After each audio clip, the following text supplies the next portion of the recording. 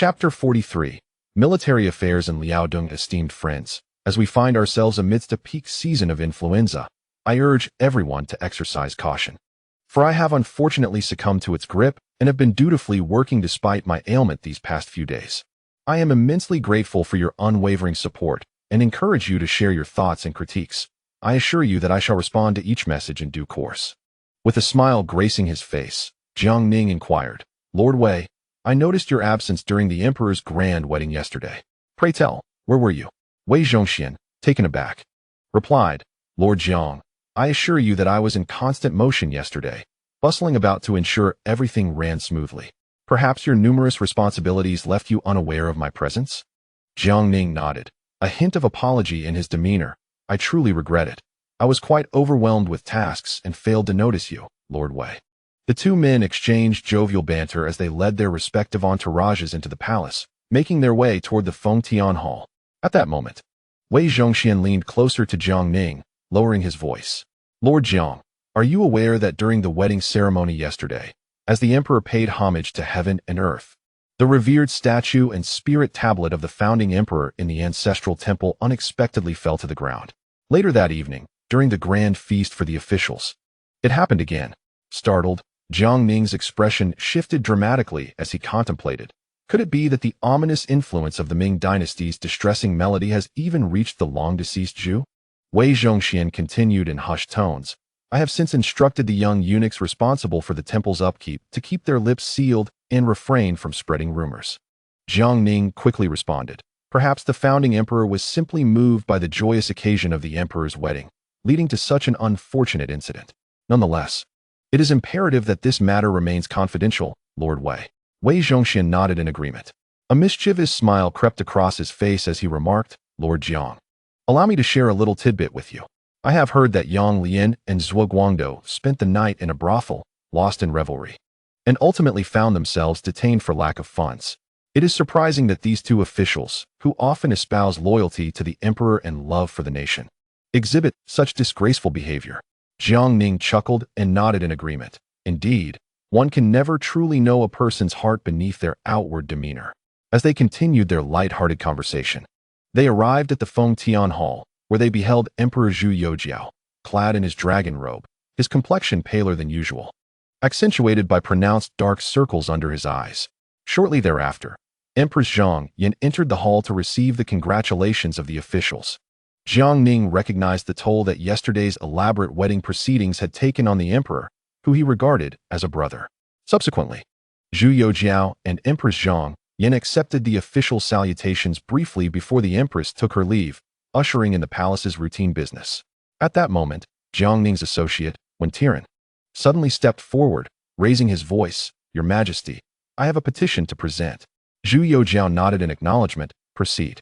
With a serious countenance, Wen Tian declared, Your Majesty, I wish to impeach the left vice-censor Yang Lian and the right vice-censor Zhuo Guangdou.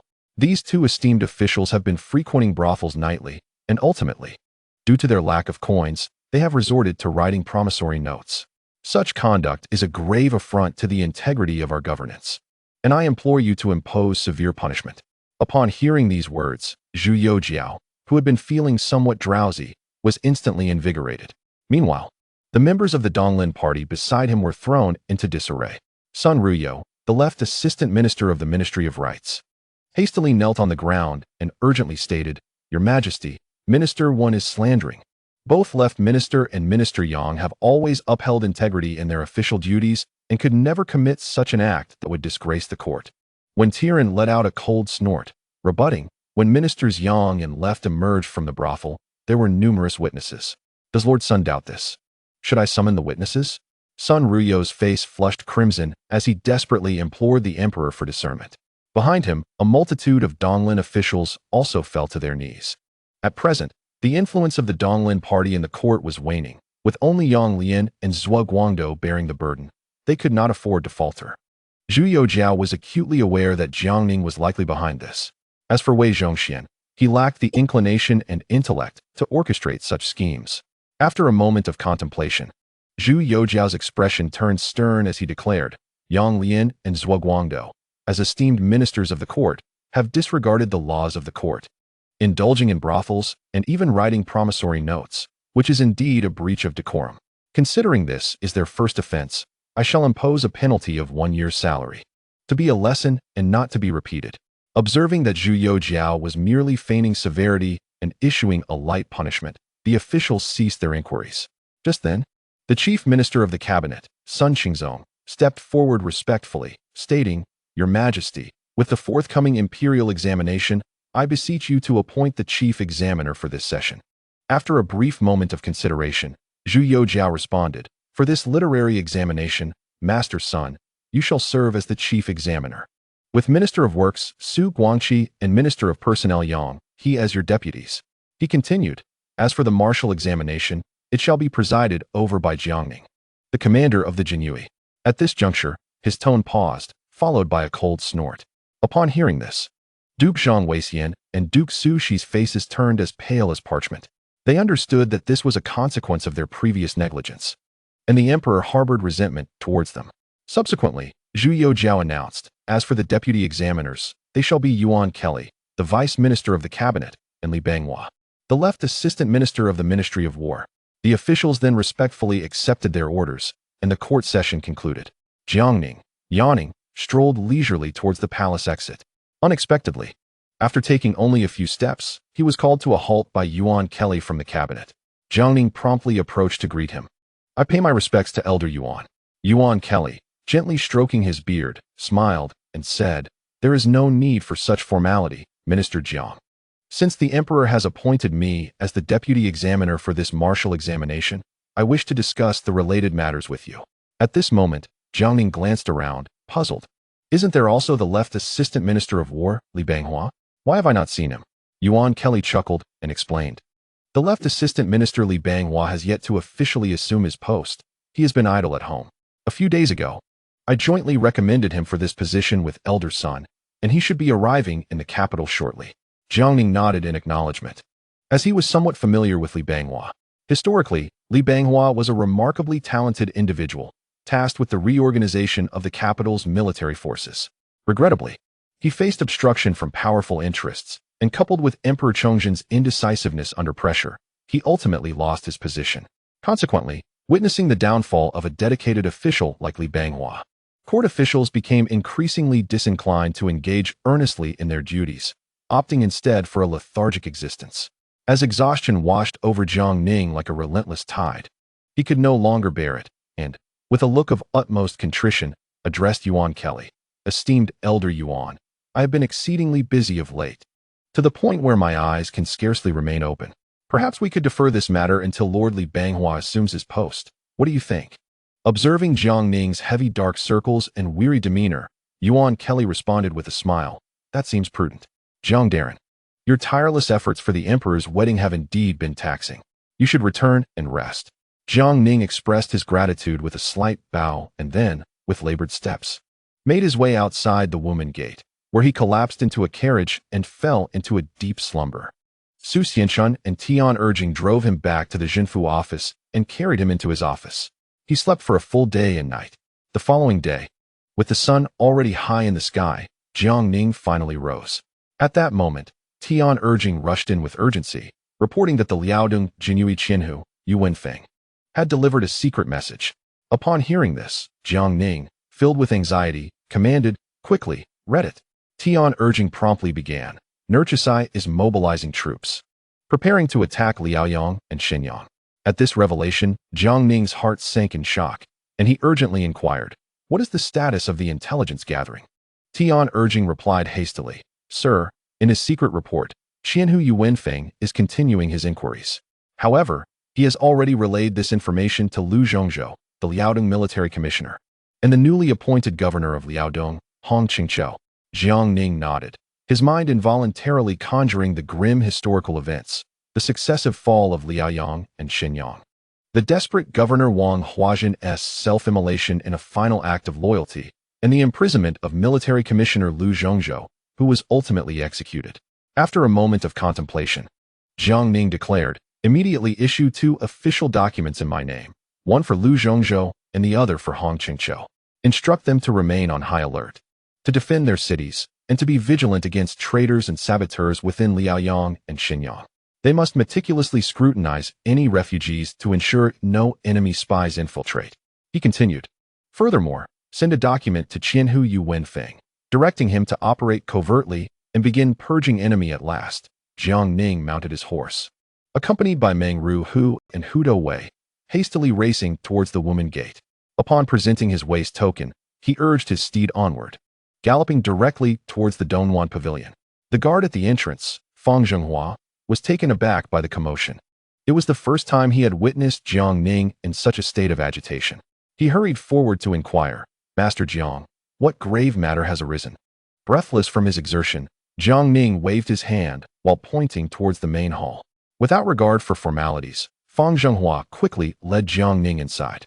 Upon entering the hall, they found Zhu Yushao seated upon the dragon throne, reviewing memorials.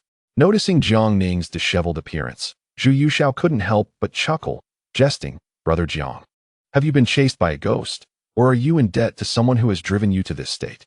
Still gasping for breath, Jiang Ning suddenly fell to his knees, exclaiming, Your Majesty, Nurhasai of Liaodong has begun to marshal his forces, preparing to assault Liaoyang and Xinjiang. A few days ago, I submitted a memorial. I wonder if Your Majesty has had the chance to review it? Zhu Yushao nodded in acknowledgement, replying, I have seen it and have instructed Master Son of the Cabinet to arrange the necessary matters. Hearing this, Jiang Ning let out a sigh of relief. He was well aware of Sun Qingzong's military prowess, which reassured him greatly. At that moment, Zhu Yushao shifted the conversation, suddenly asking, Brother Jiang, what is the name of the piece you arranged for me during my grand wedding? For some reason, whenever I hear that melody, I am inexplicably moved to tears. And it reminds me of my father, who passed away less than a month after my ascension, as well as my poor mother. Embarrassed, Jiang Ning responded, The piece I composed at Your Majesty's behest is titled The Marvelous Melody of the Great Ming. If it does not please you, I shall refrain from composing such works in the future. Zhu Yushao quickly shook his head, stating, The piece is delightful. I truly enjoy it. I simply cannot fathom why it stirs such emotions within me. Jiang Ning pondered to himself. This marvelous melody of the great Ming certainly has a profound effect on the House of Zhu. Eager to redirect the conversation, Jiang Ning said, Your Majesty, I shall now seek out Elder Sunday. Zhu Yushao interjected, Brother Jiang, please wait a moment. With a puzzled expression, Jiang Ning asked, Your Majesty, is there something else? Zhu Yushao gestured for Fang Zhenghua to leave the hall and guard outside. Then, with a serious demeanor, continued, I previously assigned the Duke of England, Zhang Weixian, and the Duke of Dinghua, Su Yunjin, as deputy examiners for the martial examinations. However, they initially evaded the task and later submitted a memorial citing health issues as an excuse. This is a blatant disregard for my authority. I intend to seize the opportunity to reclaim control over the capital's military forces. Do you have any suggestions? Upon hearing this, Jiang Ning's heart sank, realizing that the moment had finally arrived. He quickly replied, Your Majesty, the capital's military has been dominated by the nobility for over a century, and corruption runs rampant from top to bottom. If you wish to reform the military, I do have a few suitable candidates in mind, but it will require a significant amount of silver. Currently, a large portion of the forces consists of the elderly and infirm, while the remainder has become the private property of the aristocrats. In my opinion, it would be best to dismiss them all and recruit new soldiers. Upon hearing this, Zhu Yujiao was taken aback, rising to his feet in astonishment and exclaiming, Brother Jiang, are you truly intent on such a grand venture? Jiang Ning, with a solemn expression, nodded earnestly and replied, Your Majesty, if one wishes to reclaim true military authority, it appears that this is the only viable course of action. However, I must concede that this path is fraught with considerable risk. I do have an alternative approach, namely, to win over certain nobles. Figures like Duke of England and Duke of Dinghua, who remain fundamentally loyal to the Ming dynasty, may simply harbor some misunderstandings towards Your Majesty, and thus could still be of service to you. Upon hearing this, Zhu Yujiao furrowed his brow and remarked, Duke of England, Zhang Weixian, was instrumental during the palace relocation incident. Had it not been for his unwavering support, I would not have ascended the throne with such ease. Yet, surprisingly, after my coronation, when I sought to employ him, he has consistently made excuses. As for Duke of Dinghua, Su Yunjin, he is even more cautious in his dealings. Jiang Ning then smiled and said, Your Majesty, allow me to handle this matter. Coincidentally, the military examinations are about to take place. I shall manage both the examinations and the reorganization of the capital's military forces simultaneously. However, I humbly request your Majesty's robust support. Zhu Youjiao nodded, reaching into his robes to produce a golden medallion, stating, Brother Jiang, I have complete faith in you. Take this medallion. Its presence signifies my personal authority. Should anyone dare to disrespect you, they are, in effect, disrespecting me, and you are authorized to take necessary actions against them. Jiang Ning quickly accepted the medallion with great care. Then, recalling Jiang Ning's typically impetuous nature, Zhu Youjiao felt a surge of caution and advised, Brother Jiang, this medallion must not be used frivolously. It should only be employed for legitimate matters. Jiang Ning, unable to suppress a roll of his eyes, feigned displeasure and retorted, So in your Majesty's eyes, I am deemed unreliable. Zhu Youjiao, seeing his reaction, chuckled reassuringly. How could that be? I am merely concerned that you might act too hastily and misjudge the situation. Jiang Ning, playfully extending the medallion back, suggested. Then perhaps your Majesty should personally oversee these matters? Zhu Youjiao promptly waved his hand, saying, It is far better for you to lead the charge while I provide support from behind. With that, he hastily sent Jiang Ning off to carry out his tasks. Subsequently, Jiang Ning rose to bid farewell and exited the Grand Hall. Upon reaching Fang Zhenghua, Fang promptly bowed in respect. Jiang Ning smiled and remarked, Master Fang, we are all on the same side. There is no need for such formalities. I would like to inquire if there are any suspicious individuals around the Emperor lately. Fang Zhenghua shook his head and replied, Since Lord Wei and I have meticulously scrutinized the palace on several occasions, all those currently attending to the Emperor have been thoroughly vetted and possess unblemished backgrounds. Still feeling uneasy, Jiang Ning insisted, Master Fang, it is not that I am overthinking. The Emperor carries the weight of the Ming dynasty, and the safety of him and those around him is of utmost importance. Fang Zhenghua nodded solemnly, assuring, Rest assured. Sir Jiang, I shall return and consult Lord Wei to conduct another thorough examination of the palace. Chapter 44. Dispatching troops and preparing for military examinations. Jiang Ning hurried to the cabinet office. There, he found the Chief Minister Sun Qingzong seated in the main position, flanked by Yuan Kelly and Shui Guoguan, all three diligently reviewing memorials. Upon seeing Jiang Ning enter, Sun Qingzong was taken aback and hastily rose to his feet, clasping his hands in salute. Minister Jiang, what brings you to the cabinet today? He inquired. Jiang Ning promptly smiled and returned the gesture. I have had the honor of meeting Elder Sun, Elder Yuan, and Elder Shui. Then, with a serious demeanor, he continued, Recently, I have received confidential reports from Liaodong indicating that Nurhasai is mobilizing troops and horses with the intent to seize Liaoyang and Shenyang. I have just informed His Majesty of this matter, and he has commanded me to come here to discuss countermeasures with you esteemed elders. Sun Qingzong stroked his beard thoughtfully, his expression grave. I have already reviewed your memorial, Minister Jiang. The cabinet has promptly issued a decree instructing Xiong Yanbi to ensure adequate defensive preparations. Jiang Ning then added with a smile, I have also mobilized elite personnel from the Jinyue, led by Tu Qianhu, to stealthily assist in Liaodong. Upon hearing this, Sun Qingzong nodded in approval. It is indeed best that Minister Jiang has arranged this. At this juncture, Jiang Ning suddenly posed a question, Elder Sun, with the Jurchens causing havoc in Liaodong, if this continues unchecked, they will undoubtedly threaten the stability of the Ming dynasty.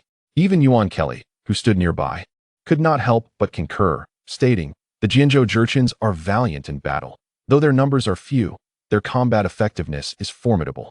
In contrast, our Ming soldiers have suffered great losses since the Battle of Salhu and can only defend now. If we were to engage in open battle, we would indeed be no match for the Jianzhou Jurchens. Sun Qingzong, his face etched with concern, sighed heavily. Minister Jiang, I am well aware of your concerns. However, our nation's strength is waning, and we simply lack the resources for a large-scale campaign against the Jurchens. For now, we must adopt a defensive stance to suppress them. At this moment, Shui Guoguan rose to speak. In truth, given the might of our Ming dynasty, it is not impossible to eradicate the Jurchens in one fell swoop. If we were to mobilize the full strength of the nation, the Jurchens would surely be annihilated. However, such an endeavor would leave the Ming severely weakened. Should other issues arise thereafter, it could jeopardize the very foundation of our dynasty. Thus, for now, a relatively conservative defensive strategy must be employed. Jiang Ning realized that the three gentlemen before him were pivotal decision-makers in the Ming, possessing a far deeper insight into the situation than he did. Yet, he understood that if the Jianzhou Jurchens were not contained, they would pose an endless threat to future generations. Jiang Ning then inquired, "Elder son, there is a saying circulating in Liaodong that the Jianzhou 8 banners cannot muster more than 10,000 troops, and that 10,000 cannot be defeated. Is there any truth to this?" In response, Sun Qingzong let out a cold snort. "That is merely the bluster of the Jurchens. It is undeniable that the Jurchen warriors are fierce in combat, yet our Ming soldiers are far from ineffectual. Since Xiong Tingbai's appointment to oversee Liaodong, although we have primarily adopted a defensive strategy, we have engaged the Jurchens with mutual victories. Contrary to the claims that the Jianzhou 8 banners cannot be opposed by 10,000. Jiang Ning understood then that the current Jianzhou Jurchens had not yet reached their historical peak, nor had the Ming weakened to the utmost degree. At this moment, Yuan Kelly, stroking his beard with a grave expression, remarked, "To completely eradicate the Jurchens, we must possess elite cavalry. Since the Battle of Saru, the elite forces of the Ming dynasty have been utterly depleted, leaving only a meager contingent in Liaodong to maintain a semblance of defense. Ultimately, it is the lack of distinguished cavalry that plagues our great Ming. Although the Mongol leader, Lian Danhan, has allied with us to resist the Jianzhou Jurchens, he is reluctant to sell us an adequate number of war horses, perhaps harboring intentions to observe the conflict from a distance." At this juncture, Yuan Kelly interjected, noting that when the emperor first ascended the throne, he had decreed that military leaders should bring their personal retainers to Liaodong to combat the Jianzhou. Now, however, the influence of the military clans in Liaodong has grown considerably, raising concerns that they may be nurturing their own forces for self-importance. The atmosphere in the room grew tense as the gravity of the situation settled upon the attendees. Finally, Jiang Ning, with a glint of inspiration, proposed, "Esteemed elders, it is my humble opinion that we cannot solely rely on the military clans of Liaodong to confront the Jianzhou. We must also endeavor to cultivate new forces." Sun Qingzong, perplexed, responded, "Minister Jiang, the garrison troops in the northern borders are tasked with vital responsibilities and cannot be easily mobilized. Liaodong must depend on these military families for defense. Besides, the only forces we can deploy are the capital's garrison and the local militia. As for their condition, I trust you are well aware." Sun Qingzong assumed Jiang Ning intended to draw from the local militia and garrison. In his view, the current state of the capital's garrison was barely salvageable. While the local militia resembled a band of peasant soldiers armed with weapons, if called upon, what could they truly accomplish? Jiang Ning shook his head and clarified, "Esteemed elder son, my intention is not to mobilize the local militia and garrison, but rather to recruit new troops and reorganize an elite force to be dispatched to Liaodong. Subsequently, we will rotate the commanders in Liaodong back to the interior, thereby both honing the new troops' combat capabilities and diminishing the power of the military clans." Upon hearing this, Sun Qingzong nodded in agreement, acknowledging the merit of the plan. It is indeed a sound approach. However, the recruitment and training of new soldiers, while also weakening the influence of the Liaodong clans, will require considerable funds, which the treasury may struggle to provide. Jiang Ning responded with a smile, "I shall devise a means to secure the necessary funds. What say you, elder son, to my proposal?" Sun Qingzong regarded Jiang Ning with a complex expression. He had always viewed Jiang Ning as a younger counterpart. Jiang Ning was loyal to the emperor and devoted to the Ming dynasty, consistently serving the public good, and despite occasional missteps, he was a source of unexpected brilliance. Eventually, Sun Qingzong spoke, "If Minister Jiang can resolve the issue of financing, then I shall lend you my support." He continued, "Man Gui Zhao Shui Jiao and He Kegong are all fiercely loyal to the Ming and are rare generals in these times. I shall soon issue an order in the name of the cabinet to summon these three back. The subsequent affairs would rest in the capable hands of Minister Jiang." Upon hearing the names of Man Gui, Zhao Shuijiao, and He Kegong, Jiang Ning's heart swelled with joy. Historically, these three were known for their unwavering loyalty to the Ming dynasty, ready to shed their last drop of blood for its cause. And each was renowned for their exceptional martial prowess. At last, Yuan Kelly, standing nearby, could not help but remind, "Lord Jiang, your unwavering dedication to the nation is duly noted by this old man. However, such actions may inevitably place you at odds with the entire court of civil officials and nobility. In critical moments, even the three of us may not be able to safeguard you completely. Jiang Ning smiled gently, his expression resolute as he replied, "Thank you for your concern, Elder Yuan. I fear nothing. Even if faced with countless difficulties ahead, I shall carve a path forward." Consequently, Jiang Ning rose to take his leave. Shui Guoguan promptly accompanied him to the door, and upon reaching a secluded spot, he cautiously advised, "Lord Jiang, your selfless dedication is genuinely admirable. Yet, the establishment of a new army will undoubtedly offend the nobility. Furthermore, most officials are reluctant to see the Son of Heaven reclaim military power. The interests of the civil and military officials are intricately intertwined and fraught with hidden dangers. It is indeed a daunting task." Jiang Ning teased lightly, "Old Shui, are you afraid?" Shui Guoguan quickly waved his hands, responding earnestly, "I owe my ability to pursue my lifelong aspirations entirely to Lord Jiang's support and promotion. Regardless of the storms ahead, I shall accompany you on this journey." Jiang Ning smiled warmly, feeling a surge of gratitude, and replied, "Your sentiment is more than enough." After exchanging respectful farewells, Jiang Ning returned to the headquarters of the Jinyue, immediately summoning Tian Ergang, Su Xianxun, Meng Ruhu, Hu Dawei, Li Ruoyan, as well as Chao Wenjiao, Chao Bianjiao, Sun Chuanting, and Lu Xiangxing. Observing the illustrious figures gathered in the hall, Jiang Ning felt a swell of ambition. With so many renowned figures from history at his command, it would be shameful to hesitate or second-guess himself. It would be better to seek oblivion than to falter. He then addressed the assembly. "The imperial examination is about to commence. Lu Xiangxing, Sun Chuanting, Chao Wenjiao, Chao Bianjiao, each of you has the opportunity to excel. However, do not be complacent. You must give your utmost effort and approach the examination with sincerity. Once you succeed, I will retain you in the capital and assign you significant responsibilities." Upon hearing Jiang Ning's words, the assembled men immediately knelt, exclaiming in unison, "We are profoundly grateful for your guidance, Lord Jiang." Jiang Ning smiled warmly, assisting each of them to their feet. At that moment, Meng Ruhu and Hu Dawei appeared particularly excited.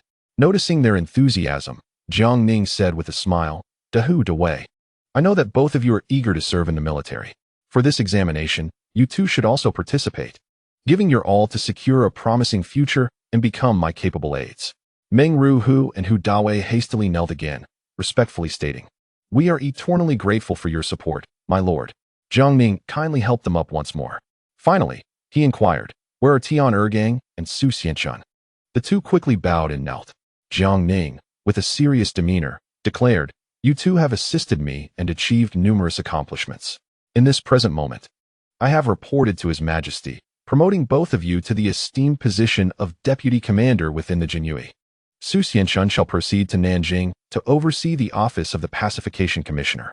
I hope you both will continue to strive diligently, with unwavering commitment to the public good." The two men hastily knelt, expressing their gratitude. "Thank you, my lord, for your elevation and nurturing. We shall repay your kindness with our lives." Jiang Ning smiled as he helped them to their feet.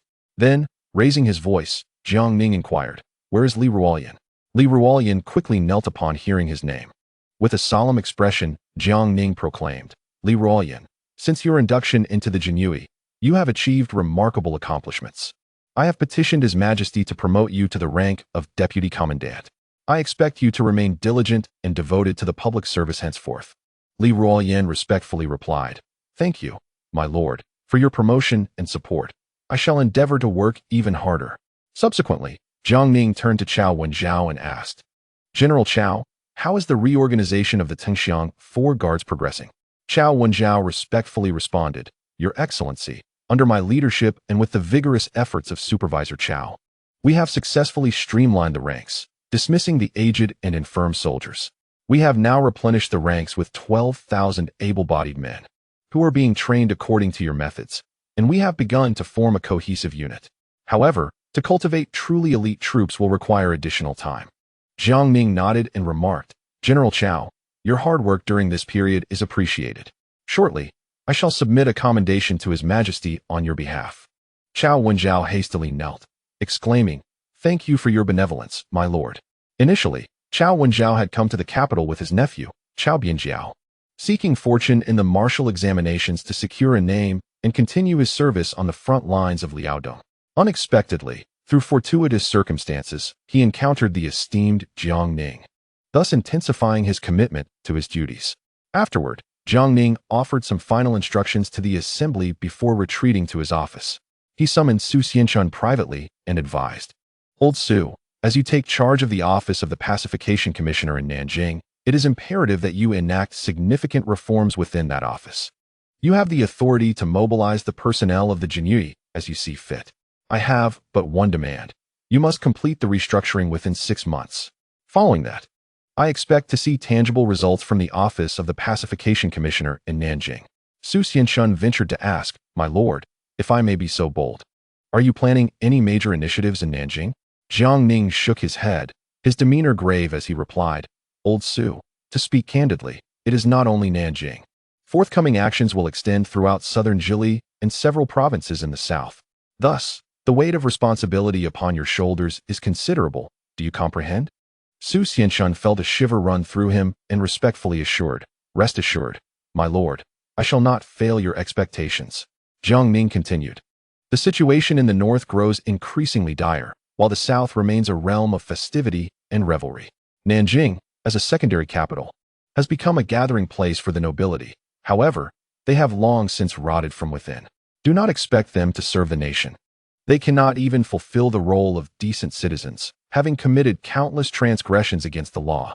In the time to come, you are to discreetly gather intelligence on the nobility of Nanjing, as well as all officials from southern Jili and the southern provinces, compiling a dossier. When the time is ripe, I shall set our plans in motion." Su Xianshun nodded in agreement. Jiang Ning repeatedly cautioned Su Xianshun before he hurriedly departed. Preparing to assume his position in Nanjing, Jiang Ning chose to appoint Su Xianshun rather than Tian urging due to Su's more ruthless style of action. Whenever Jiang Ning sought their counsel on strategies, Su Xianshun often proposed measures that involved intimidation through lethal force and complete eradication, employing rather extreme tactics. In contrast, Tian urging's suggestions typically revolved around merely instigating a fire to assert authority. Although such an approach could instill a degree of deterrence, it was excessively cautious. In Jiang Ning's view, when confronting the deeply entrenched and audacious nobility and powerful clans of the South, such measures lacked sufficient severity to fundamentally intimidate them and achieve the desired rectification. To effectively deal with the arrogant and overbearing aristocracy and affluent families of the South, only someone as callous and decisive as Su Xianshun could truly command the situation. Chapter 45. The visit of Li Banghua in the ensuing days. Jiang Ning found himself exceedingly occupied. He first approached Guo Yunho, expressing his intention to implement comprehensive reforms in commercial taxation across northern Jili. This revelation astonished the elder Guo, as the capital had only recently enacted such measures, and extending them to northern Jili posed an immense challenge. Observing Jiang Ning's serious demeanor, Guo Yunho realized he was not jesting. With a troubled expression, he slowly replied, "Master Jiang, your dedication to the nation is something I deeply admire. However, contemplating the resistance we would face in northern Jili, it is evident that the obstacles will be formidable." Upon hearing this, Jiang Ning merely smiled faintly and remarked, "Master Guo, tell me, which is more significant, wealth or life?" After a moment's reflection, Guo Yunho answered, "Naturally, wealth holds greater importance. Since I have been in charge of the Ministry of Revenue, I have gained a reputation for valuing money over life. If one loses their life, they may return in the next life. However, if the ministry lacks funds, I would not be able to rest in peace even in death." Upon hearing this, Jiang Ning enthusiastically struck the table and praised, "Master Guo, your prioritization of wealth over life resonates with me, and I, alongside the Eastern Depot's Lord Wei, are prepared to risk our lives as well. Moreover, we have the Emperor's staunch support behind us. What do you have to fear?" After considering this, Guo Yunho gritted his teeth and resolved, "Very well. If that is the case, I shall throw caution to the wind and join you in this endeavor." Subsequently, Jiang Ning summoned Wei Zhongxian, who was engaged in charitable activities. Upon learning that they were about to embark on another undertaking, Wei Zhongxian was instantly exhilarated. Akin to a child who has found a cherished toy, this left both Guo Yunho and Jiang Ning astonished. As the challenges of reforming commercial taxation in northern Jili far exceeded those in the capital, yet Wei Zhongxian displayed no fear. At this moment, after a brief contemplation, Wei Zhongxian stated, "Master Jiang, Master Gua, I believe that the reform of commercial taxation is merely one aspect. We must also increase the tax rates, as our current collection is far too minimal. Jiang Ning internally sighed in acknowledgement. Indeed, Wei Zhongxian exhibited an aversion to the wealthy, launching an audacious proposal. Wei Yinho, with a face full of surprise, inquired, Lord Wei, are you suggesting? Wei Zhongxian, counting on his fingers, elaborated, based on our recent insights from the populace. We can elevate the commercial tax rate to 10%. After pondering for a moment, Wei Yinho remarked, originally, it was a draw of 1 in 30. Now it is to be changed to 1 in 10. I fear the merchants may be unwilling. Wei Zhongxian scoffed disdainfully. We had initially considered a draw of 3 out of 10. Acknowledging their challenges, we decided to commence with 1 in 10. Do you think they would dare to object? At that moment, Wei Yinho cast a glance at Jiang Ning. Jiang Ning contemplated silently. While 1 in 10 might cause the merchants some distress, it would not severely deplete their vitality.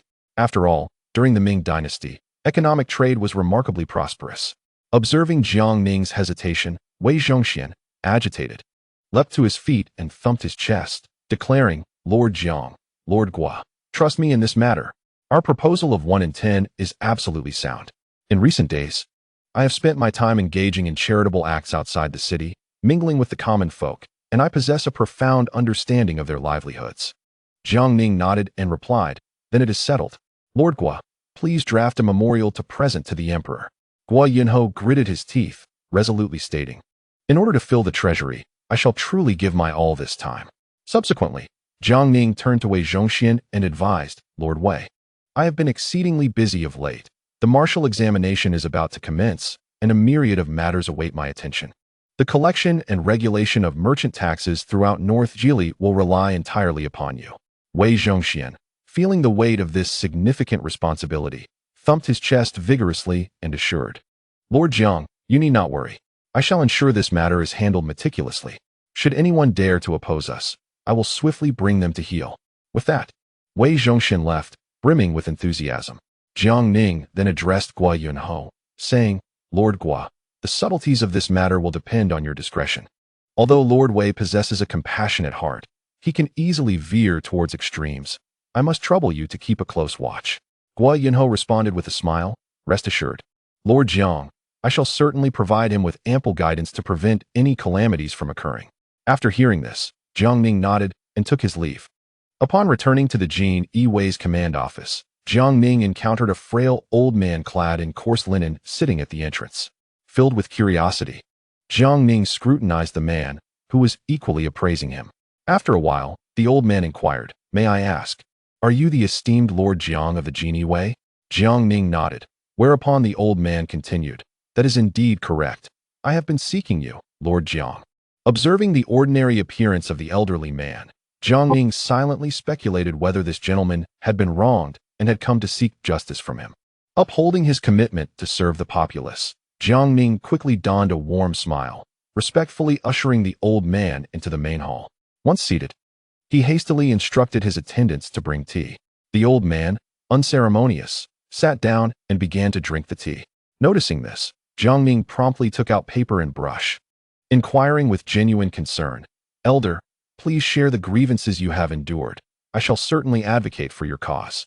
Upon hearing these words, the old man abruptly spat out the tea he had just sipped, his face a mask of confusion as he exclaimed, What do you mean by seeking redress? I am not here to seek redress. Jiang Ning was momentarily taken aback, and after a brief contemplation, he approached the old man and asked in a hushed tone, Elder, are you perhaps here to report someone? The old man, incensed by this suggestion, retorted loudly, I have always acted with integrity. How could I engage in such underhanded activities? Jiang Ning, now even more perplexed, couldn't help but inquire further. Then, if you are neither seeking redress nor reporting someone, are you here to confess? The old man, thoroughly enraged by this implication, shouted, Jiang, you are being exceedingly unreasonable. I have stated that I am a person of integrity and honor. How could I possibly be here to confess? Jiang Ning, now utterly baffled, helplessly asked, Surely, you did not come all this way to my magistrate's office simply to test your courage? If that is the case, you might as well spend a few days in the prison. Upon hearing this, the old man's face flushed crimson with anger, and he leapt to his feet, declaring loudly, I am Li Banghua, the newly appointed Left Assistant Minister of War, here to discuss matters regarding the imperial military examination. He then bellowed. I am neither here to seek redress, nor to report anyone, nor to confess. With that, he glared at Jiang Ning with evident fury. Jiang Ning, now thoroughly embarrassed, felt his face flush a deep shade of crimson, and he quickly bowed in apology, saying, My apologies, Master Li. I am solely focused on advocating for the people, and in my preoccupation, I misunderstood your intentions, causing you to feel ridicule. Li Banghua huffed dismissively, and Jiang Ning managed an awkward smile before sitting down and pouring another cup of hot tea for Li Banghua. He then asked, What insights do you have regarding this imperial military examination, Master Li? Li Banghua pondered for a moment before replying. At present, the Ming dynasty finds itself in tumultuous times. The Jurchens in Liaodong are causing chaos, and just yesterday I heard from the chief minister, Sun, that the local chief, Shi Chongning, is poised to rebel. The court must prepare for this in advance. In my view, this imperial military examination must be treated with utmost seriousness. Historically, the military examinations have been neglected by the court. Since the founding of the Ming, there have been very few palace examinations. Therefore, this time, we should introduce a palace examination to select genuine military talents to serve the court. Jiang Ning nodded slightly in agreement. At that moment, Li Banghua spoke again. His expression grave. In the past, the court's military examinations began with a theoretical assessment followed by a practical test of martial skills. I propose that this time, we reverse this order. First assess martial skills, then theoretical knowledge. In these turbulent times, the court requires not only strategists but also valiant warriors who can charge into battle. Furthermore, all scions of noble families within the capital must participate in this military examination. Upon hearing Li Banghua's proposal that all noble scions participate, Jiang Ning furrowed his brow and replied, Master Li, I have considerable connections in the capital and am well acquainted with the noble families. To be candid, those noble scions are often preoccupied with indulgences and frivolities, excelling in none but the most superficial pursuits. Should they be summoned to participate in the martial examination, it is likely they would only bring shame upon themselves, for truly, there are but a few endowed with genuine talent. Upon hearing this, Li Banghua stroked his beard and chuckled, Minister Jiang, you are unaware. Ever since the Battle of Tumubeo, the once mighty noble families with hereditary titles have seen their influence wane significantly. Since then, they have seldom had the opportunity to lead troops into battle. Consequently, their offspring have grown accustomed to indulgence and revelry, lacking any real skills. Yet, I refuse to believe that after 260 years of the Ming dynasty's establishment, these noble families cannot produce even a handful of promising youths. Moreover, my proposal to have all the scions of nobility participate in the martial examination is not merely to select exceptionally talented individuals, but primarily to provide these nobles with a glimmer of hope. At this moment, Jiang Ning grasped the intent behind Li Banghua's words. He sought to inspire these nobles, urging them to cultivate a sense of ambition. A bitter smile crept onto his face, for he had observed that these nobles were utterly detached from serious matters, yet well-versed in dubious pursuits. Li Banghua continued, in this upcoming martial examination, should a scholar perform poorly in strategy yet excel in martial skills, they shall still be admitted. Conversely, if their martial skills are lacking but their strategic acumen is outstanding, they too will be considered. In years past, the renowned Qi Jiguang, who participated in the martial examination, performed dismally in strategy and was merely average in martial prowess. Yet, who could have predicted that this initially underestimated candidate would later achieve fame across the land? Upon hearing this, Jiang Ning felt a jolt of surprise.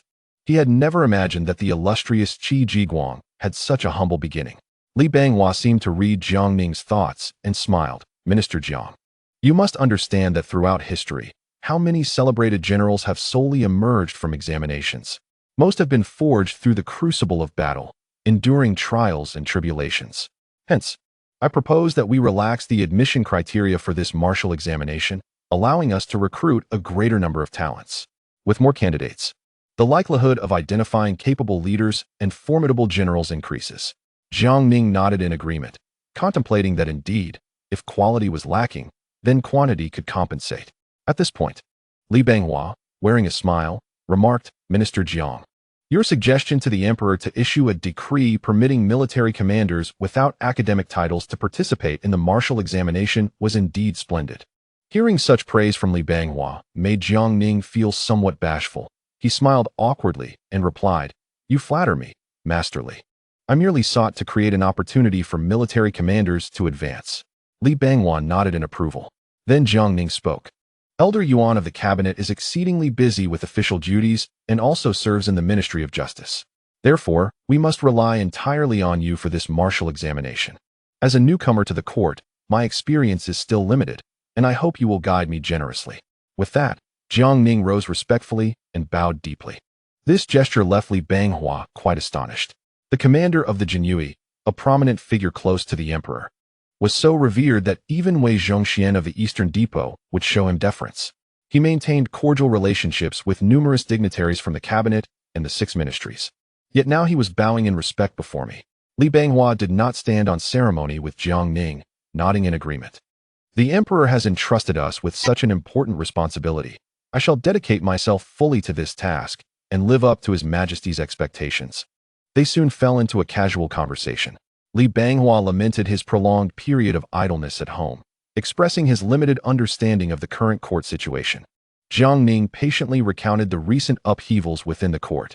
Li Banghua listened intently, nodding in acknowledgement, occasionally furrowing his brow at the severity of the circumstances and smiling at some amusing anecdotes. As dusk approached, Li Banghua rose to take his leave. Observing this, Jiang Ning promptly escorted him to the door with warmth. Watching Li Banghua's receding figure, a thought suddenly struck Jiang Ning. He recognized that Li Banghua was a pragmatic and capable individual, remarkably principled, never seeking to curry favor with the powerful, embodying a resolute spirit. Jiang Ning mused that perhaps he could enlist Li Banghua's assistance during his reorganization of the capital's military.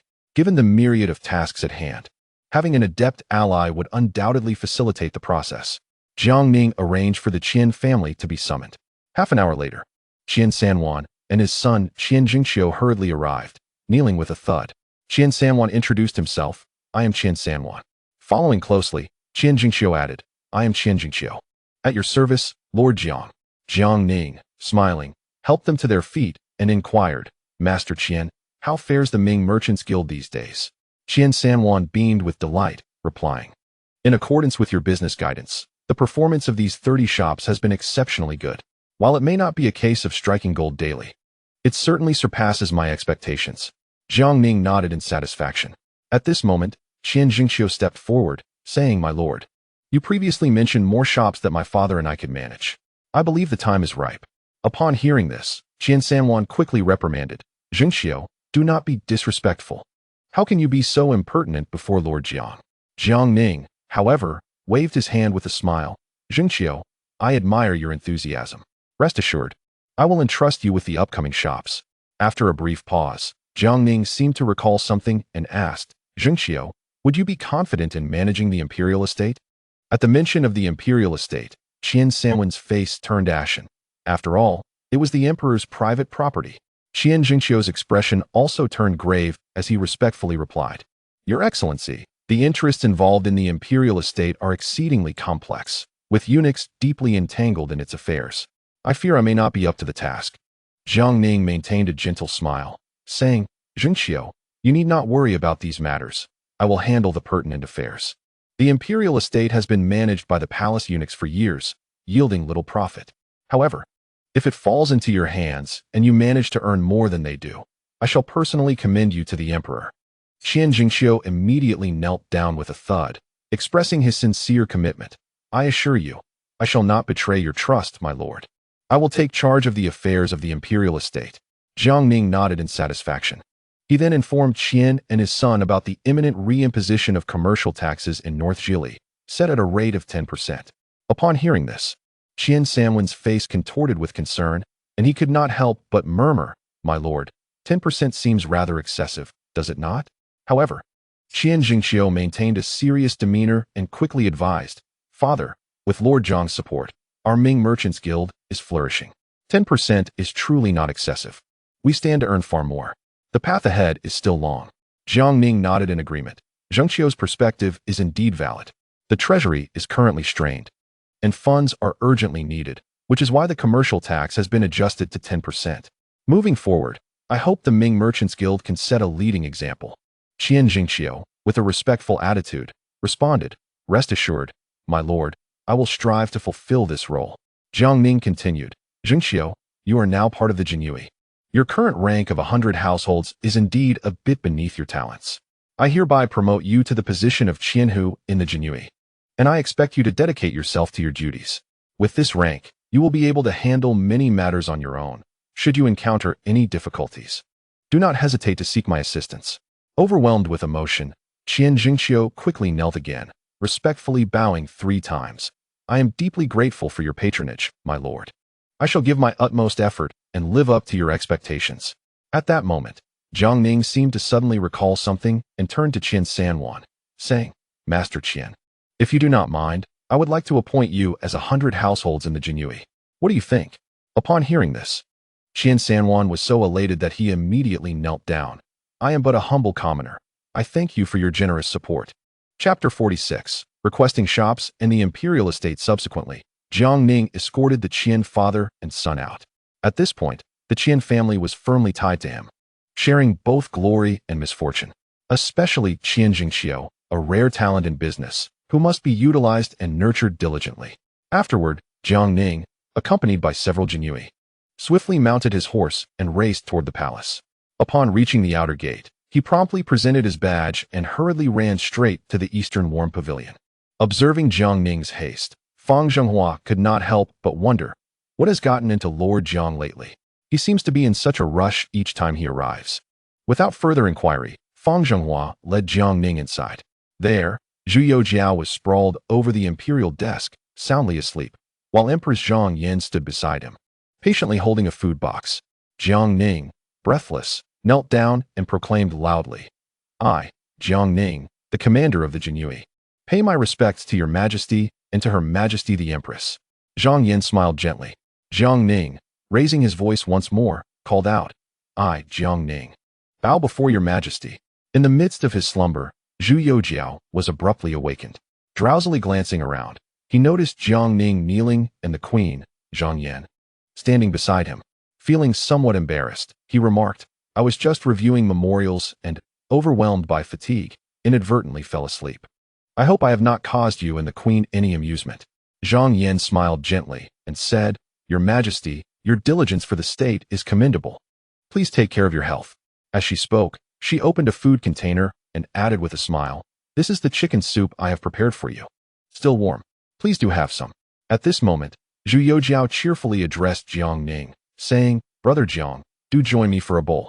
You have also toiled hard these past days." Jiang Ning promptly rose in gratitude. Subsequently, Zhu Youjiao handed him a bowl of chicken soup, which Jiang Ning accepted and drank eagerly. Observing the emperor's camaraderie with Jiang Ning, Zhang Yan felt a surge of admiration. She had always regarded Master Jiang as favored by the emperor, but witnessing such a display of camaraderie even elicited a hint of envy from her, the queen. As Jiang Ning finished the soup, Zhu Youjiao playfully inquired, "Brother Jiang, what good news do you bring from the palace this time? Have you perhaps secured more silver?" Jiang Ning's expression turned to one of resignation, inwardly lamenting that the emperor seemed to have an insatiable appetite for wealth, as he was not a god of fortune. Even Zhang Yan could not suppress a smile, having heard of Jiang Ning's capabilities from Zhu Youjiao. Setting down the bowl, Jiang Ning's demeanor shifted to seriousness as he declared, "Your Majesty, what I bring is not good news, but rather grave tidings. I have uncovered that some individuals have dared to embezzle your silver." Upon hearing this, Zhu Youjiao's face flushed with rage as he bellowed, "Who possesses such audacity, such gall, to pilfer my silver? Brother Jiang, you must immediately apprehend these miscreants and deliver them to the Eastern Depot for Wei Zhongxian to rectify." Jiang Ning chuckled awkwardly and replied, "Your Majesty, it would be inappropriate for me to directly intervene in this matter. However, the Eastern Depot's Lord Wei is indeed the most suitable person for the task." Zhu Youjiao looked puzzled and pressed for clarification. "Brother Jiang, your words leave me perplexed." Jiang Ning hastily explained, "Your Majesty, I recently discovered that the eunuchs managing the imperial estates are all lining their own pockets, embezzling your silver with abandon. The meager sums they report to you pale in comparison to their illicit gains." Zhu Youjiao, astonished, replied incredulously, "Brother Jiang. The imperial estates provide me with 300,000 to 500,000 taels of silver each year. That is not an insignificant amount." Jiang Ning's expression darkened as he retorted, "Your Majesty, are you truly satisfied with being placated by such a sum? The eunuchs in the palace are taking the lion's share, amounting to several million taels." He continued, "Do you believe I am a person of petty grievances?" Thereafter, Jiang Ning divulged all the intelligence he had gathered. Learning of the severe embezzlement by the eunuchs responsible for the imperial estates, Zhu Youjiao's face reddened with indignation as he roared, "They deserve death." At this moment, Jiang Ning concurred with a smile, "Your Majesty, I too believe these individuals are beyond redemption and must be thoroughly rectified and purged. However, this matter pertains to the palace eunuchs, and I find it inconvenient to intervene directly. Thus I must rely on Lord Wei of the Eastern Depot to manage it." Zhu Youjiao nodded in agreement, saying, "Indeed, Brother Jiang, it would be inappropriate for you to get involved." With that, he turned to Feng Zhenghua and instructed, "Feng Banban, please summon Wei Zhongxian at once." Feng Zhenghua bowed and complied, hastily departing. At that moment, Zhu Youjiao's expression darkened, and with a furrowed brow he lamented, "Even if we were to eliminate all these eunuchs and replace them with others, there is no guarantee they would not resort to the same old tricks, lining their own pockets. Although Wei Zhongxian is trustworthy, he is burdened with numerous responsibilities and may find it challenging to oversee everything." Upon hearing this, Jiang Ning chuckled and offered a suggestion. "If Lord Wei is overwhelmed, I am more than capable. If your Majesty places your trust in me, why not assign all these imperial estates to the Ming Merchants Association? I shall arrange for reliable individuals to manage them. You may also dispatch someone you trust to supervise. I cannot guarantee much, but it would not be a problem to remit several million taels of silver to you each year." At the mention of several million taels, Zhu Youjiao's eyes lit up, and he eagerly inquired, "Brother Jiang, is what you say truly the case?" Jiang Ning smiled in response, "Your Majesty, when have I ever spoken empty words?" Zhu Youjiao nodded vigorously and declared, "Very well, let it be done. All imperial estates under my name shall be entrusted to the Ming Merchants Association, and I shall leave it to you to arrange the management." At this juncture, Jiang Ning spoke again, "Your Majesty, do you recall our previous discussion regarding the management of over 100 shops? The Ming Merchants Association has now largely found its footing. The 30 shops previously bestowed upon me, while not yet yielding riches, are indeed generating substantial profits." Zhu Youjiao nodded, affirming, "I have certainly kept those shops for you. However, there are not merely 100 now, but rather over 200. Upon hearing this, Jiang Ning was taken aback and quickly asked, "Your Majesty, from whom have you seized these properties?" Zhu Youjiao's expression turned somewhat peculiar as he responded, "Brother Jiang, did you not play a role in this? How can you be unaware? Many officials from the Ministry of Works have been investigated, and after their properties were confiscated, over 100 additional shops emerged." Jiang Ning immediately grasped the situation and continued, "Your Majesty, these shops shall all be entrusted to me, allowing the Ming Merchants Association to handle their specific operations. You may appoint individuals to oversee the entire process, but it is advisable that you do not engage directly in the management." Zhu Youjiao nodded in agreement. "Very well. I will assign this matter to Feng Zhenghua, as he is a cautious and reliable individual." Just then, the Empress, Zhang Yan, softly interjected, "Your Majesty, I wish to lead the palace maids in weaving, spinning, and embroidering, so that through these labors we may earn some silver to supplement the palace's expenditures." Zhu Youjiao, upon hearing this, quickly offered reassurance. "There is no need for the Empress to toil so. Although the nation is currently enduring hardships, I shall ensure that you do not suffer alongside it."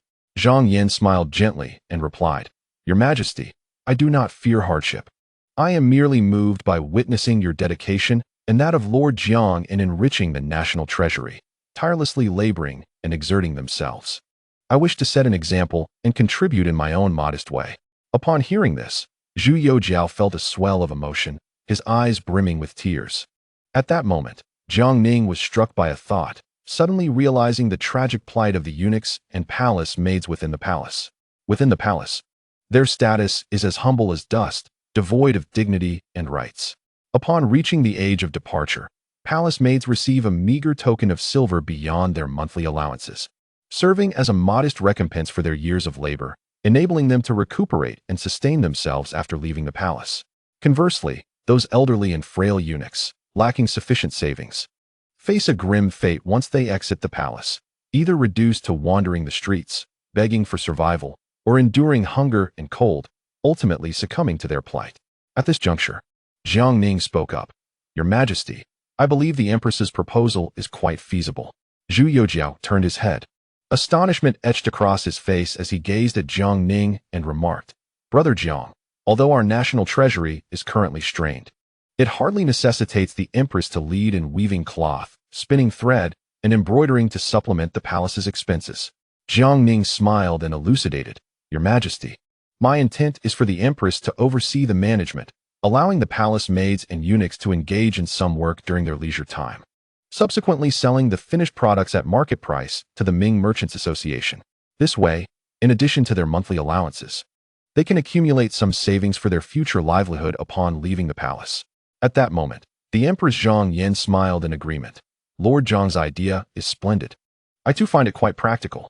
Zhu Youjiao pondered for a moment before stating, In that case, let us entrust this matter to the Empress for execution. Jiang Ning continued, Your Majesty, the palace maids and eunuchs toil ceaselessly from the beginning to the end of the year, without a moment's respite. I propose that they be granted a 2-day break every 10 days, allowing them to rest or engage in work. This would serve as a form of subsidy for their efforts. Zhu Youjiao considered this and nodded in acquiescence. Then let it be as Lord Jiang has suggested. Jiang Ning added, Your Majesty, I believe it is best to implement this initiative in the names of both Your Majesty and the Empress. This way, the palace's eunuchs and maids will undoubtedly express their gratitude, showcasing the benevolence of both the Emperor and Empress.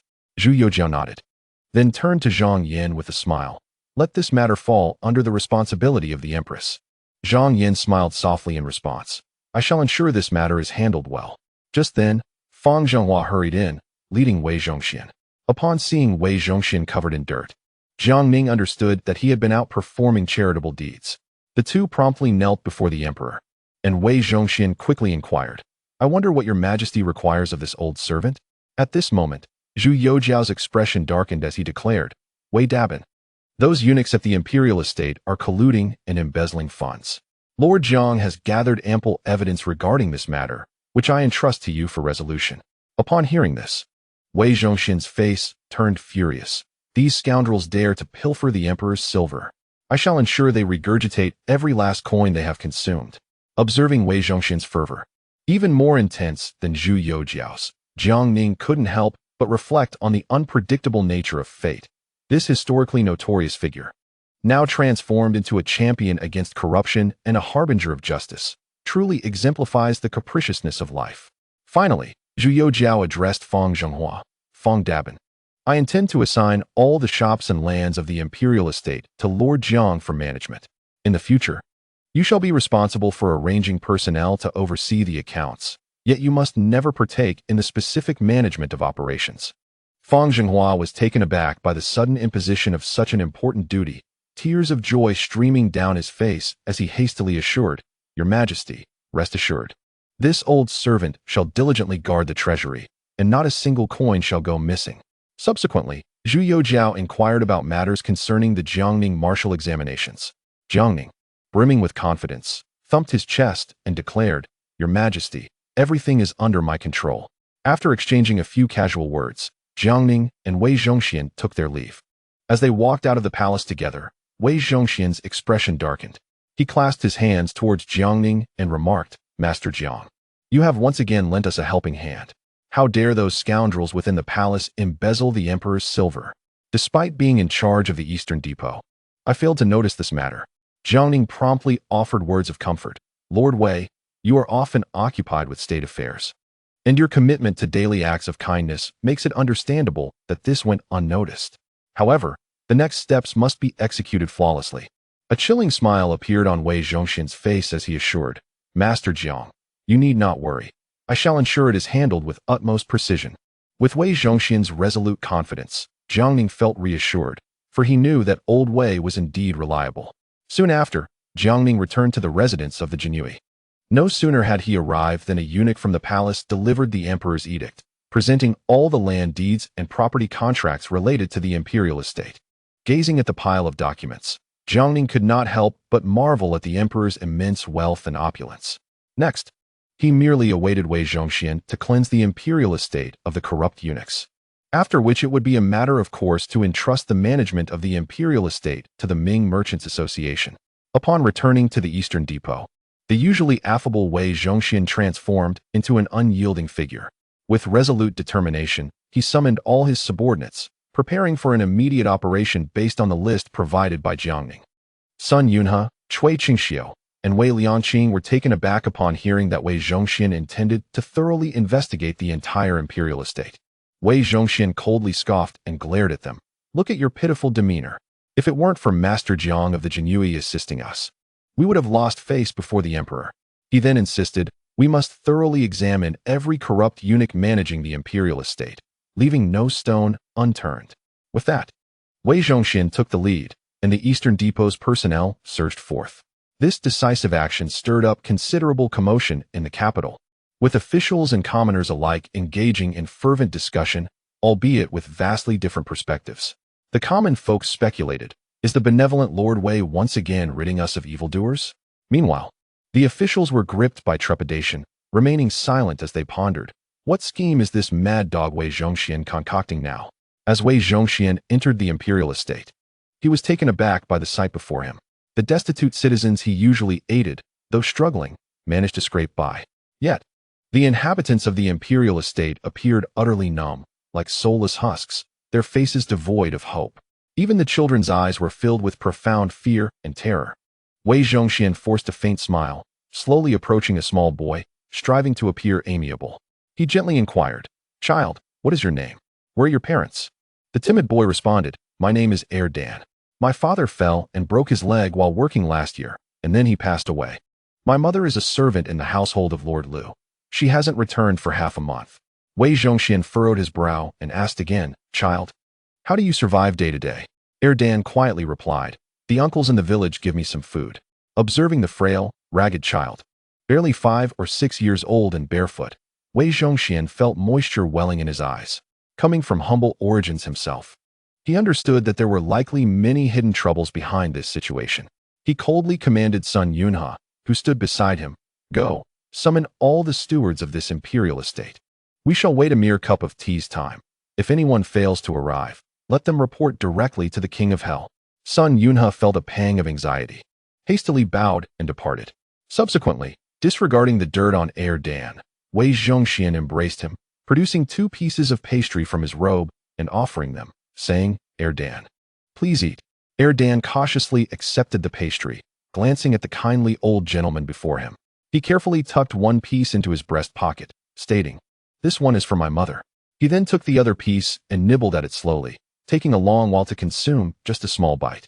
Wei Zhongxian inquired, puzzled, Dan, why are you not eating heartily?" Dan beamed with innocent joy, responding, "Grandfather, this pastry is so delicious. I've never tasted anything like it in my life. I'm afraid if I finish this piece, I may never have another." At these words, a pang of sorrow struck Wei Zhongxian's heart, and even his entourage, who usually exerted their power over others, felt their eyes moisten. They were not intentionally oppressive towards the common folk. Chapter 47. The living Bodhisattva transforms into the iron-faced judge. Dear readers, happy Lantern Festival. Today we have 2 updates. Thank you for your support. Dan cautiously extended the piece of pastry toward Wei Zhongxian, softly saying, "Grandfather, please eat." Observing the child's thoughtful demeanor, Wei Zhongxian's eyes reddened, tears streaming down his cheeks as he forced a smile, saying, "Grandfather has already eaten, Dan. You enjoy it. If you wish for more later, I will bring you some." At that moment, 5 or 6 other children, both boys and girls, ragged and barefoot, were hiding not far away, gazing longingly at the pastry in Dan's hand. Wei Zhongxian noticed and asked, Dan, do you know those children?" Dan nodded, saying, "I know them. They are Daya, Dan, and Mao." With a smile, Wei Zhongxian wiped his tears and said, "Call them over. Grandfather will give them some pastries too." Dan nodded, his innocent nature convincing him that this white-haired elder was a good person. He ran to gather his companions. Wei Zhongxian then instructed for more pastries to be brought forth, distributing them among the children. At this moment, the slightly older Mao ventured to inquire, "Grandfather, are you a eunuch from the palace?" Wei Zhongxian nonchalantly nodded, responding, "Indeed, grandfather has just come from the palace." Mao's expression turned wary as he continued, "Grandfather, are you here to find someone to work? My father is gravely ill and unable to labor. May I take his place?" Wei Zhongxian prompted, "Tell grandfather what happened." Summoning his courage, Mao recounted, "Before the new year, steward eunuch Lu ordered our parents to work for the emperor. Error's father fell and broke his leg. And shortly after returning home, he succumbed to illness. My father has been bettered ever since." Upon hearing this, Wei Zhongxian's brow furrowed deeply. Just then, Sun Yunhe hurriedly arrived, followed by several steward eunuchs. The foremost, clad in resplendent garments and resembling a plump ball, was drenched in sweat. Upon reaching Wei Zhongxian, he promptly knelt and introduced himself. "I am Lu Erquin, the steward eunuch of the imperial estate. Honored to meet you, Lord Wei." Wei Zhongxian turned, suppressing his smile, and coldly inquired, "Eunuch Lu, explain to me why you summoned the villagers to work for the emperor before the new year? And what is this child's mother doing in your residence?" Faced with Wei Zhongxian's questions, Lu Erquin stammered, struggling to utter a single word. At that moment, Sun Yunhe stepped closer to Wei Zhongxian and whispered, "Father, when I visited Lu Erquin's residence, I found him violating several village women, many of whom bore severe injuries, and it appeared that 2 had already perished under his torment." Upon hearing this, Wei Zhongxian's rage ignited. He stood abruptly and kicked Lu Erquin to the ground, rebuking him, "You possess an audacious spirit. The emperor entrusted you with managing the imperial estate, not to act as a tyrant." He then instructed Sun Yunhe, "Surround the entire estate, arrest every steward eunuch without exception, and seize their properties for our household." Hearing this, Lu Erquin crawled to Wei Zhongxian's feet, hastily producing a stack of silver notes from his bosom, pleading, "Lord Wei, please show mercy. This is a small token of my goodwill. I implore you to accept it." Wei Zhongxian glanced at the silver notes and sneered, "Such a generous offer. An immediate 10,000 taels. Our household has yet to witness such abundance." Observing this, the other steward eunuchs hurriedly produced their own silver notes, raising them above their heads. Without hesitation, Wei Zhongxian accepted them all. Upon counting, he gasped. It amounted to a staggering 230,000 taels. He handed the notes to Sun Yunhe, instructing coldly, "Record this properly. Note their names and the amounts surrendered, for this is the emperor's wealth." Subsequently, Wei Zhongxian bent down and, with a chilling smile, addressed Lu Erquin. "Eunuch Lu, are you attempting to endanger my life by bribing me with the emperor's silver?" Lu Erquin trembled in fright, shaking uncontrollably. Sun Yunhe immediately led a group of men to commence the search and seizure. Meanwhile, Wei Zhongxian looked at the trembling children nearby and smiled reassuringly, Mao, do not be afraid. Grandfather will rescue your mother." He then instructed for all the villagers of the imperial estate to be summoned. In the village, the common folk stood together, their expressions vacant and bewildered, uncertain of what was to unfold. Soon, a group of overseer eunuchs was brought forth. Bound tightly and forced to kneel before the crowd, Wei Zhongxian cradled Erden in his arms and proclaimed loudly, "You have all suffered greatly. I apologize for my tardiness. The emperor has heard of your plight and has sent me to investigate. Rest assured, I shall advocate for you. If anyone has grievances or has endured injustices, now is the time to speak." Many villagers, however, appeared alarmed, frozen in place, hesitant to move. At that moment, Erden, with a youthful voice, encouraged uncles and aunts. "Do not be afraid. This kind gentleman is a good man, sent by the emperor to save us. He even shared pastries with me. And it was Lu Gonggong whom he captured, so there is no need for fear." Spurred by Erden's words, a few villagers mustered the courage to accuse Lu Erquin of his daily misdeeds, which included tarnishing the honor of virtuous women. The villagers had long been oppressed by him, too fearful to voice their anger, knowing that disobedience could lead to severe punishment or even death.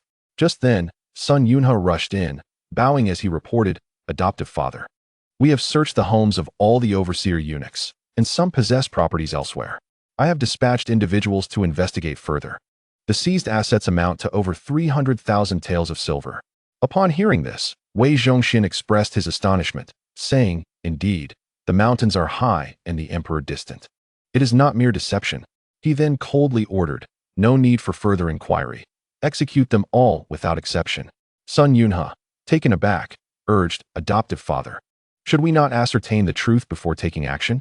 Wei Zhongxian scoffed, What further truth is there to uncover? Their corruption alone, in bribing me, is enough to warrant their demise multiple times over. Not one shall be spared.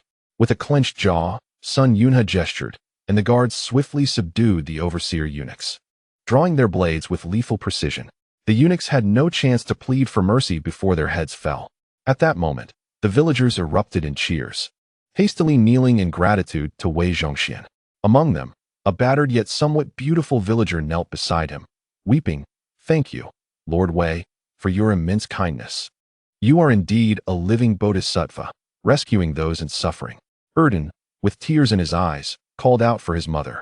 Wei Zhongxian bent down, setting Erden on the ground, gently stroking the child's head, and declared, "You have all endured much. Henceforth, no overseer eunuchs will oppress you again. Soon, someone will take charge of the imperial estate. But do not worry. Should you face difficulties, come to the Eastern Depot to seek me out. As long as I draw breath, I shall advocate for you." He then affectionately patted Erden's head once more, saying, "This child shares a bond with me.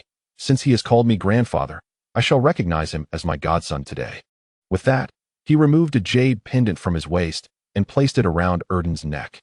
Elated, Erden clutched the pendant and looked up, asking, "Grandfather, is this truly for me?"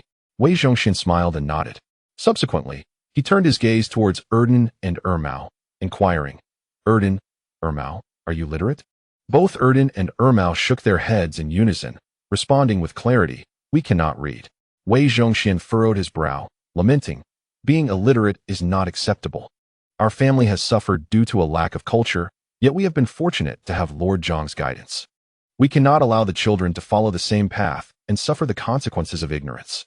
He then raised his voice, proclaiming, "From now on, we shall establish a school in every imperial estate, hiring teachers to educate the children in reading and writing."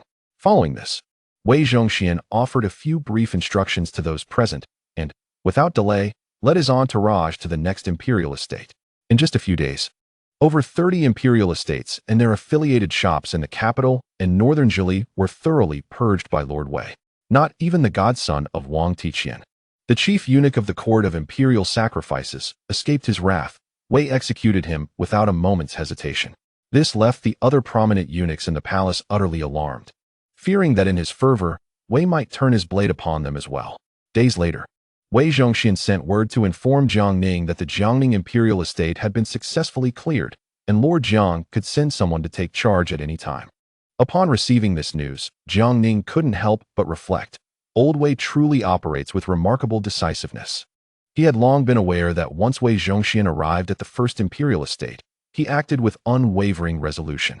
He bypassed conventional procedures, seizing the properties of the managing eunuchs and then unleashing a massacre.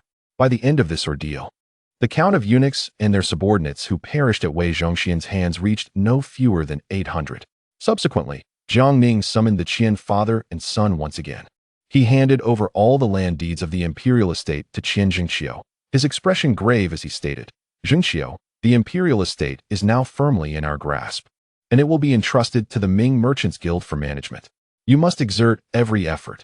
This is a rare opportunity, and whether we garner the emperor's attention and favor hinges on this moment." Qian Jingqiu respectfully knelt and accepted the deeds, earnestly assuring, "Rest assured, my lord, I shall not disappoint your expectations." Jiang Ning nodded in satisfaction, offering a few more instructions before escorting the Qian father and son out of the town government office. Wei Zhongxian, laden with the spoils of his recent endeavors, hurried to the palace to report to Zhu Youjiao. Upon witnessing that Wei had confiscated over 5 million taels of silver, along with numerous shops, residences, antiques, and artworks yet to be accounted for, Zhu's eyes widened in disbelief.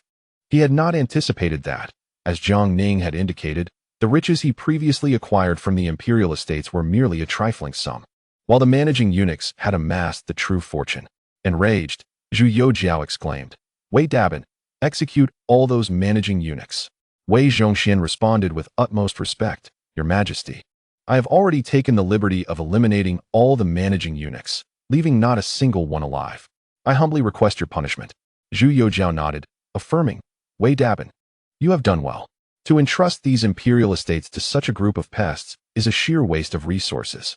I sincerely hope that Brother Jiang can bring unexpected gains to me." At this moment, Zhu Youjiao seemed to recall something and remarked, Wei Dabin, you have worked hard this time. I shall bestow upon you 30 shops. However, I advise you to entrust these shops to the Ming Chamber of Commerce managed by Minister Jiang, as I hold shares in this enterprise. With Brother Zhang's skills and intellect, you are bound to reap bountiful rewards annually. Wei Zhongxian hastily knelt upon the ground, his head knocking against the floor with a thud, exclaiming, This old servant is deeply grateful for your Majesty's generous gift. I shall promptly hand over the shops to the Ming Chamber of Commerce under Minister Jiang's management. Subsequently, Zhu Youjiao offered further encouragement to Wei Zhongxian, who then hurriedly departed. Clutching the contracts for the 30 shops he had just received, Wei Zhongxian rushed to the town government office. He kicked open the door to Jiang Ning's office, who did not even lift his head, and said, Lord Wei, what brings you here today? Wei Zhongxian chuckled. Minister Jiang, we have executed the task regarding the imperial estates splendidly. The emperor has awarded us 30 shops and suggested that we entrust them to your Ming Chamber of Commerce for management, hence my visit. Jiang Ning raised his head, gestured for Wei Zhongxian to take a seat, and nodded. Your trust in me is greatly appreciated, Lord Wei. Rest assured, I shall ensure you do not suffer any losses.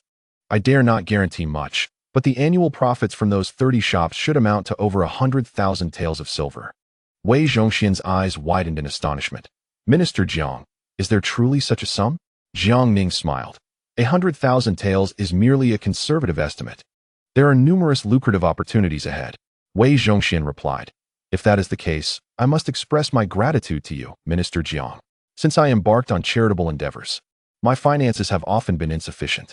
I cannot, like those corrupt officials, embezzle funds, nor can I oppress the common folk to amass wealth. This has caused me great concern. And now you, Minister Jiang, have alleviated my urgent predicament. Jiang Ning responded with a smile. Your benevolence, Lord Wei, will surely lead you to greater heights in your charitable ventures.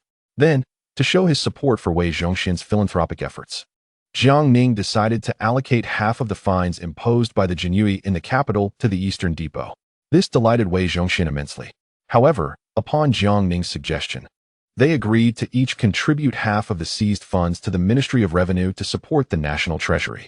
After all, the nation is in a difficult period, and this action would help alleviate the pressure on the state finances. The remaining halves would be kept in the accounts of both the Eastern Depot and the town government office, specifically earmarked for internal expenditures. Such an arrangement not only bolstered charitable efforts, but also contributed to the nation while satisfying the operational needs of their respective institutions. This left Wei Zhongxian overjoyed, reflecting on how exceptionally kind Minister Jiang had been to him, ensuring that he did not miss out on promotions or wealth. He promptly expressed his desire to host a banquet for Jiang Ning. However, Jiang Ning appeared hesitant, citing pressing official duties. Nevertheless, Wei Zhongxian was insistent, even threatening that if Jiang Ning did not acquiesce to this request, he would hang himself at the entrance of the Jinyui. As Jiang Ning witnessed the fierce determination of Old Wei, he grew apprehensive about the potential escalation of the situation and proposed a grand banquet to include the entire cabinet and the 6 ministers. This coincided perfectly with his intention to engage his officials in a thorough discussion about the forthcoming plans. Upon hearing this, Wei Zhongxian thumped his chest confidently, pledging, Leave this matter to me. I assure you everyone will be present. If anyone cannot make it, we shall carry them here. In recent days, numerous readers had been urging for updates, and today there would be 2 chapters released. Gratitude was extended to the esteemed readers for their unwavering support, with hopes for more reviews and encouragement. Chapter 48, Cultivating Noble Alliances. Grateful for the readers' support, Old Wei hurriedly departed to send invitations to Jiang Ning and his subordinates. Jiang Ning, watching Wei Zhongxian's retreating figure, could not help but remark, This old fellow possesses more vigor than I do. He seems insatiable, tirelessly industrious. He hardly resembles a man of 60. Even a 16-year-old lad would struggle to match his vitality. In the midst of his musings, Tian Ergang rushed in with the news that someone was seeking an audience with Jiang Ning. Puzzled yet unperturbed, Jiang Ning instructed Tian Ergang to bring the visitor in. Before long, 3 tall warriors clad in armor were ushered into the room. These gentlemen appeared to be in their 50s. One bore a rugged visage and a physique akin to that of a bear. Another had a square face and an imposing stature. The last, seemingly unremarkable, resembled a farmer if not for his armor. Before Jiang Ning could utter a word, The three warriors knelt before him in unison, introducing themselves. "We are the humble generals. Man Gui, He Ke Gang, and Zhao Shuijiao, here to pay our respects to Lord Jiang." Upon hearing their names, Jiang Ning recalled that the chief minister, Sun Qingzong, had recently mentioned their reassignment to assist him in military affairs. He was taken aback by their prompt arrival. Hurrying forward, he helped them to their feet, a smile gracing his face as he said, "Gentlemen, your journey has been arduous. I truly appreciate your efforts." He then promptly ordered tea to be served.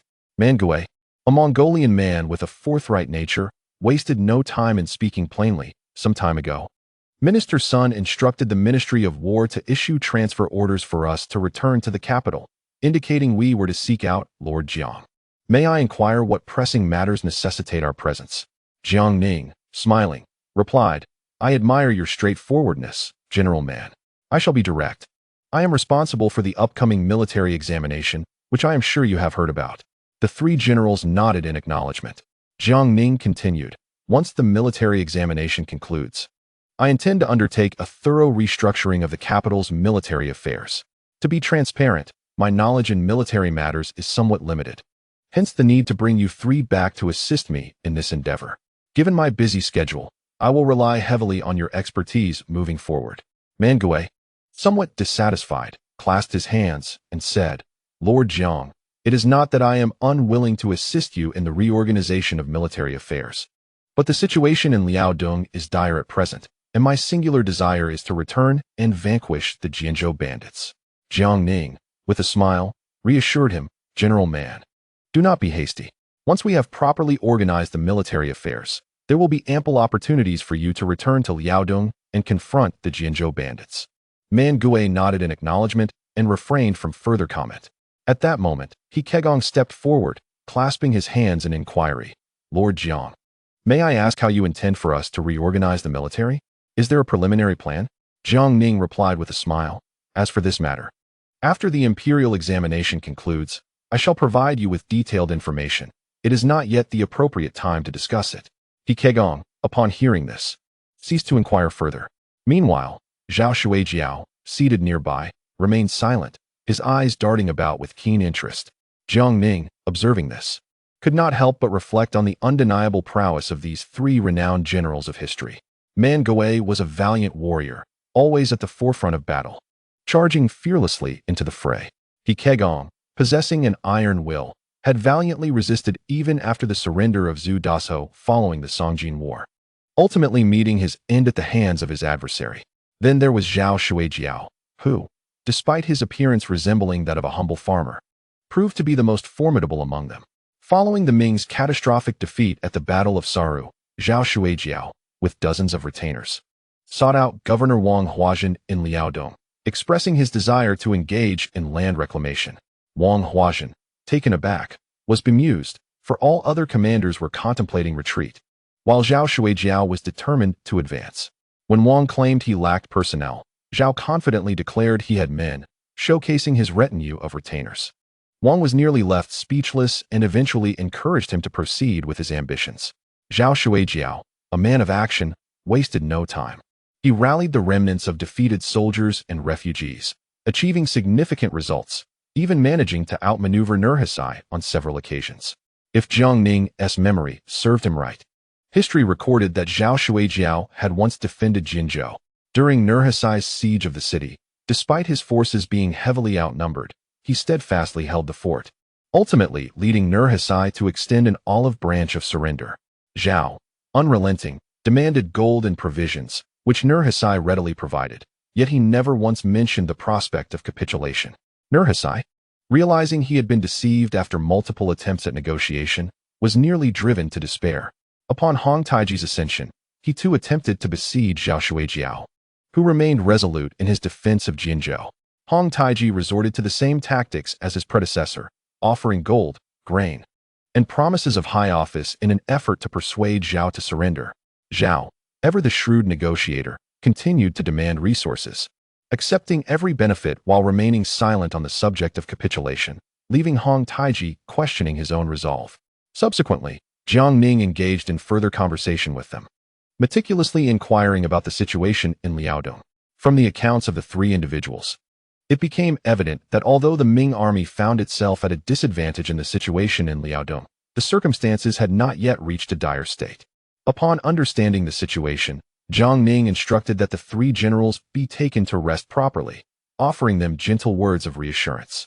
Subsequently, he sent for Chao Wenjiao who, being from Liaodong himself and an old acquaintance of Mangui, He Gang, and Zhao Shuaijiao, was entrusted by Jiang Ning to host them.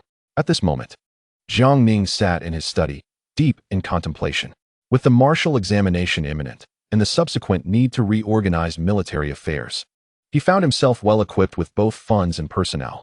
However, a pressing issue loomed: the entrenched influence of the noble families in the capital. Since the Ming dynasty relocated its capital to Beijing, these nobles had firmly established their roots here, and after more than 2 centuries, the capital was riddled with their pervasive influence. Currently, he could not simply eradicate this group of nobles. He needed to devise a prudent solution. After a moment's reflection, Jiang Ning resolved to first address the Duke of England's residence and the Duke of Dinghua's residence. With this thought in mind, he promptly summoned Li Ruoyan. Accompanied by a dozen members of the Jianqi, mounted his horse, and set off towards the Duke of England's manor. Meanwhile, within the Duke of England's residence, the Duke Zhongxian was sternly reprimanding a young man. Upon hearing from the steward that the Jianqi commander Jiang Ning sought an audience, Zhongxian was momentarily taken aback.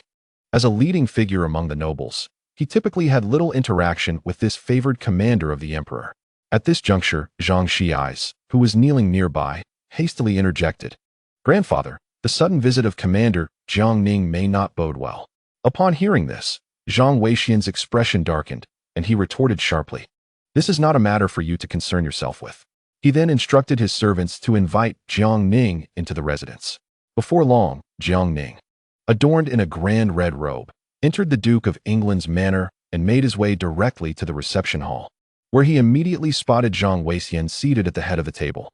Jiang Ning clasped his hands in salute and said, "I pay my respects to the Duke of England." A warm smile instantly adorned Zhang Weixian's face as he responded, "Minister Jiang, you are beset with countless duties. What brings you to my humble abode today?" Though his words were courteous, he made no gesture to invite Jiang Ning to take a seat. Zhang Weixian was acutely aware that since the emperor had appointed him and Duke Su of Dinghua as deputy examiners for the martial examination, his declining of the offer had led to the emperor's displeasure. Thus, he had been keeping a low profile at home, wary of attracting any misfortune.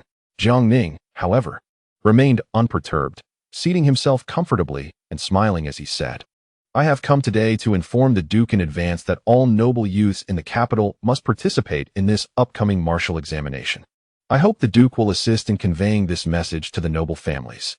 Upon hearing this, Zhang Weixian's brow furrowed slightly, though he maintained a smiling demeanor.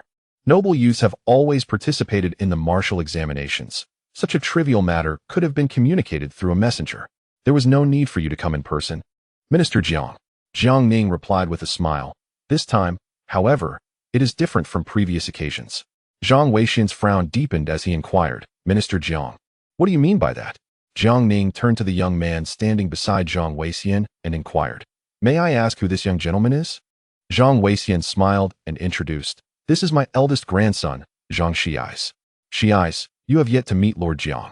Zhang Xiais hurriedly bowed in greeting. "I have seen Lord Jiang." Jiang Ning replied with a smile, "Ah, so you are the grandson. There is no need for excessive formalities." He then continued, "May I ask how old you are this year, and what do you occupy yourself with at home?" Zhang Xiais pondered for a moment before responding, "I am 18 this year, and there is nothing particularly special I do at home. I merely read and write, and occasionally practice martial arts. After all, our Duke of England's residence is a family of military merit, and we must not forsake this tradition." Upon hearing this, Jiang Ning nodded in approval and proceeded to ask, "Do you have confidence in securing victory in this year's Anka martial examination?" Zhang Xiai's expression turned slightly awkward as he gently shook his head. At this moment, Zhang Weixian could not help but interject, "Lord Jiang, you have yet to answer my earlier question." Jiang Ning, upon hearing this, clasped his hands in a formal gesture and stated solemnly, "This Anka martial examination is not merely a simple test. It pertains to the future prospects of the noble families of the Ming dynasty." Upon hearing this, Zhang Weixian furrowed his brow and pressed for clarification, "Lord Jiang, how do you mean? I hope you can elucidate." Jiang Ning, sensing that the atmosphere was ripe for directness, spoke candidly. In this Anka martial examination, as long as the noble youths achieve outstanding results, they will be arranged to gain experience in the military, leading troops for the Ming dynasty in future battles or guarding the borders. Zhang Weixian's eyes widened in disbelief, as he thought he must have misheard. Since the upheaval at Tumu Fort, the power of the Ming aristocracy had sharply declined. Although the Imperial Guard had always been under the control of the nobility, everyone understood the actual conditions. It was like a vegetable garden subject to whims, where the nobles had long lost opportunities for military leadership, relegated instead to waiting idly at home. At this juncture, Zhang Weixian quickly instructed his servants to serve tea, and with a face full of excitement, he asked, "Lord Jiang, is what you say true?" Jiang Ning nodded with a smile. "Indeed, it is true. Thus, I have come today to inquire which of the Duke of England's descendants you plan to send to participate in the Anka martial examination." Zhang Weixian, upon hearing this, eagerly pulled Zhang Xi's forward, saying, "This child, Xi's, has been clever since he was young. I believe he will excel." Jiang Ning nodded with a smile. The grandson is indeed impressive, possessing both scholarly and martial talents. I, too, believe he is quite suitable. Zhang Weixian hastily clasped his hands in gratitude. "In that case, I thank you, Lord Jiang, for your kind words." Jiang Ning waved his hand, his expression turning serious. "Duke of England, there are some matters I must make clear to you. Your household is a family of military merit. Warfare is no trifling matter, and you are well aware of the dangers involved. Should he lead troops into battle or defend the borders?" Jiang Ning paused momentarily. Zhang Weixian immediately understood and quickly affirmed, "Lord Jiang, rest assured, I fully comprehend. On the battlefield, swords are indiscriminate, and survival depends entirely on one's own capabilities." At this point, Jiang Ning rose to take his leave. Zhang Weixian, his face flushed with excitement and beaming with joy, escorted Jiang Ning to the door. Jiang Ning remarked, "I must also visit the Duke of Dinghua. I shall return on another day." Zhang Weixian instantly grasped the implication.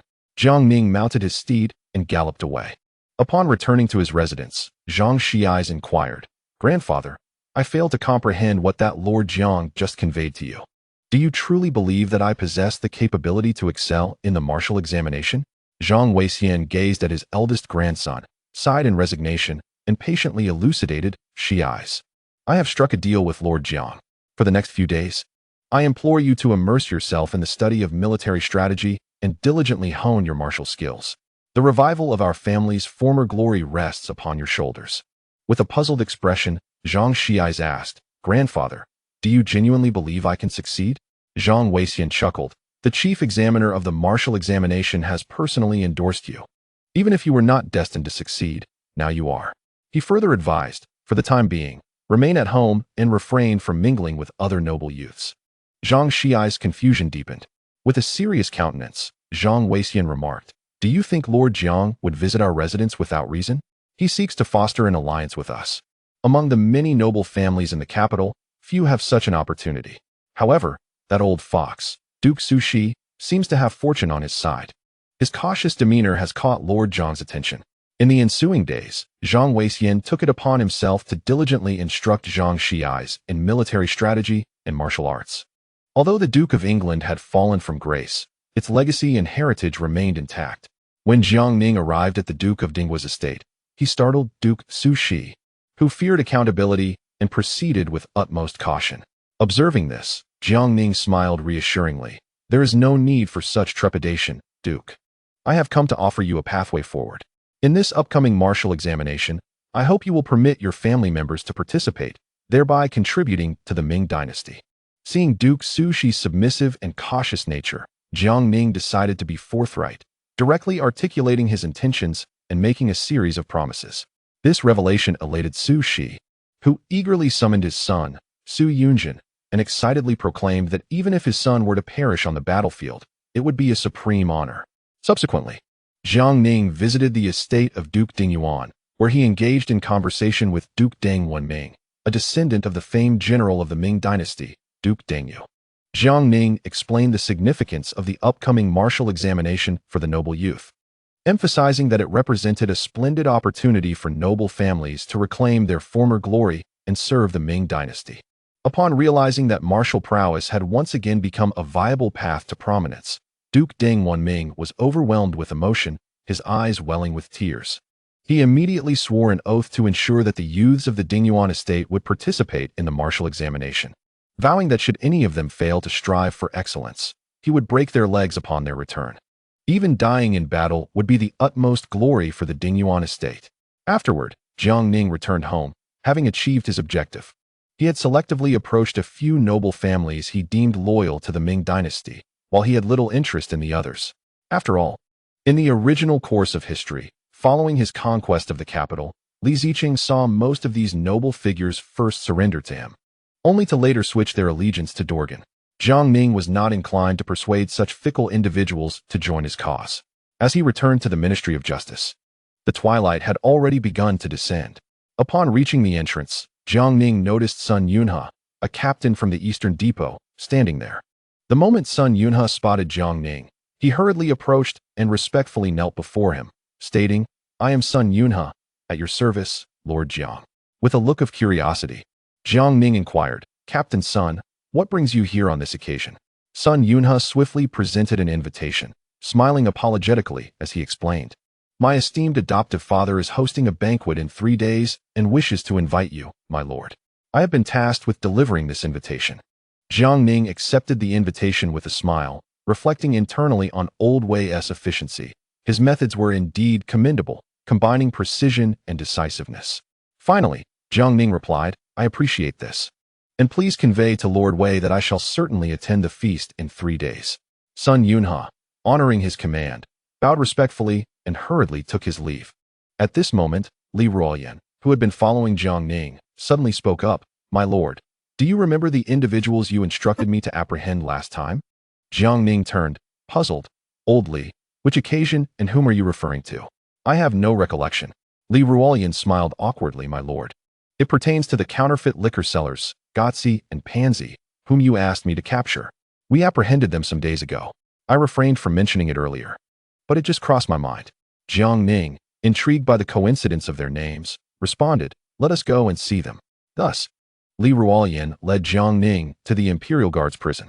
Despite his tenure, it was Jiang Ning's first visit to this ominous place, where the atmosphere was thick with foreboding, with guards positioned every few steps, instilling a palpable sense of dread.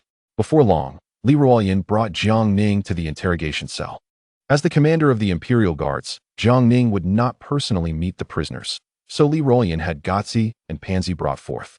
Inside the cell, Jiang Ning was struck by a pungent scent of blood, prompting him to reflect on the grim legacy built over 2 centuries by the Imperial Guards.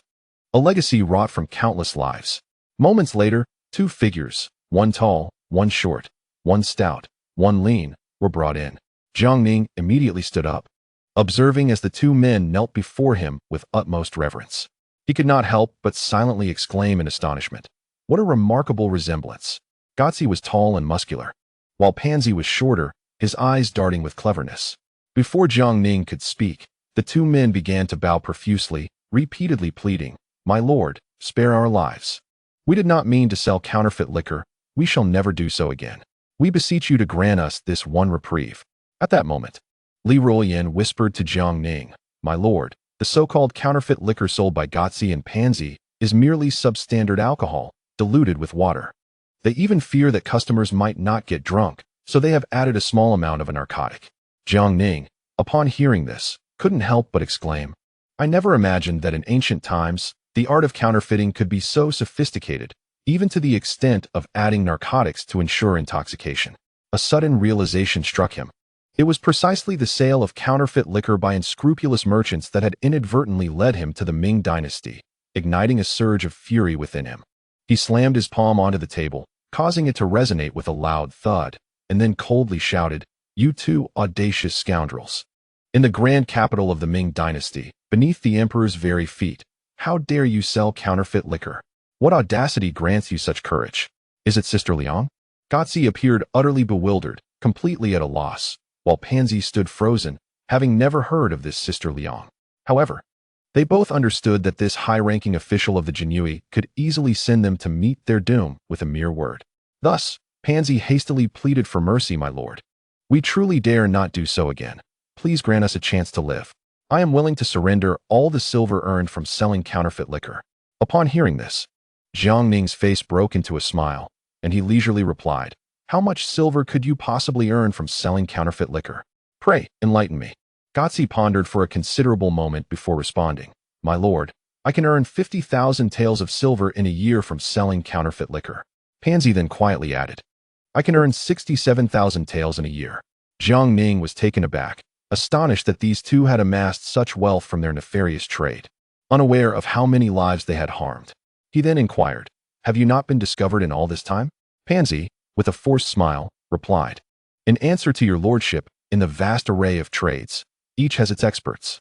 The counterfeit liquor we sell comes in different grades. For the common folk, we use substandard alcohol diluted with water and a hint of narcotic. For the high officials and wealthy merchants, we blend it with fine liquor, also adding narcotics." Jiang Ning nodded, unable to suppress his admiration, and turned to Li Ruoyan, saying, "Old Li, do you see? This is what we call professionalism." He gestured towards Gotzi and Pansy. Li Ruoyan, looking perplexed, asked, "My lord, shall I escort them on their journey now?" The mere thought of this sent shivers down Gotzi and Pansy's spines, for they believed that a journey initiated by the Jianqi would surely lead to the underworld.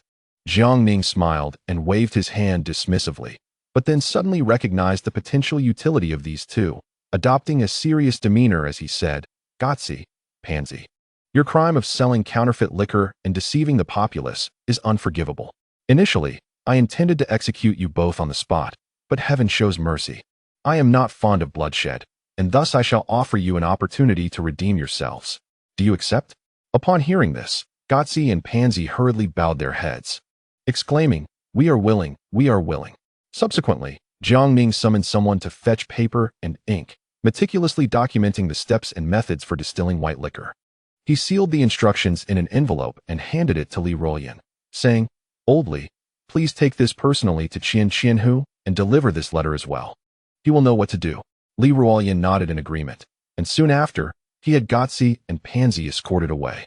A faint smile graced Jiang Ning's lips as he mused that since they were so eager to sell liquor, they might as well sell his liquor, which would surely garner much more favor than their counterfeit spirits. He hastily departed from the ominous and blood-stained confines of the prison, feeling an urgent desire to escape its oppressive atmosphere. Upon seeing Li Ruoyan's arrival, Qianjingqiu quickly rose to greet him with respect. "I am honored to meet you, sir." Li Ruoyan replied with a smile, "There is no need for such formality, Qianhu. I come on the orders of the commandant to deliver 2 individuals to you." Confused, Qianjingqiu looked at the 2 men being brought in, Gotzi and Pansy, and inquired, "May I ask, who are these 2? Li Ruoyan explained with a grin, "These fellows are counterfeit liquor sellers, apprehended by direct order of the commandant." He then retrieved the letter from his robe and handed it to Qianjingqiu, stating, "This letter is meant for you from the commandant. He said you would understand what to do after reading it. I shall not impose further. The court is busy, so I bid you farewell." After seeing Li Ruoyan off, Qianjingqiu opened the letter, his astonishment growing with each line, until he could not contain his laughter, exclaiming, "The commandant is indeed a master strategist." Turning to Gotzi and Pansy, he chuckled, "From now on, you shall work under me, continuing your brewing and selling, but this time, you are forbidden from selling counterfeit liquor." Terrified, Gotzi and Pansy immediately knelt to the ground, nodding vigorously in acquiescence. Meanwhile, Jiang Ning sat in his office, pondering the multitude of matters awaiting his attention, which left him feeling quite overwhelmed. Before he realized it, he had succumbed to slumber at his desk. It was unclear how much time had passed when a sudden, thunderous explosion jolted him awake, leaving him momentarily dazed. Rising unsteadily, he pinched himself to ascertain he was not dreaming. A genuine explosion had indeed occurred. Hastily, he flung open the door to find the rear of the Jian town government office engulfed in flames. Thick black smoke billowing forth as a flurry of Jian officers busied themselves with the chaos. Jiang Ning's mouth fell agape in shock, and he cursed inwardly. What audacity! Who would dare attack the Jian town government office? This is the capital of the Ming dynasty, beneath the very feet of the emperor. Who possesses such boldness, such a heart of a beast? As he pondered this, Tianqi and Li Ruoyan, both covered in soot and ash, rushed over, collapsing to their knees before him. Anxious, Jiang Ning inquired, "What is happening over there?" Who has the audacity to bomb the Jiang Ning office? You must apprehend them at once. They will know the consequences of provoking me. Tianqi and Liaodong lifted their heads, their appearances comically grimy, with only their eyes and teeth betraying any semblance of cleanliness. Tianqi hastily spoke, "My lord, this matter was caused by the old immortal." Upon hearing this, Jiang Ning's anger flared instantly. The explosion at the Jianyu Yamen was an outright affront to him. He bellowed, regardless of who the deity or the celestial sovereign may be. "Seize them all." Tianqi, looking rather awkward, continued, "My lord, it was your master, Shunshuzi, the old immortal, who did this. Should we still apprehend him?" Jiang Ning turned to the disheveled Tianqi and Liaodong, his face a mask of disbelief, and inquired, "Old Tian, old Li, are you saying that this explosion was orchestrated by my master?" The two nodded helplessly. Jiang Ning felt his blood pressure surge instantaneously. Gritting his teeth, he declared, "Let us go and see what this old fellow is up to. If he doesn't provide me with a reasonable explanation today, I shall act with righteousness and bring him to justice." The trio hurried to the rear courtyard of the Jianyu, where the scene was utterly devastating. A row of buildings was ablaze. The explosion had left the courtyard in disarray, with charred debris and scattered bricks strewn about. The air was thick with the acrid scent of gunpowder and burnt wood. Amidst the chaos, one figure stood out conspicuously. Cloaked in black, he intermittently exhaled black smoke, his tattered garments fluttering in the wind like rags, resembling a beggar. Jiang Ning approached swiftly, and upon closer inspection, was astounded to find that the figure was none other than his own master, Shunshuzi. A group of Jianyu were scurrying about with buckets of water, desperately trying to douse the flames. Anxious, Jiang Ning called out, "Are there any casualties?" A Jianyu bowed respectfully and replied, "Reporting to you, my lord, there are no casualties. But the old immortal is not in a good state." Jiang Ning rushed forward, observing Shunshuzi, who was as blackened as a piece of charcoal, and asked with concern, "Master, are you all right?" Shunshuzi stood there in a daze, still emitting black smoke from his mouth, and after a long pause, finally spoke, "Disciple, have I successfully attained immortality?" At that moment, Jiang Ning comprehended the situation entirely. This old fool had secretly concocted elixirs behind his back and inadvertently caused the explosion in the courtyard. Thankfully, there were no fatalities, otherwise he would have had to act with righteousness and bring him to justice according to the rules.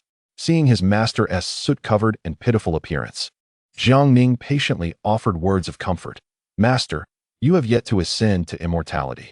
However, in my humble opinion, you are merely a hair's breadth away. With a bit more effort, you will surely succeed." At this juncture, Shunshuzi, with a puzzled expression, turned his eyes and remarked, "How strange it is. I distinctly followed the elixir formula passed down by the ancestors. How could such a mishap occur? It should not be the case."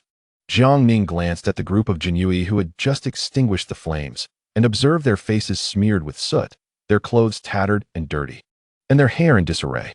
Jiang Ning sighed internally, lamenting that should their appearance be seen by other civil and military officials, they would surely be the subject of mockery.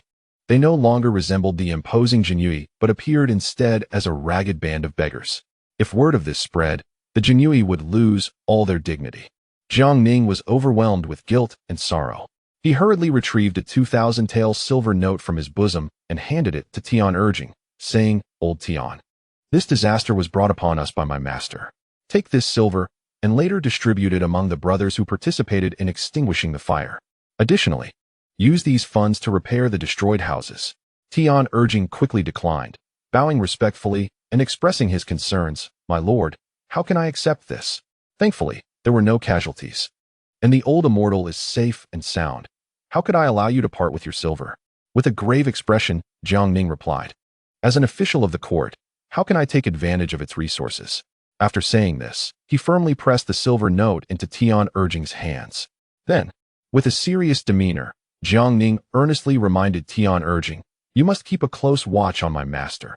He must not secretly concoct elixirs again. If he continues this reckless behavior, who knows when we might meet the three pure ones ourselves." Tianqi nodded vigorously, acknowledging the gravity of the situation and showing no signs of negligence.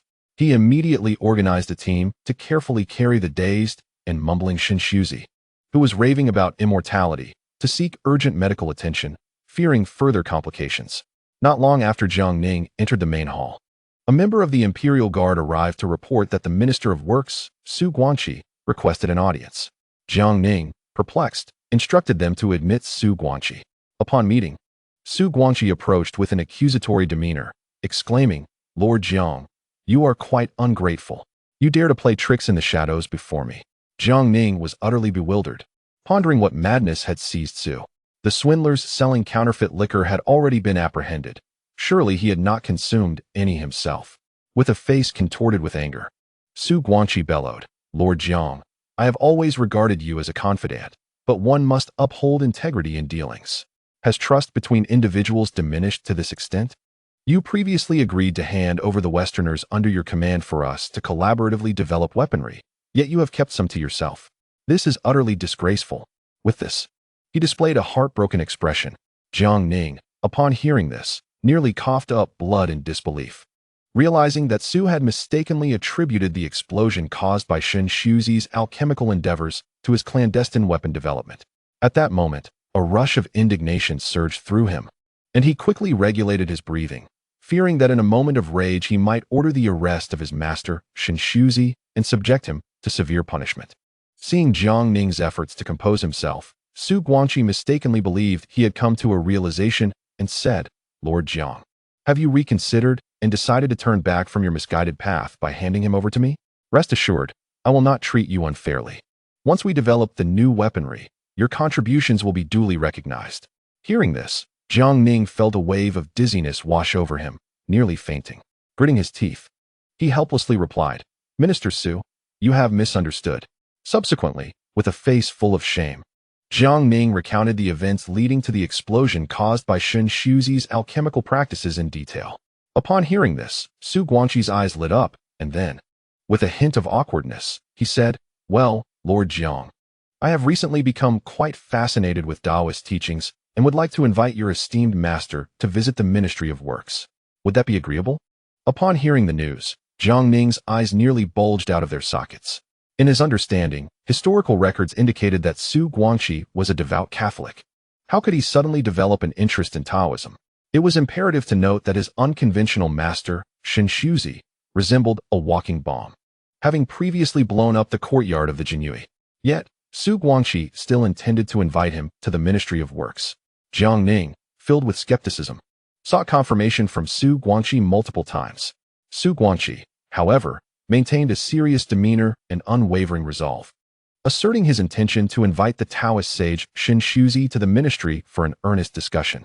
He even made a dire proclamation, threatening to hang himself at the Jinyue's entrance should Jiang Ning refuse. Unable to dissuade him, Jiang Ning reluctantly summoned Tian urging, instructing him to arrange for bearers to carry the still incoherent Shen Shuzi to the ministry.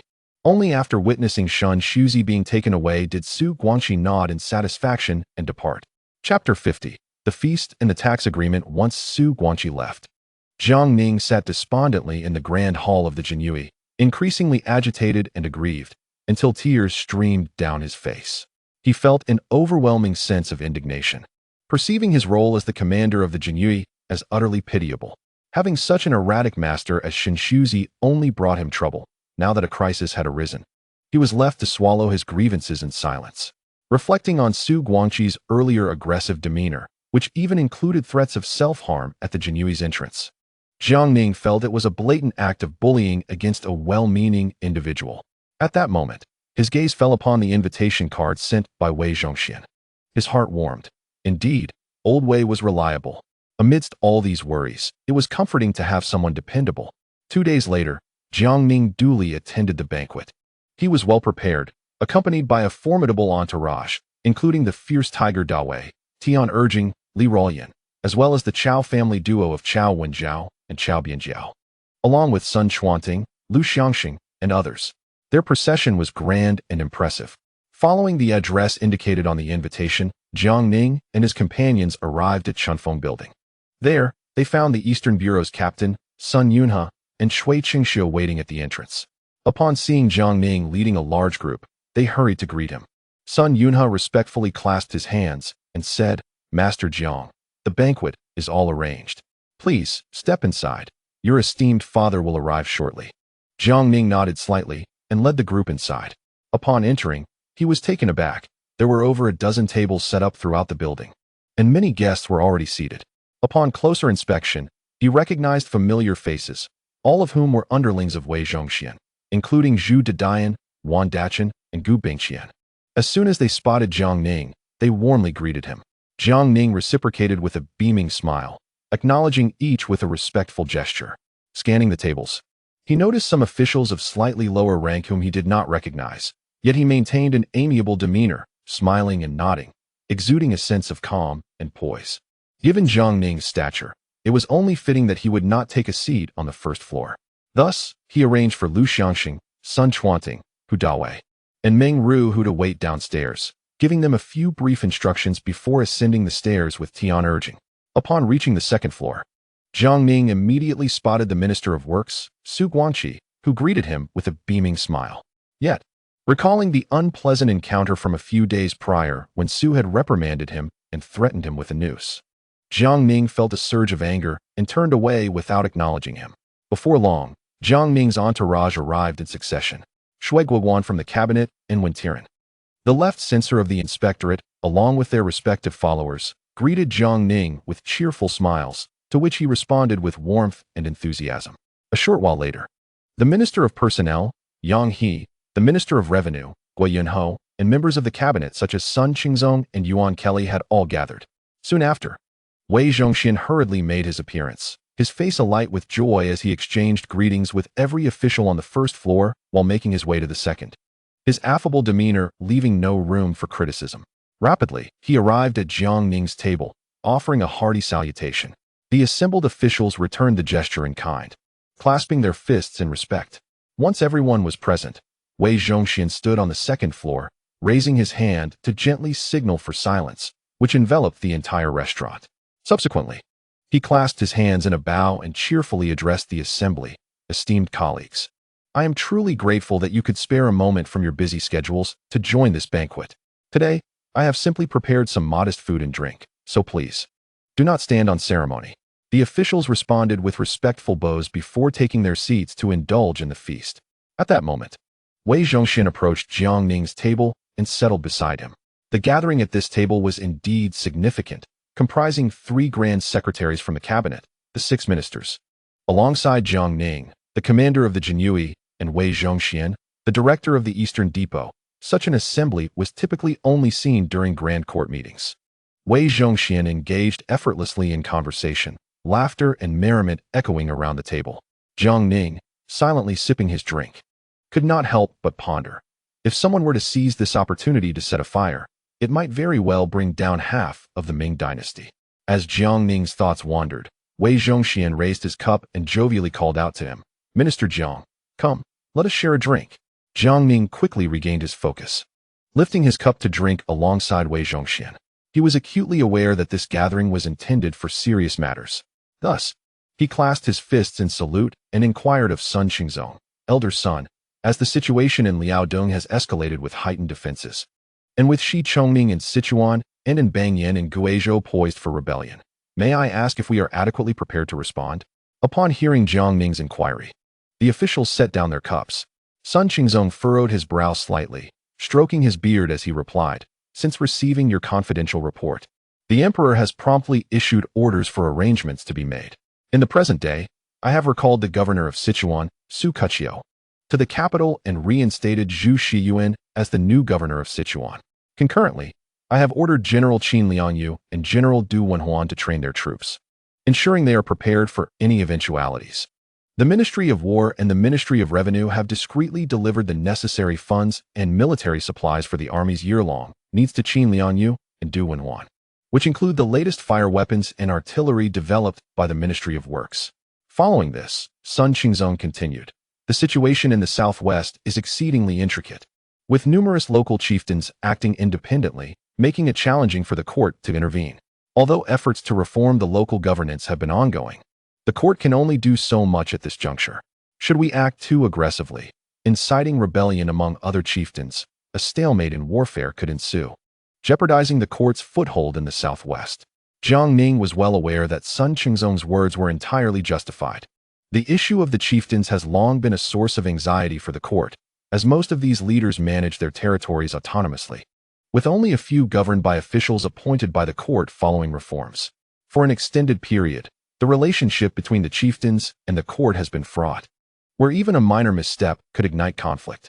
After a moment of contemplation, Jiang Ning gradually voiced his concerns. Elder son, my greatest worry is that once warfare erupts in the southwest, it may persist for a protracted period. This would necessitate the court to allocate vast resources, which would also impact Liaodong.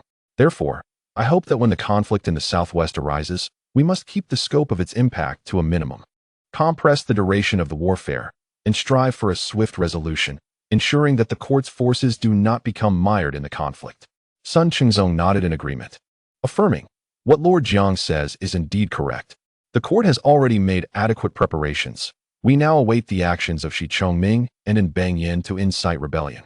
Once they make their move, the court will have a justification for deploying troops, at which point our forces can swiftly besiege and annihilate them. At that moment, Jiang Ning turned to Su Guangqi and remarked, Lord Su, the southwestern region is mountainous, and the artillery is exceedingly cumbersome, making it quite inconvenient for our forces in battle. The Ministry of Works must produce more thunderclaps and thunder cannons, as well as matchlocks. Su Guangqi, stroking his beard with a smile, replied, Rest assured, Lord Jiang. Since you have provided unwavering support and assistance, the output at the Ministry of Works has been increasing exponentially each month. Here, I boldly declare that once the conflict in the southwest erupts, the weapons produced will undoubtedly meet the army's needs. Hearing Su Guangqi's resolute assurance, Jiang Ning nodded in agreement. At this juncture, Jiang Ning turned to Gui Yunho, a smile adorning his face, ready to speak.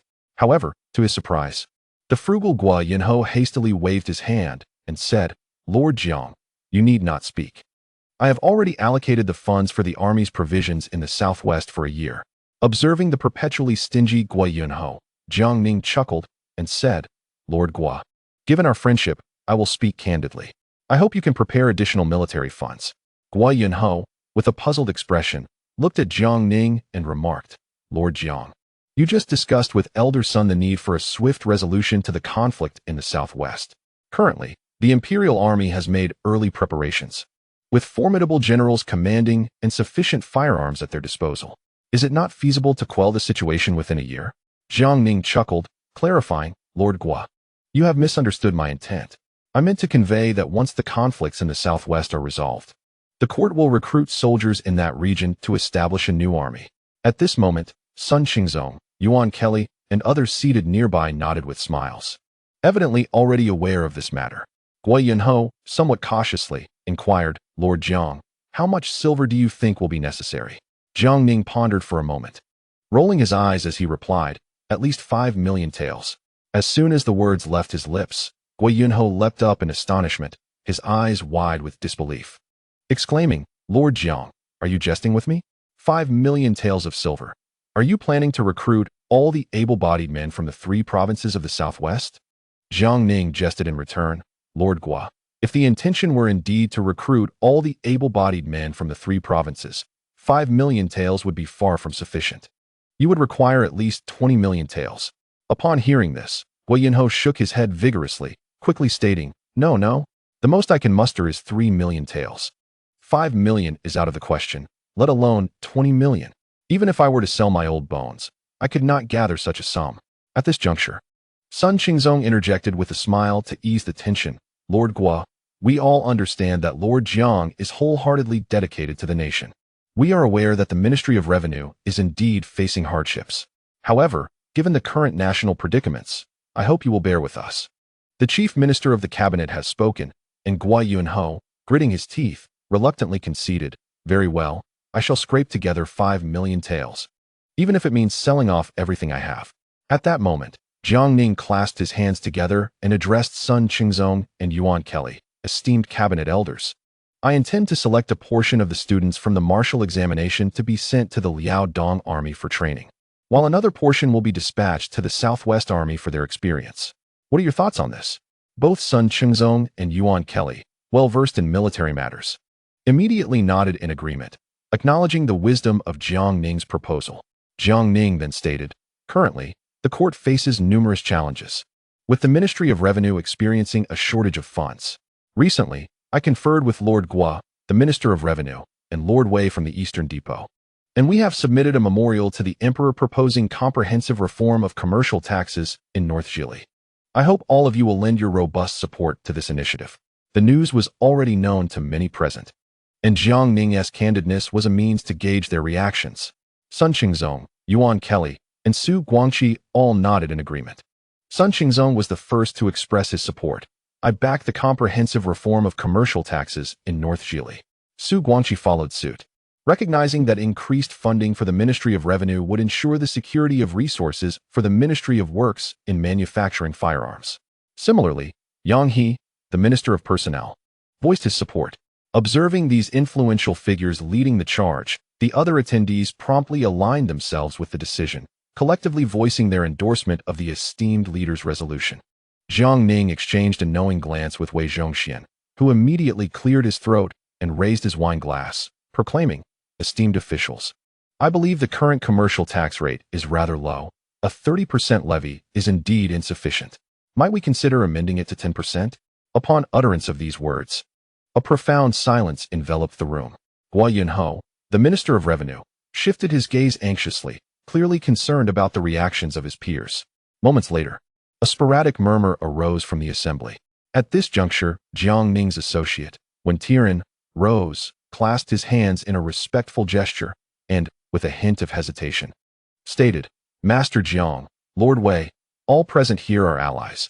I shall speak candidly. Since the establishment of the Ming dynasty, official salaries have been modest, leading many colleagues to engage in alternative ventures over the years. Relying solely on the meager court stipend, it would be, to speak most irreverently, a struggle for families to avoid hunger. Each of us here has, to some extent, dabbled in commerce. A tax rate of 10%, in truth, is not excessive, and rationally, we can support it. However, the true affluent class resides among the gentry of Jiangnan, a bastion of the Donglin Party, who possess wealth rivaling nations. Although many Donglin Party members have been ousted from the court, leaving only representatives Yang Lian and Zhuo Guangdou, their roots remain entrenched in Jiangnan, ever poised for resurgence. Should my fellow colleagues endorse a 10% commercial tax, the Donglin Party members would not acquiesce easily, as it would be akin to extracting flesh from their very selves."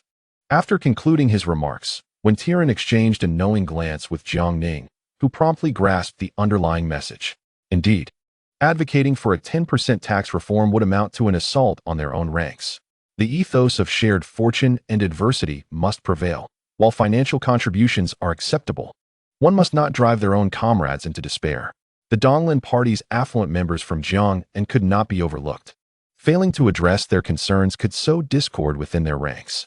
Subsequently, Jiang Ning rose, cleared his throat, and solemnly declared, "Esteemed colleagues, our nation currently faces formidable challenges. United, we serve the country, and His Majesty is surely empathetic to our plight, ensuring we shall not be neglected." Regarding the Donglin Party, they command immense wealth in Jiangnan and are obliged to pay commercial taxes in accordance with the law. Once the tax reform in Beizili is successfully implemented, it will be expanded throughout the north and south, with the Donglin Party at the forefront. Should they dare to evade or underreport their taxes, the court will not hesitate to impose severe penalties. As Jiang Ning concluded, Wei Zhongxian abruptly stood, clasped his hands, and declared with conviction, "Rest assured, esteemed colleagues, we shall not permit our own to suffer alone. I pledge my very life as a guarantee that once the commercial tax reform is fully realized, the affluent merchants of the Donglin Party will be required to adhere to the court's regulations. We shall simply be the first to pay, while they will follow suit. When the time comes, we will ensure they settle any outstanding taxes, ensuring our own do not bear the brunt of this burden. Should any within the Donglin Party express discontent, I shall personally journey to Jiangnan to discuss this matter thoroughly." Witnessing Wei Zhongxian's resolute support and his unwavering stance, the atmosphere grew charged with anticipation. The officials present were as clear-minded as a mirror. Although Wei Gonggong spoke casually, it was evident that dire consequences awaited those who did not comply. Jiang Ning understood that to truly win people's hearts for the long term, one must simultaneously promote both advancement and wealth. Merely painting grand visions would only serve as a temporary distraction.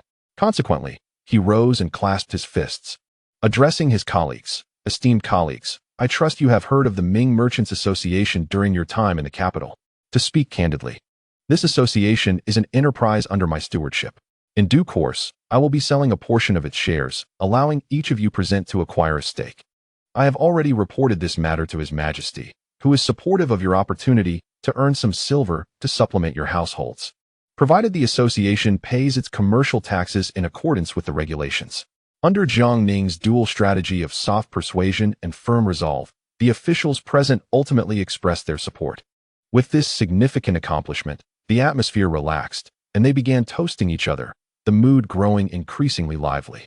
Chapter 51. Champion of Weightlifting in the Ming Dynasty Today. I offer an additional chapter as a token of gratitude to all my esteemed readers. I kindly ask for your favorable reviews. Your support fuels my writing endeavors. Thank you all. Jiang Ning, along with the officials, indulged in copious drinking, the exact amount of which was uncertain, until he was directly carried back to the office of the Jianyi by Tian urging. The next day, upon awakening, Jiang Ning was hastily informed by Tian urging, "My lord, His Majesty has summoned you to the palace for the Grand Court Assembly."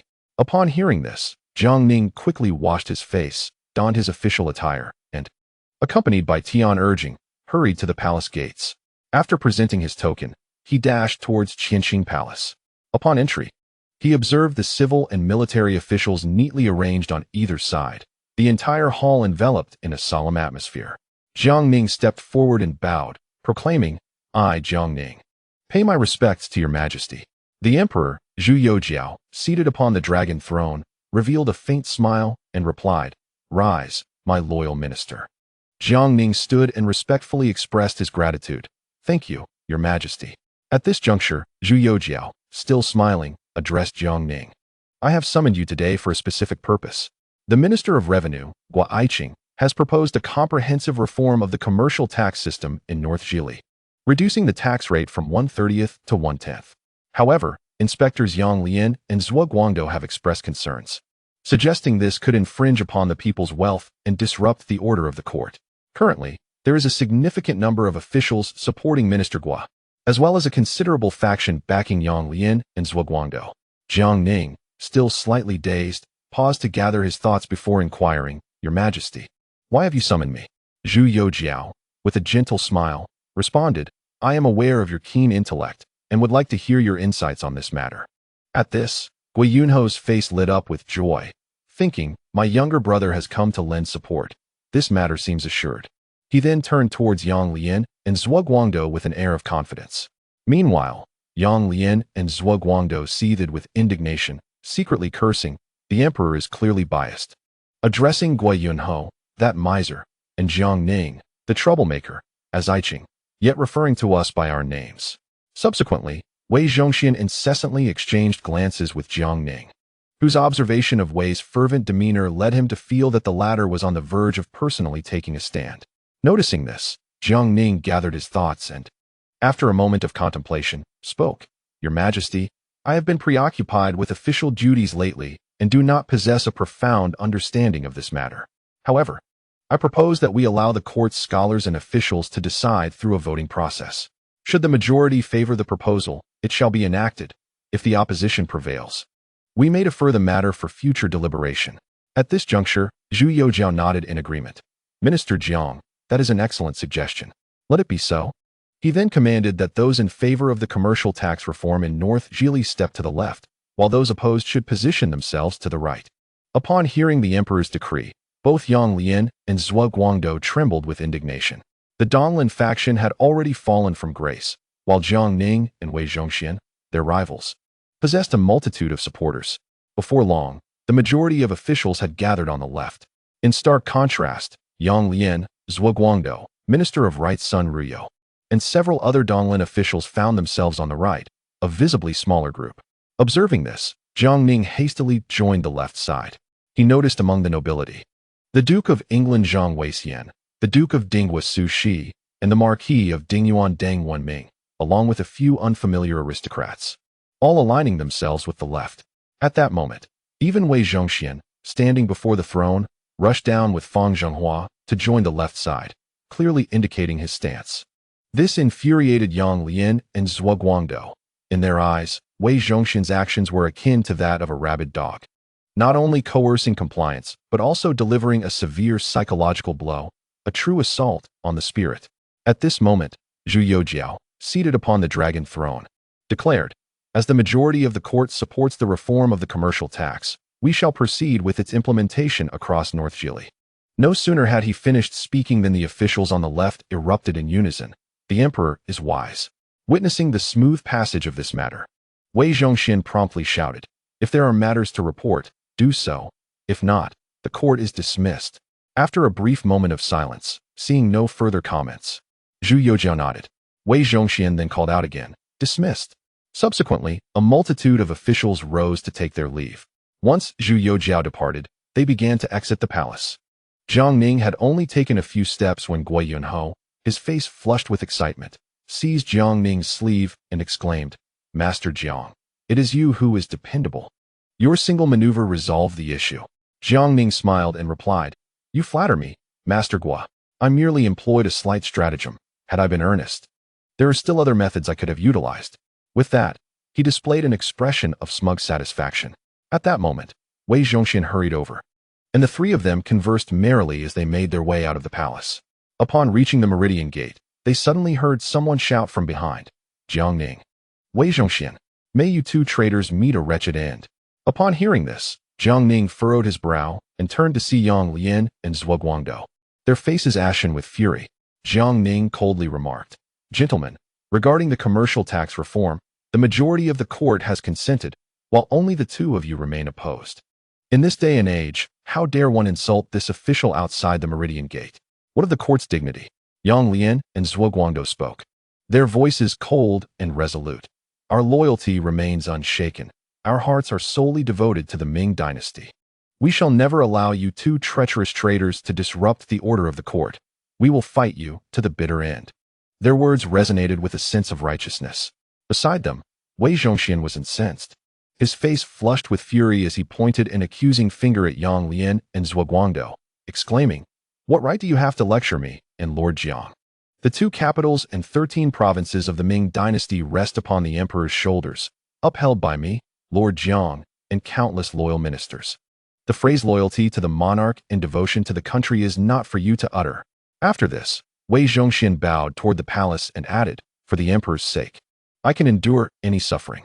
Yet, I fail to comprehend why, in serving the court, those who toil the most seem to bear the greatest grievances." Wei Zhongxian's words flowed like a rapid-fire barrage, invigorating and stirring the hearts of those around. In an instant, the officials nearby erupted in applause. Even Jiang Ning could not help but give a thumbs up, exclaiming, "Well said, Lord Wei. Impressive. You've maintained your dignity." Yang Lian and Zhuo Guangdou, chastised, turned crimson with indignation. Yang Lian, his eyes wide with fury, retorted, "Wei Zhongxian, you treacherous minister. No matter how eloquent you may be, you cannot conceal the truth of your collusion with Jiang Ning that disrupts the court's order. The ancestral rules cannot be altered, yet you two repeatedly violate these sacred laws, truly committing heinous crimes deserving of the harshest punishment." Upon hearing this, Wei Zhongxian burst into a raucous laugh, then declared loudly, "The treacherous ministers have revealed themselves. You, Yang Lian, and you, Zhuo Guangdou, are both guilty." He continued, "How do you write the character for traitor? Though I may lack formal education, I know it consists of the character for woman combined with to act. I am a eunuch, and thus surrounded by no women. Although Lord Jiang is not a eunuch, he has never set foot in the residence bestowed upon him by the emperor since his appointment, spending all his days and nights in the offices of the Jinyui. He has not even a female dog by his side, let alone a woman. In contrast, you, Yang Lian, boast of being a top scholar. Yet you have taken a used courtesan as your wife, bringing disgrace to the lineage of your ancestors." These words ignited a furious blush on Yang Lian's face, causing him to tremble uncontrollably, his lips quivering, yet he could utter not a single word. Jiang Ning, standing nearby, felt a wave of embarrassment wash over him. Hastily wiping the cold sweat from his forehead, internally lamenting, "Old Wei, I truly thank you. Please refrain from broadcasting the fact that I am not a eunuch. Do you wish for the entire world to know?" Subsequently, the surrounding officials began to point and whisper at Yang Lian and Zhuo Guangdou. The two men felt utterly humiliated, wishing they could find a crevice in the ground to disappear into. Wei Zhongxian scoffed, "Lord Jiang, let us depart. There is no need to waste our breath on these two traitors. It tarnishes our reputation." With that, he seized Jiang Ning and strode away. Upon returning to the Jinui, Jiang Ning finally exhaled in relief, pondering, when did old Wei become so formidable, unleashing such unbridled fervor? As I was pondering, Tian Ergung hurriedly entered to report, "My lord, the Deputy Minister of War, Li Banghua, seeks an audience." Jiang Ning promptly stepped outside to greet him, but Li Banghua stood at the entrance, showing no inclination to enter. With a look of confusion, Jiang Ning inquired, "Lord Li, is there something we can discuss inside?" Li Banghua snorted dismissively, "I shall speak my mind right here. I have no intention of entering. Otherwise, rumors may arise, suggesting that I am here to confess or to denounce others, or perhaps to seek redress at the office of Lord Jiang." Upon hearing this, Jiang Ning comprehended that the old man still harbored grievances over their previous misunderstanding, and he immediately donned a conciliatory smile. Li Banghua wasted no time and directly stated, "Lord Jiang, I believe it would be prudent to hold this year's Anka directly at the capital's military camp. What say you?" Jiang Ning responded with enthusiasm, clapping his hands in approval. "Lord Li, your suggestion is truly brilliant. Let us proceed with this plan." Li Banghua had anticipated some hesitation from Jiang Ning, yet he was taken aback by the promptness of his agreement. Jiang Ning continued, "I will dispatch someone shortly to inform them that this year's Anka martial examination will be held at the military camp, and all candidates should report there directly." After exchanging a few more casual remarks, Li Banghua took his leave. Upon returning to the office, Jiang Ning summoned Tian Ergung and instructed Old Tian, "Swiftly post a notice informing all candidates that the Anka martial examination will take place at the capital's military camp. Once that is done, lead 2,000 Imperial Guards to the capital to prepare in advance, and have Eunuch Wei summon 5,000 troops from the 4th Imperial Guard to maintain order. As for the private soldiers of the noble families in the capital, they must be cleared out." Tian Ergung bowed and accepted the orders, hastily departing to arrange the necessary matters. Jiang Ning then summoned Li Ruoyan, and the two mounted their horses, accompanied by a contingent of Imperial Guards, to inspect the military camp. Unexpectedly, upon their arrival at the gates of the camp, they found the sentinels sprawled haphazardly on the ground, sound asleep. Witnessing this scene, Jiang Ning's expression turned ashen. He had initially believed that the military camp had merely deteriorated, but it appeared to be utterly decayed from within to without. Ultimately, Jiang Ning and Li Ruoyan dismounted and proceeded into the camp. At that moment, a soldier, bleary-eyed and confused, noticed their approach, rubbed his eyes, and mumbled, "Who are you to dare intrude upon the military camp?" Li Ruoyan stepped forward, delivering 2 resounding slaps to the soldier's face, grabbing him by the collar, and fiercely admonishing, "Open your eyes and see what I am wearing." The soldier, wincing in pain, hastily opened his eyes, and upon recognizing the resplendent dragon robe adorning Li Ruoyan, his face turned pale, and he stammered in fear. Li Ruoyan then forcefully threw him to the ground and bellowed, "The Grand Commandant of the Imperial Guards, Lord Jiang, has come to inspect the military camp. Hurry and summon someone to welcome us." Jiang Ning waved his hand dismissively, saying, "It is of no concern. We shall enter directly." Meanwhile, the frightened sentry pondered anxiously how the esteemed Imperial Guards had the time to visit the military camp that day, and hurriedly sent someone to inform Duke Zhu Chunqing. Upon entering the camp, Jiang Ning was immediately engulfed by a wave of disappointment. He beheld a throng of soldiers clad in tattered garments, some huddled in groups, gambling and shouting, others intoxicated, staggering about, and a few sprawled on the ground, snoring thunderously. The entire encampment was suffused with an air of decay and desolation. Jiang Ning could not help but lament. Is this truly one of the 3 great camps that once swept across the northern deserts under the reign of the Yongle Emperor, instilling fear throughout the realm? To an unknowing observer, it might as well have been the headquarters of a beggar's guild. Subsequently, Jiang Ning and Li Ruoyan, accompanied by a contingent of the Jinui, wandered through the camp, only to discover that no one paid them any heed. Puzzled, Jiang Ning glanced down at his resplendent python robe and then surveyed the similarly adorned Jinui at his side, silently contemplating, "Surely, I am not attired incorrectly." They then proceeded to the assembly platform. Jiang Ning's expression darkened as he commanded coldly, "Old Li, sound the drum for assembly." Li Ruoyan complied and began to beat the drum with fervor.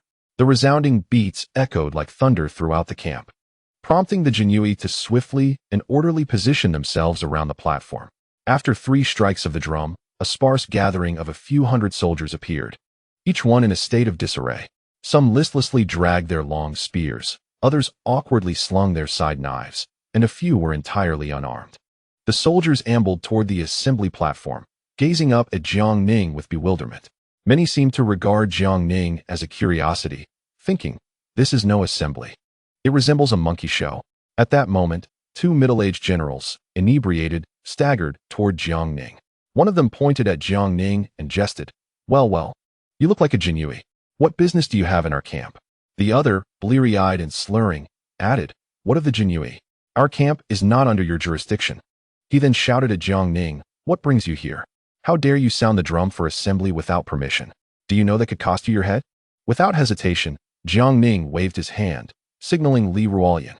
In an instant, the fierce Jinyui lunged forward, overpowering the two men and pinning them to the ground before the assembly platform. Though subdued, the two continued to curse. Jiang Ning's expression turned icy as he scoffed. "Take them away and execute them." Li Ruolian, obeying the command without delay, swiftly drew his embroidered spring blade, and in a single stroke, two heads rolled to the ground. Jiang Ning then coldly ordered, "Hang their heads on display." As the bloodied trophies were hoisted high, the soldiers nearby turned pale with fear and fled in panic. Among them, some were so frightened they wet themselves, saturating the air with a foul stench. Just then, several guards rushed in, their faces hurried. One clasped his fists and spoke. "This subordinate is Wei Zhongxian, a general of the capital camp. May I ask which esteemed official stands upon the platform?" Jiang Ning, maintaining a stern demeanor, replied in a deep voice, "I am Jiang Ning, the commander of the Jinyui." With a commanding voice, Jiang Ning proclaimed, "Gather all the generals above 1,000 men from the capital garrison at once. I shall wait here." Wei Zhongxian, his expression grave, clasped his fists and replied, "I regret to inform you that I cannot comply. The commander of the capital garrison, Duke Cheng, is not present, and without his orders, no one is permitted to rally the troops." He coldly continued, "Even though you, Lord Jiang, are the commander of the Jinyui, you do not possess the authority to execute the generals of the capital garrison. We must await Duke Cheng's return for any decisions." Jiang Ning, incensed, could not help but laugh. He inquired, "Where is Duke Cheng now?" Wei Zhongxian shook his head. "I am not privy to that information. If there is nothing further, I shall dismiss my men." He then waved his hand, calling out, "Brothers, you may disperse." Seeing Wei Zhongxian's audacity, Jiang Ning's expression darkened. He coldly commanded, "Old Li, find this Wei fellow." Li Ruolian, receiving the order, promptly led several Jinyui forward. Upon witnessing this, Wei Zhongxian drew his long knife and shouted defiantly, "I am a deputy general of the capital garrison. Even if you are Jinyui, do not act recklessly." Without hesitation, Li Ruolian swiftly closed the distance, seized the long knife, and with a single punch, knocked him to the ground. Several Jinyui quickly approached, binding him and forcing him to kneel before the assembly. Jiang Ning did not even lift his gaze, calmly uttering two words, "Execute him." With a swift stroke, Li Ruolian brought down the blade. And as the third head was raised high, Jiang Ning's gaze swept over the soldiers below as he bellowed, "From this moment forth, any who dares to flee shall lose their head. If one runs, one shall die. If 10 run, 10 shall perish. Should you all choose to flee, I shall not hesitate to slay every last one of you." Chapter 52. The martial examination officially commences as Jiang Ning established his authority through these executions. The soldiers present were filled with trepidation, standing frozen in place, too fearful to move. Following Wei Zhongxian's death, the two accompanying generals were rendered speechless in terror. Jiang Ning's gaze fell upon one of them, and he commanded sharply, "Go at once and summon everyone." The general hesitated, stammering, "Reporting to you, my lord. Some of our brothers have been assigned to till the fields, while others are working at the estates of various nobles. It may be difficult to gather them all at this moment." Jiang Ning's anger turned to a cold smile. The capital garrison, once a formidable force safeguarding the Ming capital, now had men farming and laboring. If this were to be known, it would surely provoke ridicule. He then instructed the general, "You are to go to the Duke of Britain's and Duke Dinghui's residences and bring the two dukes to me." The general, desiring to argue further, caught sight of the lethal intent in Jiang Ning's eyes and dared not utter another word. He quickly bowed and departed in haste. Half an hour later, Zhu Chunxing, clad in a dragon robe, hurriedly approached. Upon seeing Jiang Ning seated at the assembly platform and the 3 severed heads hanging from bamboo poles, his countenance turned ashen. He coldly interrogated Jiang Ning, who granted you such audacity to intrude upon the capital garrison and slay its generals? If you do not provide this duke with an explanation today, I shall report you to the emperor.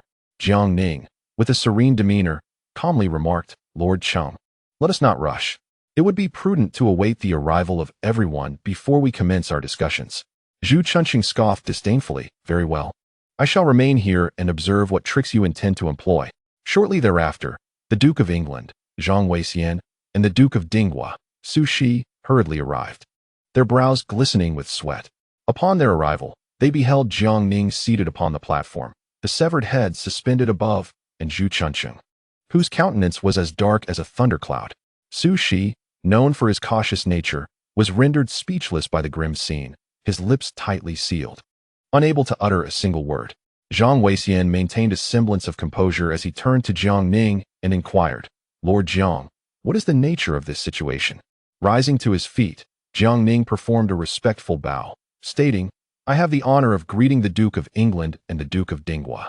I have come to inspect the capital's military forces, only to discover a lamentable state of disarray and lethargy among the soldiers. Thus, I summoned the generals. Yet to my astonishment, only a mere few hundred responded to the call. As for the 3 heads displayed above, they belonged to 3 of our commanding officers who dared to incite unrest and have now met the due consequences of military law. Upon hearing this, Jiang Weixian's expression grew serious. Zhu Chunqing then rose, coldly interjecting, Jiang Ning, how dare you execute officers of the capital's forces without imperial decree? With both the Duke of Dinghua and the Duke of England present, you must provide an explanation today. Otherwise, I shall not let this matter rest. In response, Jiang Ning gracefully descended from the platform and produced the golden token bestowed upon him by Zhu Youjiao, smiling as he said, Lord Cheng, I am here on imperial orders, possessing the authority to act before reporting. Upon seeing the emperor's token revealed, Zhu Chunqing's expression shifted dramatically, his demeanor transforming entirely. He hurriedly approached, respectfully returning the token to Jiang Ning's hands, his face adorned with a forced smile. Lord Jiang, please excuse the commotion. Should you have any directives, do not hesitate to convey them. Jiang Ning replied with a smile, I am most gratified by your understanding, Lord Cheng. Now that all 3 dukes are present, let us proceed with the assembly of generals. Hearing this, Zhu Chunqing's face darkened considerably. Although Jiang Weixian and Su Shi had mentally prepared themselves for such an eventuality, their faces paled nonetheless. Observing the discomfort on the faces of the 3, Jiang Ning chuckled, if the 3 dukes encounter difficulties, we shall let it be for now. However, I must inform you that the martial examination will take place within the capital's military, and I hope for your cooperation. Upon hearing this, Zhu Chunqing quickly offered a fawning response. Certainly, certainly. Jiang Weixian and Su Shi exchanged complex glances with Jiang Ning, slowly nodding in agreement. They were acutely aware that Jiang Ning was set to impose reforms upon the capital's forces, bolstered by the emperor's backing, for the sake of their families' futures. They had unwittingly boarded Jiang Ning's proverbial ship of misfortune, resigned to accept their fates, hoping that the emperor would be lenient with their families due to their cooperation. At that moment, Tian Urging, accompanied by 2,000 imperial guards and an additional 5,000 soldiers from the Tengxiang Four Guards, arrived in a grand procession, entering the capital's military. Jiang Ning, observing this, smiled at the 3 dukes and declared, Gentlemen, I shall now commence preparations. If the 3 gentlemen have no further business, they may proceed with their tasks. Zhu Chunqing promptly responded with a beaming smile, Then I shall leave everything to Lord Jiang. Subsequently, the 3 rose to bid farewell and departed. Zhu Chunqing hurriedly summoned several commanders, whispering a few instructions to them before swiftly taking his leave. Jiang Weixian and Su Shi exchanged complex glances towards Jiang Ning, who turned to them with a reassuring smile and a gentle nod, indicating they could rest easy, prompting them to turn and exit. Thereafter, the soldiers of the capital garrison began to gather their belongings in a scattered manner, slowly departing under the guidance of several commanders. At this moment, the entire camp had been thoroughly taken over by the Jinyue and the Tengxiang Wei. The capital garrison consisted of 3 major camps, the Wujuan camp, the Sanxian camp, and the Xinjiyi camp. However, this was merely one of the encampments. The entire capital garrison boasted an army of over 100,000, though in reality, at least half of that number was fictitious, inflated by various ranks of commanders who pocketed the excess funds. The remaining half consisted either of the elderly, infirm, or those conscripted by noble families to work in their estates or farm outside the city. Ultimately, the number of soldiers truly available for deployment was a mere 30 to 50,000 at most. Among this diminished force, Jiang Ning estimated that if he could find 5,000 capable soldiers, it would be a stroke of fortune, blessed by the heavens, indeed. Following Jiang Ning's directives, 2,000 Jinyue and 5,000 Tianqi soldiers enthusiastically commenced the organization of the camp. Indeed, strength in numbers proved effective. Within half a day, the formerly chaotic encampment was nearly orderly. After meticulously briefing on subsequent matters, Jiang Ning turned and returned to the Jinyue's administrative office. In 3 days, the martial examination would officially commence. Candidates for the examination gathered outside the camp in the outskirts of the capital, forming a lengthy queue. Jiang Ning, Yuan Kelly, and Li Banghua stood at the entrance of the camp, observing the bustling scene before them. At this juncture, the camp was under the vigilant guard of 5,000 Tianqi soldiers, while 2,000 Jinyue maintained order within the examination grounds.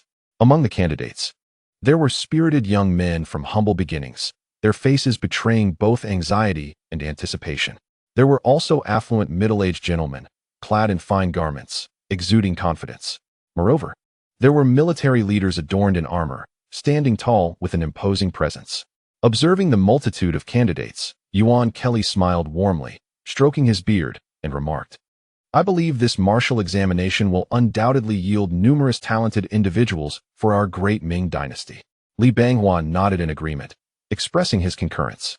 Meanwhile, Jiang Ning stood silently, quietly observing all that transpired. Unlike the stringent scrutiny of the civil examinations, candidates for the martial examination were permitted to carry certain weapons. Nevertheless, many attempted to smuggle prohibited items, only to be apprehended by the Jinyue. These individuals wailed and protested at the camp entrance, unwilling to accept their fate. It was not until the Jinyue unsheathed their glimmering Xiuquan blades that they fell silent, filled with regret. Witnessing this, Jiang Ning couldn't help but reflect, throughout all ages, there has never been a shortage of those who seek to take shortcuts. As the candidates gradually took their seats, Jiang Ning, Li Banghua, and Yuan Kelly ascended the podium together. Yuan Kelly raised his hand and gently waved it, instantly silencing the crowd of examinees below. With a smile upon his face, Yuan Kelly proclaimed in a resonant voice, "I am Yuan Kelly, Grand Scholar of the Wuying Hall, Deputy Minister of the Cabinet, concurrently serving as the Minister of Justice. And I am the Deputy Chief Examiner for this Imperial Military Examination." At this moment, Jiang Ning stepped forward and announced, "I am Jiang Ning, Commander of the Jinyue, serving as the Chief Examiner for this Imperial Military Examination." Following closely, Li Banghua presented himself. "I am Li Banghua, Left Assistant Minister of War, appointed as the Deputy Chief Examiner for this Imperial Military Examination." With a cordial smile, Jiang Ning respectfully addressed Yuan Kelly, "Esteemed Elder Yuan. As the Deputy Minister of the Cabinet and a venerable figure within the court, please share a few words of wisdom with all the scholars present." Yuan Kelly nodded in agreement, turned to face the candidates, and began, "Esteemed scholars, you have gathered here from the 13 provinces of the Great Ming, and I extend my gratitude on behalf of the Emperor for your presence. As the ancient saying goes, why should a man not carry a wu hook to conquer the 50 states beyond the mountains? I ask you to momentarily ascend the Lingyan Pavilion, where a scholar may become a marquis 1,000 times over. I hope that you will give your utmost in the forthcoming examinations, approach them with diligence, and strive for a promising future that honors your ancestors. Do not be careless or negligent, lest you squander your efforts and aspirations." At this, the assembled scholars clasped their fists and bowed in unison, declaring, "We shall earnestly remember Elder Yuan's teachings." Their resonant voices echoed across the camp, their expressions solemn, their eyes filled with anticipation and determination for the examination, as well as respect for Yuan Kelly's counsel. Jiang Ning then stepped forward with purpose and announced, "The Imperial Military Examination officially commences now, beginning with archery. All candidates, prepare yourselves immediately." Upon concluding his announcement, under the guidance of the Jinyue, the candidates proceeded to the archery range in an orderly fashion. The assessment comprised both foot and mounted archery. set at a standard distance of 80 paces, with each candidate allotted 10 arrows. The rules stipulated that hitting 3 arrows would be deemed qualified. Hitting 6 would be rated as average, and hitting 9 would be considered excellent. A perfect score of 10 would be awarded the highest distinction. Subsequently, Jiang Ning, Yuan Kelly, and Li Banghua strolled through the examination grounds, closely observing the candidates' performances. During the first round of assessment, hundreds of candidates drew their bows simultaneously, creating a grand spectacle. However, the results were underwhelming, as only over 30 candidates struck the target, with the distribution of hits being scattered, and only a few truly hitting the bullseye. This elicited furrowed brows from the trio, intertwining their hopes and concerns for the subsequent assessments. At this juncture, a young commander knocked an arrow and, in one fluid motion, released 10 arrows in succession. To the astonishment of the onlookers, 8 of his arrows struck the bullseye, with only 2 slightly deviating, just a hair's breadth off. Yuan Kelly could not help but exclaim in admiration, truly a youthful hero. Li Banghua also displayed an approving expression, nodding in agreement. Jiang Ning, observing the young commander, inquired of his companion, "Where does this lad come from, and what is his name?" The attending Jinyui promptly consulted the roster and respectfully replied, "My lord, this scholar is named Wu Xiang, hailing from Gaoyu in the southern Jili, and he is 28 years old this year." Upon hearing the name Wu Xiang, Jiang Ning's heart jolted, and he silently exclaimed, "Isn't this the son of the notorious traitor Wu Sangui?" Meanwhile, Yuan Kelly and Li Banghua, oblivious to Jiang Ning's thoughts, nodded vigorously, repeatedly praising, "This is indeed a talent worth cultivating." In their eyes, Wu Xiang's remarkable archery skills undoubtedly heralded his potential in military prowess. At that moment, Jiang Ning gazed at the exuberant Wu Xiang, contemplating whether he should discreetly arrange for someone to eliminate this young man. He pondered the possibility of ensuring that the traitor Wu Sangui had not yet made his appearance. How wonderful it would be to snuff out his life while still in the cradle. However, after a moment's reflection, Jiang Ning reluctantly shook his head. Wu Xiang was merely here to participate in the martial examination, and there was no substantive evidence of treason against him. How could he act recklessly based solely on his own suspicions? Just then, a wave of applause erupted in the examination hall. Jiang Ning turned to observe as Sun Chuanting and Lu Xiangxing took the stage. The two swiftly drew their bows, the movements fluid and seamless. Lu Xiangxing executed his 3-arrow technique flawlessly, striking the bullseye with every shot, 10 arrows without a single miss. Sun Chuanting, employing a single-shot method, also hit the target 10 times consecutively, showcasing astonishing archery skills. Yuan Kelly could not help but exclaim, "Truly, they are remarkable marksmen. Lord Jiang, if my memory serves me right, these 2 students were recently in your company, correct?" Jiang Ning, his cheeks slightly flushed, replied, "The taller student is Lu Xiangxing, hailing from Yixing in the southern province of Jiangsu. The darker-skinned and somewhat smaller one is Sun Chuanting, from Daxian in Shaanxi. They came to the capital for the examination and became acquainted with me. Originally, they were to take the civil examination, but after some persuasion from me, they opted for the martial one instead." At this moment, Li Banghua could not contain his admiration. That is indeed a commendable balance of both literary and martial excellence. Jiang Ning, brimming with pride, remarked, "Whether they participate in the martial or civil examinations, they are sure to achieve recognition, both being extraordinarily gifted in their fields, destined to become capable leaders in the future." Upon hearing Jiang Ning's praise, Li Banghua privately scoffed, perplexed. This Lord Jiang is rather shameless, merely seeking to embellish his own reputation. At that point, Jiang Ning commanded, "Move the straw target back another 50 paces, allowing them to try again." After issuing the order, he cast an encouraging glance at Sun Chuanting and Lu Xiangxing, who instantly understood his intention. As the straw target was repositioned to a distance of 100 paces, Lu Xiangxing and Sun Chuanting once again drew their bows. Lu Xiangxing managed to hit the bullseye with 8 arrows, while the remaining 2 strayed slightly. Sun Chuanting, though slightly less successful, struck the target 6 times, with 4 arrows veering off course. Witnessing the emergence of these 2 individuals overshadowing him, Wu Xiang, feeling a sense of indignation, instructed the Imperial Guards to move his straw target to the same 100-pace distance. He drew his bow and shot with vigor, but only managed to hit the target 4 times, while the other 4 arrows missed entirely. The original standard for the martial examination was indeed set at 100 paces, But Jiang Ning had adjusted it to 80 paces to prevent candidates from performing poorly and experiencing undue embarrassment, thus providing a measure of convenience for the aspiring scholars. Who knows that Liu Xiangxing and Sun Chuanting are so formidable?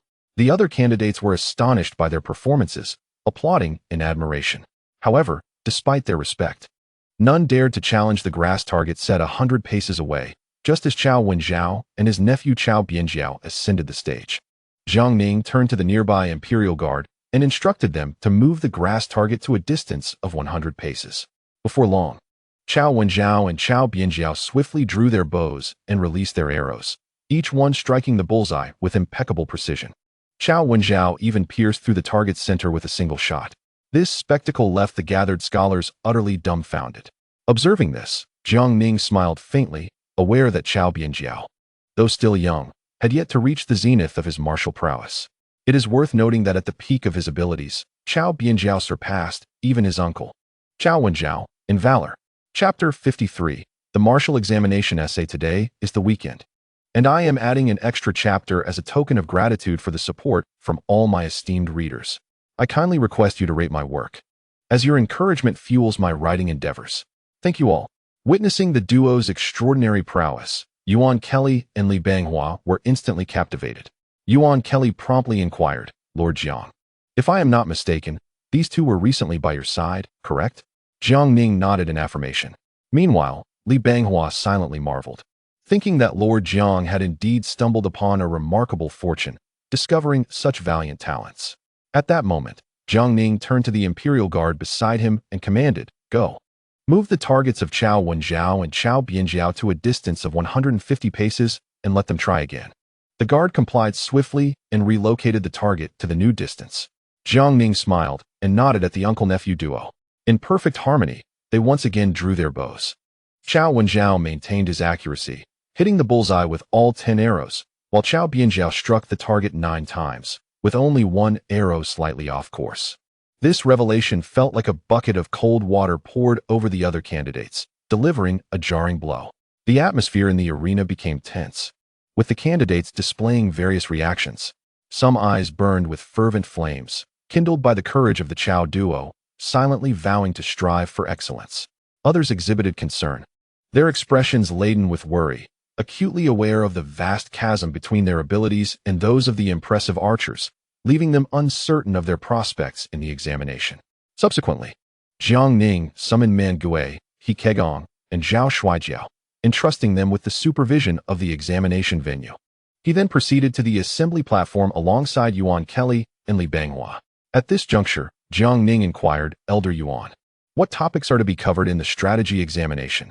Yuan Kelly pondered for a moment before replying. "It primarily encompasses military tactics, troop movements, and deployment strategies. Anyone well-versed in military texts should be able to answer some questions, yet the key lies in whether any candidate can articulate their own insights and distinctive perspectives." Li Banghua gazed at Jiang Ning in astonishment, unable to restrain himself from questioning, "Lord Jiang, you haven't prepared at all, have you? You are the chief examiner for this martial examination." Jiang Ning offered an awkward smile, explaining, "Lord Li, I must admit my ignorance in this matter. I presumed that both of you, being seasoned in experience, would have made adequate preparations, hence I refrained from inquiring further."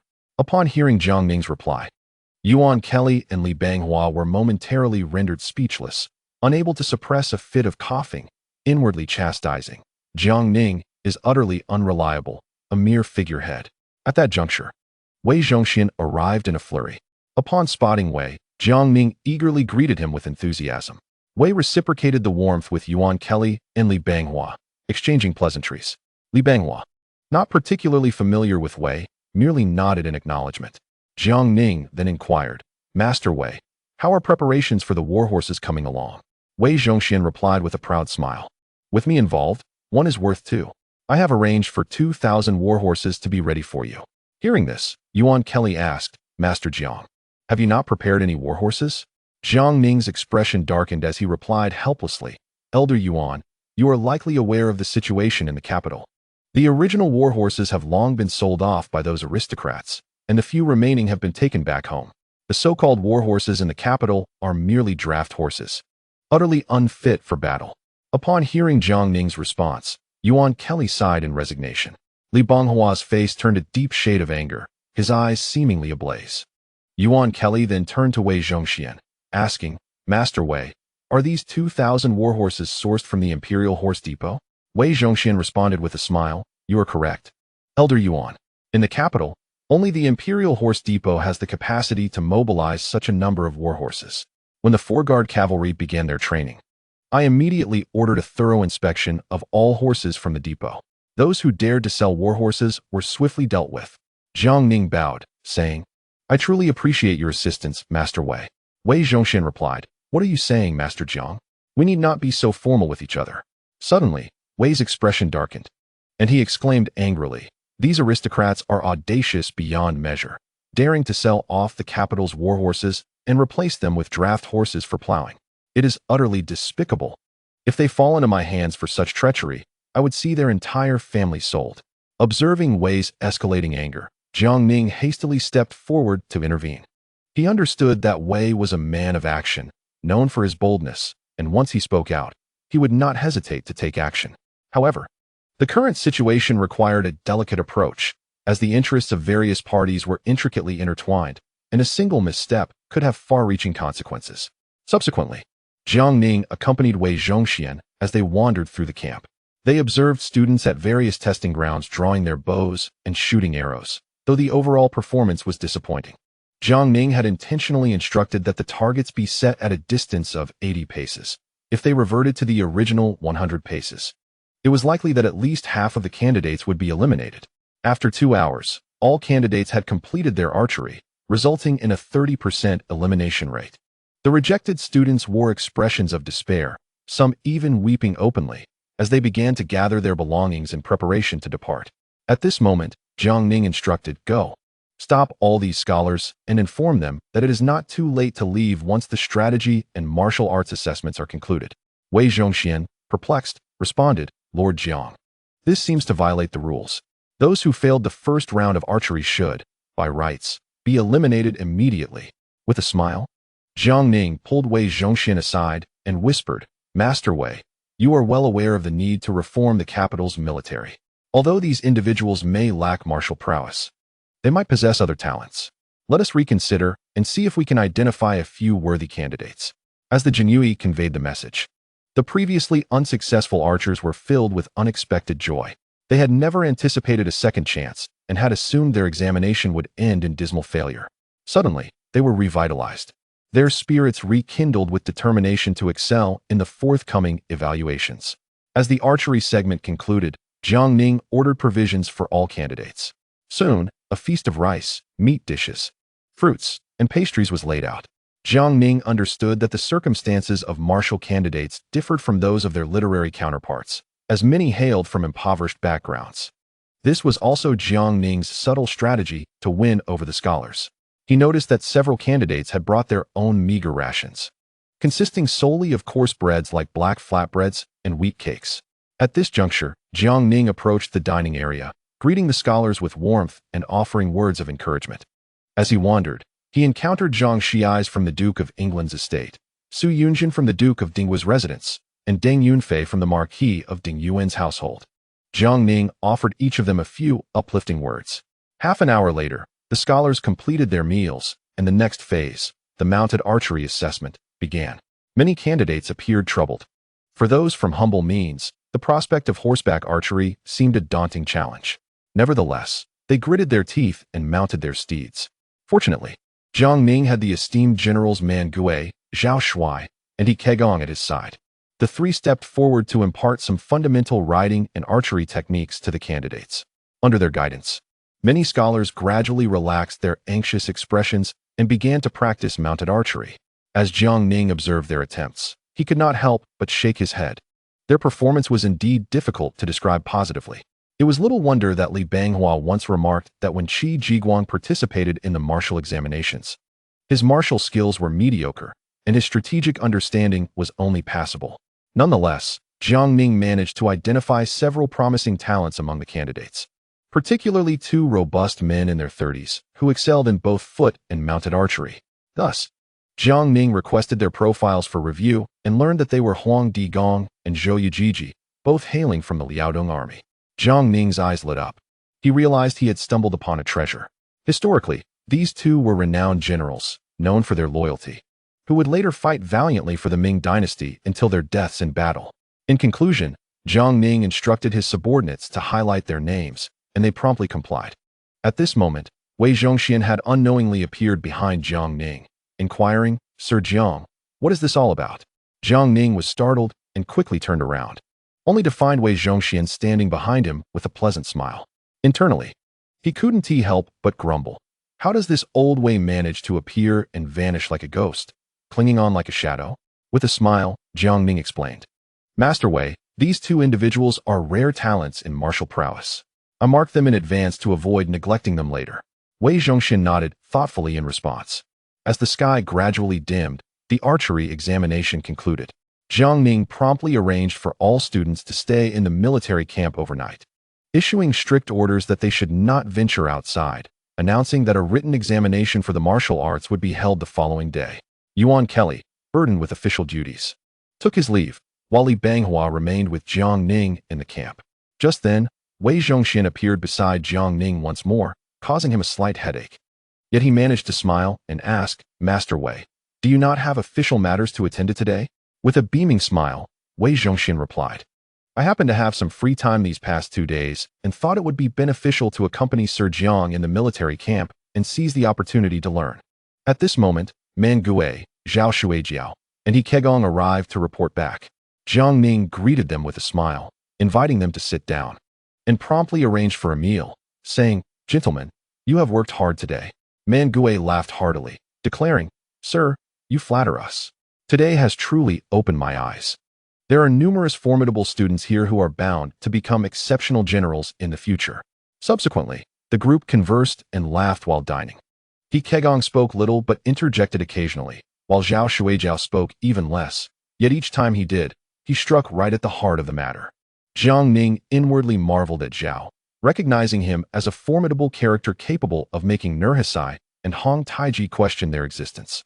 Early the next morning, the candidates gradually awoke. Jiang Ning had already dispatched individuals to arrange over 1,000 simple wooden tables on the expansive training grounds, without any chairs, merely providing ink, paper, and brushes on the tables.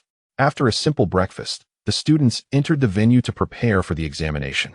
The martial arts examination was not as intricate as the literary one, and Jiang Ning simply altered the rules. The examination would last until 3 incense sticks burned out, with questions related to military strategy devised by Yuan Kelly and Li Banghua. Jiang Ning and Li Banghua circulated among the candidates. Li Banghua couldn't help but ask, "Sir Jiang, isn't this a bit too frivolous? Limiting the time to 3 incense sticks and not allowing the candidates to sit?" Jiang Ning, smiling nonchalantly, replied, "Masterly.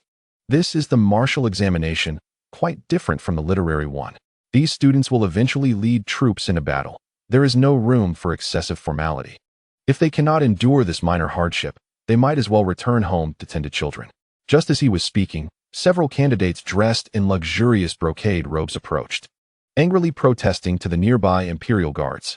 Jiang Ning walked over and asked, "Why are you making a commotion here instead of focusing on your answers?" One of the youths clad in a brocade robe said, "Master Jiang, we participate in the Anka martial examination with the singular intention of serving our country. Yet this examination is far too perfunctory. They do not even provide us with chairs. How can we focus on our answers?" The other brocade-clad scholars echoed his sentiments. Jiang Ning cast a glance at them, understanding that they were all pampered scions of wealthy families, accustomed to a life of comfort. If they could not endure standing for a moment, how could one expect them to take up arms in battle? With a cold snort, Jiang Ning replied, "You are here for a martial examination, not a literary one. Truth be told, I had no intention of preparing even 1,000 desks for you. In the future, when you take to the battlefield to expand the territories of the Ming and defend the borders, it will be a matter of life or death. Do you expect me to provide you with a chair to sit comfortably while you engage in combat?" The scholar's face flushed crimson, yet he still protested, "But, master, the candidates for the literary examination are seated in the examination hall." Jiang Ning nodded in acknowledgement and retorted, "If you so envy the literary examination, then by all means, go and participate in it." This humble temple cannot accommodate a statue of your stature. With that, he waved his hand, and 2 guards immediately stepped forward to seize the scholar and escort him out of the military camp. The remaining brocade-clad scholars dared not utter a word. Jiang Ning scoffed, raising his voice. Is it impossible to take the examination without a chair? When you are on the battlefield, do you expect the enemy to wash their necks clean and present themselves to you for beheading?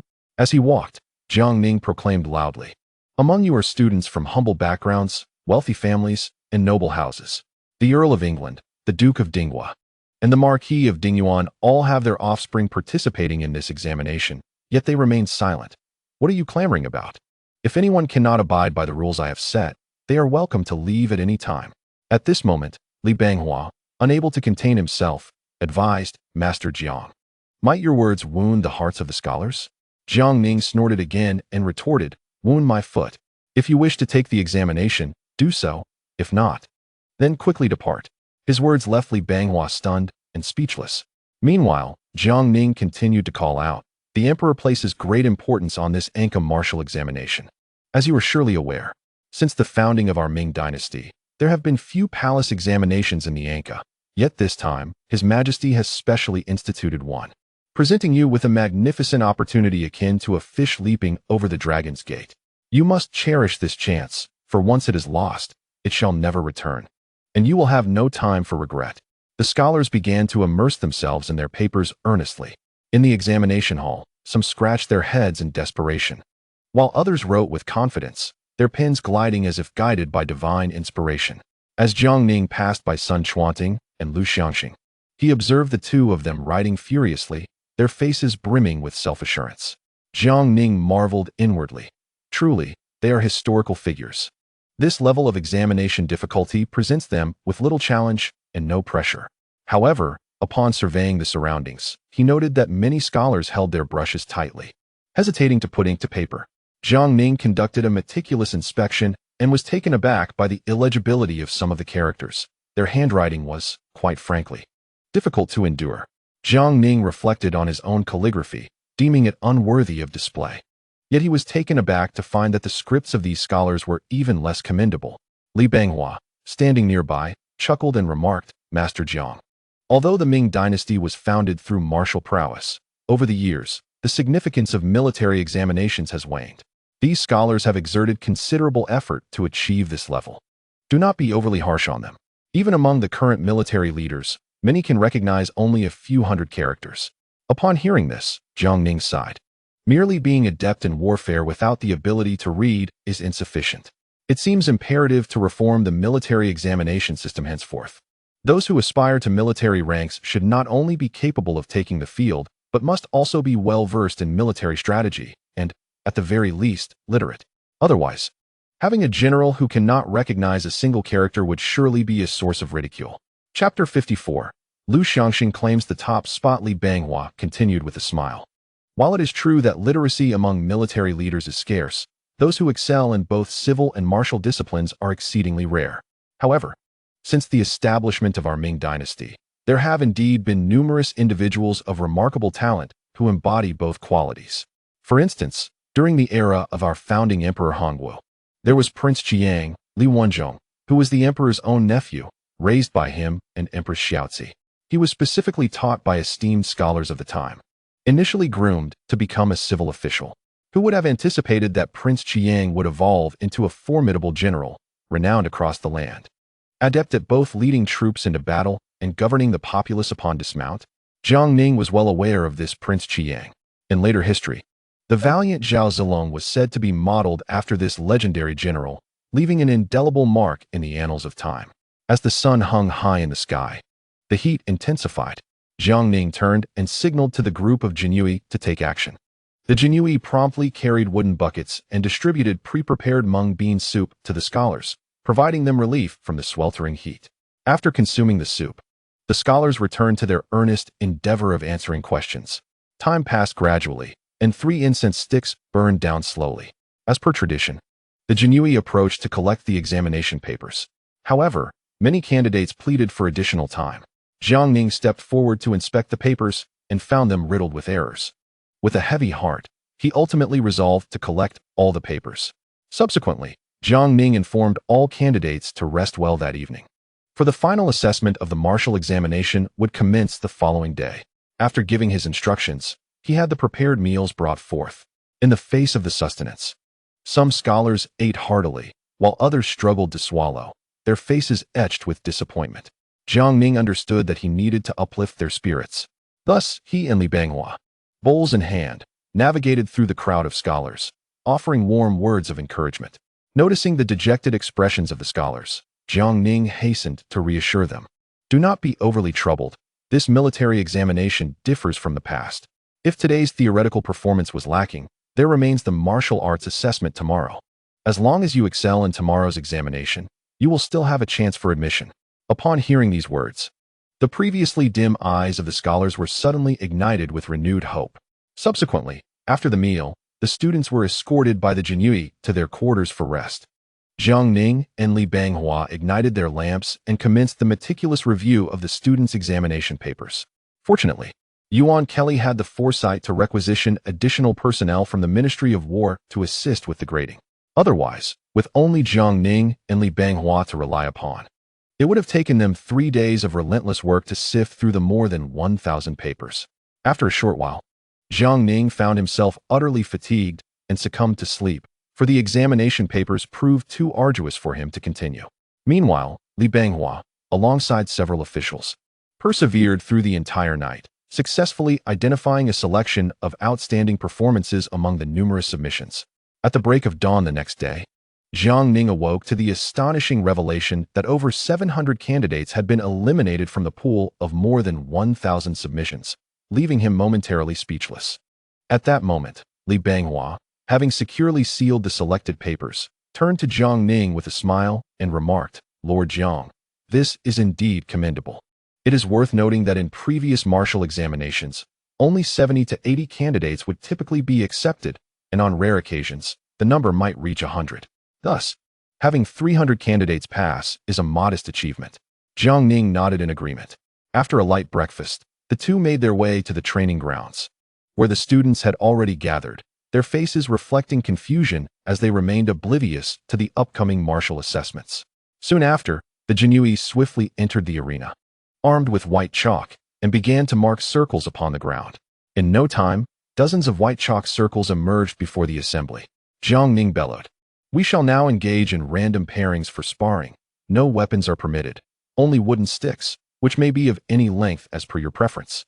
Notice that the ends of the sticks are wrapped in cloth, some in black and others in white. The evaluation will be based on the number of black and white spots remaining on each participant's attire.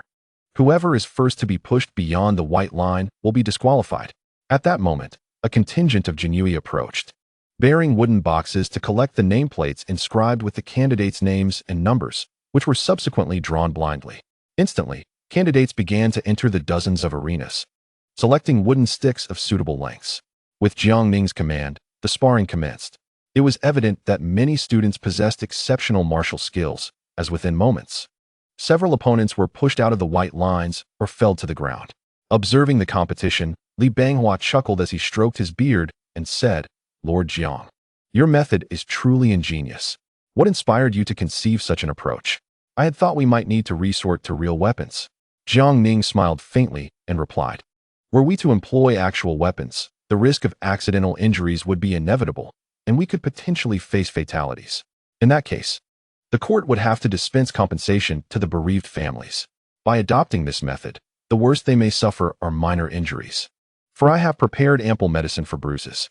Li Banghua was momentarily taken aback by Jiang Ning's response, inadvertently tugging at a few strands of his beard. Just then, as Jiang Ning and Li Banghua were patrolling the examination grounds while offering occasional commentary, they were startled by the hasty arrival of Wei Zhongxian, who appeared in a flurry. Jiang Ning was taken aback, pondering, what has prompted old Wei to be in such a rush today? Wei Zhongxian hurriedly approached Jiang Ning, a broad smile adorning his face as he exclaimed, "Master Jiang, I apologize for my tardiness. I was momentarily delayed by some matters." Jiang Ning could only respond with an awkward smile, acknowledging, "It is truly commendable that you, Lord Wei, can find the time amidst your busy schedule to observe the scholars' examinations." Internally, Jiang Ning could not help but scoff, pondering whether Wei had perhaps taken the wrong medicine again. Those unaware might mistakenly believe that Wei Zhongxian was the chief examiner of this martial arts examination, given his fervent enthusiasm that exceeded even Jiang Ning's own.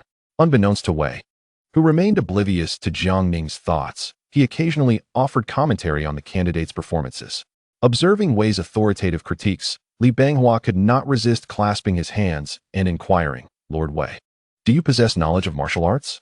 Upon hearing this, Wei's demeanor instantly swelled with pride, his chest swelling as he declared, "In my earlier days, before entering the palace in Hejin Prefecture, I could single-handedly take on 5 opponents without ever tasting defeat." Astonished by Wei's remarkable claim of having bested 5 adversaries, Li Banghua marveled inwardly, realizing that this seemingly unassuming eunuch was indeed a hidden master.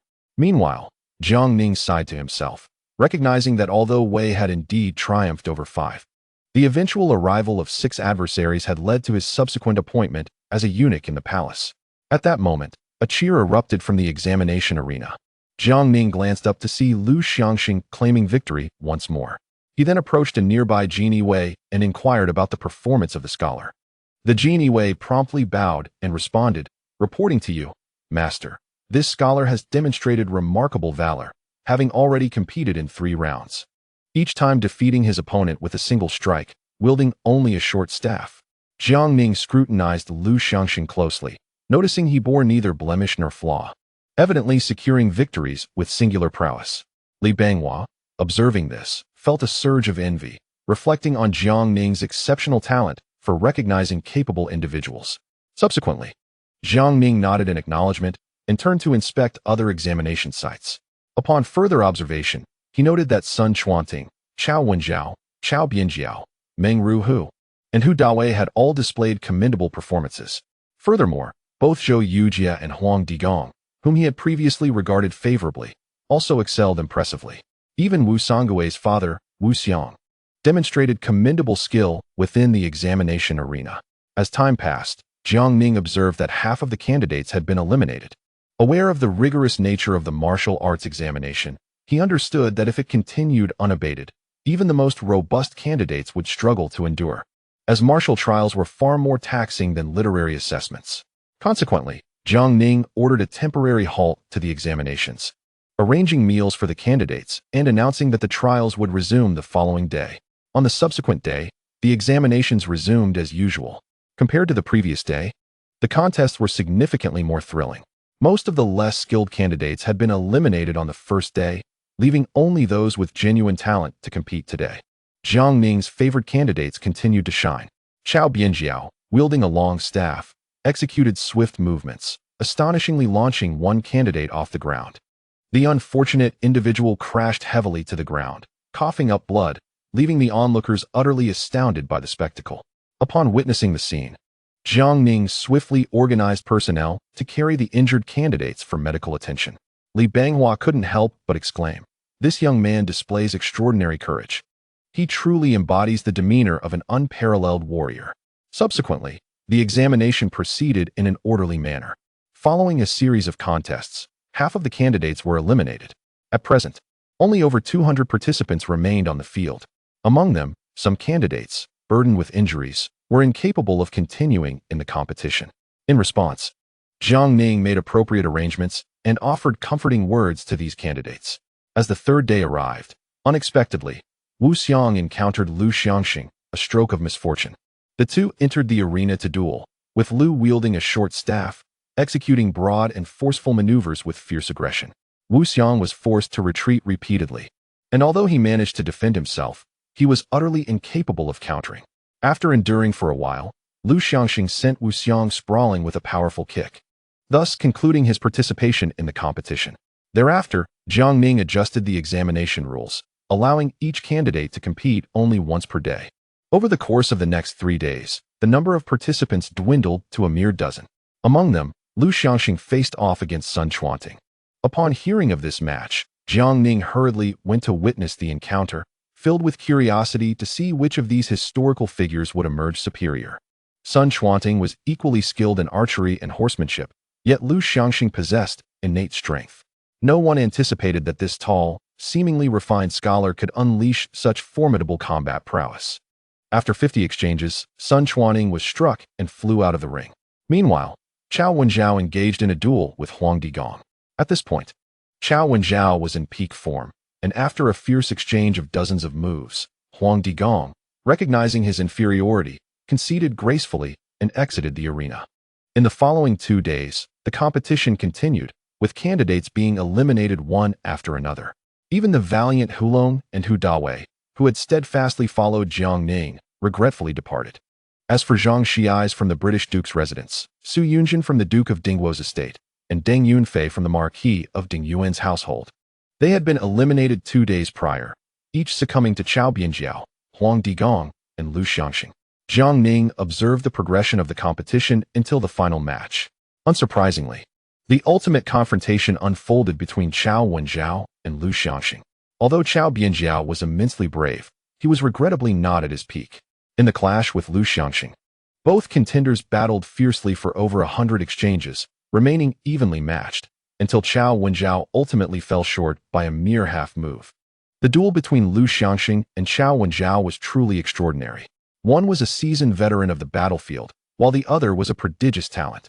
Lu Xiangxing, endowed with innate strength, had diligently honed his martial skills, whereas Chao Wenjiao had spent countless years in the military, mastering techniques designed for practical combat.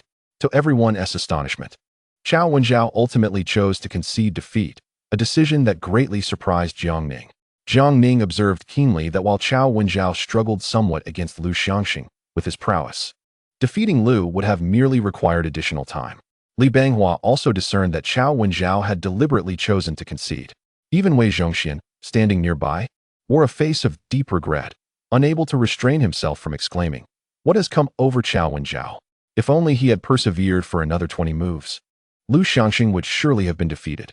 How could he suddenly concede defeat?" Observing Wei Zhongxian's anguished expression, Jiang Ning couldn't help but feel astonished. Pondering that an uninformed observer might mistakenly believe that Wei Zhongxian himself had participated in the contest. With Lu Xiangxing's victory, a wave of applause erupted in the arena. Even the guards of the Jinyue and the soldiers of the Tengxiang Four Guards joined in the clapping, for the military has always revered the strong. And Lu Xiangxing's display of valor was evident to all. Jiang Ning approached Chao Wenjiao with a smile, prompting him to bow respectfully. "This humble officer greets Lord Jiang, Lord Wei, and Lord Li." Jiang Ning replied with a grin. "General Chao, if I am not mistaken, had you merely held your ground for another 20 moves, Lu Xiangxing would certainly have met his downfall at your hands. But why did you so willingly concede?" At this, Chao Wenjiao smiled gently and said, "I have let down your high expectations, and I hope you will not hold it against me." Jiang Ning waved his hand dismissively, and Chao Wenjiao continued, "I have already surpassed 4 decades of age, and on the battlefield, I can only endure for another 10 years at most before age takes its toll. However, Lu Xiangxing is still young, and his martial prowess is truly extraordinary.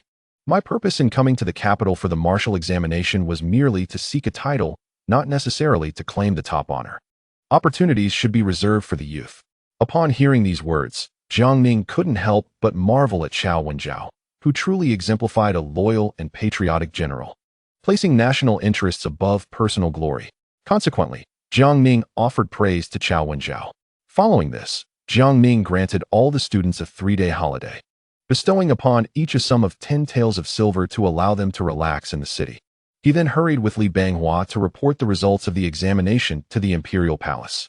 Upon arriving at Xinqing Palace, Zhu Youjiao was taken aback to learn that Jiang Ning had already selected the new champion of martial arts. Soon after, Jiang Ning and Li Banghua presented the 300 examination papers. As Zhu Youjiao gazed upon the stack, he felt overwhelmed and chuckled wryly. "My dear minister, I still have hundreds of memorials yet to review." He then summoned Fang Zhenghua to bring in the 6 ministers and the 3 grand scholars of the cabinet to collectively assess the 300 papers. Before long, the chief minister Sun Qingzong, Yuan Kelly, and Shui Guoguan, along with the 6 ministers, arrived together. Zhu Youjiao promptly distributed the 300 papers for their evaluation, while he took Jiang Ning aside to engage in casual conversation. Li Banghua stood before the assembly, methodically introducing the various achievements of the examinees. Zhu Youjiao hastily instructed Fang Zhenghua to bring forth refreshments and tea, smiling as he offered them. Brother Jiang, you have worked hard. Do indulge yourself. Jiang Ning, feeling exhausted from the past few days, accepted the pastries without hesitation and began to eat. At that moment, Zhu Youjiao spoke. Since all rankings have been determined, let us commence the palace examination in 3 days. With his mouth full, Jiang Ning nodded vigorously. Unable to articulate a response, the so-called palace examination is a formal assessment of all scholars by the emperor. However, for Zhu Youjiao, it is merely a formality. After enjoying some refreshments, Jiang Ning sought the emperor's decree to host a banquet of honor for the successful martial scholars. Unlike the banquet for the literary scholars held at the Ministry of Rights, this honor banquet for the martial scholars was arranged at the Ministry of War. Zhu Youjiao, upon hearing this, readily consented and immediately instructed someone to draft the decree, approving Jiang Ning's request. Jiang Ning received the decree with gratitude, feeling a deep sense of satisfaction as he thought about the glorious moment awaiting these martial scholars. Chapter 55. Salaries of Ming officials today is the weekend, and an extra chapter has been added in gratitude for the support of all readers. I kindly ask for your favorable reviews. Your encouragement fuels my writing. The forthcoming palace examination for the martial scholars would be personally overseen by the emperor. Jiang Ning decided to relinquish his responsibilities, delegating all remaining tasks to Li Banghua, and hurried back to the office of the town protector, where he collapsed into bed and fell into a deep slumber. Recently, Jiang Ning had been utterly exhausted. He slept for an entire day and night, as if attempting to rid himself of all accumulated fatigue. The next day at noon, Jiang Ning awoke leisurely. After freshening up, he summoned Li Ruoyan and took along several members of the Imperial Guard, heading towards the Ministry of Revenue. His purpose was to inquire about the preparations regarding the adjustment of commercial taxes in North Jili with Guiyunhou. Before reaching the Ministry of Revenue, Jiang Ning noticed an overwhelming crowd at the entrance. Upon closer inspection, he discovered it was filled with officials. Puzzled, he quickly dismounted and stopped a passing official, politely asking, "Esteemed sir, might I inquire what day it is today? Why are so many officials gathered at the Ministry of Revenue?" The official, appearing to be around 50 years old, looked at Jiang Ning and responded amiably, "Today is the day for salary distribution, my lord." As Jiang Ning was dressed in a fish-scale robe rather than the more formal python robe, the official, who wore a blue official's robe and clearly held a low rank, did not recognize him. Most high-ranking officials sent their servants to collect their salaries, as they were engrossed in daily affairs, far too busy to personally claim such a modest sum. After all, in the current Ming bureaucracy, how many officials truly relied on this meager salary for their livelihood? At that moment, the middle-aged official chuckled and remarked, "My lord, even the Imperial Guards have come to collect their salaries?" Jiang Ning quickly waved his hand, smiling as he replied, "I am here on official business today." The middle-aged official nodded and then sighed. Observing this, Jiang Ning felt curious and asked, "Why the sigh?" "Esteemed sir," the official replied, "I cannot help but wonder what this salary distribution will yield this time." Jiang Ning was slightly taken aback and inquired, "Isn't the salary always distributed in silver?" The official, with a puzzled expression, countered, "My lord, you must be newly appointed, aren't you?" Jiang Ning nodded in acknowledgement. The middle-aged official explained, "Not all salaries of the Ming officials are dispersed in silver. Occasionally, tangible goods such as salt and rice are provided as substitutes. Currently, the most common alternatives are pepper and sandalwood." Hearing this, Jiang Ning appeared perplexed and remarked, "But one cannot subsist on pepper and sandalwood." The official nodded in agreement, stating, "Indeed, typically, these goods are sold to merchants, but their prices are severely depressed, yielding very little silver in return. Nevertheless, it is preferable to receiving banknotes. If one were to be paid in banknotes, they would be no more valuable than scrap paper." At this point, Jiang Ning comprehended that working for the Zhu family did not solely entail receiving cash. There were also rice, textiles, pepper, sandalwood, and even banknotes involved.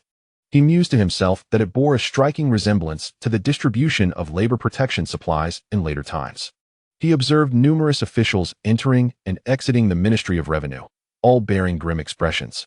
Accompanied by their families, some clutched large bundles of pepper and sandalwood, while others carried salt and rice. Many officials grasped handfuls of banknotes.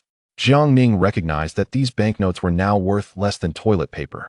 Turning to the middle-aged official, he clasped his hands in a gesture of respect and said, "Esteemed sir, I have pressing matters to attend to, so I must take my leave for now." We shall converse another day. The official smiled faintly and inquired, "May I ask your esteemed name?" Jiang Ning replied with a smile, "I am Jiang Ning." Upon hearing this name, the official was struck by familiarity. After a moment's contemplation, he realized that this was indeed Jiang Ning, the esteemed commander of the Jiangyi, favored by the emperor. Given the man's age, the official could scarcely believe his ears and asked incredulously, "Are you the esteemed Jiang Ning of the Jiangyi?" Jiang Ning nodded with a smile. The official promptly knelt before Jiang Ning, exclaiming, "I am Xiong Wenkan, an official from the Ministry of Personnel. It is an honor to meet you, esteemed Jiang." Immediately, several other officials gathered around. A few recognized Jiang Ning and quickly knelt as well. This display left Jiang Ning feeling quite awkward, and he hastily urged, "Please rise, esteemed officials. I am here on official business today." At that moment, an elderly official, nearly 60, with graying hair and a worn-out robe, approached Jiang Ning, trembling and bursting into tears. Taken aback, Jiang Ning quickly stepped forward to assist the official, asking with concern, "What troubles you, esteemed elder?" The official choked back tears for a while before responding, "Esteemed Jiang, life has been exceedingly difficult for me. I implore you to assist us." As he spoke, he placed the items he had been holding on the ground and continued to weep. "Look at this pepper, sandalwood, and these banknotes. They have lost all their value. My life has become unbearable." Noticing that many officials were converging towards him, Jiang Ning felt a sense of foreboding. He couldn't help but cast a disapproving glance at Xiong Wenkan, inwardly berating him for putting him in such an embarrassing position. Jiang Ning quickly waved his hand and said, "Esteemed officials, I am already aware of your circumstances. Please disperse for now. I have official matters to attend to today.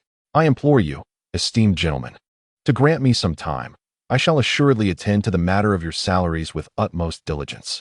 Upon hearing this, the officials bowed in unison and gradually dispersed.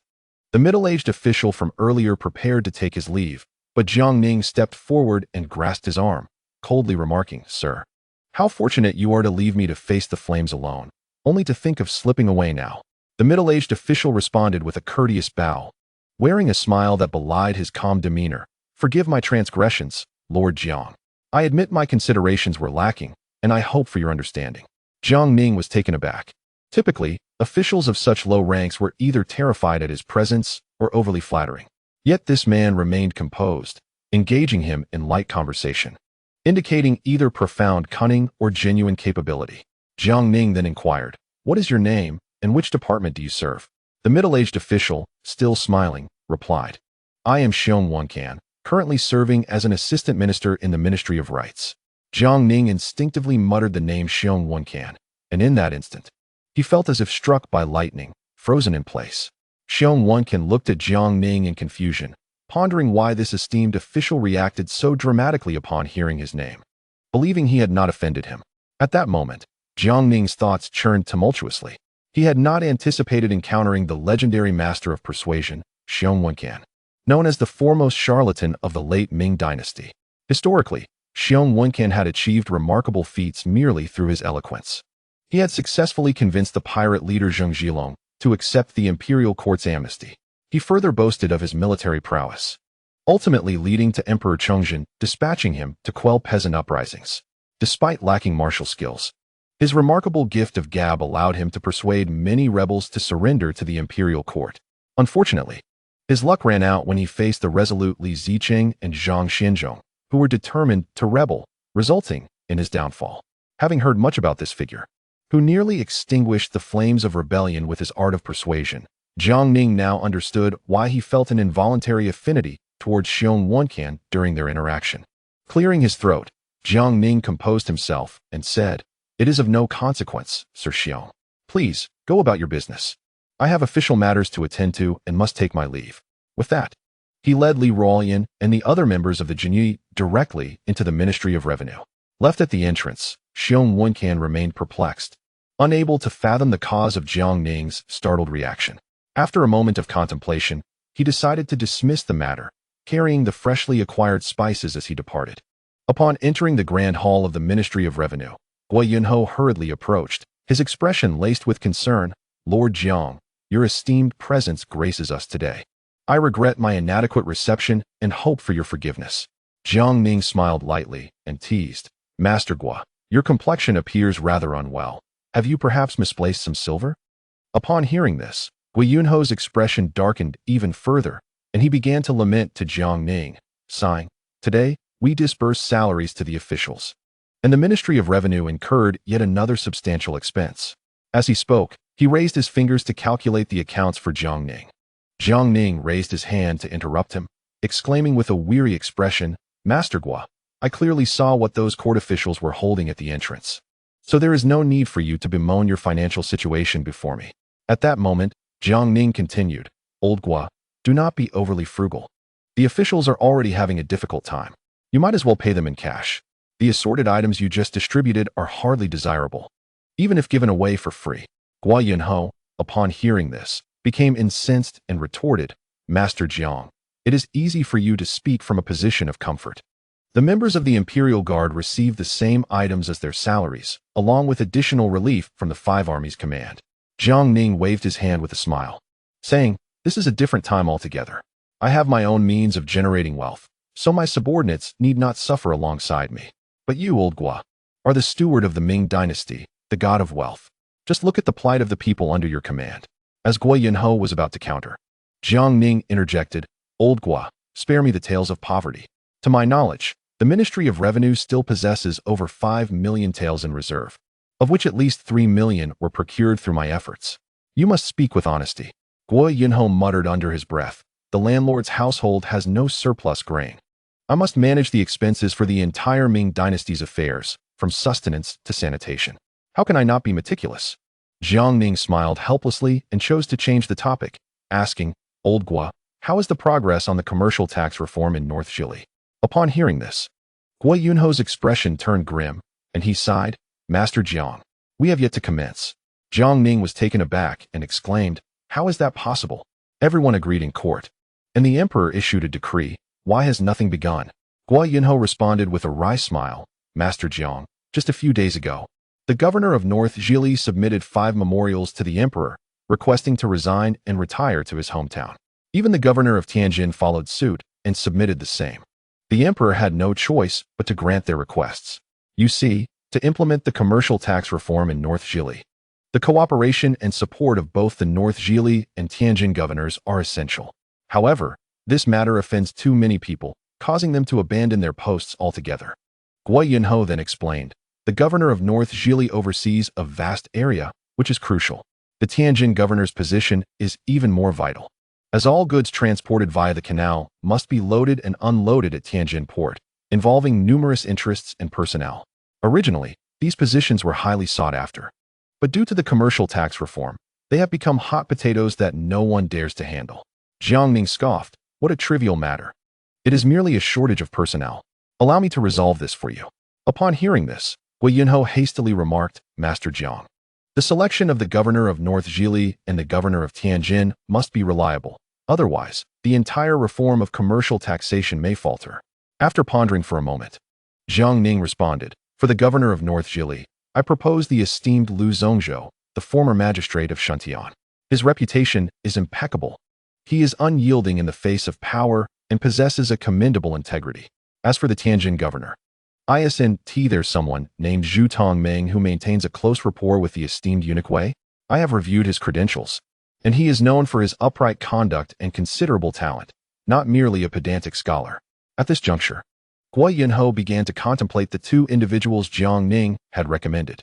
After a while, he turned to Jiang Ning and inquired, "Master Jiang, are there not more suitable candidates?" Jiang Ning, taken aback, could hardly suppress his exasperation, retorting, "Old Gua, do you think this is akin to ordering dishes at a restaurant? If you are dissatisfied, shall I simply find you another pair?"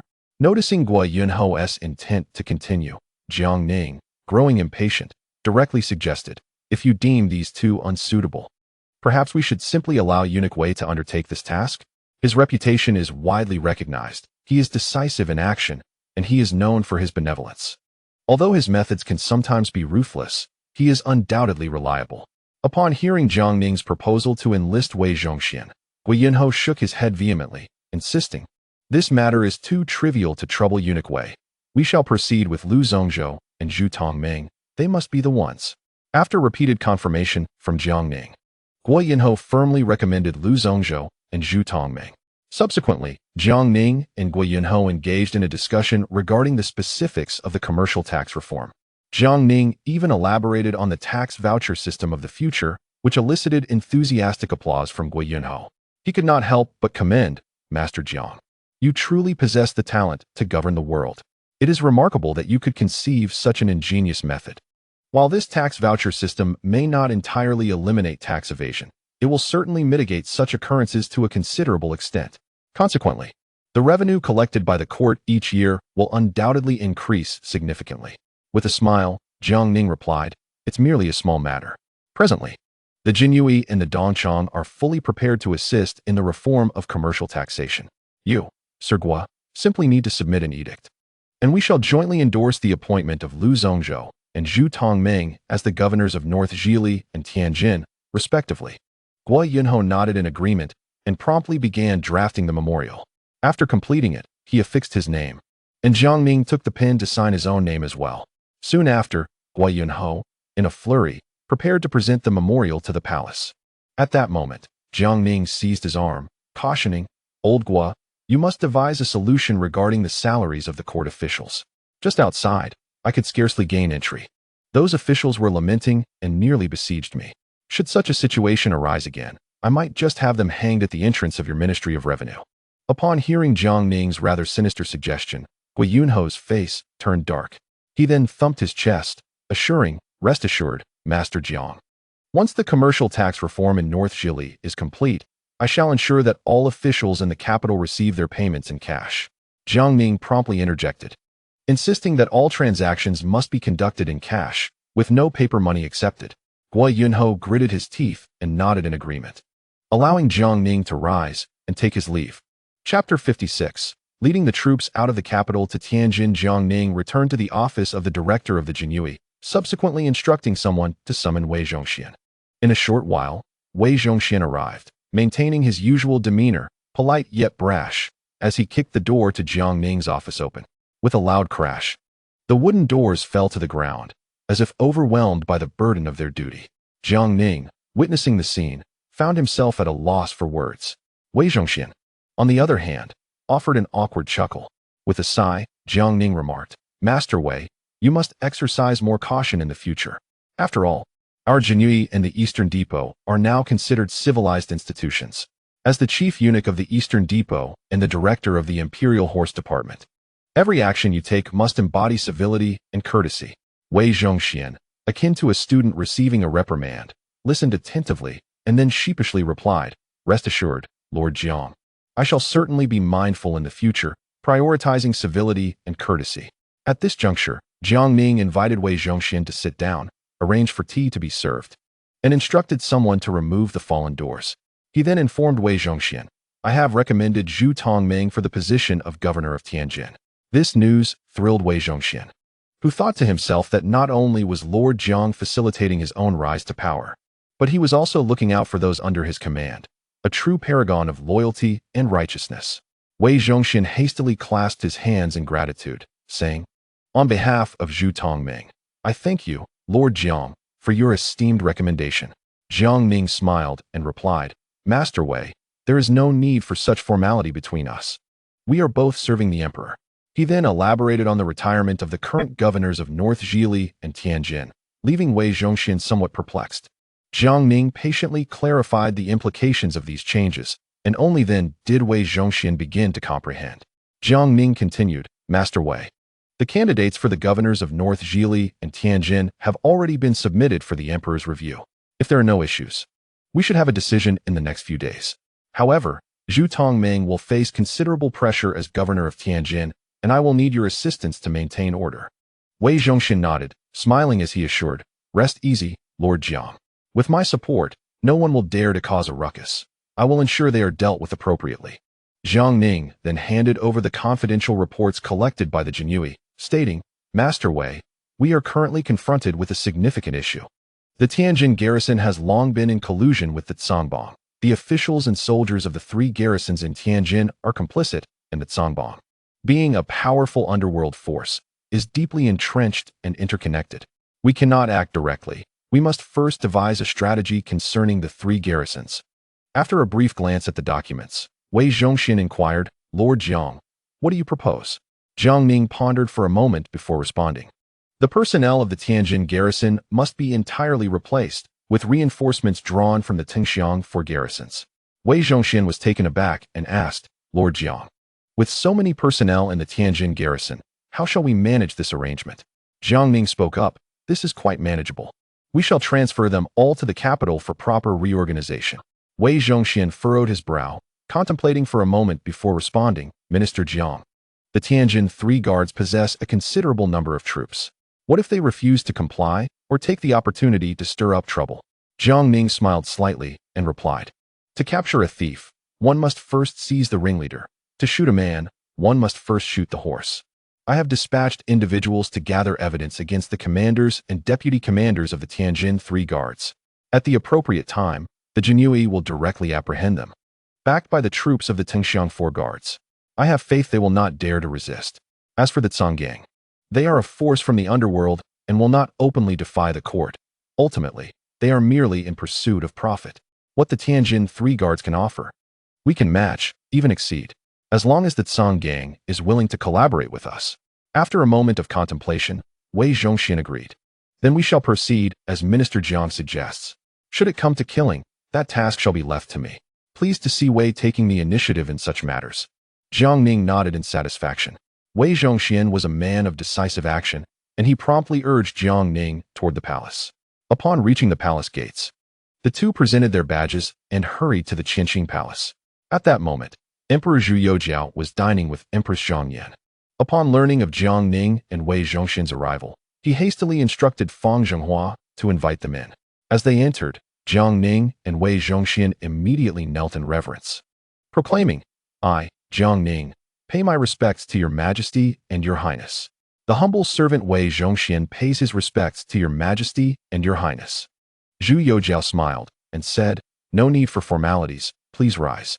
With a cheerful expression, he inquired, have you dined yet? Jiang Ning replied with a smile, we came in haste and have yet to eat. Zhu Youjiao then suggested, shall we sit and share a meal together? Jiang Ning vigorously shook his head, saying, your Majesty and your Highness should dine at ease. I am not hungry at this moment. Zhu Youjiao then turned his gaze to Wei Zhongxian, who, upon realizing this, immediately knelt in trepidation, stating, the humble servant has already dined before arriving. Your Majesty and your Highness should continue your meal. Ultimately, Zhu Youjiao instructed Fang Zhenghua to offer seats and tea to the two, while he resumed his meal with Zhang Yan. After dining, Zhang Yan, aware that the emperor had matters to attend to, quickly took her leave. Seated upon the throne with a smile, Zhu Youjiao queried, Minister Jiang, did you both come today regarding the matters of the North Zhili governor and the Tianjin governor? Jiang Ning nodded, his expression earnest as he replied, Your Majesty, the implementation of the commercial tax reform is of utmost urgency. This matter must be settled swiftly. Zhu Youjiao smiled slightly and said, I have already reviewed the memorial submitted by the Minister of Revenue, Hua, and have passed it to the Grand Secretariat for approval. At this juncture, Jiang Ning interjected, Your Majesty, I intend to personally accompany Lord Wei to Tianjin Wei. Though the North Zhili is on the brink of implementing the commercial tax reform, Tianjin Wei is pivotal. After all, severing one's means of livelihood is akin to killing one's parents. I find it hard to rest easy. Hence my desire to oversee the situation personally with Lord Wei. Upon hearing these words, Zhu Youjiao nodded earnestly and remarked, I am well acquainted with Zhu Montong. His capabilities are beyond question, and he navigates social matters with great finesse. I believe there should be no significant issues in appointing him as the governor of Tianjin. Subsequently, Zhu Youjiao inquired with a smile, Minister Jiang, is there anything else I can assist you with? Jiang Ning, with an awkward smile, slightly embarrassed, replied, Your Majesty, I intend to mobilize 5,000 soldiers from the Tianqiang 4th Guard, along with an additional 2,000 from the Jinui. The Tianqiang 4th Guard is your personal army, and I would require your imperial decree for this. Upon hearing Jiang Ning's request for 5,000 soldiers from the Tianqiang 4th Guard, plus 2,000 from the Jinui, Zhu Youjiao abruptly rose from his seat, astonished, and asked, Minister Jiang, why would you need such a large contingent merely to oversee Tianjin? It is not a military campaign. Jiang Ning, with a resigned gesture, explained, Your Majesty. You may not be aware that the officials and soldiers of the 3 guards in Tianjin are deeply corrupt and colluding with the Zhongbang, a local gang. Without adequate manpower, it would be exceedingly difficult to manage the situation. Given the empty state of the national treasury, I truly lack the time to negotiate with them slowly. Zhu Youjiao, understanding the gravity of the situation, nodded and replied, In that case, I shall issue a decree for troop mobilization. He then asked, Minister, is 5,000 soldiers sufficient? If not, shall we mobilize 10,000? Jiang Ning, somewhat exasperated, explained with a wry smile, Your Majesty, I am merely taking some personnel to maintain order, not to engage in battle. The Tingxiang 4th Guard consists of approximately 12,000 men. If I were to take 10,000, only 2,000 would remain, along with several thousand Jinui responsible for guarding the imperial city, which would be rather imprudent. Finally, Zhu Youjiao chuckled awkwardly, realizing the impracticality of his suggestion. How about this? Minister, I shall send a few dozen dogs from the palace for you. Jiang Ning, observing Zhu Youjiao's serious demeanor, clasped his hands and expressed his gratitude. Then I thank Your Majesty. At that moment, Jiang Ning glanced at Wei Zhongxian beside him and continued, Your Majesty, I have one more matter to request your grace upon. Zhu Youjiao responded, Minister Jiang, feel free to speak. Jiang Ning, with a serious expression, stated, I humbly request Your Majesty to bestow upon me the imperial sword, granting me the authority to act first and report later.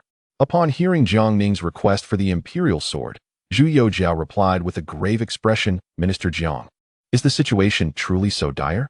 Jiang Ning, earnestly reiterating, said, Your Majesty, it is better to be prepared for the worst. Furthermore, this request for the imperial sword is not for my own use, but for Lord Wei. Zhu Youjiao, meeting Jiang Ning's earnest gaze, nodded and said, Very well. I shall grant it to you. He then instructed Fang Zhenghua, Go, fetch the imperial sword. Shortly thereafter, Fang Zhenghua returned hastily, cradling the sword in his hands, which was wrapped in yellow silk, its scabbard adorned with vividly carved dragon patterns, symbolizing royal majesty and nobility. Subsequently, Jiang Ning and Wei Zhongxian rose to take their leave. Wei Zhongxian, cradling the imperial sword, wore a radiant smile upon his face. The two swiftly made their way to the cabinet, startling Sun Qingzong, who inquired with curiosity, Lord Jiang, Master Wei, what brings you both to the cabinet today? Jiang Ning, with a slight bow, responded cheerfully, Elder Son, I wish to inquire whether the appointment letters for the governor of North Jili and the governor of Tianjin have been dispatched. Sun Qingzong replied with a smile. The documents have been prepared, but I have yet to deliver them to the Ministry of Personnel. At this moment, Jiang Ning remarked with a grin, No need for that. Simply hand us the documents, Master Wei, and I can take care of it. Sun Qingzong chuckled, Then I shall trouble you, Lord Jiang and Master Wei. With that, he handed over the 2 documents. After Jiang Ning examined them thoroughly, he bowed and took his leave. Meanwhile, Wei Zhongxian tightly held the imperial sword, making it impossible for him to bow in return. Observing their departing figures, Sun Qingzong could not help but furrow his brow. Sensing this, Yuan Kelly inquired, Chief Minister, what troubles you?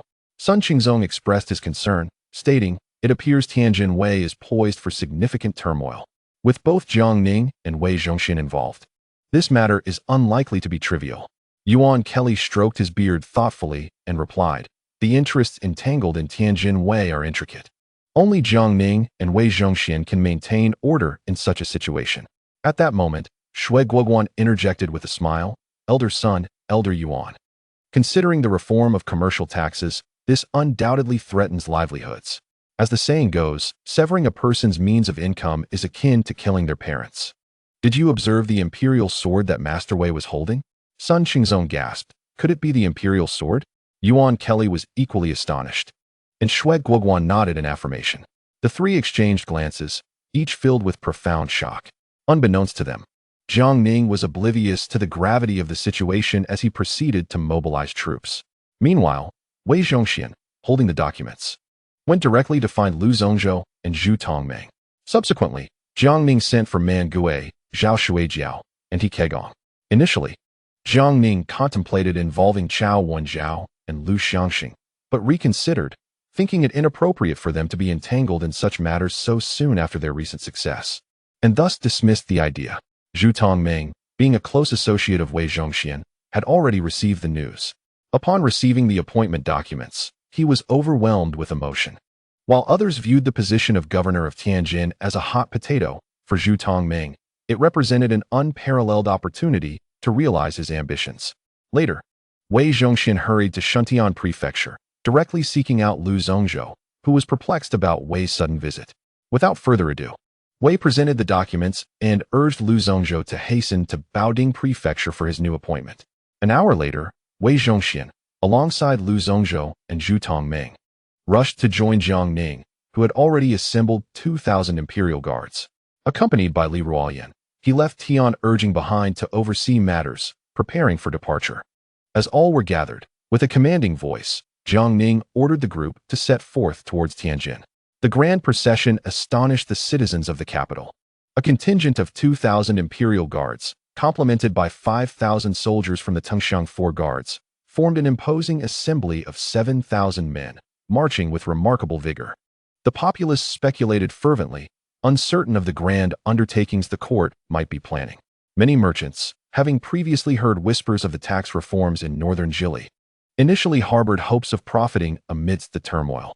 However, witnessing the court's decisive replacement of 2 governors and the direct involvement of prominent figures such as the commander of the Imperial Guards and the head of the Eastern Depot, all accompanied by a substantial military force, they quickly realized the court's unwavering stance on this matter, leaving no room for negligence or half-heartedness. Although this expedition was not intended for military engagement, the spectacle and gravity were scarcely distinguishable. Fortuitously, Jiang Ning had summoned the formidable generals Man Gui, Zhao Shuijiao, and He Kegong.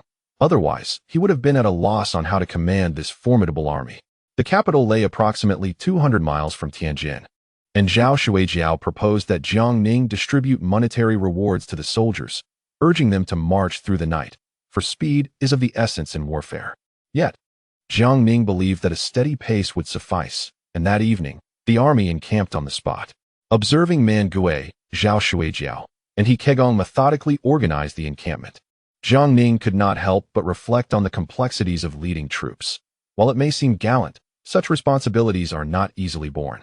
Setting aside other considerations, he found himself baffled by the logistics of arranging accommodations, assigning personnel, and even managing the provisions for meals for this substantial force.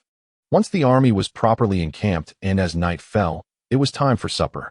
Jiang Ning gathered with Wei Zhongxian, Zhu Tongming, Liu Zhongzhou, and the aforementioned generals for a meal. During this time, Wei Zhongxian, with a puzzled expression, inquired, "Master Jiang, why do we not heed General Zhao's suggestion to distribute rewards and set off immediately? After all, swiftness is paramount." Zhao Shuijiao also turned his gaze toward Jiang Ning. With a smile, Jiang Ning replied, "Esteemed Wei and honored generals, you must understand that our purpose in this expedition is not to engage in battle. Our primary objective is to convey a clear message. The court's commitment to implementing tax reforms in northern Jili is resolute and cannot be impeded." Zhao Shuijiao nodded in contemplative agreement. Liu Zhongzhou stroked his beard and remarked with a smile, "Master Jiang, your approach is indeed ingenious, as the saying goes. The best strategy is to conquer through wisdom, subduing the enemy without combat. Your understanding of this principle is remarkable."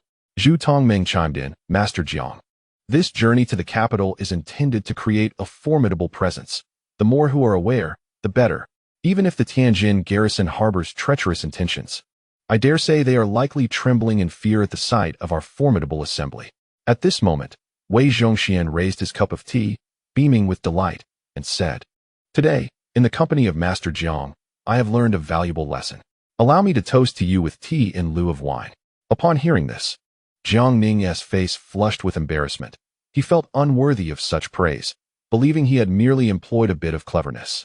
Chapter 57, Managing Execution and Burial Today. An additional chapter is added, with heartfelt gratitude to all the esteemed readers for their unwavering support. At the break of dawn the following day, the army set forth once more. After nearly half a day's journey, Li Ruoyan hurriedly arrived to report that a village lay ahead, where a group of officials and soldiers had intruded, leaving their intentions unclear. Upon hearing this, Jiang Ning's brow furrowed slightly, and he promptly ordered the army to rest while he, along with Wei Zhongxian, Liu Zhongzhou, and Zhu Tongming, proceeded to investigate the situation. Li Ruoyan, not daring to take any chances, decisively selected several skilled members of the Jinui to accompany them. The group mounted swift steeds and raced toward the village.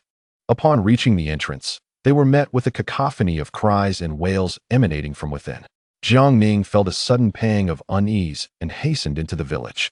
Soon, they arrived at the ancestral hall at the center of the village, where a cluster of fierce-looking soldiers, brandishing gleaming swords, was engaged in a heated argument with a one-armed elder.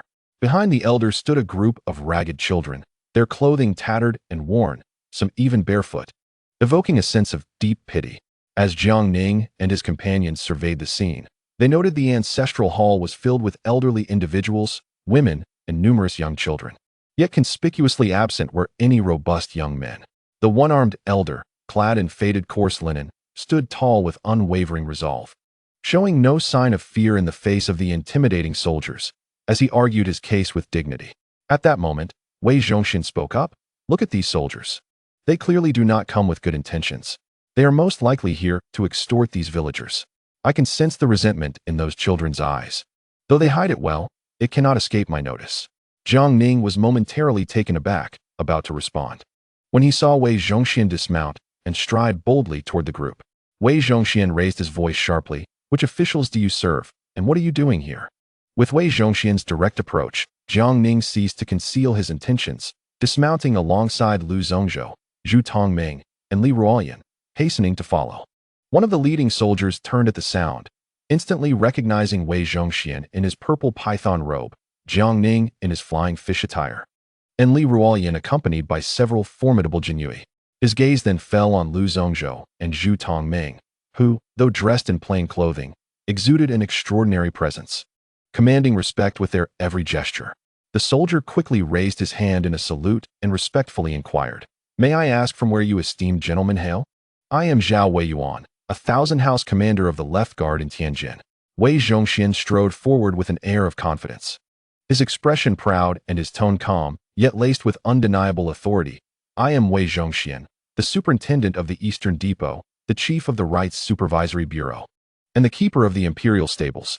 As for the individuals behind me, there is no need for an introduction. You likely lack the qualifications to comprehend their significance." Upon hearing this, Zhao Weiyuan and the accompanying soldiers turned pale, their legs trembling as if they were leaves in a tempest. The name of Wei Zhongxian resonated like thunder in their ears. In the common folks' eyes, he was both revered as a benevolent deity and feared as a stern judge. Now, standing before them, how could they not be apprehensive? Wei Zhongxian emitted a cold snort, his voice low yet imbued with formidable authority. "Pray, enlighten us on the disturbance you are causing here." At this, Zhao Weiyuan, already in a state of utter disarray, found himself too paralyzed by fear to respond to Wei Zhongxian's inquiry. At that moment, an elderly man with one arm stepped forward, calmly adjusting his faded garments, and respectfully bowed, addressing Wei Zhongxian. "I am Meng Changqing, honored to meet you, Lord Wei, and the esteemed gentleman present." His speech was neither obsequious nor arrogant, exhibiting decorum that left no room for reproach. Yet, the group of adolescents behind him harbored glimmers of resentment, their expressions vigilant as they fixated on Jiang Ning and his entourage, their small frames taut, seemingly ready to shield the elder at a moment's notice. Wei Zhongxian paused, a flicker of scrutiny in his gaze as he appraised the one-armed elder, and slowly inquired, "Do you possess a degree?" The elder, adopting a serious demeanor, respectfully replied, "In response to your inquiry, I am a scholar, having achieved the status of Jiren in the 38th year of the Wanli reign." At this juncture, Jiang Ning stepped forward with a smile, courteously requesting, "Might you, Mr. Meng, elucidate why this contingent of soldiers has come to your village?" Meng Changqing, expressing a sense of helplessness, first bowed respectfully before responding. "In answer to your honor, this Zhao Qianhu has brought the Tianjin Guard soldiers here, claiming they require our labor for service in Tianjin." At this, Wei Zhongxian interjected, "This is indeed peculiar. Even if the common folk are to be conscripted for labor, it should be arranged by local authorities. When did the soldiers of Tianjin Guard take it upon themselves to oversee such matters?" With a disdainful snort, he added, "It appears the soldiers of Tianjin Guard are overstepping their bounds." At this moment, Jiang Ning inquired, "Mr. Meng, may I ask, Why is it that upon our entry into the village, we encountered only the elderly, the weak, and women, yet no able-bodied men? Meng Chongqing sighed in resignation, responding with reverence.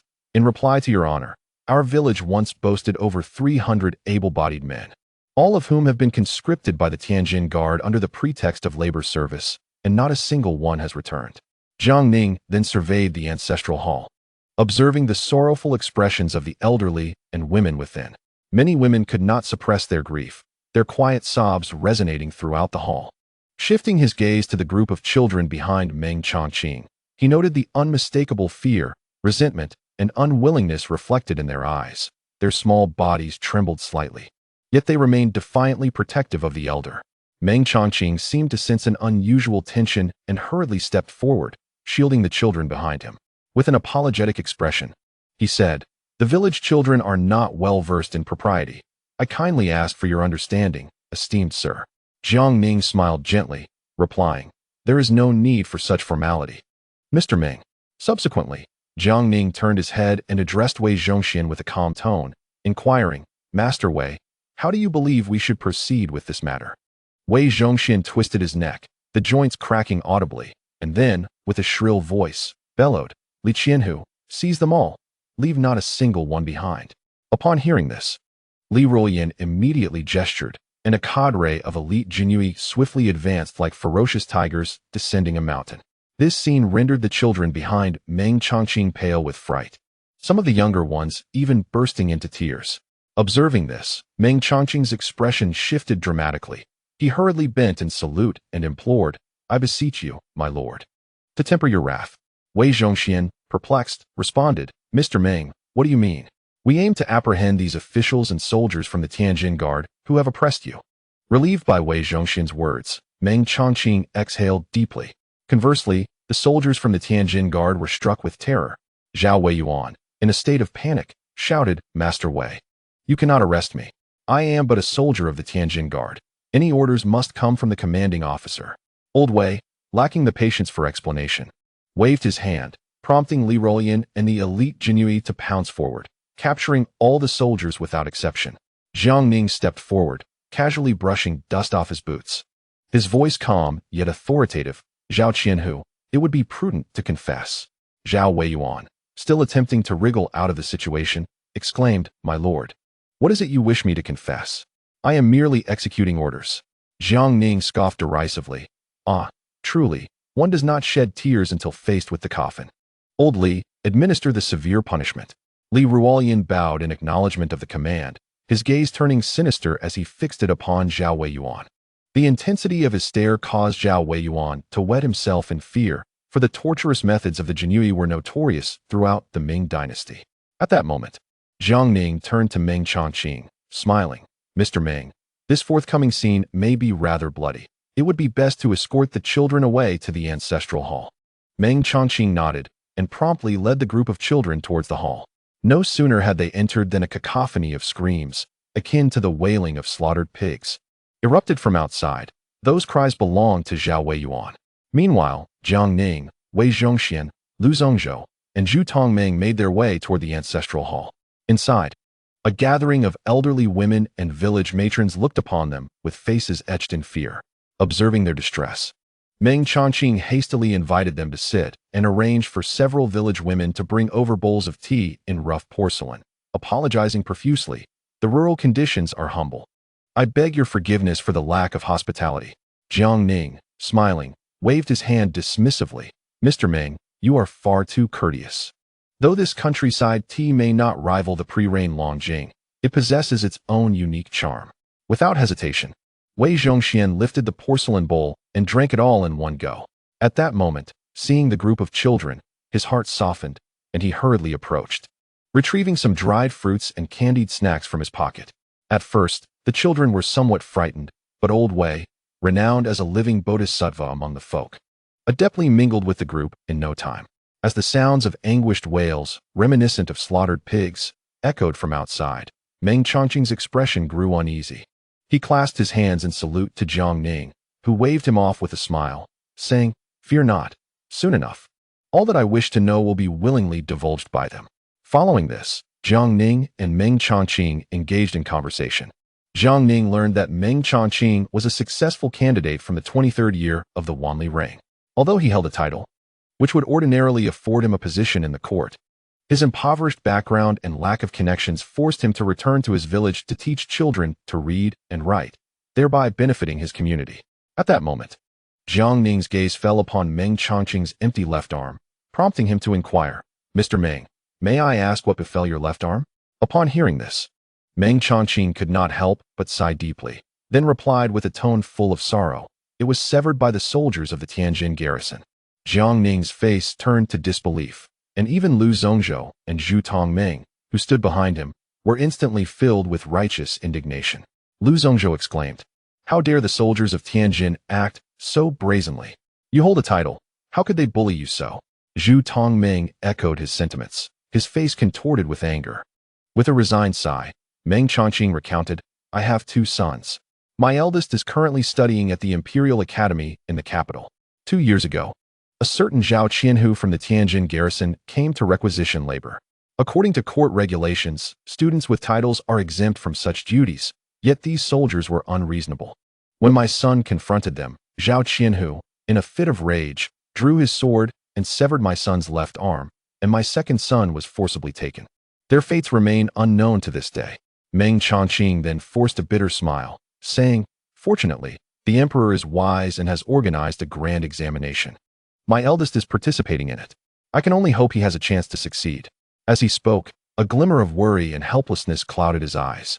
At this juncture, a slightly older boy, around 7 or 8 years old, earnestly declared, "Grandpa Meng, Donggu will definitely succeed. Perhaps he will even be the top scholar." Following suit, 2 younger children chimed in with serious expressions. "Donggu is the pride of our village. He will surely excel." Hearing this, Jiang Ning felt a deep sense of reflection. He was responsible for the martial examination, which attracted thousands of candidates, while the civil examination was even more exaggerated, drawing several thousand from various regions. Each one was a dragon among men, yet even if they succeeded, most would merely attain minor positions of little significance within the court. Only those who achieved the highest honors, such as the top scholar, 2nd place, or 3rd place, might have a chance at true distinction. It was astonishing to realize that what seemed a meager future in the court was, in fact, the pillar of a family and the hope of an entire village. Just then, Liaodong hurriedly entered, his hands stained with blood as he presented a report, respectfully stating, "My lord, Zhao Weiyuan has confessed everything. In recent years, under the pretense of imperial conscription, they have incessantly summoned the able-bodied populace from the surrounding villages of Tianjin Wei, only to force them into arduous labor, resulting in countless deaths from exhaustion and disease." Jiang Ning, upon hearing this, sighed inwardly. Although he had prepared himself mentally, he was still taken aback by the accuracy of his own predictions. Meng Chongqing, upon receiving this news, was immediately overcome with tears and let out a helpless sigh. At this moment, Zhu Tongming, unable to contain himself, seized the blood-stained memorial and scrutinized it closely. After a brief moment, his face flushed with anger as he exclaimed, "This is utterly lawless. Under the banner of the imperial court, they perpetrate acts of robbery. Do these miscreants even deserve to be called officials of the Great Ming? They are nothing but bandits." Shortly thereafter, a member of the Jinyui rushed in, carrying 2 bundles and placing them before Jiang Ning. Bowing, he reported, "Your Excellency, these are the belongings seized from the common people by Zhao Weiyuan and his men." Jiang Ning silently set down his teacup, his expression tranquil, and turned to Zhu Tongming, slowly inquiring, "Lord Zhu, as the newly appointed governor of Tianjin, I ask you, what punishment should be meted out to those bandits who plunder the people's possessions and take lives?" Zhu Tongming's countenance darkened as he coldly replied, "Death without mercy." Jiang Ning then turned to Liaodong and said, "Old Li, did you hear that? Lord Zhu has declared it, death without mercy." Liaodong respectfully accepted the order and promptly exited.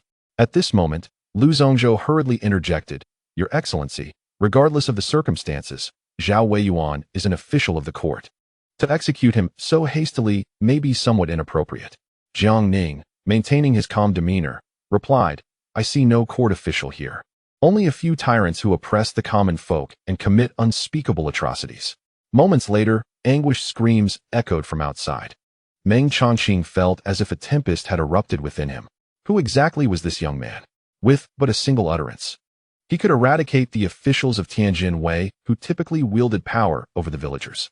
Moreover, the elderly gentleman who had stood nearby was none other than the governor of Tianjin. At this juncture, Wei Zhongxian approached with a smile, saying, "Mr. Meng, we are fully aware of your situation. Rest assured, both my household and Lord Jiang will advocate on your behalf. As for your son, we shall send someone to assist in locating him shortly." Jiang Ning then rose and clasped his hands toward Meng Chongqing, stating, "Mr. Meng, I am grateful for your hospitality today. However, I have official matters to attend to, so I must take my leave." Exiting the ancestral hall, Jiang Ning noticed a pool of blood on the ground outside. As for Zhao Weiyuan and his cohorts, they had vanished, presumably taken away by Li Ruoyan for burial. After all, such actions of merely killing without burying are the deeds of bandits. The Jinyui, after all, are a civil enforcement agency. Chapter 58. Capture Tianjin's three weights subsequently. The group mounted their horses and hastened toward the army. Jiang Ning jestingly remarked, "Lord Wei, seeing how hard the lives of these common folk are, and given your reputation as a living bodhisattva, do you not intend to extend your assistance to them?" Wei Zhongxian chuckled in response, saying, "Certainly, I shall help. Shortly, I will arrange for the establishment of schools for these children. Regarding the matter of the able-bodied men from the village being deceived into hard labor by the soldiers of Tianjin Wei, we shall investigate thoroughly upon our arrival in Tianjin Wei." With a sigh, he lamented, "In prosperity, the common people suffer. In decline, the common people suffer as well." At that moment, Jiang Ning turned to Zhu Tongmeng with a smile and inquired, "Master Zhu, now that you serve as the governor of Tianjin, Meng Chongqing is also one of your subjects. I observe this man possesses great integrity and has earned his scholarly title. Do you not intend to employ him?" Zhu Tongmeng replied with a smile, "You flatter me, Master Jiang. Indeed, Meng Chongqing and I share a bond as former classmates. And I too was a successful candidate in the imperial examination of the 38th year of Wanli." He then furrowed his brow and continued, "Alas, Meng Chongqing has lost his left arm. Should he be appointed, it may invite controversy, for it would reflect poorly on the dignity of the office and the reputation of the court." Lu Zongzhou, overhearing this, expressed his discontent and interjected, "Brother Zhu, how can you judge a man by his appearance? Although Meng Chongqing has lost an arm, he is a person of noble character who has consistently benefited the community and safeguarded the people, as we all can attest. If you have no intention of employing him, then allow me to take him." Zhu Tongming quickly amended, "Of course, he should not be disregarded.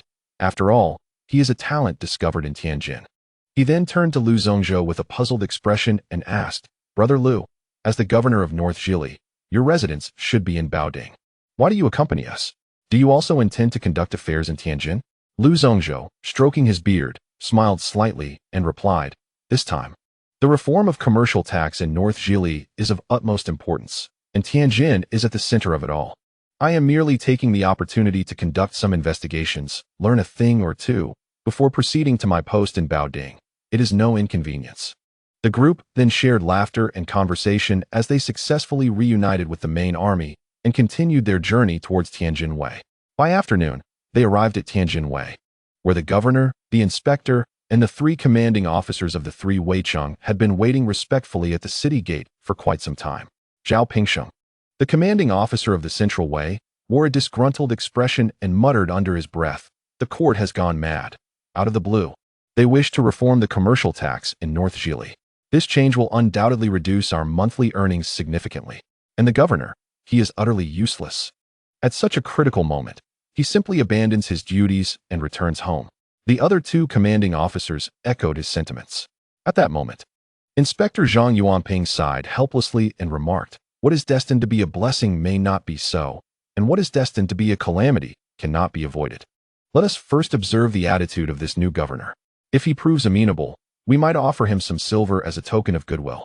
He likely would not make things difficult for us." However, Governor Lu Wunming merely snorted coldly, clearly at odds with the opinions of the others. Just then, everyone felt the ground beneath them begin to tremble slightly. Upon noticing this, Zhao Pingsheng quickly crouched down and listened intently. Moments later, he exclaimed, "A great army approaches. But from where does this army come?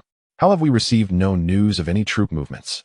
The court has not issued any relevant documents."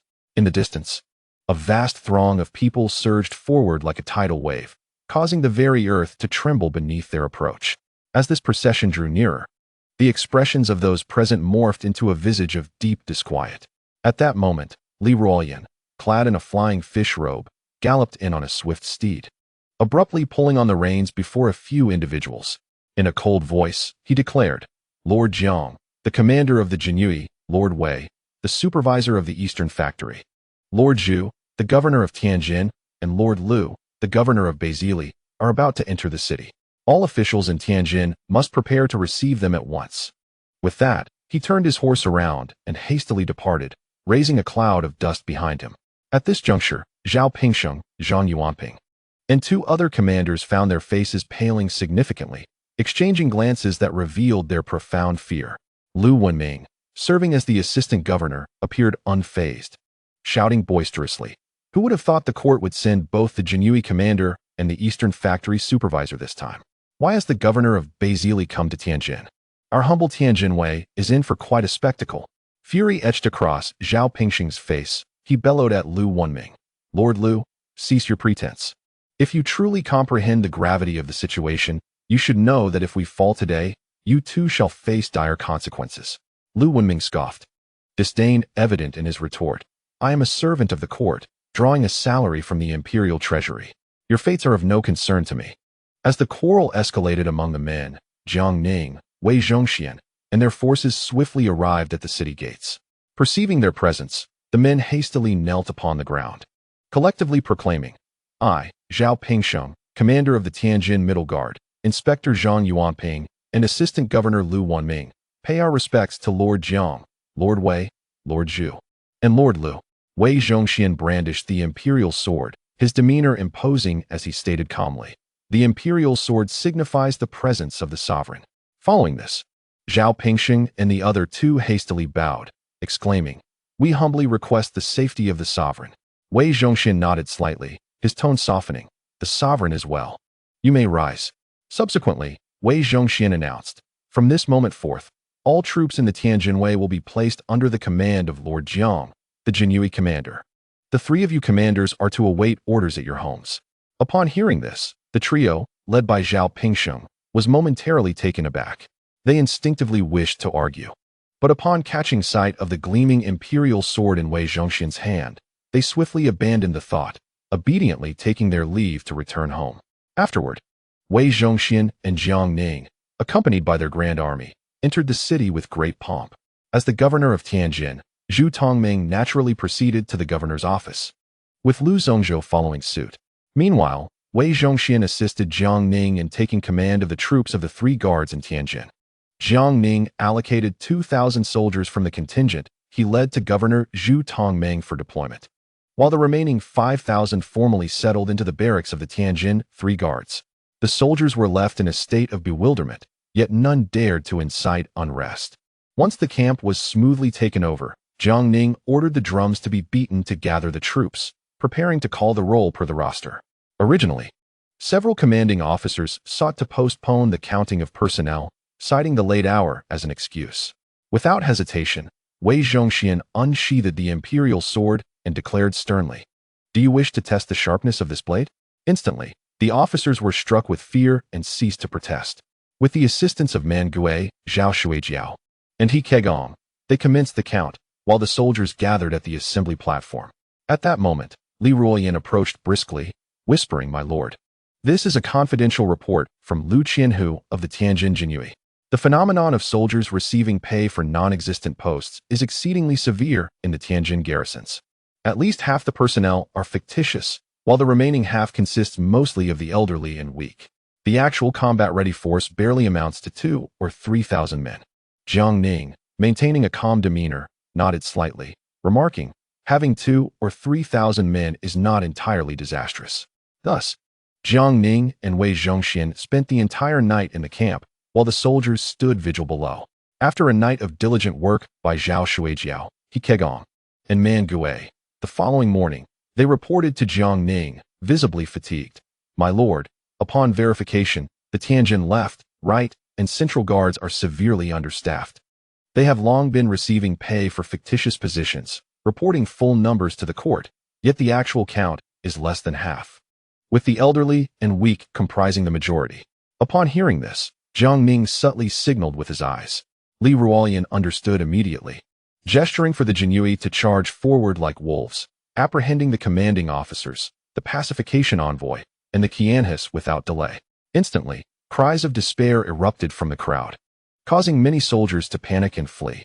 Observing this, Li Ruolian swiftly brandished his sword, eliminating a few individuals to regain control of the situation. Subsequently, Jiang Ning yawned and said to Wei Zhongxian, "Master Wei, I leave the ensuing matters to you, as I find myself quite fatigued and must rest for a while." Wei Zhongxian, beaming with enthusiasm, replied, "Rest assured, Lord Jiang, I will ensure everything is handled splendidly." Jiang Ning then turned to Li Ruolian, instructing, "Old Li, henceforth, follow Master Wei's commands." With that, he turned to retire. Wei Zhongxian, seeing this, rose with an air of vigor, issuing a loud command.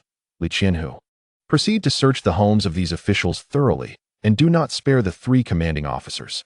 After speaking, his gaze swept over the soldiers who had stood vigil throughout the night, noticing their weary expressions and lack of energy, some having collapsed on the ground. He could not help but spit in disdain, exclaiming, "A bunch of worthless fools. If standing a night leaves you this feeble, you could hardly hope to face the enemy on the battlefield. Without drawing swords, your mere appearance would bring them laughter." Li Ruolian led over 1,000 Jinui into Tianjin, systematically raiding the homes of the officials listed. Chaos erupted throughout Tianjin Wei, with citizens frightened, locking their doors and avoiding the streets. In the midst of this turmoil, many young ruffians seized the opportunity to loot, set fires, and even violate respectable women. In response, Wei Zhongxian showed no hesitation, directly adopting the methods employed in Jiang Ning's campaign against crime. Anyone daring to instigate chaos was met with immediate execution.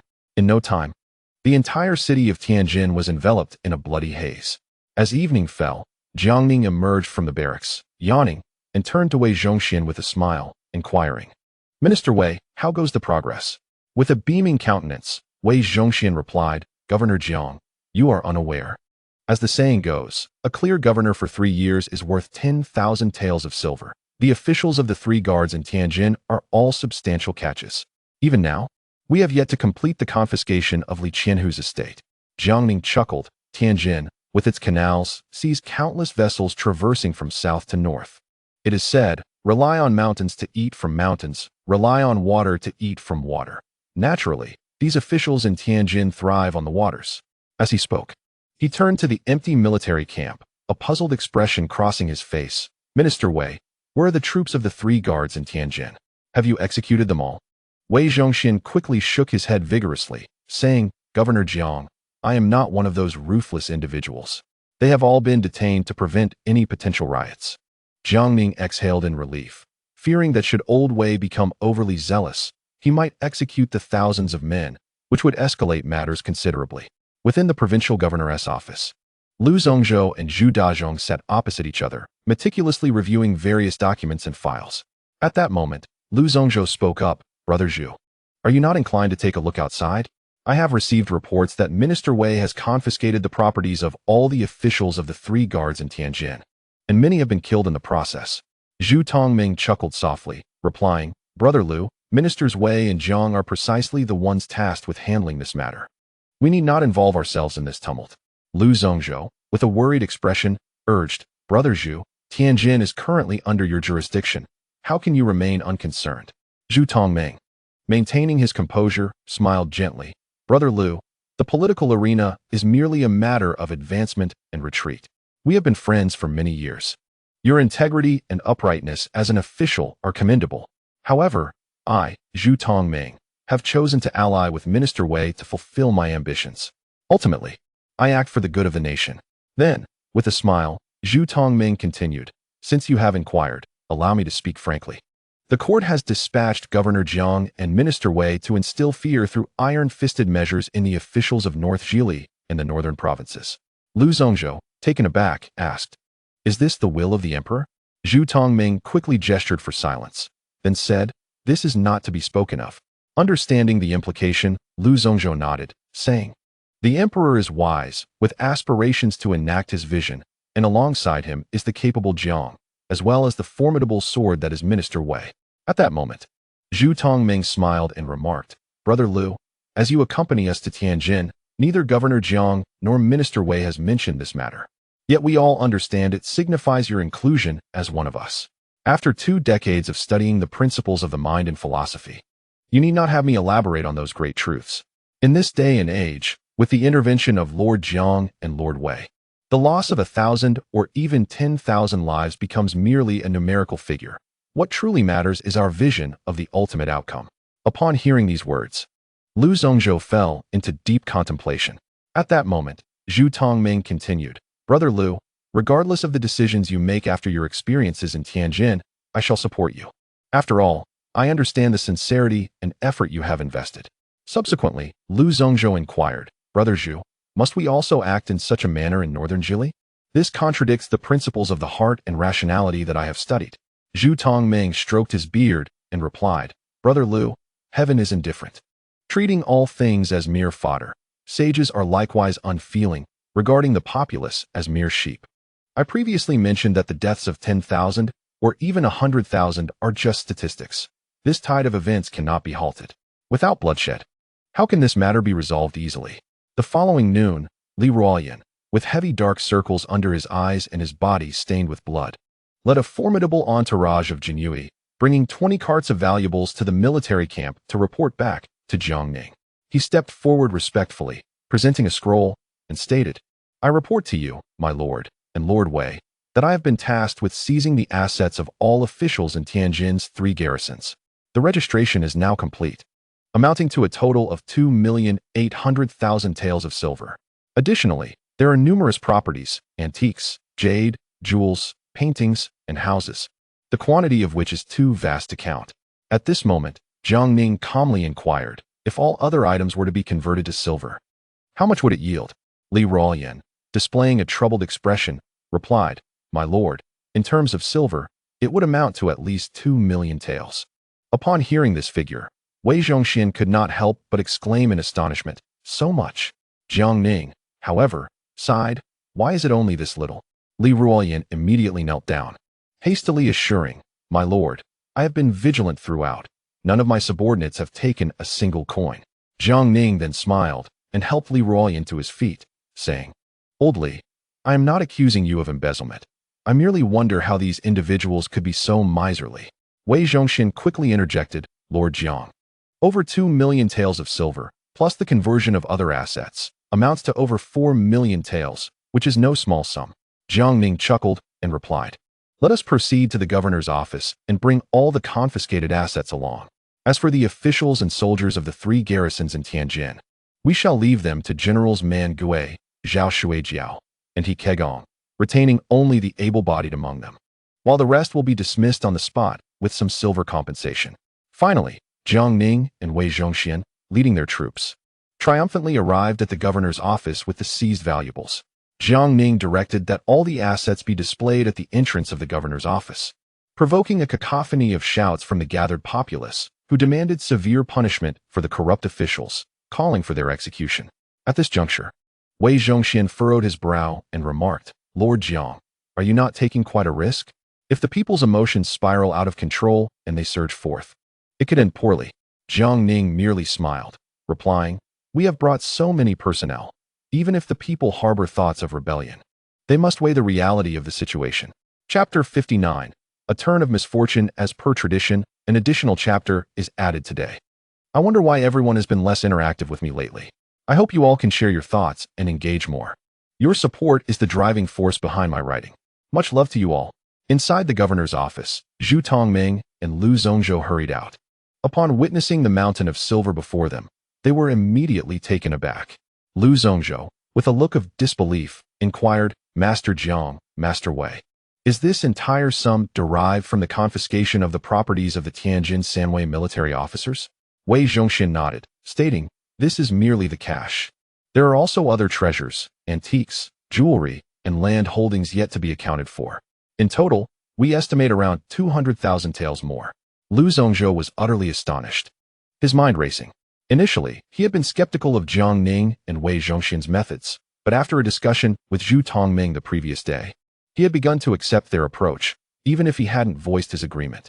However, the sight of several 100,000 taels of silver before him completely altered his perception. Lost in thought, he contemplated the possibility of seeking guidance from Master Jiang and Master Wei in the coming days, perhaps to replicate this effort across the entire northern Jili. At that moment, Jiang Ning rose, a smile gracing his face as he proclaimed, "Esteemed officials, the real spectacle has only just begun."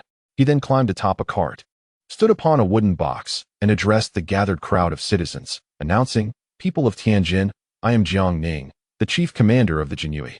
You are no strangers to the Jinyue.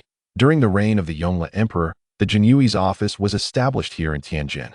So I consider this a return to my roots." The crowd fell silent, eager to hear what this young commander had to say. Jiang Ning, adopting a serious demeanor, continued.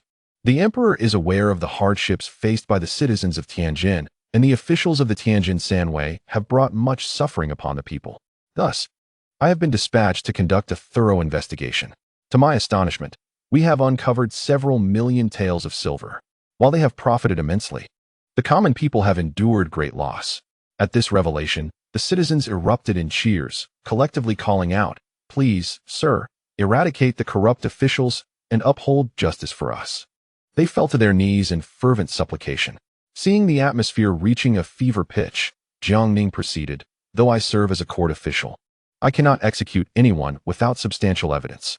A citizen stepped forward, questioning, "Esteemed sir, is this some not evidence enough? How many lifetimes would it take for these officials to amass such wealth? You must not shield these corrupt individuals." Jiang Ning gestured for calm, replying, "Therefore, to bring these corrupt officials to justice, I implore the citizens to assist in exposing their misdeeds. I assure you, those found guilty will face severe punishment." Right here at the governor's office. Upon hearing this, the crowd erupted in enthusiastic cheers, raising their hands in willingness to reveal the wrongdoings of the officials. Upon witnessing the scene, Jiang Ning chuckled and remarked, "Everyone, please remain calm, form an orderly line, and approach one at a time. However, I must emphasize that there must be substantial evidence. False accusations will not be tolerated, lest the accusers face repercussions." The crowd responded fervently, "Rest assured, sir. We men of Tianjin will stand by our word."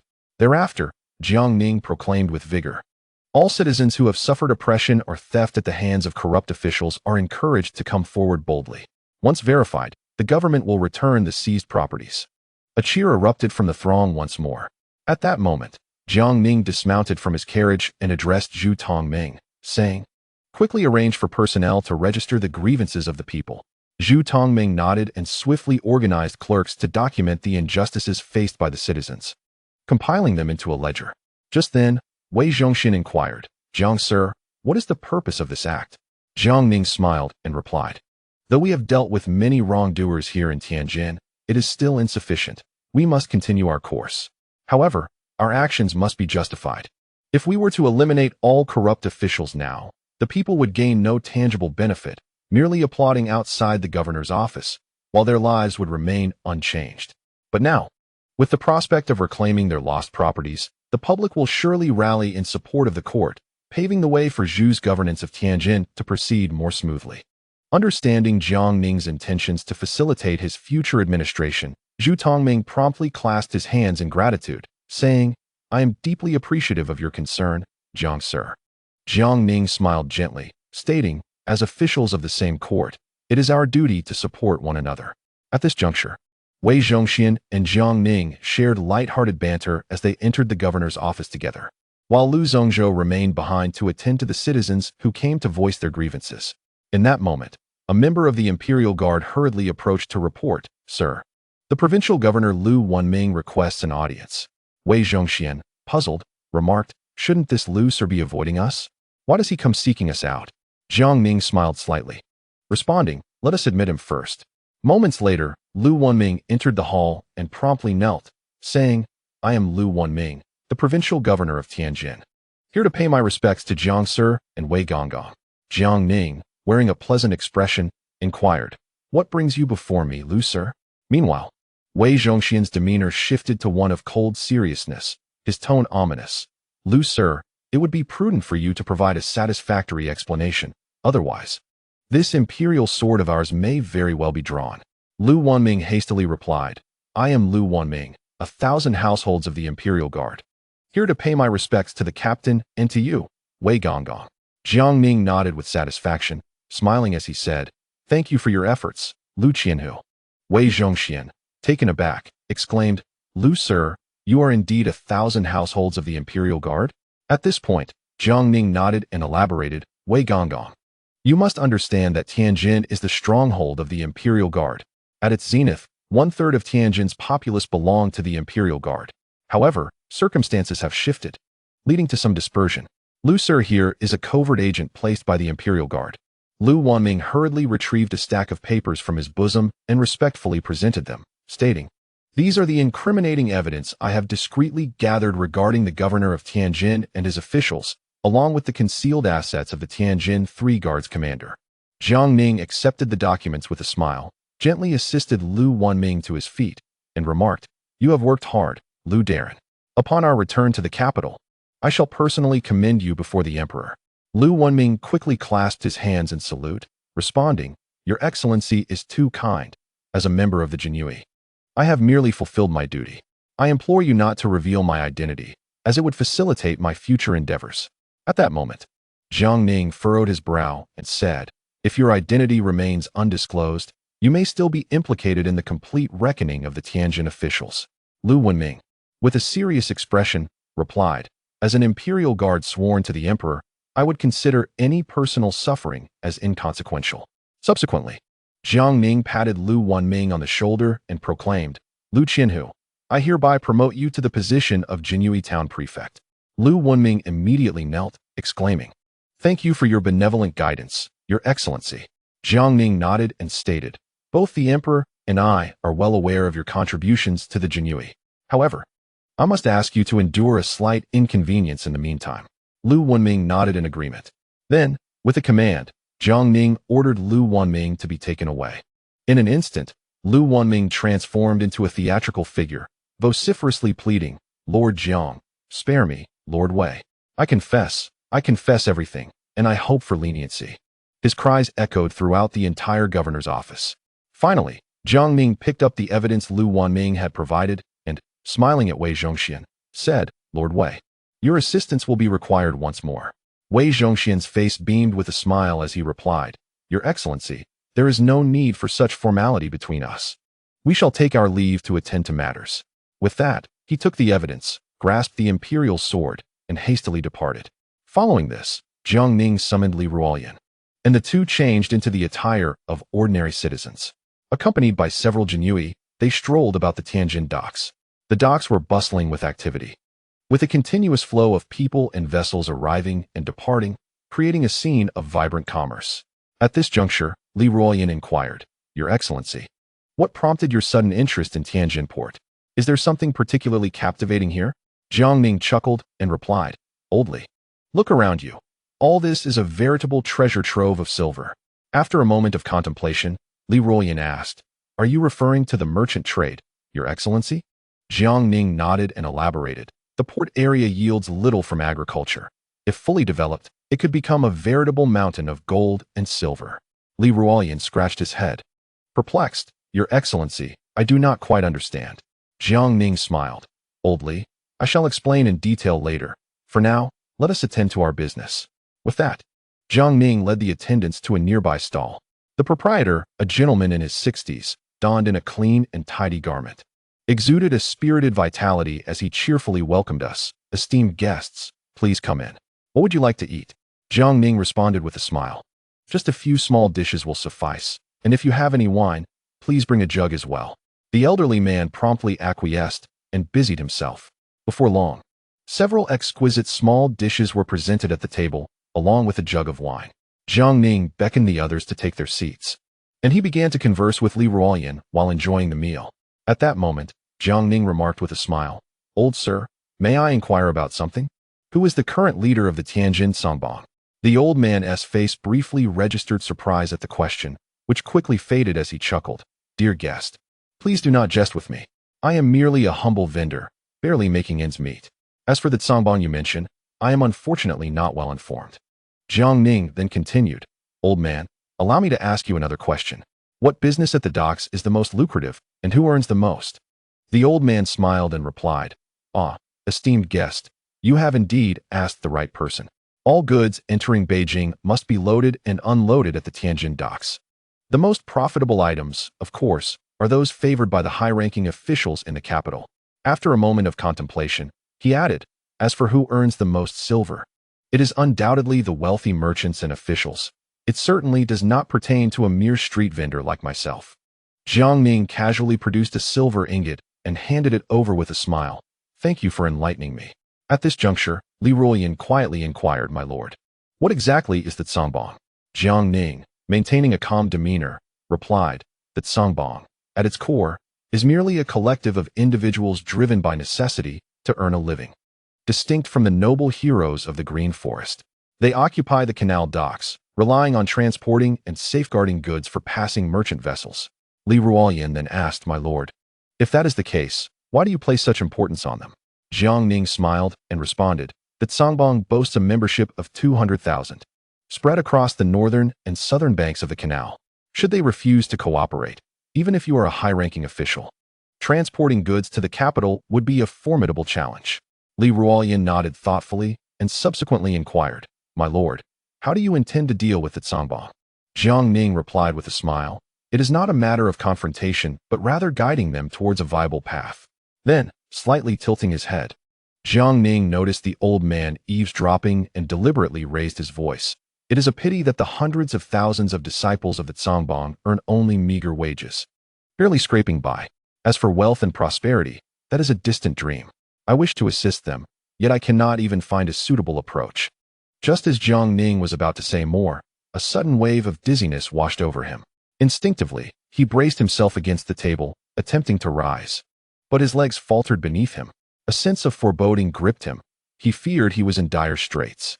Looking towards Liaodong and the others, he saw them struggling to stand, but within moments, they all succumbed to unconsciousness on the floor. Ultimately, Jiang Ning too could no longer endure and collapsed onto the table, falling into a deep slumber. At that moment, the old man hurriedly called out, and soon dozens of robust young men swiftly surrounded Jiang Ning and his companions. One burly man among them queried, "Second uncle, how shall we deal with these individuals?" The old man, with an expression of calm indifference, replied, "Bring them back to the main headquarters, but be exceedingly careful not to harm them. They appear to be of considerable importance." After an indeterminate period, Jiang Ning gradually regained consciousness, only to realize that his hands and feet were tightly bound by coarse ropes. Glancing sideways, he saw that Liaodong and several members of the Imperial Guard were similarly restrained. Just as he opened his mouth to speak, he discovered that his mouth was also gagged, leaving him no choice but to wriggle closer to awaken Liaodong. Before long, Liaodong stirred awake, and upon seeing their dire predicament, cold sweat broke out on his forehead. Jiang Ning began to survey their surroundings, which were engulfed in darkness, illuminated only by a few flickering candles, rendering it impossible to discern their location. Inwardly, Jiang Ning lamented, "This is the end. Surely they won't drag us off to be made into meat buns?" He quickly shook his head, reasoning that the famed Tianjin dog meat buns would not gain notoriety for several centuries, and thus he was safe from such a fate. Shortly thereafter, footsteps echoed, prompting Jiang Ning to signal Liaodong to feign sleep, while he too closed his eyes and lay still on the ground. Moments later, he sensed someone approaching. One of the men inquired, "Second uncle, what should we do with these people? Shall we just toss them into the canal?" The man referred to as second uncle retorted, "Don't be ridiculous. These individuals are of great significance. They are officials from the government, and we must not invite trouble." Jiang Ning listened intently, realizing that the second uncle was indeed the old man he had encountered earlier at the food stall. Another voice asked, "Second uncle, why did you bring them here bound?" The old man chuckled, "I suspected they were not ordinary folk, sneaking around the dock and inquiring about our Songbong affairs. I thought to incapacitate them and bring them back for questioning." Concerned, someone else asked, "Second uncle, what if they truly are high-ranking officials from the court?" The old man fell silent for a moment, then resolutely stated, "In that case, we would have no choice but to sink them in the canal. After all, our Songbong has never been on good terms with the government." Jiang Ning's heart sank. While he might escape being turned into a bun, he could very well end up feeding the fish in the canal. Just then, Liaodong suddenly opened his eyes wide, summoning all his strength to snap the ropes binding him with a resounding crack. Like a fierce tiger, he lunged at the old man, gripping his neck and commanding fiercely.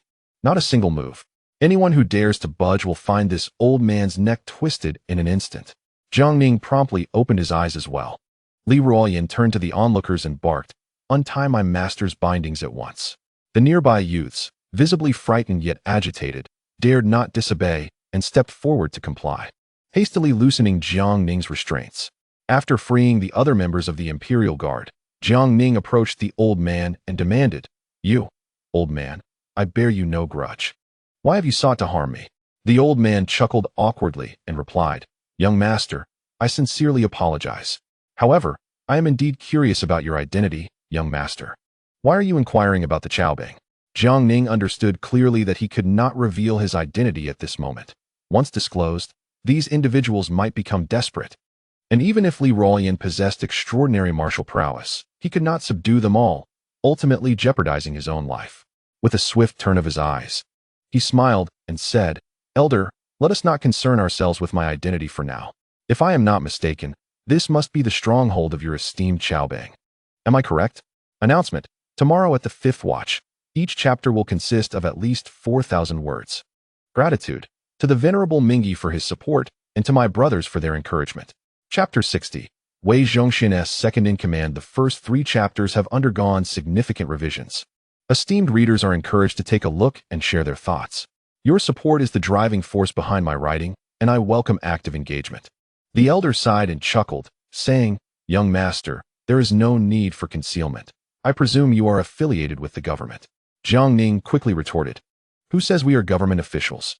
The elder then pointed at Jiang Ning's feet, laughing as he explained, "If you are not a government official, why are you wearing official boots? It is well known that the Ming dynasty enforces strict regulations on attire.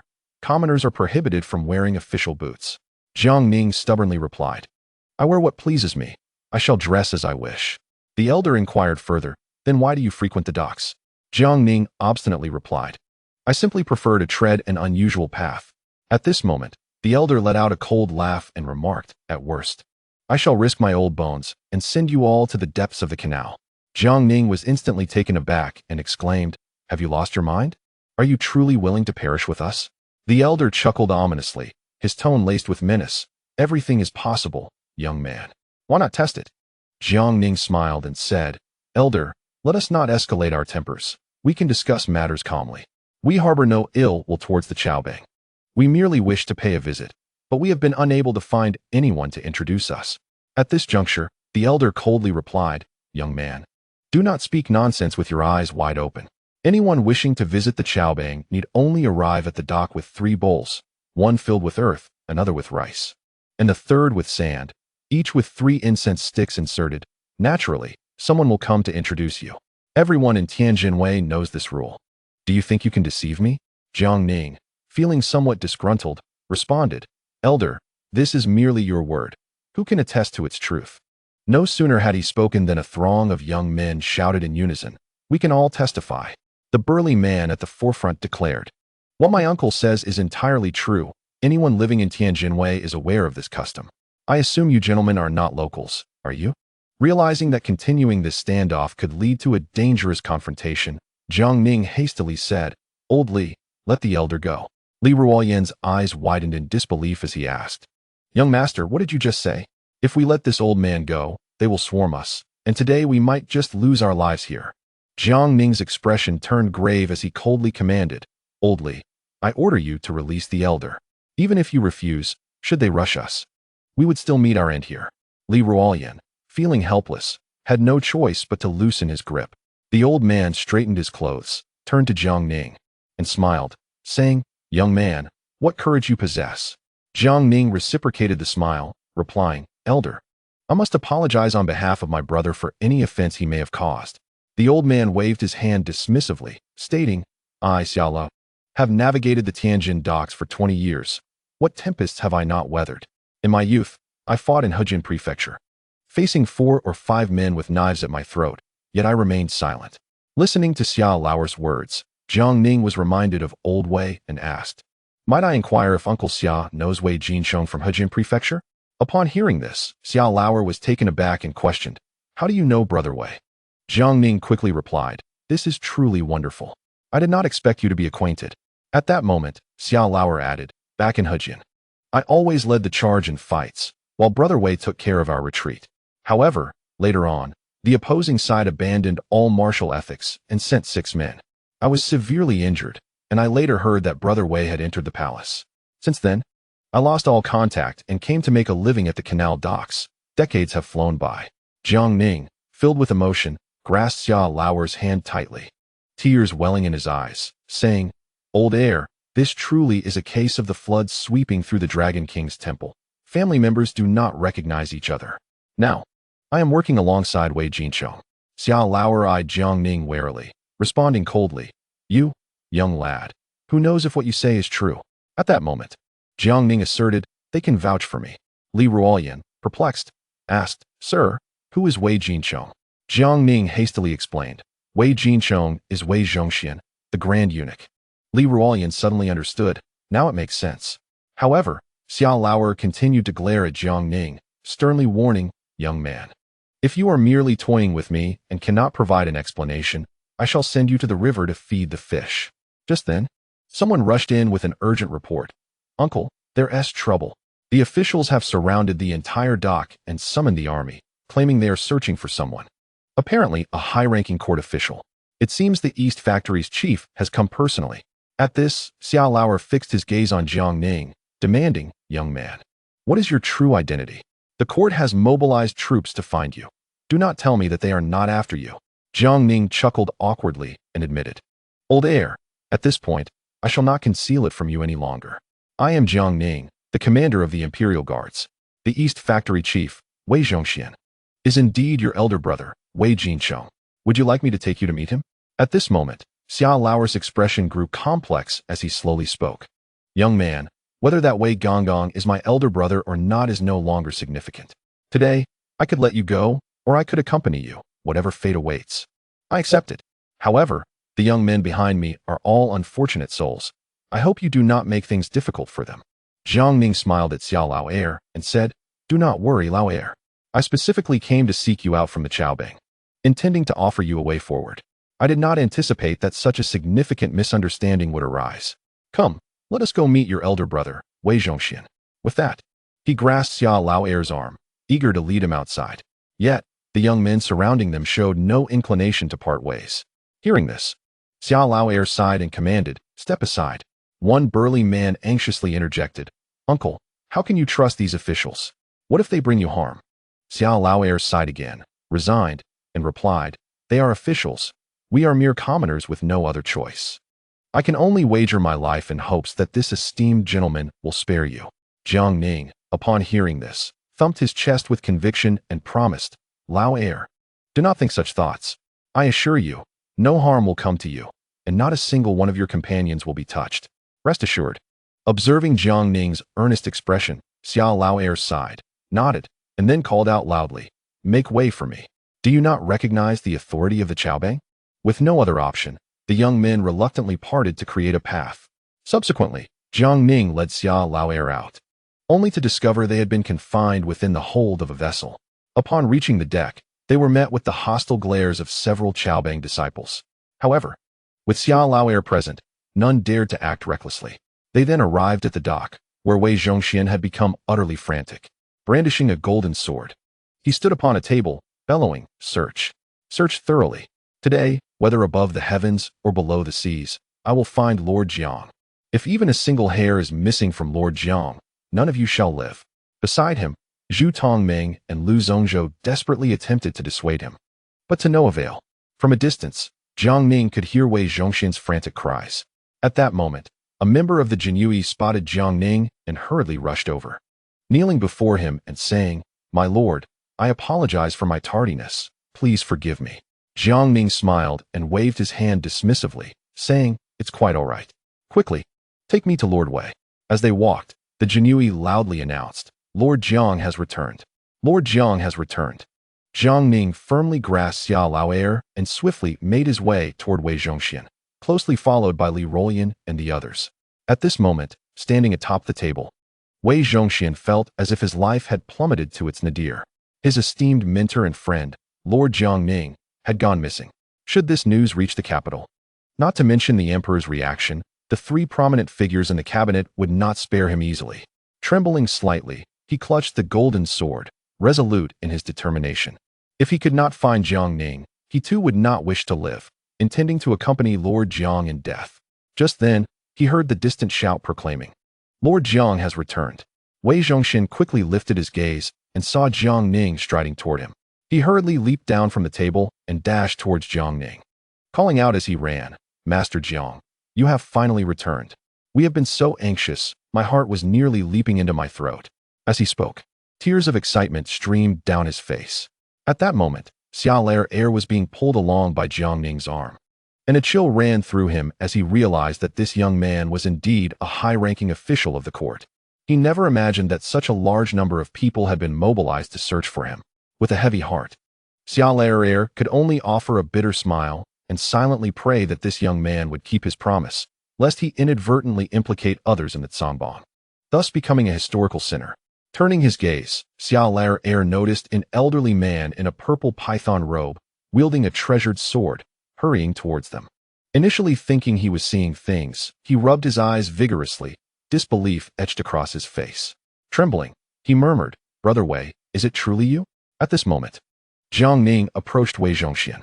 Wei Zhongxian scrutinized Jiang Ning from head to toe and then casually tossed the imperial sword to a nearby Jianui. Overwhelmed, he burst into tears, his weeping a lament that tugged at the heartstrings of all who heard it. "Master Jiang, we thought you had perished. It has been a whole day and night without a trace of you. We have mobilized everyone we could find to search for you. If we couldn't locate you, we were prepared to jump into the canal ourselves." Jiang Ning hurriedly consoled him, saying, "Master Wei, please do not cry. I merely went to meet a friend and momentarily forgot to inform you, causing you worry. I sincerely apologize." He then continued, "Master Wei, allow me to introduce an old acquaintance." He pulled Xiao Lair forward, smiling as he asked, "Master Wei, do you recognize this person?" Wiping away his tears, Wei Zhongxian began to examine Xiao Lair closely. The latter, overwhelmed with emotion, exclaimed, "Brother Wei, is it really you? Who would have thought we would meet again in this lifetime?" Wei Zhongxian, puzzled, inquired, "Who might you be?" At this moment, Xiao Lair was so choked with emotion that he could not utter a word. Jiang Ning quickly interjected, "Master Wei, this is Xiao Lair. I heard that in your youth in Hejian Prefecture, the two of you fought together, with him always leading the charge while you provided cover. Do you remember?" Shock etched across Wei Zhongxian's face, his voice trembling as he replied, "Lair, is it truly you?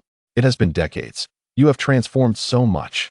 Xiao Lair's eyes reddened as he stepped forward and embraced Wei Zhongxian tightly, overwhelmed by emotion, and burst into tears. Wei Zhongxian, too, could not contain his sorrow, tears streaming down his face. The two embraced, weeping as they released years of longing and sentiment in their cries. Witnessing this poignant scene, Jiang Ning quickly signaled to Zhu Tongming and Lu Zhongzhou, softly instructing, "Return the men. There is no longer any need for their presence here." Zhu Tongming and Lu Zhongzhou complied promptly, arranging for the withdrawal of troops.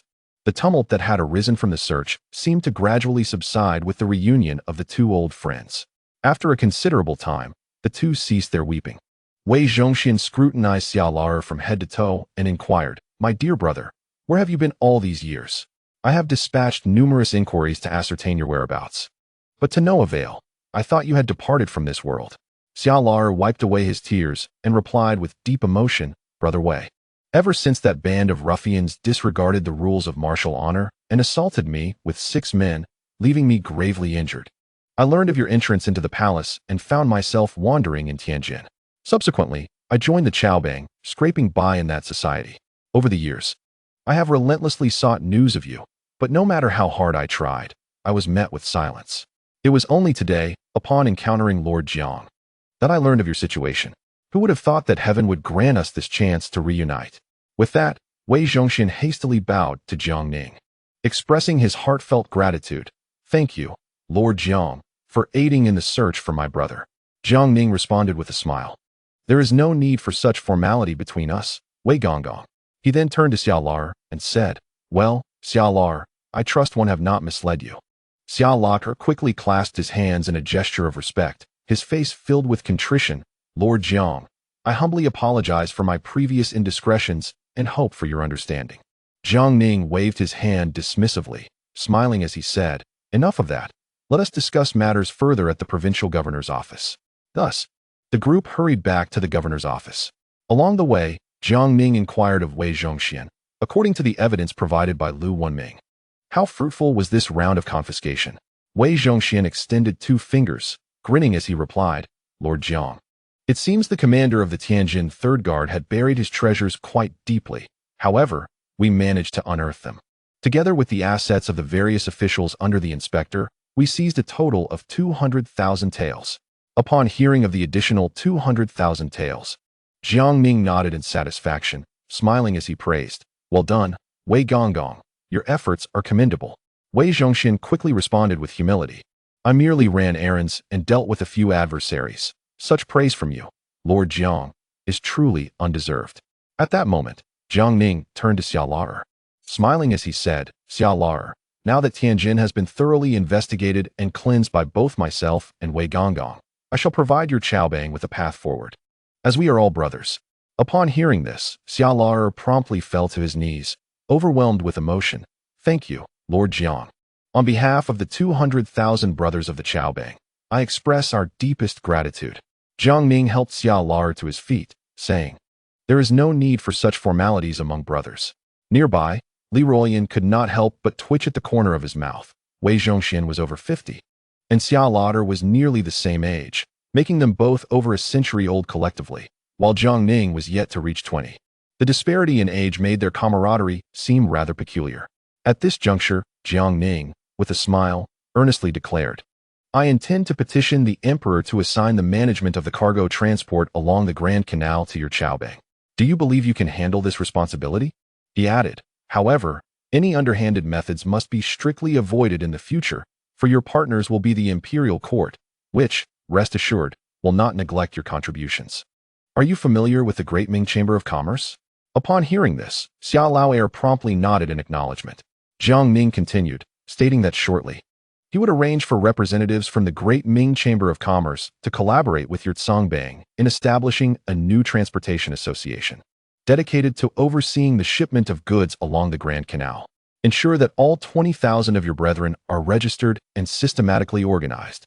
After hearing this, Xiao Laer felt a pang of anxiety and inquired, "However, Master Jiang, while the Yurtsongbang boasts 20,000 members, we remain a civilian faction. What if the court?" Before he could finish his thought, Wei Zhongxian gently patted him on the shoulder and interjected, "Old heir, rest assured, Master Jiang is thorough in his dealings. You need not worry." Jiang Ning responded with a smile, "Indeed. Henceforth, the logistics of transporting goods to and from the south and north will be entrusted to both your Yurtsongbang and the Great Ming Chamber of Commerce. The chamber will handle management, while your faction will oversee the actual transport. Shortly, someone will reach out to you regarding the pertinent details. I cannot guarantee that every one of your 20,000 Songbang brethren will indulge in lavish feasts, but I can assure you that their lives will improve significantly." Xiao Laer nodded in understanding. As the leader of the Songbang, he was acutely aware that the court had traditionally turned a blind eye to associations like theirs. However, should the court decide to act decisively, they would possess no means to resist, especially with his elder brother Wei Zhongxian as their guarantor. Chapter 61. The Remnants of Li San Kai. The first 3 chapters have been extensively revised. Dear readers, feel free to take a look and kindly provide your feedback. Your support fuels my writing endeavors. I welcome your active engagement. Today's 5 updates. After returning to the governor's office, Jiang Ning briefly briefed everyone before proceeding to investigate the situation concerning Wei Zhongxian's confiscation of the assets of various officials in Tianjin Wei. Previously, the 3 commanding officers of Tianjin Wei and their subordinates had amassed a staggering 2 million taels of silver, along with land, houses, shops, antiques, and paintings, which when calculated, amounted to approximately another 2 million taels. Furthermore, with the news relayed by Lu Wenming, Wei Zhongxian had also conducted a thorough search of the inspector and numerous officials' residences, yielding an additional 180,000 taels of silver, alongside countless parcels of land, shops, antiques, and artworks. Jiang Ning estimated that the total confiscated from Tianjin Wei alone approached 750,000 taels of silver. This discovery exhilarated Jiang Ning, leaving him restless throughout the night. The following day, The governor's office was bustling with activity, the crowd abuzz with energy. Citizens flocked in droves, some to report corrupt officials, while many sought to reclaim their unlawfully seized properties. Zhu Tongming and Liu Zhongxian, accompanied by numerous officials from the governor's office, were tirelessly occupied, leaving no moment for respite. Amidst the commotion, Wei Zhongxian arrived at the governor's office with Xiaolao air. Wei Zhongxian wore a beaming smile and greeted Jiang Ning from a distance. Upon seeing Jiang Ning, Xiaolao air fell to his knees with a thud. Jiang Ning, witnessing this, beamed with joy and quickly extended his hand to help Xiaolao air rise, saying, "Old heir, I share a deep bond with Lord Wei. You need not show such deference in my presence. It is too formal." Xiaolao responded with utmost respect. "Thank you for your kind favor, my lord." Jiang Ning turned around, smiling as he addressed Xiaolao. "Lauer, I dispatched a messenger last night to expedite the news. In just a couple of days, representatives from the Ming Merchants Association will arrive. Once they are here, you need only facilitate the handover. The subsequent matters will be arranged accordingly." Xiaolao promptly nodded in deference, but soon a troubled expression crossed his face. Noticing this, Jiang Ning inquired with curiosity, "Lauer, what troubles you? Do not conceal it. Speak candidly."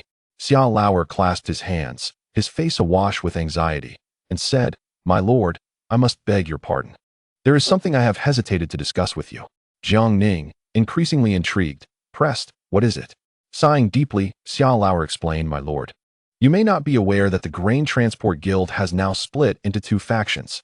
I oversee the Northern Grain Transport Guild, firmly established here in Tianjin, alongside a band of brothers striving for our livelihood. However, in the Liaodong region, there exists the Southern Grain Transport Guild. Although the Northern and Southern guilds share a common lineage and generally maintain cordial relations, the Southern Guild has recently colluded with local officials and salt merchants. The only manpower at my disposal consists of the 20,000 brothers of the Northern Guild, who rely on the canal for sustenance. While I can still communicate with the Southern Guild, I am unable to command them to take any action." Jiang Ning narrowed his eyes, contemplating the situation. It became evident to him that the division of the Grain Guild was likely entwined with the interests of the officials and wealthy merchants in Jiangnan. Presently, the Southern Guild had indeed become their lackey. Yet, as he pondered further, Jiang Ning found it to be of little consequence. As long as the Northern Guild remained under his influence, the ensuing changes would not stir significant upheaval. With a gentle smile, Jiang Ning reassured him, "Lao, do not concern yourself with the Southern Guild. From now on, focus solely on fulfilling your responsibilities." Xiaolao, feeling a weight lifted from his shoulders, responded gratefully, "Rest assured, my lord, I will do my utmost to cooperate with the Ming Merchants Association and contribute to the grain transport efforts."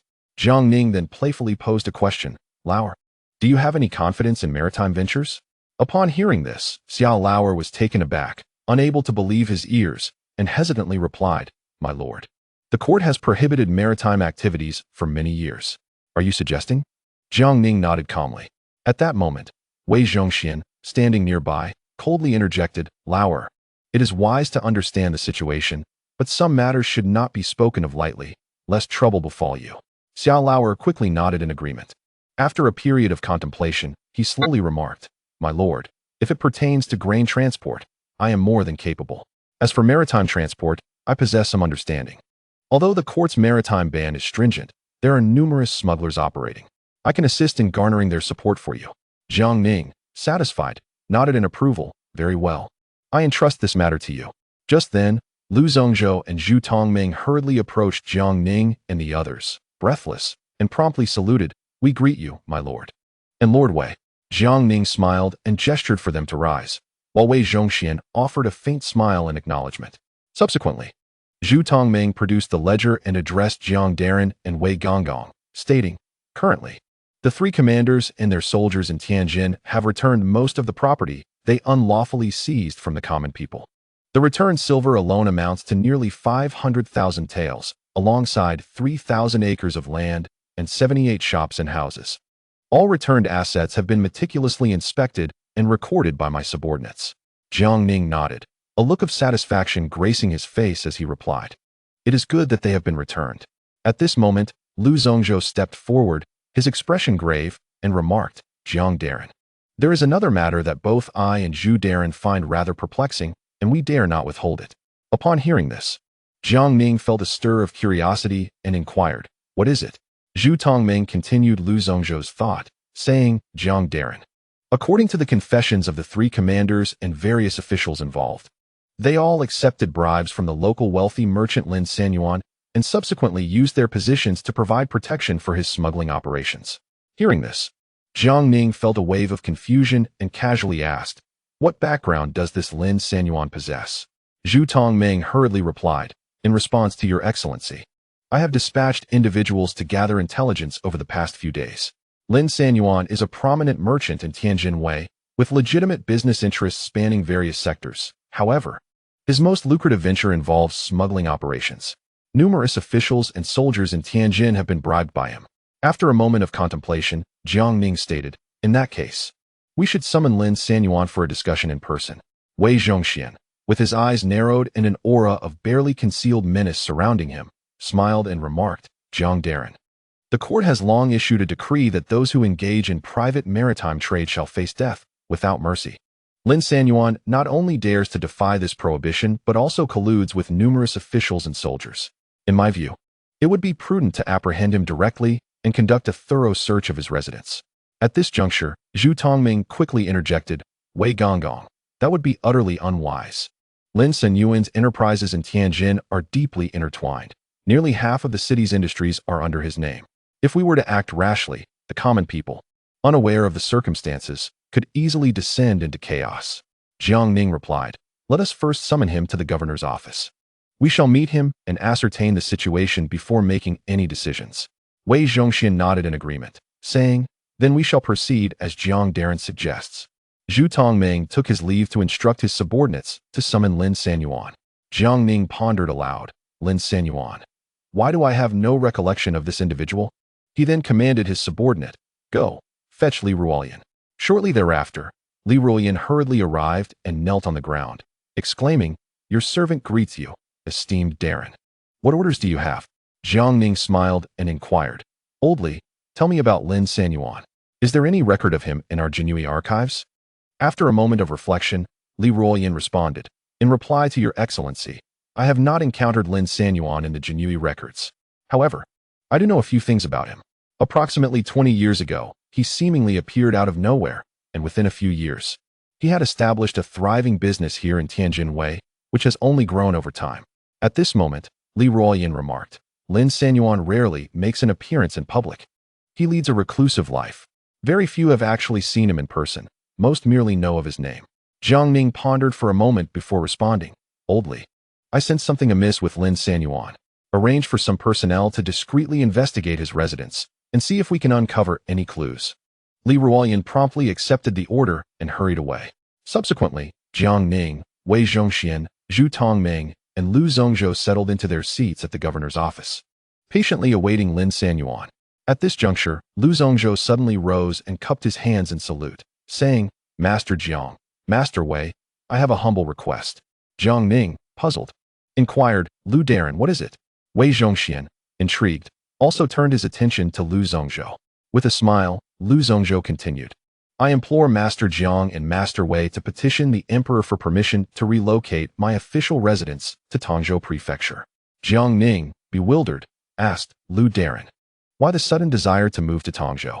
Lu Zhongzhou, still smiling, explained, "In recent days, as I accompanied Master Jiang and Master Wei on our inquiries, I have gained much insight from our observations. Now that I see Master Jiang poised to replan Tianjin Wei, I surmise that with the influx of goods along the Grand Canal, Tianjin Wei is destined to flourish even more."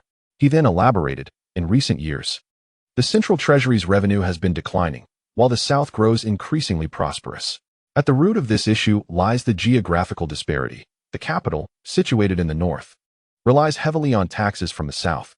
The Donglin faction has been covertly manipulating affairs within the court, controlling the financial lifeblood of the Ming dynasty, to the extent that even the treasury's income is subject to their whims, leaving the emperor feeling quite helpless.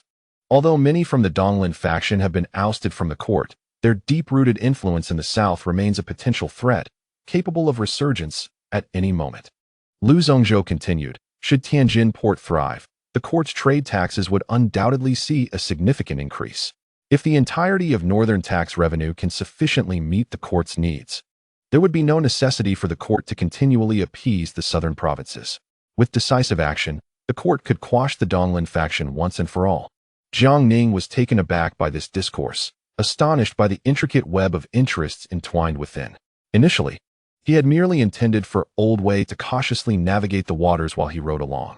He had not anticipated Liu Zhongxian, renowned as a master of Neo-Confucianism, would possess such a comprehensive and profound perspective, with foresight that exceeded expectations. At this point, Liu Zhongxian spoke again, thus: I earnestly request the relocation of the North Zhili governor's residence to Tongzhou Prefecture. Tongzhou is conveniently situated by the canal, and relying solely on Tianjin Wei may prove insufficient to shoulder the financial burdens of the Ming dynasty. Rather than allowing Tianjin Wei to dominate, it would be more beneficial to foster development across multiple areas. With Master Zhang's planning in place, once Tongzhou flourishes, the court will benefit from additional tax revenue. Upon hearing this, Jiang Ning turned to Wei Zhongxian, only to find him looking utterly perplexed, clearly unable to grasp the implications. Jiang Ning promptly exclaimed, Lord Liu, this notion is indeed splendid. I shall write to the emperor immediately, and I trust his majesty will acquiesce. As he spoke, he gently nudged Wei Zhongxian beside him. Wei Zhongxian, realizing the cue, quickly interjected, rest assured, I too shall petition the emperor. Upon hearing this, Liu Zhongxian rose respectfully and bowed, expressing gratitude. Thank you, Lord Jiang and Master Wei. Jiang Ning smiled faintly, reflecting on the undeniable talent of the old Liu, a practical man of action. At that moment, a constable hurriedly approached with a report. My lords, Lin Sanyuan is gravely ill and bedridden. Thus, he has sent his son, Lin Yuxing, to attend the provincial office. Jiang Ning and the others exchanged glances, sensing the peculiarity of the situation. Jiang Ning promptly commanded, bring Lin Yuxing here. Shortly after, a young man in his 20s entered the hall, respectfully kneeling and greeting. I am Lin Yuxing, here to meet you, my lords. Jiang Ning scrutinized Lin Yuxing, feeling an inexplicable sense of familiarity, though he could not recall where he had seen him before. In contemplation, Jiang Ning signaled to Zhu Tongming to take the lead in questioning. Zhu Tongming understood and began his inquiries. Faced with a barrage of questions, Lin Yuxing responded fluidly, his words precise and devoid of flaws. When the matter of bribery involving the three commanders in Tianjin arose, he audaciously reversed the narrative, claiming that the officials were the ones soliciting bribes. As for his involvement in maritime trade, he vehemently denied any such activity. Observing that Lin Yuxing was evidently well prepared, Jiang Ning nodded, and Zhu Tongming, understanding the cue, dismissed Lin Yuxing. The moment Lin Yuxing departed, Zhu Tongming furrowed his brow, stroking his beard as he remarked, this young man is no ordinary individual. He clearly came well prepared. Wei Zhongxian immediately countered, his voice resonant, and what of being prepared? Their violation of the imperial edict by illicitly engaging in maritime trade is a capital offense.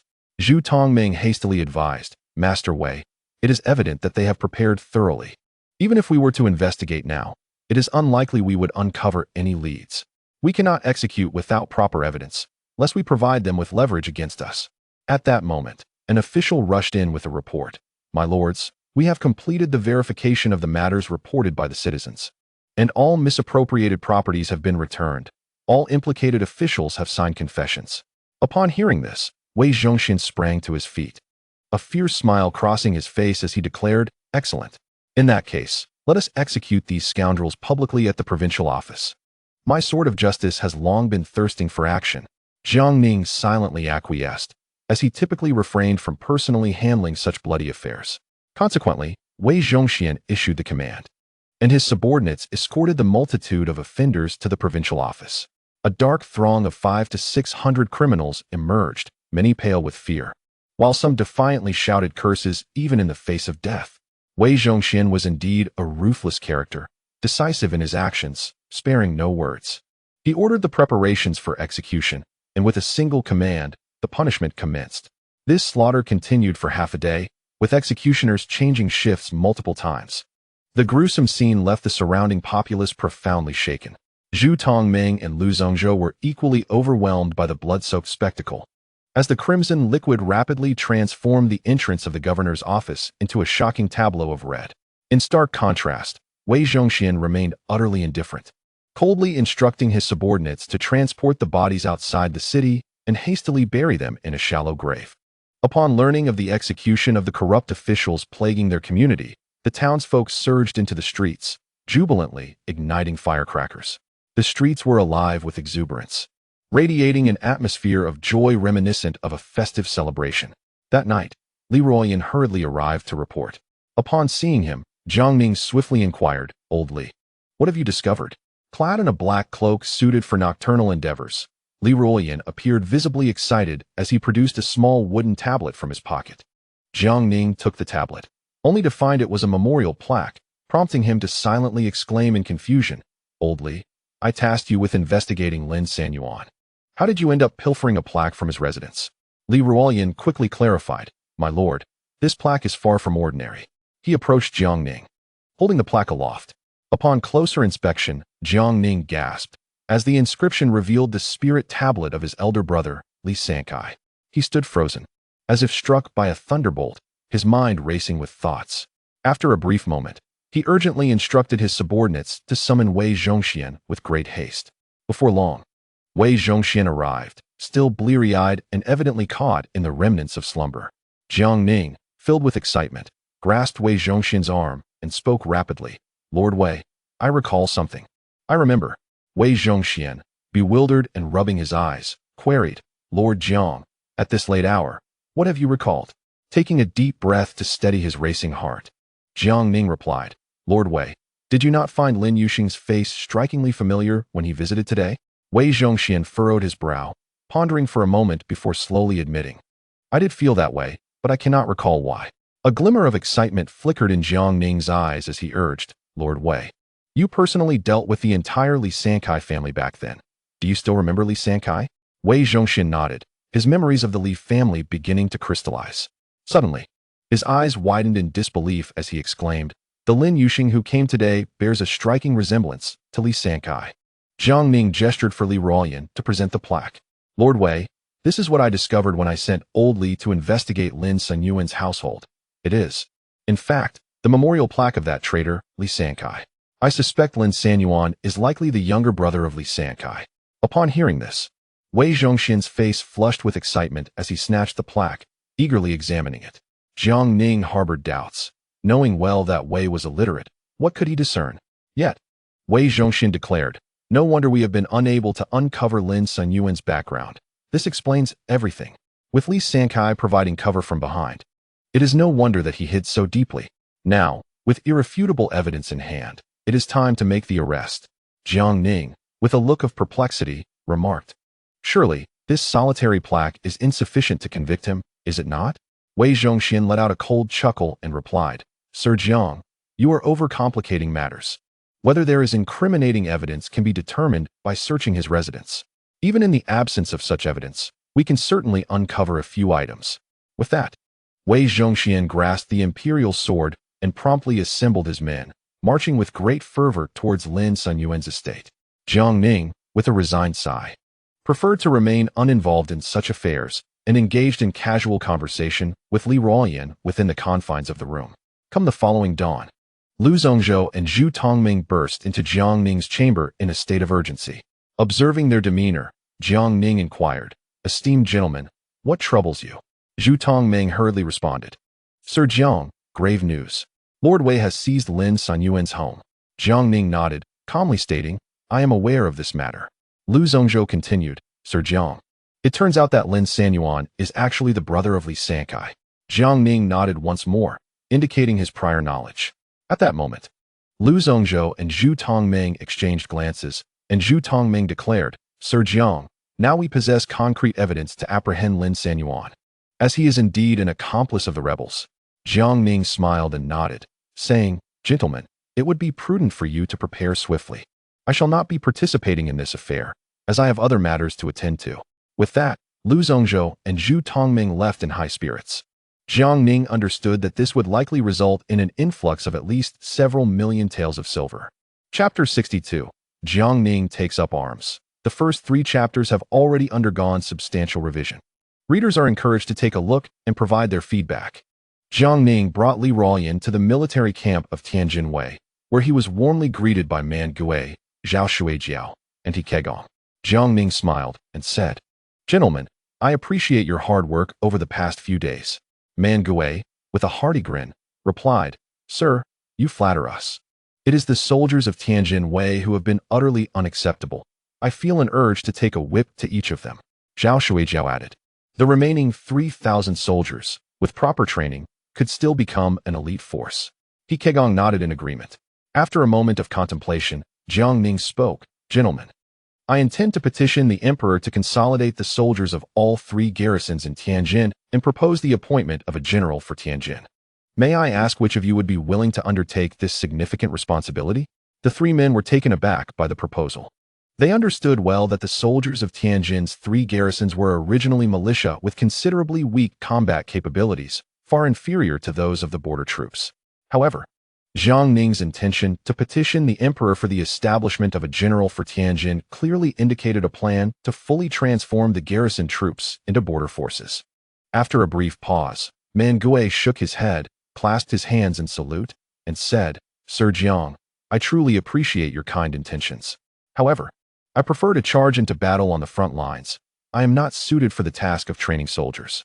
At this moment, Zhao Shuijiao also spoke up, expressing his gratitude to Lord Jiang for his esteem. However, he added that he preferred to be on the battlefield, engaging the enemy directly, as he truly found himself ill-suited to train soldiers, especially those timid and cowardly garrison troops. Just as He Kegong was about to interject, Jiang Ning quickly interrupted him, saying, "General He, it seems you must reluctantly accept this task. If even you refuse, must I personally assume the role of the general of Tianjin?" With a smile, Jiang Ning continued, "Given Tianjin's proximity to the capital, should war arise, you would undoubtedly need to march with the troops. As long as general, he trains the soldiers well. There will be ample opportunities for battle in the future." Seeing Jiang Ning's insistence, He Kegong, albeit reluctantly, clasped his hands and replied with a smile, "Then I must thank Lord Jiang for your generous trust. I shall spare no effort in training an elite force, ensuring I do not disappoint your expectations." Jiang Ning nodded in satisfaction, stepping forward to pat He Kegong on the shoulder, cheerfully stating, "General He, I shall dispatch someone to report to the emperor. I believe that in a few days, the appointment documents and announcements will be issued. Should you require any assistance, do not hesitate to ask." After a moment's reflection, He Kegong said, "Lord Jiang, the troops in Tianjin originally followed the garrison structure, but you intend for me to train them to the standards of the frontier army. Consequently, their agricultural duties will inevitably cease, thus concerning the land." Jiang Ning interjected with a smile, "You need not worry about the land. I shall arrange it shortly. As for military supplies, they will be distributed according to frontier army standards. Regarding personnel, the 3 garrisons of Tianjin originally comprised 5,600 men each, totaling 16,800. General He, feel free to recruit soldiers based on a standard of 30,000 men. You need not fret about arms and provisions. I will take care of it." Upon hearing this, He Kegong let out a sigh of relief. His greatest concern had been the supply of provisions and arms. Even if he were the reincarnation of Han Xian, lacking these resources would render him incapable of training an elite army. Subsequently, He Kegong spoke again, "Lord Jiang, I hope you will permit me to transfer some personnel from Liaodong to assist. I am apprehensive that you might misunderstand. But these would be my former subordinates and would not draw from the elite forces of the Liaodong frontier army." Jiang Ning maintained a gentle smile and replied, "General He, please prepare a list, and I will send someone to the Ministry of War. I believe Elder Sun would be more than willing to agree." He Kegong, upon hearing this, was immediately filled with excitement and hurriedly expressed his gratitude. "Thank you for your understanding, my lord." At this moment, Man Gui, standing nearby, wore a smile and jested, "Old He, you must work swiftly to train an elite force in Tianjin, or else when the time for battle comes, neither Zhao nor I will wait for you." Zhao Shuijiao smirked slightly, chuckling without saying a word. He Kegong pretended to be angry, huffing, "You old rascal, are you jesting at my expense? Rest assured, I shall certainly train a distinguished army. Who knows, you might even find yourself trailing behind me to claim military honors." Upon hearing this, the 3 men burst into hearty laughter, and Jiang Ning could not help but join in, reflecting on the boldness and carefree spirit of the frontier soldiers.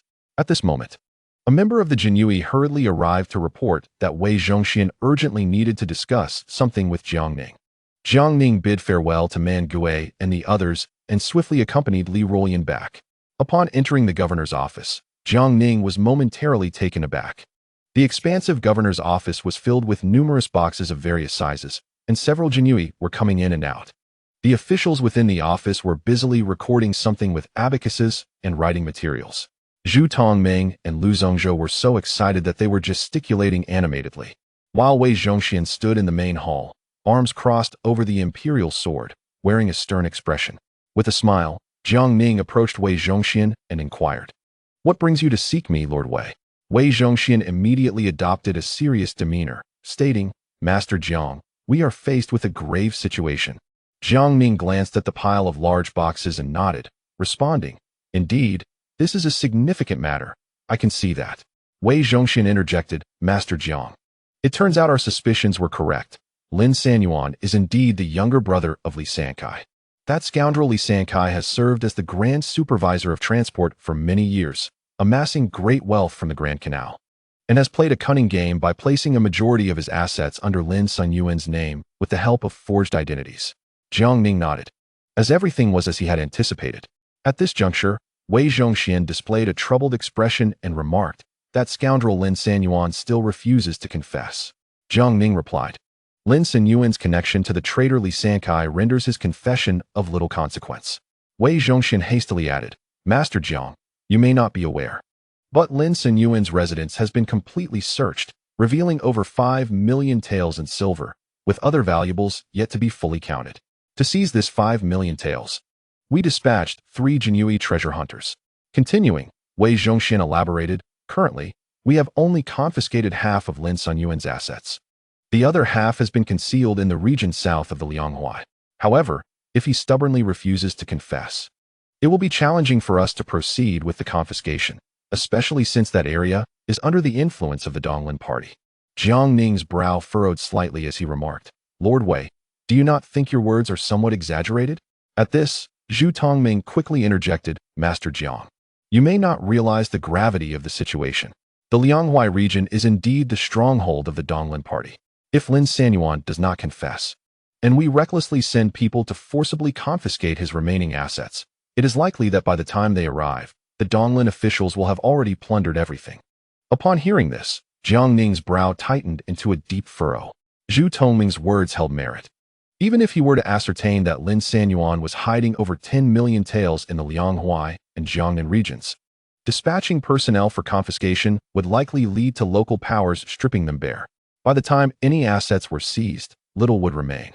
At that point, without any evidence, he could not possibly instigate a thorough purge of the entire Jiangnan officialdom, as such an endeavor was both unrealistic and incompatible with the current circumstances. Subsequently, Jiang Ning inquired, "What of Lin Sanyuan's family?" Wei Zhongxian hastily replied, "All have been detained in the governor's prison, under the vigilant guard of the Jinyui." He then, with a furrowed brow, continued, "Minister Jiang, I have exhausted all means at my disposal, yet Lin Sanyuan remains obstinately silent. We cannot simply execute him. What do you propose we do?" Jiang Ning, with a composed demeanor, responded, "I shall personally meet this Lin Sanyuan." Subsequently, Jiang Ning led Wei Zhongxian to the governor's prison. The facility was heavily fortified by the Jinyui, with layers of guards ensuring that not even a fly could penetrate. The prison was filled with detainees, and Wei Zhongxian cheerfully introduced, "These are all relatives of Lin Sanyuan," along with the managers and workers of his shops. Jiang Ning observed, astonished, that at least 1,000 individuals had been apprehended. As they reached the innermost cell, Wei Zhongxian pointed out, "Lin Sanyuan and his son are held separately in here." Jiang Ning nodded and approached the cell door. Inside lay an elderly man, bloodied and sprawled on the ground, his face as pale as parchment, yet his eyes glinted with fierce determination as he scrutinized Jiang Ning. After a moment, the old man hoarsely inquired, "Are you the esteemed Jiang Ning, commander of the Jinyui?" Jiang Ning acknowledged him with a nod. Lin Sanyuan then erupted into a raucous laughter, unrestrained and mocking. After a while, he bitterly remarked, "My family is vast and prosperous, with my elder brother in government service. Yet I find myself ensnared by a mere child like you. I had intended to eliminate you at an opportune moment, but it appears I have fallen victim to your schemes instead." Jiang Ning, you truly are the bane of the Li family. Jiang Ning smiled gently and seated himself on the ground, maintaining a tranquil demeanor as he spoke. I find myself rather perplexed. Should I address you as Lin Sanyuan or Li Sanyuan? Lin Sanyuan scoffed. It matters not. I am but a dying man. Call me as you wish. Jiang Ning, still with a smile, remarked, I have always found it curious that despite your efforts to conceal yourself so thoroughly, you ultimately fell into my grasp. This can only signify one thing. Lin Sanyuan, intrigued, inquired, what is that? Jiang Ning's expression hardened, and he declared with conviction, Heaven has decreed the annihilation of your Li family. Upon hearing this, Lin Sanyuan trembled with rage, his eyes ablaze with fury as he glared at Jiang Ning. Gnashing his teeth in a curse, Jiang Ning, may you meet a wretched end. Even as a ghost, I shall not spare you. Jiang Ning sighed softly and said earnestly, Lin Sanyuan, you should confess. I have no desire to resort to cruel methods. If you speak the truth, I can ensure a legacy for your family. Your son, Lin Yuxing, seems quite clever. I might consider sparing him. Lin Sanyuan disdainfully snorted. You, surnamed Jiang, do not feign compassion. Do you truly possess such benevolence to spare my son? He then coldly retorted, my Li family is rich beyond compare. Even if you were to seize all of Tianjin Wei, the wealth would amount to only half of my family's fortune. As for the remainder, I have long since arranged for everything in Jiangnan and the surrounding areas to be managed by others. Should I perish, not a single coin shall fall into your hands. The court is currently in need of funds, thus you would not dare to hastily take my life. Jiang Ning nodded, affirming, indeed, you speak the truth. Lin Sanyuan, choosing to recline on the ground, coolly remarked, since the Ming dynasty seeks to annihilate my entire Li family, let the Ming dynasty accompany us to the grave. I shall divulge not a word. Let us see what you can do to me. Observing Lin Sanyuan's obstinacy, Jiang Ning sighed, stating, I have offered to preserve a remnant of your family, yet you remain unreasonable, leaving me with no recourse. He then turned to Li Ruoyan, instructing, Old Li, go and have all the males of Lin Sanyuan's family castrated and sent to the palace as eunuchs. The females should be sold to the brothel, reduced to prostitutes. As for the elderly, weak, women, and children, from today forth, bring them before Lin Sanyuan and execute one every hour until none remain. Upon hearing this, Lin Sanyuan, disregarding his own injuries, leapt up, his eyes ablaze with rage as he glared fiercely at Jiang Ning, cursing, You heartless beast, how dare you? Jiang Ning, maintaining a calm demeanor, replied, Lin Sanyuan, do not be so agitated. You are of advanced age, and anger can be detrimental to your health. We shall begin with your son, Lin Yuxing, such a clever young man, likely still unmarried. It is a pity he is about to become a eunuch. No sooner had he spoken than Li Ruoyan, accompanied by several guards, forcibly brought Lin Yuxing before them, pinning him to the ground and stripping him of his trousers. Lin Yuxing, terrified, turned pale, trembling uncontrollably as he cried out, Father, help me. Save me. I do not wish to become a eunuch. Li Ruoyan drew a knife, and Lin Sanyuan clenched his teeth, his eyes brimming with anguish and fury. Jiang Ning, noticing the scene, inquired of Li Ruoyan, Old Li, do you intend to use that knife to perform the procedure on young Master Lin?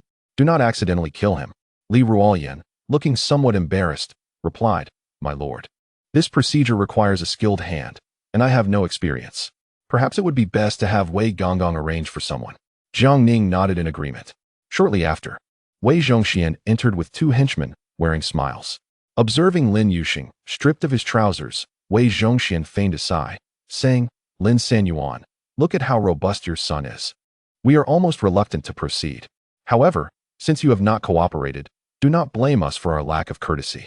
Rest assured, we shall take good care of your son.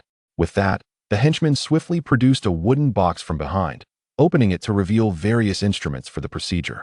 Wei Zhongxian lit an oil lamp, taking a small knife and heating it over the flame, all the while saying, Young Master Lin, it may hurt a little at first, but you must endure.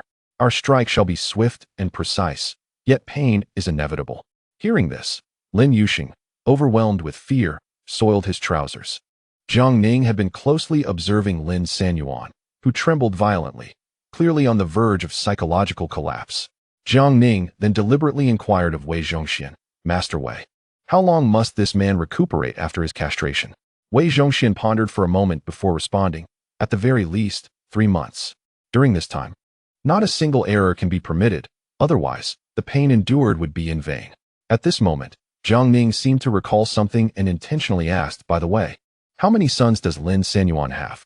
Wei Zhongxian narrowed his eyes slightly, and after a moment of contemplation replied, only Lin Yuxing. He is indeed the sole sprout in a field of 10 acres. He clicked his tongue, adding, it truly pains me to take action against him. Then, as if steeling himself, Jiang Ning clenched his teeth and declared, if you, Master Wei, possess such a compassionate heart, then allow me to take on the task.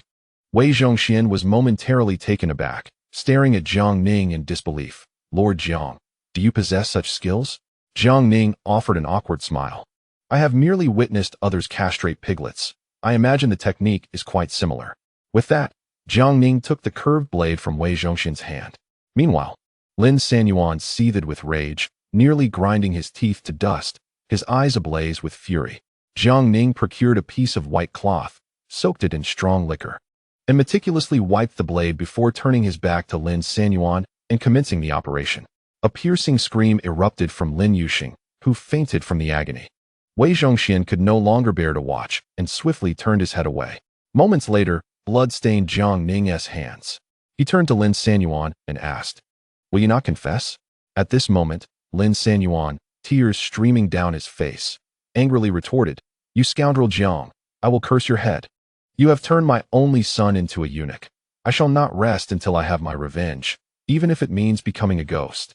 Yet, Jiang Ning replied with a smile, Lin Sanyuan, you have one final chance. I have merely circumcised your son. That part remains intact. With that, he gestured for the unconscious Lin Yuxing to be brought closer. Upon seeing that his son's manhood was indeed still there, Lin Sanyuan sighed in relief. As if all his strength had been drained away, tears flowed freely, and he appeared to age decades in an instant. He choked out, I will confess. I will confess everything. Scoundrel Jiang, will you spare my son as promised? Jiang Ning nodded, smiling, of course, that promise stands. Lin Sanyuan continued, I require you to swear to the heavens. Jiang Ning promptly pointed skyward and proclaimed, I, Jiang Ning, swear to the heavens that should I not release his son after Lin Sanyuan confesses, may I be struck by 5 lightning bolts and meet a wretched end. Lin Sanyuan nodded in response, saying, I hope you will adhere to this vow. Jiang Ning hastily summoned paper and ink, arranging for Lin Yuxing to be carried away for treatment to staunch the bleeding. Chapter 63, Lord Jiang's promotion again. The previous 3 chapters have been extensively revised. Readers are encouraged to take a look and leave their comments. Half an hour later, Lin Sanyuan, seemingly drained of all strength, hoarsely uttered, I have completed the writing. Jiang Ning hastily took the confession, smiling as he said, Lin Sanyuan, what I promised you is naturally binding, but as for others, I cannot guarantee. Lin Sanyuan sighed deeply, as long as I can leave a legacy for the Li family. The demise of others matters little. He then urged, you, Jiang, hurry and send someone. The news of my capture will spread within days. If you delay, those in Jiangnan will act first. Jiang Ning nodded and, accompanied by Wei Zhongxian, departed in haste. Upon reaching the main hall, Lu Zhongzhou and Zhu Tongming were already as anxious as ants on a hot pan. Seeing Jiang Ning and Wei Zhongxian holding the confession, they immediately became excited and inquired, Lord Jiang, Lord Wei, did Lin Sanyuan confess? Wei Zhongxian replied with a smile, with Lord Jiang personally involved, how could he dare to withhold the truth? Lu Zhongzhou, looking puzzled, asked, Lord Jiang, you even took part personally? Why are you covered in blood? Jiang Ning glanced at the blood on his hands, feeling somewhat awkward. It's a trivial matter, nothing to worry about, he thought to himself, considering how ridiculous it would be if word got out that he had performed a circumcision on a criminal's son. Jiang Ning pondered that he had yet to resolve matters in Tianjin and would undoubtedly be unable to leave. However, with Old Wei's temperament, if he simply allowed him to proceed, it might lead to a bloody uproar. Once the situation escalated, it would be impossible to contain. Yet, at this moment, apart from Old Wei, there truly was no more suitable candidate. Nonetheless, he needed someone capable of keeping him in check. Zhu Tongming was competent, but as the governor of Tianjin, he too could not leave. Moreover, being under Old Wei, he would not be able to restrain him. Jiang Ning scrutinized Lu Zhongzhou. This venerable official was full of integrity and never feared power, thus he would not succumb to Old Wei's tyranny, making him perfectly suited to impose some restraint on him. Therefore, Jiang Ning spoke, Lin Sanyuan has confessed everything. However, the matters in Tianjin are not yet settled, and I fear I must trouble Lord Wei to make a trip. Wei Zhongxian replied with a smile, such trivial matters, Lord Jiang, there is no need for courtesy. Jiang Ning continued, Lord Lu, I must trouble you to accompany Lord Wei on this journey. Lu Zhongzhou was momentarily taken aback, inwardly questioning why he should be involved in such matters. After all, he was the governor of Beizili, not of Nanzili. At that moment, Jiang Ning smiled and explained, after all, Lin Sanyuan's remaining wealth lies in Jiangnan and the Lianghuai region, the stronghold of the Donglin party. Lord Wei may find it challenging to manage alone. Thus, I hope that you, Lord Lu, can offer your assistance. Lu Zhongzhou contemplated for a moment, then nodded. For the sake of the nation, recovering such a significant amount of illicit funds will certainly bolster the treasury. I shall not shirk my duty. In light of the urgency, Jiang Ning promptly instructed Lu Zhongzhou and Zhu Tongming to represent him alongside Wei Zhongxian in drafting a memorial that detailed the situation at hand for Zhu Yuxiao. Once completed, they affixed their signatures, and the Jinyui dispatched it with utmost speed to the capital. Subsequently, Jiang Ning tirelessly mobilized 1,000 Jinyui and 3,000 Tingxiang soldiers, placing Zhao Shuaijiao in command. Wei Zhongxian, wielding the imperial sword, was accompanied by Lu Zhongzhou as they embarked on a journey southward by boat, accompanied by a gathering of individuals to investigate Lin Sanyuan's properties in Jiangnan and the Lianghuai region. After bidding farewell to Wei Zhongxian at the port of Jiangning, the sentiment stirred within him as he expressed a heartfelt wish for the esteemed official's smooth passage. Beside him, Zhu Tongming responded with a smile, reassuring Jiang that with Wei holding the imperial sword and Lu by his side, all would surely proceed seamlessly. Jiang Ning nodded in acknowledgement. In the ensuing days, Jiang Ning found himself engulfed in a whirlwind of activity. The merchant Qian Jingxiu from the Ming Merchant Association arrived in Tianjin the following day, and Jiang Ning promptly introduced him to the leader of the Beiqiao gang, Xia Lauer. Subsequently, Jiang Ning elaborated on the plans for the Tianjin port and its future development. He conveyed that while the current focus was on grain transport, maritime trade would be initiated when the timing was opportune, predicting a flourishing Tianjin with a steady influx of merchant taxes and an increasing number of traders traversing in both directions. Qian Jingxiu, a commercial prodigy, grasped the implications immediately, his eyes gleaming with excitement as he exclaimed, Your Excellency, you truly possess the talent to shape the world. If this continues, our Ming Merchant Association will undoubtedly seize the initiative and reap bountiful rewards. Jiang Ning chuckled, replying, Zhongxiu, it is far better to share joy than to revel alone. While our Ming Merchant Association has gained a head start, we must not monopolize all opportunities. We should leave room for others to thrive. Qian Jingxiu nodded in agreement, acknowledging, Your Excellency speaks wisely, I understand. Thereafter, Jiang Ning earnestly advised Tianjin's provincial governor, Zhu Tongming, sharing without reservation the blueprint for Tianjin's future development. Zhu Tongming was moved to tears, contemplating the monumental achievements he could realize if Jiang Ning's vision came to fruition. Subsequently, Jiang Ning set about packing the confiscated ill-gotten gains, which included Lin Sanyuan's properties. The cash alone amounted to an astonishing 5 million taels, while other assets such as jewelry, paintings, antiques, land deeds, and real estate were valued at no less than 3 million taels. Jiang Ning estimated that the total confiscated wealth from the Li Sankai family alone had surpassed 10 million taels of silver, with many industries yet to be accounted for, rendering this fortune nearly rivaling that of a nation. Jiang Ning then arranged for Qian Jingxiu, in his capacity as a captain of the Jinyui, to visit the provincial governor's prison.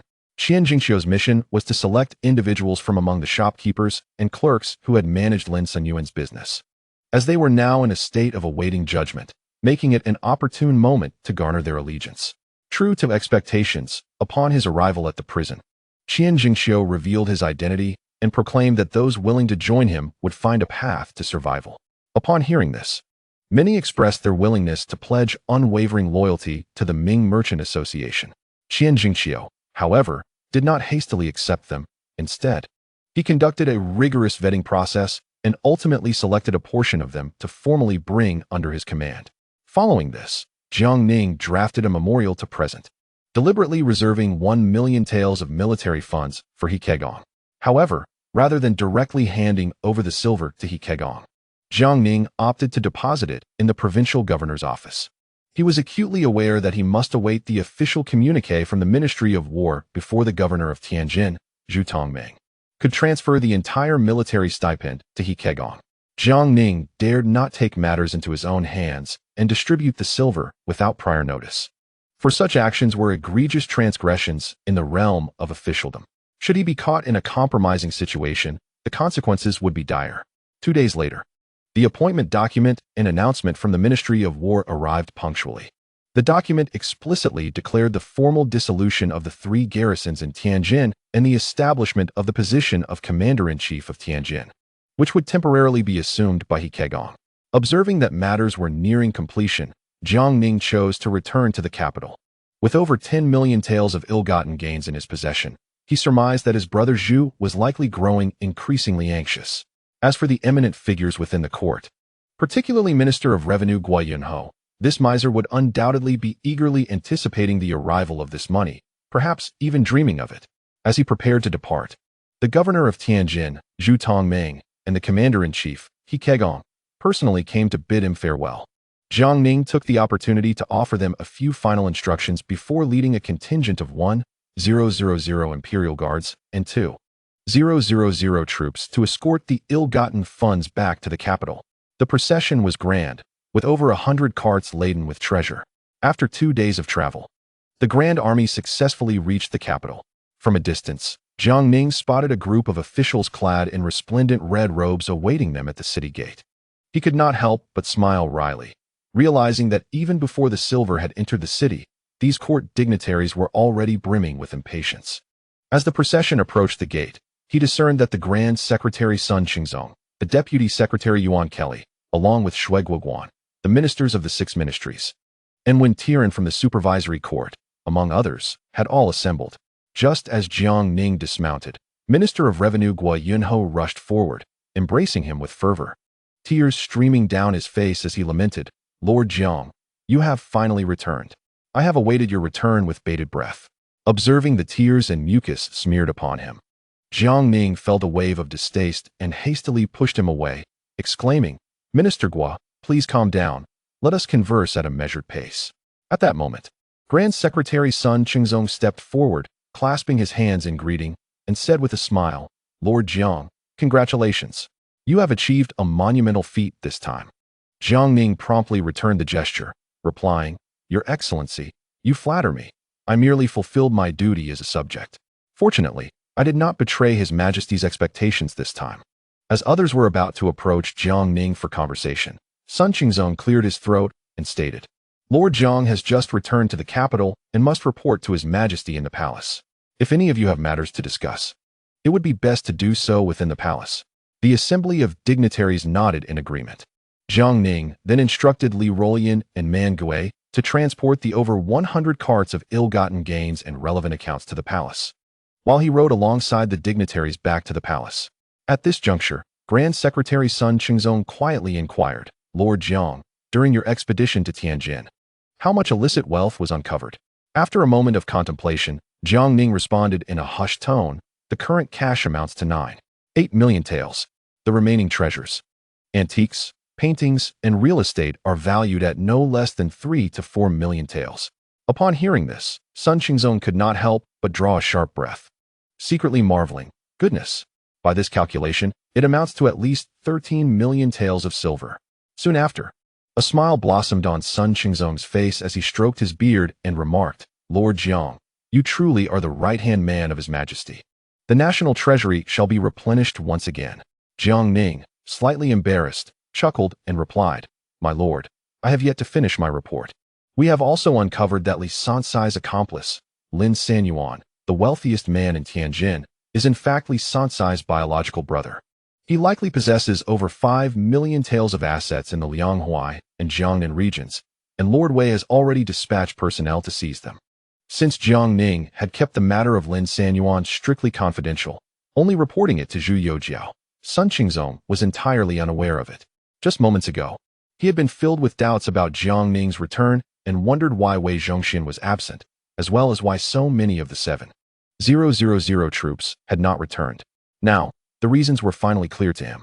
Sun Qingzong sighed deeply, his expression turning grave as he remarked, Lord Jiang. The Lianghuai region is the stronghold of the Donglin party. Can Lord Wei handle it alone? Jiang Ning reassured him with a smile. There is no need for concern. My lord, I have arranged for the esteemed Elder Lu Zhongzhou to accompany him. With Elder Lu present, Lord Wei will surely manage with ease. Upon hearing that Lu Zhongzhou would also be going, Sun Qingzong felt a wave of relief wash over him. He feared that Wei Zhongxian might act recklessly, unleashing a violent bloodbath, which would irrevocably sever ties between the court and the Southern Donglin party, complicating the situation for the court even further. At this moment, Sun Qingzong lamented, in the past, the court tended to avoid delving too deeply into matters concerning Jiangnan, turning a blind eye whenever possible. After all, the capital of the Ming dynasty is situated in the north, and the national taxes heavily rely on supplies from the south. When the northern provinces face difficulties, they must depend on the court to allocate funds for relief. Now, with such a significant sum of silver seized, we shall no longer need to be beholden to the southern provinces regarding taxes and other affairs. Subsequently, Jiang Ning and Sun Qingzong rode their horses to the outer gate of the palace, dismounting before entering. Upon hearing of Jiang Ning's successful report, Zhu Youjiao was immediately elated. Gesticulating with excitement, he quickly turned to Empress Zhang Yan and exclaimed, Precious Pearl, Brother Jiang has truly rendered an unprecedented service for me. The cash seized alone is nearly 10 million taels, and when factoring in other valuables, it must amount to at least 13 million taels of silver. Observing the emperor's exuberance, Zhang Yan smiled and concurred. Lord Jiang is indeed a capable minister of His Majesty. One wonders how Your Majesty intends to reward him this time. Upon hearing this, Zhu Youjiao's expression shifted to one of contemplation. After a moment of reflection, he slowly responded, If I were to directly confer a title upon Brother Jiang, it is likely that the court officials would vehemently oppose it. After all, in our Ming dynasty, titles are traditionally bestowed based on military merit. Yet, if I only grant some common rewards, it might appear as though I lack sincerity. At this juncture, Zhang Yan, with a radiant smile, suggested, Given Lord Jiang's monumental achievement, he must certainly be rewarded. Has Your Majesty not always intended to assign the capital garrison to Lord Jiang's management? Perhaps it would be fitting to appoint him to a position within the Wujuan Dutifully. Zhu Youjiao suddenly slapped his forehead, realizing with great clarity, Baozhu, you are truly astute. How could I have overlooked this? This way, I can reward Brother Jiang handsomely while facilitating his efforts to reorganize the capital's military. Shortly thereafter, Fang Zhenghua arrived to report, Your Majesty, Minister Jiang and the esteemed members of the cabinet, along with the 6 ministry secretaries, are awaiting your presence in the imperial study. Zhu Youjiao quickly adjusted his attire and smiled at Zhang Yan, saying, Baozhu, I shall first meet with Brother Jiang. With that, he hurriedly followed Fang Zhenghua to the imperial study. Upon arrival, Jiang Ning and the other officials promptly knelt in reverence. Zhu Youjiao, beaming with joy, declared, Gentlemen, please rise. He then instructed Fang Zhenghua to arrange seats and serve tea. At this moment, Jiang Ning stood and respectfully bowed, stating, I have been dispatched to Tianjin to oversee commercial taxation, only to discover that the soldiers of the 3 guards in Tianjin have been embezzling military funds, with corruption running rampant. After thorough investigation, I found that the Tianjin procurator was also involved. I have seized all implicated officials and uncovered that Lin Sanyuan, the brother of the rebel Li Sankai, is entangled in this case. I have confiscated all his assets and transported them to the capital, thus reporting to Your Majesty. Upon hearing this, Zhu Youjiao smiled and remarked, Minister Jiang, you have indeed accomplished a significant feat. At this juncture, the Minister of Revenue, Wei Yinho, hastily rose but had yet to speak. Zhu Youjiao waved his hand, saying, Minister Gua, please sit down. We shall discuss matters later. Jiang Ning understood that the senior officials were about to deliberate on the distribution of rewards. Gua Yunho, visibly reluctant, had no choice but to obediently retake his seat. Zhu Youjiao continued, smiling, Minister Jiang, your remarkable contributions warrant substantial rewards. He gestured to Fang Zhenghua, who promptly produced the imperial edict. Jiang Ning and the other ministers quickly knelt once more. Fang Zhenghua raised his voice to announce, by the grace of heaven, the emperor decrees, Jiang Ning, commander of the Jinyui, has displayed loyalty to the throne and diligence in his duties. His achievements during this mission to Tianjin are commendable. Therefore, He is promoted to the position of Left Governor of the Central Military Command, overseeing the military affairs of the capital. I expect you to remain diligent and achieve further merits. Thus it is decreed. Jiang Ning quickly knelt, respectfully saying, I, Jiang Ning, humbly accept the edict. Long live the emperor. Subsequently, Zhu Youjiao, with a beaming expression, said, Minister Jiang, please rise. Jiang Ning stood, carefully accepting the edict and returning to his seat. At this moment, the chief minister, Sun Xingzong, stood and respectfully clasped his hands, saying, Your Majesty, regarding the confiscated funds from Minister Jiang's investigations, how should these be allocated? Observing the chief minister's direct approach to the matter, Jiang Ning watched with keen interest. Zhu Youjiao appeared troubled and after a moment's contemplation, proposed, Shall we allocate 300,000 taels to the Ministry of Revenue? As soon as Zhu Youjiao finished speaking, Guo Yunho sprang to his feet, exclaiming, Your Majesty, 300,000 taels is far from sufficient. Currently, the salaries of officials in the capital have been in arrears for over 6 months. And both Hunan and Shandong have suffered disasters, requiring urgent relief. The total required amounts to at least 500,000 taels. Chapter 64. The abolishment of the small treasury. Zhu Youjiao gritted his teeth and declared, In that case, let us comply with Minister Guo's proposal and allocate 5 million taels of silver to the Ministry of Revenue. However, no sooner had Zhu Youjiao's words left his lips than Guo Yunho hastily interjected, Your Majesty, the Ministry of Works is currently developing new firearms, which incurs substantial costs. I beseech Your Majesty to allocate an additional 2 million taels of silver. Upon hearing this, Zhu Youjiao rose abruptly, his countenance darkening with anger as he glared at Guo Yunho, saying, Elder Guo, did we not agree on 5 million taels? Why the sudden change? Unperturbed, Guo Yunho retorted, Your Majesty, you must inquire with Minister Su of the Ministry of Works.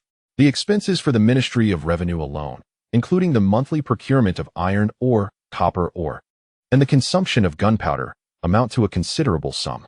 Su Guangqi, who had been silently listening, grew uneasy and stood up, stating, I report to Your Majesty that the Jurchens in Liaodong are currently causing havoc, and our troops are no match for them in open battle. We can only rely on firearms to defend our cities. We cannot afford any negligence regarding these weapons.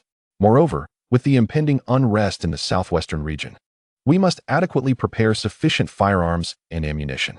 Zhu Youjiao's expression darkened further, resembling the bottom of a pot, as he sat in silence. Meanwhile, Jiang Ning, seated nearby, began to ponder, why does it always seem like the silver is never enough? I have previously helped procure a substantial amount of silver. The Ministry of Revenue still possesses at least 5 million taels in reserve, not to mention that the tax reform has already commenced, yielding hundreds of thousands of taels in revenue each month. Why does every department continue to lament their poverty? At this rate, even if I possessed the ability to turn stone into gold or brought back a mountain of gold, it would still not suffice for this lot. Subsequently, a heated negotiation ensued among the dignitaries and the emperor regarding the distribution of silver. Unable to endure the spectacle any longer, Jiang Ning rose respectfully, clasped his hands, and suggested, Your Majesty and esteemed officials, at present, Grand Eunuch Wei is in the Jiangnan and Huai regions confiscating the assets of the traitor Lin Sanyuan and has yet to return. Shall we await his return to reconvene and discuss this matter afresh? To my knowledge, Grand Eunuch Wei is expected to recover at least 5 million taels of silver. Upon hearing this, the eyes of the dignitaries brightened instantly, and even Zhu Youjiao, who had been simmering with discontent on the dragon throne, perked up, nodding in agreement. Indeed. Minister Jiang is correct. Let us wait for Wei Zhongxian's return for further deliberation. Thus, this farce finally reached a conclusion. Afterward, Jiang Ning took his leave, and the 3 esteemed officials returned to the cabinet to resume their duties. As Jiang Ning made his way toward the palace exit, he suddenly heard someone calling out to him from behind. Turning around, he saw his younger brother, Wen Tiren. With a fawning expression, Wen Tiren exclaimed, Congratulations, Minister Jiang, on your promotion to the position of Left Commander of the Central Army of the 5 Armies. This is a high-ranking official post indeed. Jiang Ning smiled and replied, All credit is due to the Emperor's grace. As loyal subjects, we can only repay His Majesty's kindness through our dedication to the nation. Wen Tiren nodded earnestly, readily agreeing. Minister Jiang speaks wisely. At this moment, Wen Tiren hurriedly smiled and said, Just now in the imperial study, I noticed that your countenance appeared somewhat troubled. If you would be so kind as to share the source of your distress, I could assist you in deliberating on it." Jiang Ning couldn't help but inwardly marvel at his younger brother's keen perception, truly befitting of a notorious minister whose name would echo through history. Subsequently, as they walked and conversed, Jiang Ning sighed. "Old one, I find myself perplexed. Consider this. Since my appointment to the court these past few months, I have managed to secure at least 10 million taels for the treasury, not to mention the additional 10 million taels seized from Tianjin. Yet, it seems that funds are perpetually insufficient. Every department laments its poverty, and the emperor keeps a watchful eye on the treasury. At this rate, even if I were to bring back a mountain of gold, it would scarcely suffice." Upon hearing this, Wen Tiren rolled his eyes upwards, seemingly lost in thought. Jiang Ning, noticing his brother's demeanor, recalled that historically, he possessed an exceptional memory, as if he were currently accessing data from the cloud. After a brief moment, Wen Tiren replied, "What you may not realize is that although the Ministry of Revenue governs the nation's finances since the reign of the Emperor Ying, various departments have gradually established their own treasuries. To put it simply, each department operates independently, yet they all seek a share from the Ministry of Revenue. The ministry itself has the Grand Granary, which was initially intended to convert tax revenue from the south into silver and copper coins for practical use. However, over time, the Grand Granary has transformed into a personal vault for the ministry, serving as a primary source of its current fiscal income. Later, during the reign of Emperor Shenzong in the Wanli era, the Ministry of Works established its own frugal treasury, while the Ministries of War and the imperial household also created their own funds. Numerous other departments share a similar situation, but I shall refrain from elaborating further." Listening to Wen Tiren's explanation, Jiang Ning began to understand. It became evident that the ministries of the Ming dynasty had long since pursued their own agendas, all while hoping to benefit from the Ministry of Revenue. Wen Tiren continued, "This is precisely why the Ming dynasty's tax revenues have diminished year by year. Yet various departments manage to maintain their operations, albeit barely. However, this very situation has led to the Ministry of Revenue's persistent financial shortfall. For instance, last year, the total tax revenue amounted to 23 million taels, while expenditures soared to 30 million taels. The 7 million taels deficit was covered by the individual treasuries of each department, not to mention the emperor's own treasury." Jiang Ning's brow furrowed, as he understood that the national finances were the lifeblood of the state. The current fiscal chaos within the Ming dynasty boded ill. It was no wonder that the dynasty ultimately succumbed to financial ruin. Thus, he turned to Wen Tiren and inquired, "Old one, since you are aware of the root of the issue, do you possess any viable solutions? If so, please share your insights with me. Otherwise, I might as well abandon my post and return to farming." Upon hearing Jiang Ning's inclination to resign, Wen Tiren was alarmed. Having finally secured the favor of Jiang Ning, he could not allow him to retreat to the fields. Even if it required some persuasion, he needed to keep him in the court. For how else could he hope to advance within the ministry?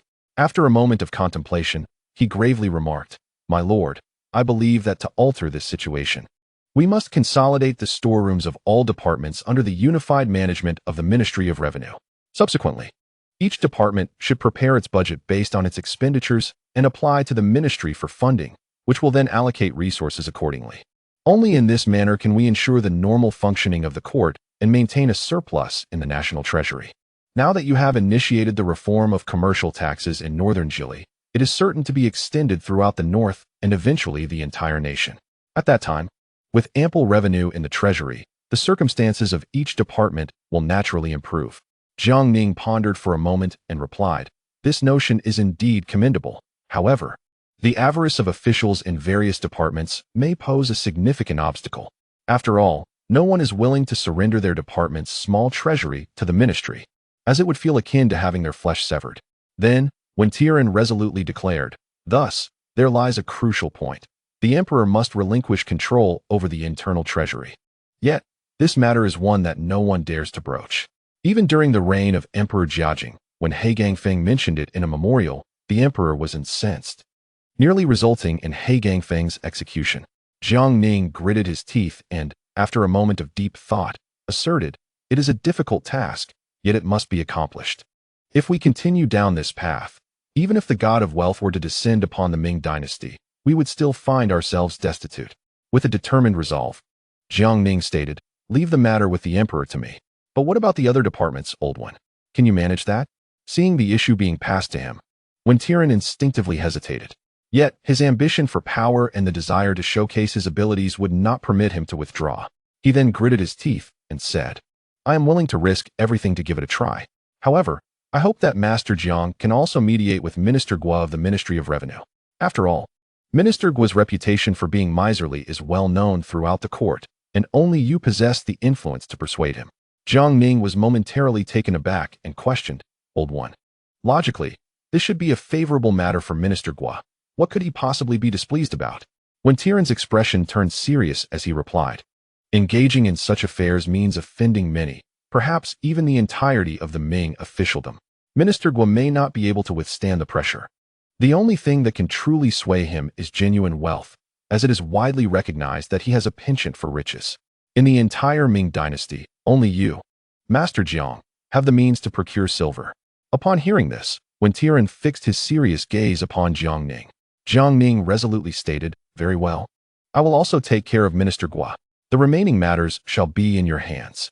Inform old Shui to lend his support in the cabinet as well. For this course of action ultimately benefits us all. You and old Shui should also keep the officials in each department informed. Once this undertaking is successful, I cannot guarantee much, but within 2 years, all official salaries will triple and all payments will be made in silver. No longer will we distribute substandard commodities such as cotton, pepper, or cloth.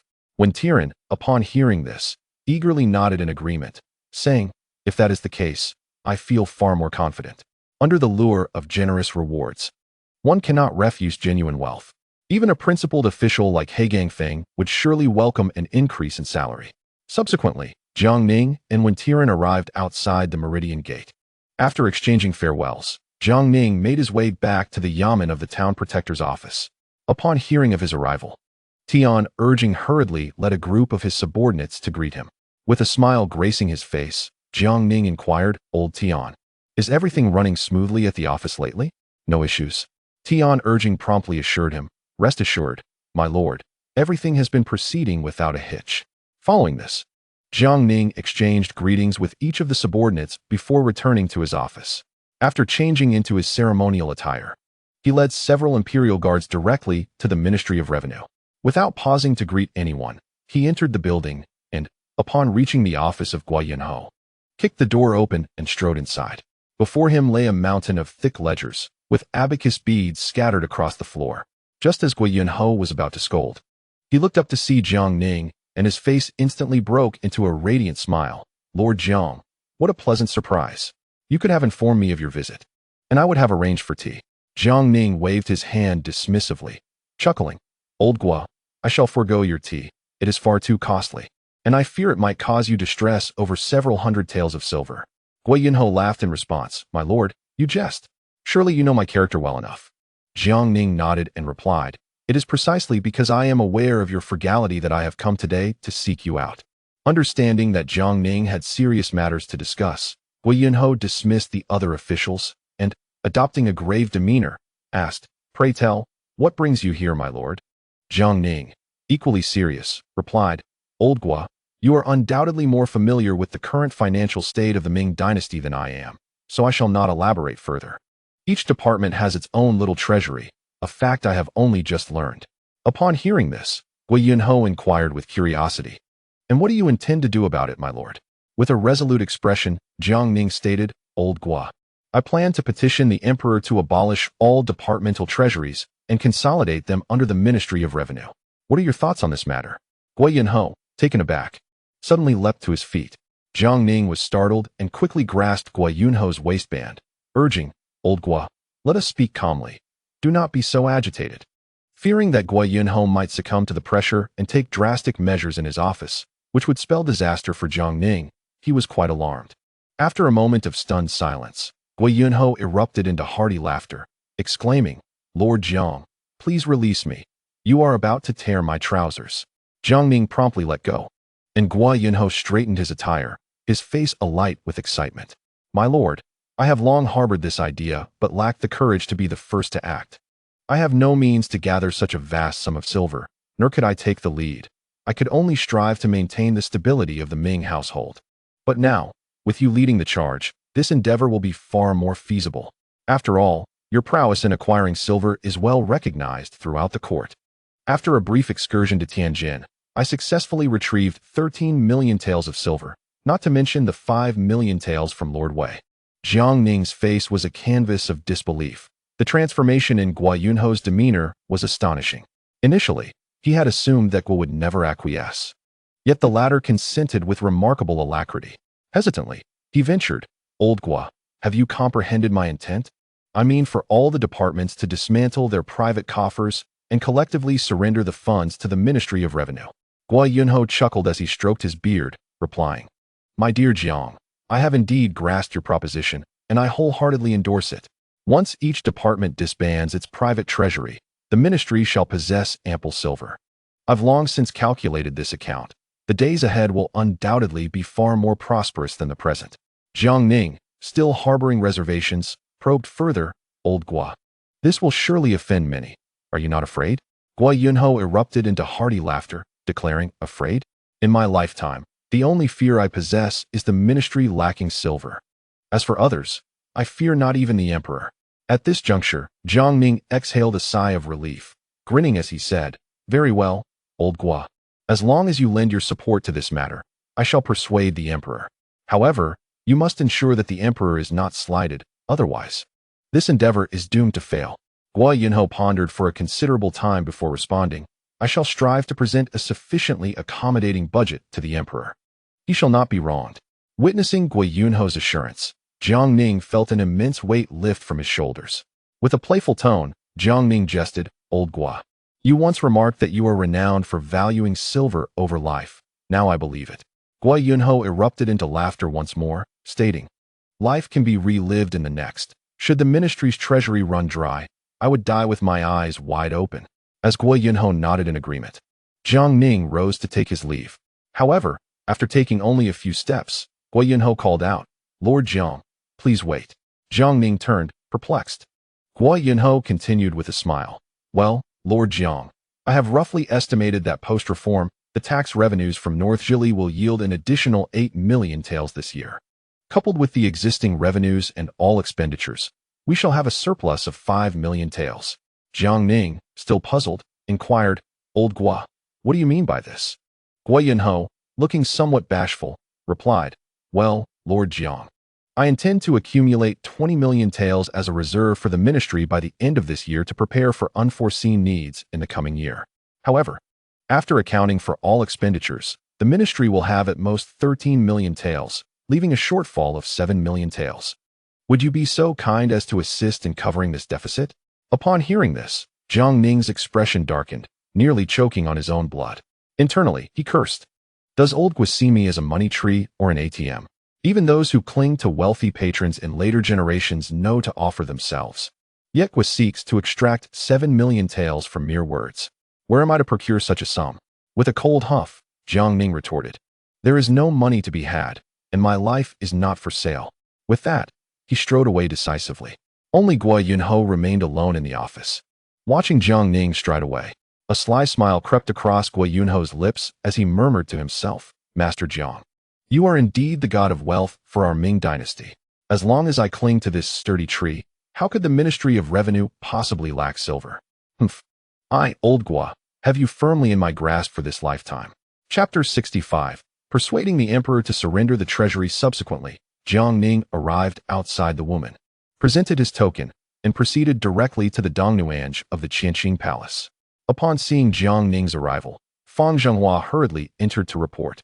The moment Zhu Youjiao learned of Jiang Ning's presence, he was filled with exuberance, dancing with joy as he stepped out of the main hall. Before Jiang Ning could even bow, Zhu Youjiao grasped his arm and led him straight to the imperial garden, ordering the preparation of drinks and delicacies. His face alight with joy. "Brother Jiang," he exclaimed, "you have truly rendered me a great service this time. With this sum of silver, the court's financial situation has significantly improved. However, you must have witnessed the scene in the imperial study today. That miser, Guo Yunho, immediately demanded 500,000 taels. I am well aware of his petty schemes. The ministry still has 500,000 taels untouched. Taxes from the southern provinces are gradually arriving in the capital and being submitted to the ministry, yet he dares to feign poverty before me. Zhu Youjiao continued, Brother Jiang. This 13 million taels of silver you brought back is crucial. You must help me secure even more. We cannot allow Guo Yunho's miserly demands to dictate the terms as last time. Seeing his emperor, who was like a brother to him, so animated, Jiang Ning found himself at a loss for words. Zhu Youjiao may not possess the wisdom and valor to usher in a golden age, yet he certainly could not be deemed foolish or inept. Moreover, Zhu Youjiao regarded Jiang Ning with fraternal affection, providing both financial support and authority. Noticing Jiang Ning's silence, Zhu Youjiao filled a cup with wine and personally poured it for him, then smiled. Brother Jiang, you must be exhausted from your recent endeavors. Perhaps I should grant you a few days of leave to rest. You have not visited the residence I bestowed upon you since your appointment. The more considerate Zhu Youjiao became, the more unsettled Jiang Ning felt. Observing Jiang Ning's pallor and continued silence, Zhu Youjiao, filled with concern, asked, Brother Jiang, are you unwell? Should I summon a physician to examine you? Then, Jiang Ning slowly rose and knelt beside him. Zhu Youjiao was taken aback and exclaimed, Brother Jiang, what are you doing? Jiang Ning raised his head with a serious expression and said, Your Majesty, you treat me as family, yet I have been unable to repay your kindness. However, what I am about to say may displease you, but I cannot conceal it, whether for the public good or personal reasons. Seeing Jiang Ning's unprecedented solemnity, Zhu Youjiao hurriedly stepped forward to assist him, gently reassuring, Brother Jiang, speak freely. I am listening. With a wave of his hand, Fang Zhenghua understood and quickly dismissed the surrounding eunuchs and maidens, remaining outside the pavilion. Jiang Ning solemnly stated, Your Majesty, I intend to earnestly request that you transfer the management of the treasury to the Ministry of Revenue. Henceforth, all expenditures within the palace should be meticulously budgeted and submitted to the ministry, which will annually allocate the necessary funds. Upon hearing these words, Zhu Youjiao felt as though struck by a bolt from the blue, standing there in stunned silence. After a brief moment, he inquired, Brother Jiang, you jest, do you not? Jiang Ning, with a serious demeanor, shook his head. Zhu Youjiao's expression transformed into one of fury. Brother Jiang, I regard you as a brother, as close as I do to Prince Xian. How can you now conspire with those officials against me? Jiang Ning, filled with remorse yet resolute, replied, Your Majesty, it is precisely because I cherish the bond we share that I speak thus. Not only must you relinquish the treasury, but all departmental coffers must be unified and submitted to the Ministry of Revenue. Only in this manner can the ministry maintain sufficient funds for the daily operations of the Ming court. Since your ascension, you must be aware that the income of the national treasury has diminished year by year, while the court's expenditures have escalated each passing year. If this continues, within a few decades, the Ming dynasty will find itself in a dire financial crisis, and the day of its downfall will not be far off.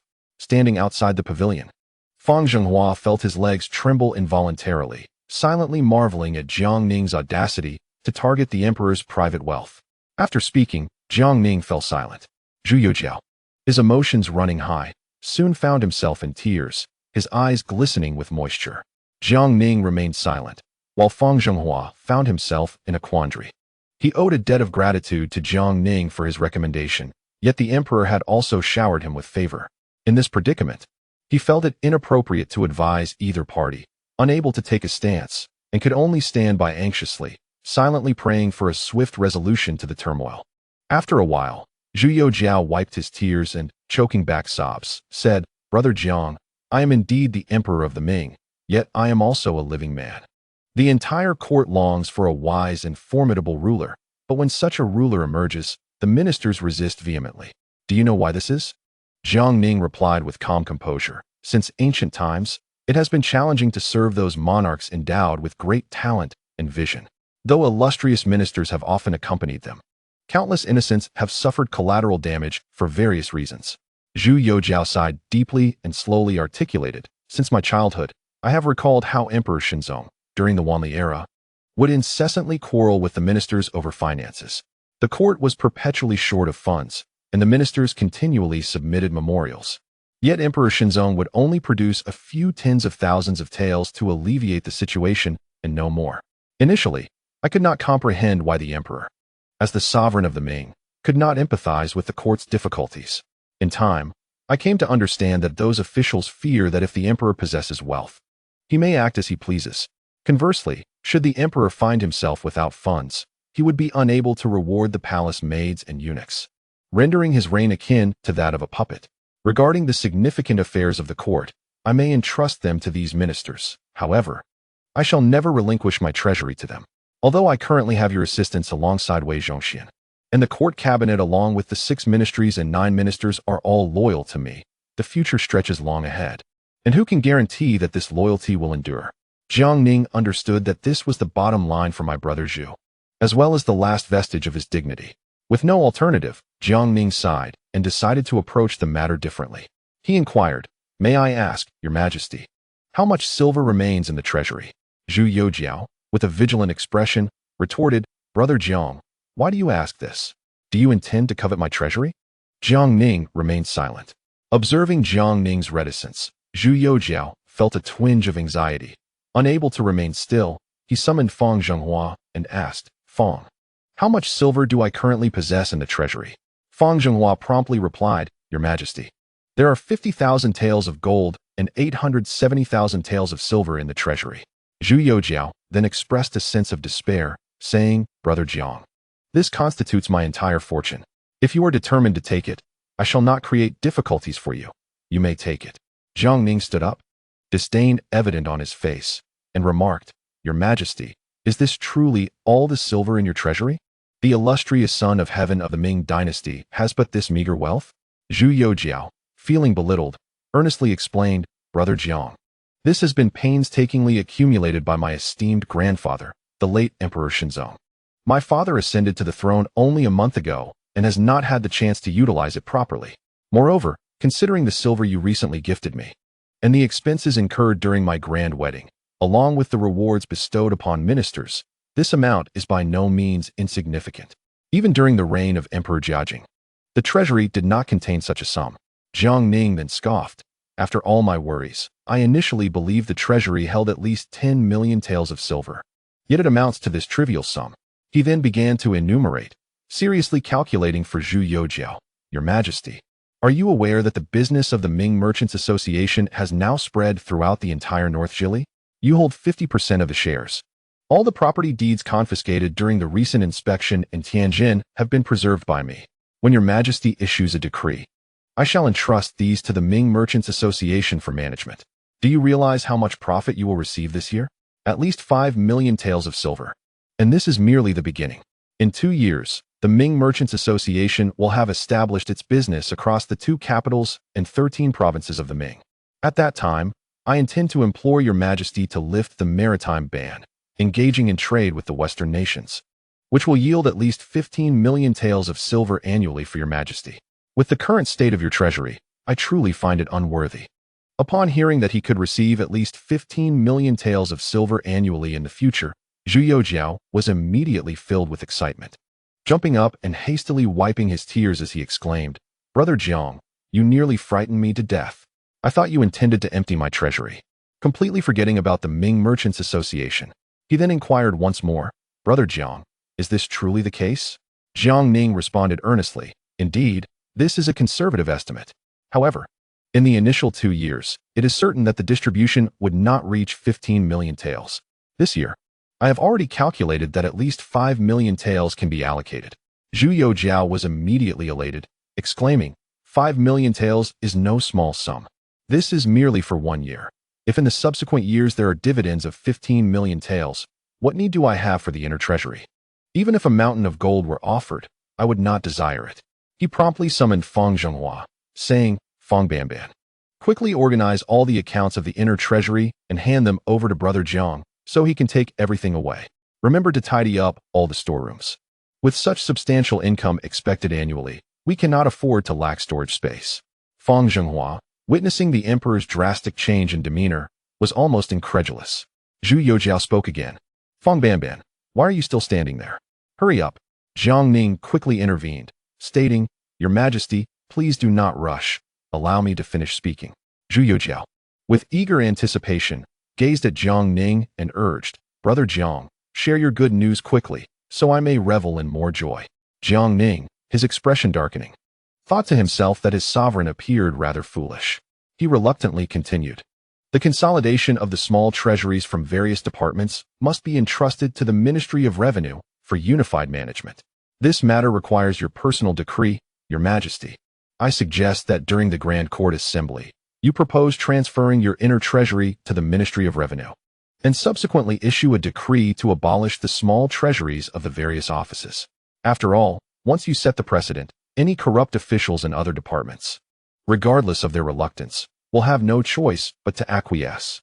It would be untenable for them to maintain their small treasuries while the emperor of the Ming dynasty has relinquished his own. After pondering for a moment, Zhu Youjiao nodded earnestly. Very well, let us proceed as Brother Jiang has suggested. Following this, Zhu Youjiao and Jiang Ning conferred briefly, reaching a unanimous decision to formally announce this matter before the entire court of civil and military officials. Zhu Youjiao's face flushed with excitement, his voice trembling slightly as he repeatedly confirmed with Jiang Ning the amount of dividends he would receive each year. Jiang Ning patiently reiterated, for the next 3 years, you will receive no less than 5 million taels annually. After 3 years, at least 10 million taels per year, provided the maritime ban is lifted. An annual sum of 15 million taels will be assured. Upon learning that he would receive a minimum of 5 million taels annually, and later, the potential for 15 million taels, Zhu Youjiao felt an overwhelming sense of joy and rejuvenation. Jiang Ning, astonished, could hardly believe the transformation. Just moments ago, Zhu Youjiao had appeared despondent, yet now he radiated vitality. Zhu Youjiao then waved his hand decisively, declaring that all shops seized in Tianjin would be managed by the Ming Merchants Association. Jiang Ning, witnessing this, promptly knelt in gratitude. He then rose to take his leave, his legs trembling slightly as he departed the palace, realizing he had not disclosed the true situation of the Ming Merchants Association to Zhu Youjiao. After all, the Ming Merchants Association, a veritable treasure trove, must not be solely entrusted to him and Zhu Youjiao. The entire court, both civil and military officials, must remain bound by mutual interests to ensure their loyalty. Previously, when Wei Zhongxian hosted a gathering, Jiang Ning confidently asserted that it would not be long before a portion of the Ming Merchants Association shares would be sold. He had meticulously calculated that the emperor would need to relinquish at least 20% of the shares, and he too would have to painfully part with a similar portion. As for the Qian family, they would also need to offer half of their holdings. In the realm of court politics, hoarding resources was a grave transgression, and a moment's negligence could lead to calamity. With a calm demeanor, Jiang Ning reevaluated his calculations and was astonished to discover that selling the planned shares could yield a minimum of several 100,000 taels of silver. He was brimming with confidence in his commercial acumen, contemplating that distributing 5 million taels of silver to the emperor each year would pose no challenge. It was entirely feasible. Jiang Ning mused that once the maritime trade ban was lifted, the potential for profit would be less pressing. After all, at that time, with an abundance of firearms and personnel, even if legitimate trade did not yield profits, could they not seize silver by other means?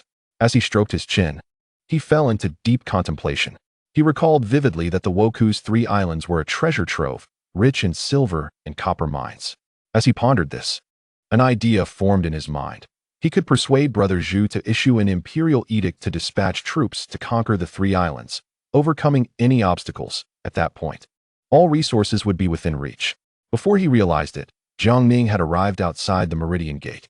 Suddenly, he slapped his forehead, awakening to the fact that he had not seen his old master, Shuzi, for quite some time. He wondered what that old fellow had been up to since Su Guangqi had taken him away. Shortly thereafter, accompanied by several guards, Jiang Ning rode to the Ministry of Works. Upon arrival, he dismounted and strode purposefully inside. At the door of Su Guangqi's office, without hesitation, Jiang Ning kicked the door open with a resounding thud. The unexpected commotion startled Su Guangqi, who was seated inside. Once he recognized Jiang Ning, a smile immediately brightened his face, and he hastily exclaimed, "Lord Jiang, what a pleasant surprise. What brings you to my humble Ministry of Works?" Jiang Ning let out a cold snort, replying curtly, "You rascal, Su. It's been ages. If I hadn't come looking for you, you might have sold my master off to who knows where." Su Guangqi quickly rose, smiling apologetically. "My lord, how could you say such a thing? I wouldn't dare to sell the old immortal, even if I had the audacity. To be honest, he has been of tremendous help to us." Jiang Ning's brow furrowed slightly, his face a mask of curiosity. "What exactly has my master been up to?" Do enlighten me. Su Guangqi stroked his beard, gesturing for Jiang Ning to take a seat. After preparing a cup of hot tea, he began to explain slowly. The old immortal has been at the Armaments Bureau during this time, assisting us in the study of artillery and weaponry. Upon hearing the news, Jiang Ning was so astonished that he leaped from his seat. He was acutely aware of his master's capabilities. Had the Arms Bureau not been obliterated, it was solely due to the blessings of the Grand Master of the Three Purities. He had little faith that his unreliable master could accomplish anything of substance. In Chapter 66, Su Guangqi, with a smile, elucidated, "My dear Jiang, you may not be aware that for many years the court has been diligently researching various firearms, with several remarkable outcomes that rival those of Western weaponry. Unfortunately, most of these efforts have yielded no results and have merely gathered dust in the warehouses. I had someone retrieve the blueprints of these firearms for careful study, and I uncovered several designs with considerable potential. Yet, a critical flaw persisted. The gunpowder lacked sufficient potency. Would you believe it? When the old sage was invited to the Arms Bureau and laid eyes on the gunpowder, he insisted on molding it into pellet form. Initially, no one paid much heed to this peculiar notion. However, during the trials of the new firearms, it was astonishingly discovered that the power generated by these pellets far surpassed that of the original gunpowder. Jiang Ning could scarcely believe his ears. Given his understanding of that frugal master, he was convinced the old man was merely attempting to concoct an elixir, never once considering a practical application. Who would have thought that this roundabout approach would yield such significant results? A wave of embarrassment washed over Jiang Ning's face, and he quickly replied, "Lord Su, you flatter me. As a relative of a court official, it is only natural for my master to contribute to the court's efforts." No sooner had he uttered these words than Jiang Ning could no longer remain seated. He sprang to his feet, grasped Su Guangqi's arm, and urgently insisted they hasten to the Arms Bureau. Anxiety gnawed at him, fearing that if they arrived too late, his unreliable master might whimsically engage in alchemical pursuits, potentially obliterating the entire Arms Bureau and causing an unimaginable catastrophe. Su Guangqi, observing Jiang Ning's urgency, assumed he was merely overly excited about his master's achievements and gave it little thought. The two hurriedly made their way to the Arms Bureau, which was under tight surveillance by the Imperial Guards, making it nearly impossible for even a fly to infiltrate. Just as they approached, a thunderous explosion resounded, causing Jiang Ning's legs to weaken, nearly collapsing him to the ground. Su Guangqi, quick to react, supported him. Clenching his teeth, Jiang Ning thought, "Could it truly be that my unreliable master has caused such a commotion?" With no time to ponder further, they revealed their identities and rushed into the Arms Bureau. Inside, numerous craftsmen were bustling about, and at the center of the workshop stood an imposing alchemical furnace. In the vicinity, Jiang Ning's master, Shen Shuzi, appeared completely covered in soot, resembling someone emerging from a coal mine, intensely focused on his research. Behind him trailed several foreigners, including Tang Ruowang, Nen Huiran, and Li Madu, all gazing curiously at Shen Shuzi. One could easily mistake these foreigners, equally soiled, for laborers from Kunlun. Su Guangqi approached with Jiang Ning, and upon seeing them, the three foreigners promptly knelt before them, bowing respectfully. Su Guangqi waved his hand, and Tang Ruowang and the others quickly rose to their feet. At that moment, Shen Shuzi was intently staring at a pile of black ash in his hand, seemingly entranced. His eyes reddened as he muttered to himself, "It shouldn't be this way. Why has it still not succeeded? Could the formula left by our revered ancestors be false?" Jiang Ning, noticing this, breathed a sigh of relief and stepped forward with a smile, inquiring, "Master, what are you preoccupied with?" Shen Shuzi lifted his head, tears brimming in his eyes, and replied, "Disciple, it seems I have been deceived by the ancestors. The formula they left is flawed. Despite my relentless efforts day and night in alchemical practice, I have been unable to produce the elixir of immortality."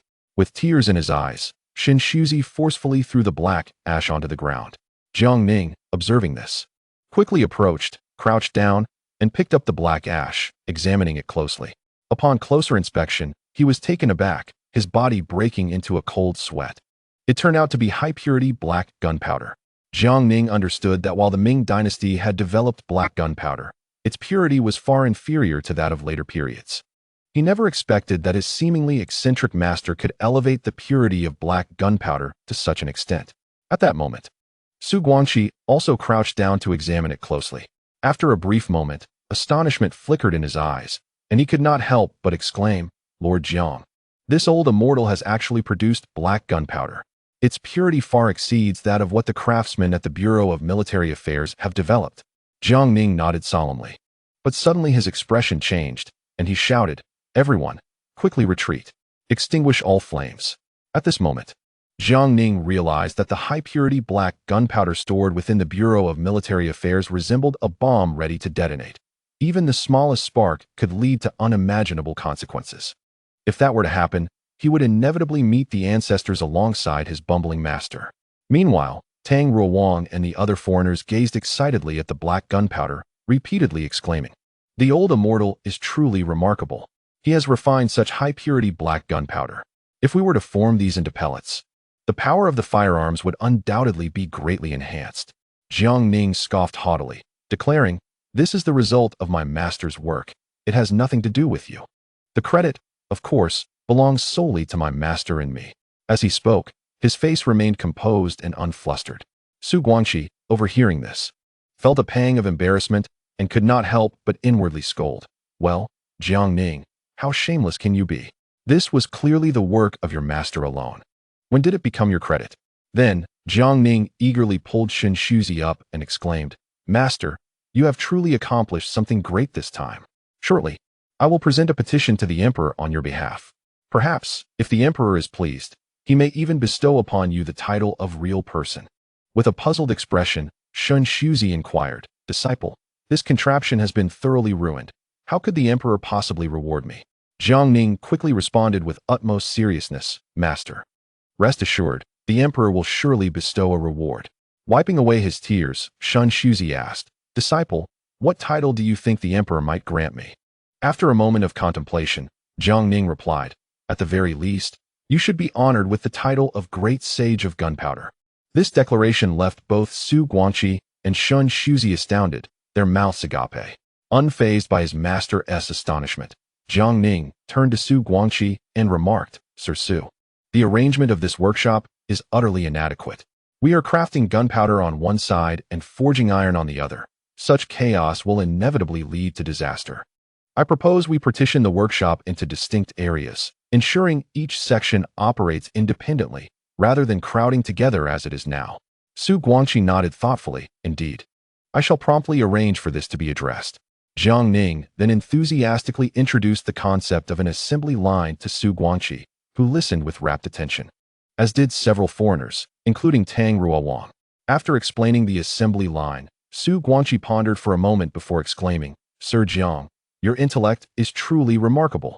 If we implement your suggestions, the efficiency of weapon production will undoubtedly increase significantly." Next, Jiang Ning pointed to the alchemical furnace and stated, "This apparatus must be discarded immediately. Its presence here is akin to a ticking time bomb." Upon hearing that his alchemical furnace might be discarded, Shen Shuzi became instantly animated, rushing forward and shouting, "Who dares to toss away my alchemical furnace? I shall not tolerate it." Jiang Ning, feeling awkward, gently advised, "Master, this is not a suitable place for alchemy. I shall find you a better location.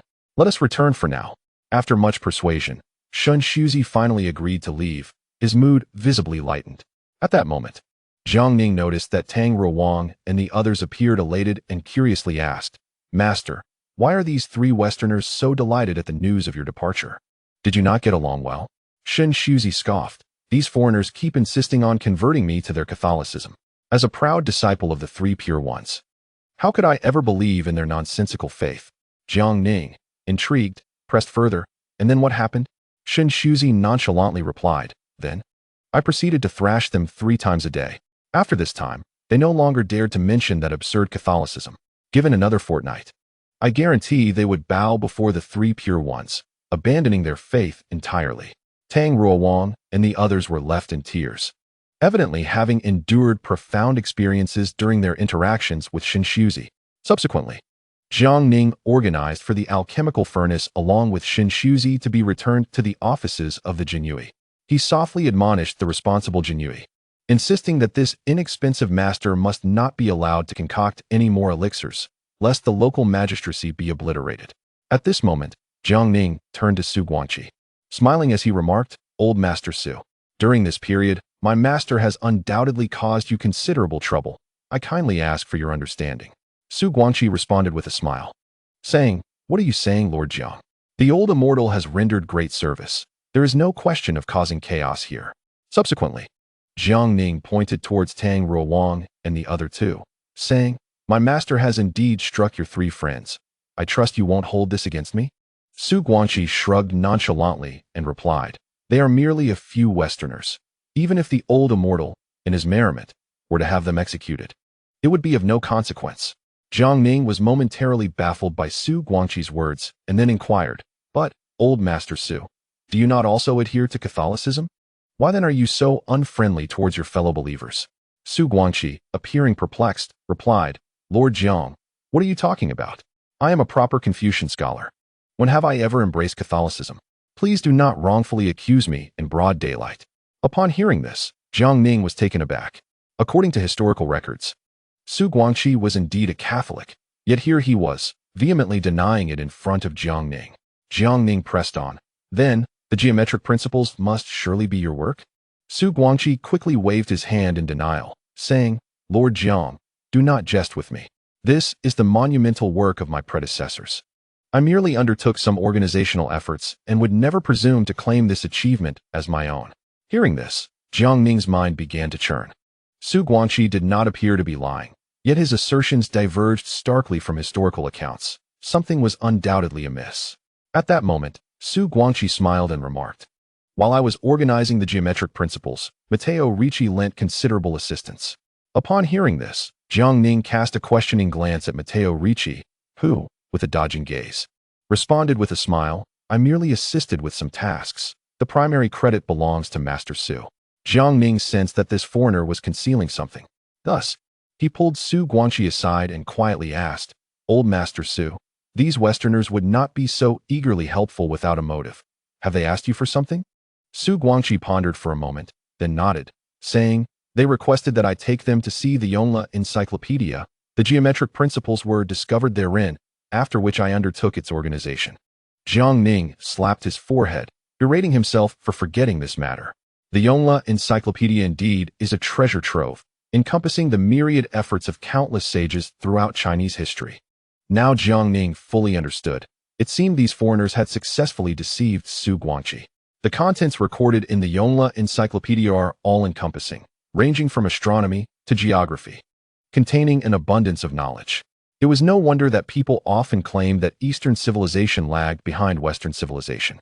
From the remnants of the Yongle Encyclopedia displayed in foreign museums, one can uncover numerous insights that predate Western discoveries by centuries. How many secrets lie behind this? Subsequently, Jiang Ning, with a face full of anguish, exclaimed, "Lord Su, you have been thoroughly deceived by these Westerners." Su Guangqi, upon hearing this, was taken aback and hurriedly inquired, "Lord Jiang, what leads you to say this?" Jiang Ning, with a grave expression, replied earnestly, "Lord Su, you have taken these Westerners to view the Yongle Encyclopedia, but are you aware of their sinister intentions? They harbor ulterior motives, secretly noting down many precious contents from the encyclopedia, intending to take them back to their own country, make slight modifications, and claim them as their own. Just think. Countless treasures left behind by our ancestors through their diligent efforts would be handed over to these Westerners, which is no different from treason.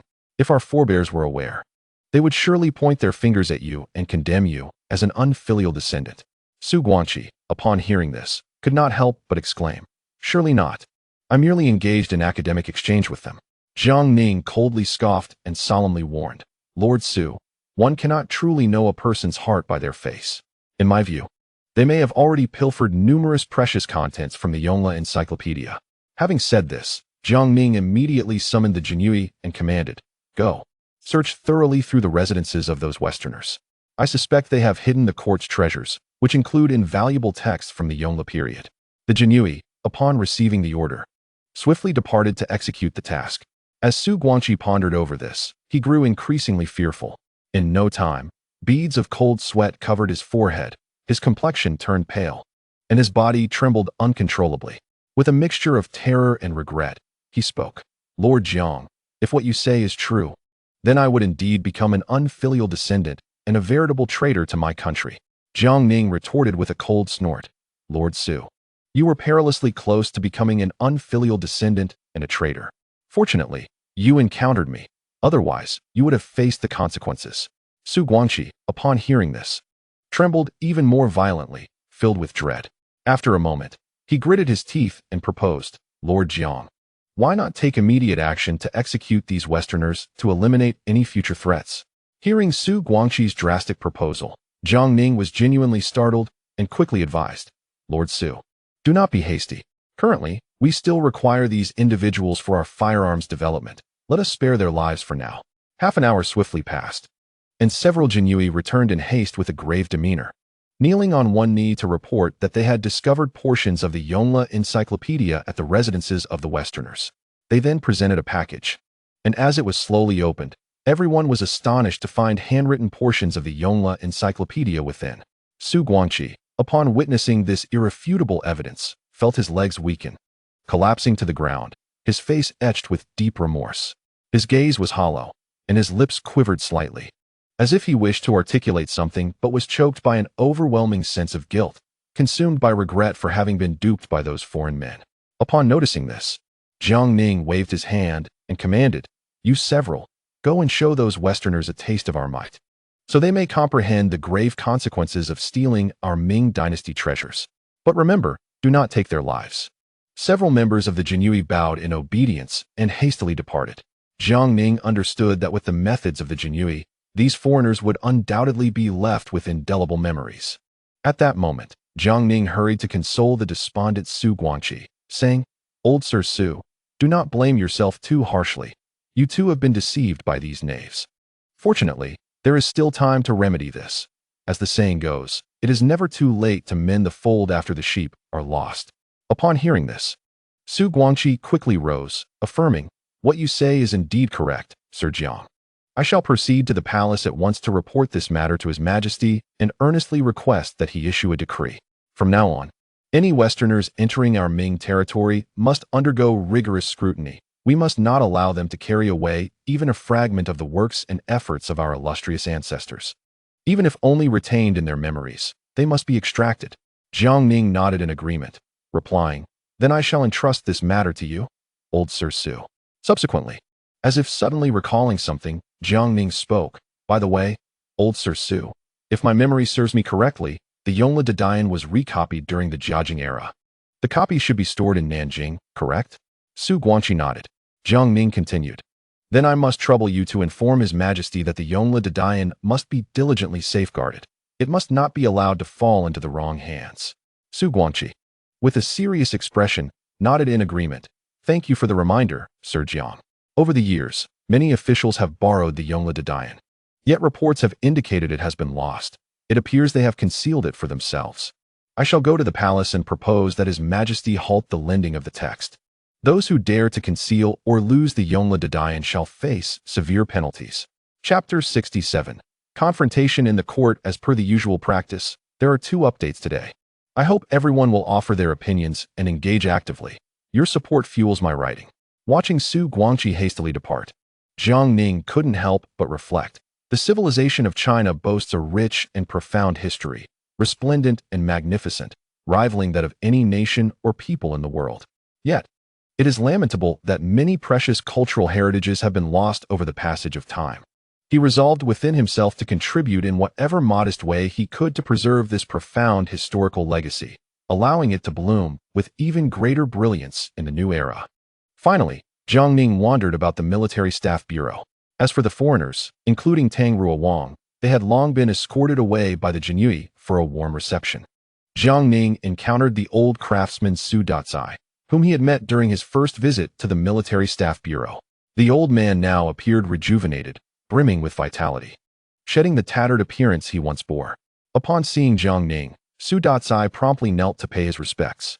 Jiang Ning, with a smile, helped him to his feet, inquiring, Master Su, how fare you in these days? Su Datsai was overwhelmed with emotion, tears streaming down his face as he exclaimed, Lord Jiang, you are truly the savior of us craftsmen. Ever since your visit, those officials who have oppressed and exploited us have been justly punished. Subsequently, the emperor issued an edict to increase our salaries and even assisted us in recruiting numerous apprentice craftsmen. Now, Everyone's lives are improving significantly. At this moment, Jiang Ning smiled and remarked, I happen to have some leisure today, so I came to take a look. I wonder how your recent endeavors in firearm development are progressing. Master Su. Upon hearing the mention of firearms, Su Dazai instantly perked up and eagerly led Jiang Ning to observe. Upon seeing the array laid out before them, Jiang Ning was genuinely astonished. Before him were displayed 3-barreled guns, 6-barreled guns, thunder cannons, and water dragon king cannons, alongside rockets. Jiang Ning couldn't help but think to himself, aren't these rockets the ancestors of the Kadyusha? He marveled at the fact that the firearms technology of the Ming dynasty still ranked as the finest in the world. Originally, he had presumed that the West had surpassed the Ming, only now to realize that even in stagnation, the Ming still outstripped Western civilization by a considerable margin. Thus, Jiang Ning inquired, Master Su, why have I never encountered some of these firearms before? Su Dazai chuckled and explained, Lord Jiang, you may not be aware, but this is merely a small fraction of our work. A substantial quantity remains sealed in the warehouse. Recently, with your orders, we have begun organizing, and it won't be long before those firearms can be redeveloped. Jiang Ning, filled with curiosity, pressed further, with so many excellent firearms. Why are they stored away and not utilized? Su Dazai's expression turned awkward as he replied with a wry smile. Lord Jiang, you may not understand. As mere craftsmen, no matter how fine the firearms, we require the approval of the officials in the court. During the reign of Emperor Wanli, he rarely attended court, and the officials were either bickering or squabbling, with no one paying heed to the matter of firearms. Many excellent inventions, once reported, simply vanished without follow-up. At this point, Jiang Ning comprehended that the root of all issues lay in the factional disputes. In such a politically charged environment, no one truly prioritized the development of firearms. Even if a few officials recognized the importance of firearms and sought to make progress, they would eventually be caught in the whirlpool of factional strife, rendering them powerless to advance the development and application of firearms. Subsequently, Jiang Ning, with a smile, declared, Master Su, I hereby appoint you as the captain of the Jinyue.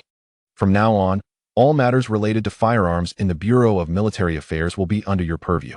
I will ensure that Minister Su is informed. And if you develop anything remarkable, you can directly consult him. Should Minister Su neglect it, come to me, and I shall support you, even if I cannot resolve it. There remains the Emperor. His Majesty is wise and places great importance on firearms. He will certainly not disregard your efforts.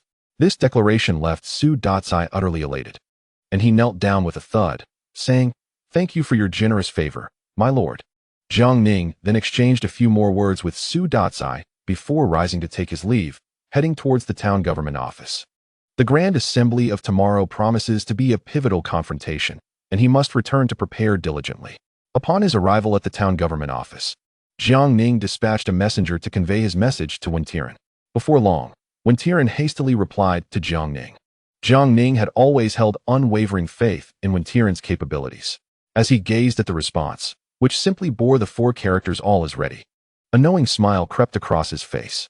Before dawn the next day, Jiang Ning rose early to wash and groom himself. He then carefully donned his official attire. Now serving as the Left General of the Central Military Command, a first-rank military official of the current dynasty, Jiang Ning was clad in a brand-new uniform adorned with a majestic lion, symbolizing his rank and authority. Subsequently, he adjusted his black cap and, accompanied by several imperial guards, rode towards the Meridian Gate. Jiang Ning had never favored palanquins, and had therefore ordered the removal of all such conveyances from the Imperial Guard headquarters. Upon reaching the Meridian Gate, Jiang Ning dismounted. A throng of officials had already gathered outside. His younger brother, Wen Tiren, waved to him from a distance. Jiang Ning quickly approached and whispered, Old one, today is crucial. We must put forth our best performance. Wen Tiren replied with a smile, Rest assured, Lord Jiang. I have already communicated with Elder Shui from the cabinet. Elder Shui and the other 2 cabinet elders are fully supportive of this initiative. Most officials from the 6 ministries are quite cooperative as well. However, the purists of the Donglin faction will undoubtedly voice their opposition. Jiang Ning furrowed his brow slightly and inquired, This time, we are primarily targeting the treasury of the 6 ministries. What business do the purists of the Donglin faction have in this matter? Wen Tiren quietly explained, Lord Jiang, you may not be aware. But do you think these purists make their fortunes through honest means? They are simply plundering the treasuries of various offices for their own gain. This investigation and reduction will effectively sever their financial lifeline. It would be peculiar if they did not cause a commotion. Upon hearing this, Jiang Ning snorted coldly. A band of treacherous scoundrels dares to undermine the foundation of our great Ming. I shall not stand idly by. Wen Tiren nodded in agreement. With time drawing near, Jiang Ning led Wen Tiren and the gathered officials in a grand procession towards the palace. As they passed by the likes of Yang Lian and Zhuo Guangdou from the Donglin faction, Jiang Ning let out another cold snort. This left Yang Lian and Zhuo Guangdou bewildered, for such disdainful attitudes were typically reserved for those they deemed treacherous, like Jiang Ning. Upon entering the grand hall, Jiang Ning instinctively attempted to return to his previous position.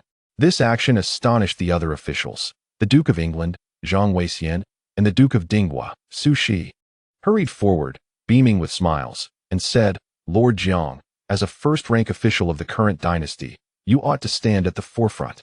This made Jiang Ning feel somewhat embarrassed, but under the insistence of the three, he ultimately stood in the front row alongside the Duke of England, Zhang Weixian, and the Duke of Dinghua, Su Shi. A moment later, Fang Zhenghua entered the grand hall with measured steps, then raised his voice and proclaimed, The Emperor has arrived. All officials, kneel to welcome. Upon hearing this, Jiang Ning promptly knelt down respectfully along with the entire assembly of civil and military officials. Before them stood Zhu Youjiao, adorned in a resplendent dragon robe, who strode forward with poise and settled himself firmly upon the dragon throne. Fang Zhenghua bellowed, All rise. Subsequently, Jiang Ning and the gathered officials united in a resounding chant, Long live the Emperor! Long life! Long live! The officials rose, and Zhu Youjiao cast an encouraging glance towards Jiang Ning, who, understanding the gesture, responded with a subtle smile. At that moment, Zhu Youjiao inquired, Might any of you, esteemed ministers, have matters to present? Wen Tiren quickly stepped forward, bowing respectfully, and announced, Your Majesty, I, Wen Tiren, left Minister of the Censorate, have a memorial to present. Zhu Youjiao nodded with a smile and asked, What matter does Minister Wen wish to address? Wen Tiren then produced a memorial, raising it high above his head, and declared, Your Majesty, our nation presently faces numerous difficulties, all rooted in a lack of finances. Each department maintains its own treasury, leading to excessive expenditures, while the Ministry of Revenue must continually allocate funds to meet demands. Yet, the actual resources available for the affairs of state amount to less than 20 to 30%. He expressed his concerns regarding potential corruption and waste, imploring the emperor to abolish all departmental treasuries and consolidate the funds under the Ministry of Revenue for unified management. As Wen Tiren's words echoed throughout the hall, all officials were left in utter astonishment, particularly the members of the Donglin party. For this proposal struck at the very core of their influence. While they may not have been in dire need of this portion of silver in the imperial court, who would ever disdain an excess of wealth? If Jiang Ning and Wei Zhongxian's previous maneuvers had already shaken the foundation of the Donglin officials' positions, then Wen Tiren's bold proposition was undoubtedly an attempt to cut off their financial lifeline. Despite the Donglin officials not necessarily valuing this income, the matters of authority and interest compelled them to respond vigorously. Two civil officials immediately knelt and loudly proclaimed, Your Majesty, Wen Tiren's actions are a calamity for the nation and its people. Such a proposal must not be accepted. Jiang Ning, perplexed, cast a glance at Yang Lian and Zhuo Guangdou, only to observe that these two prominent leaders of the Donglin party had surprisingly remained silent.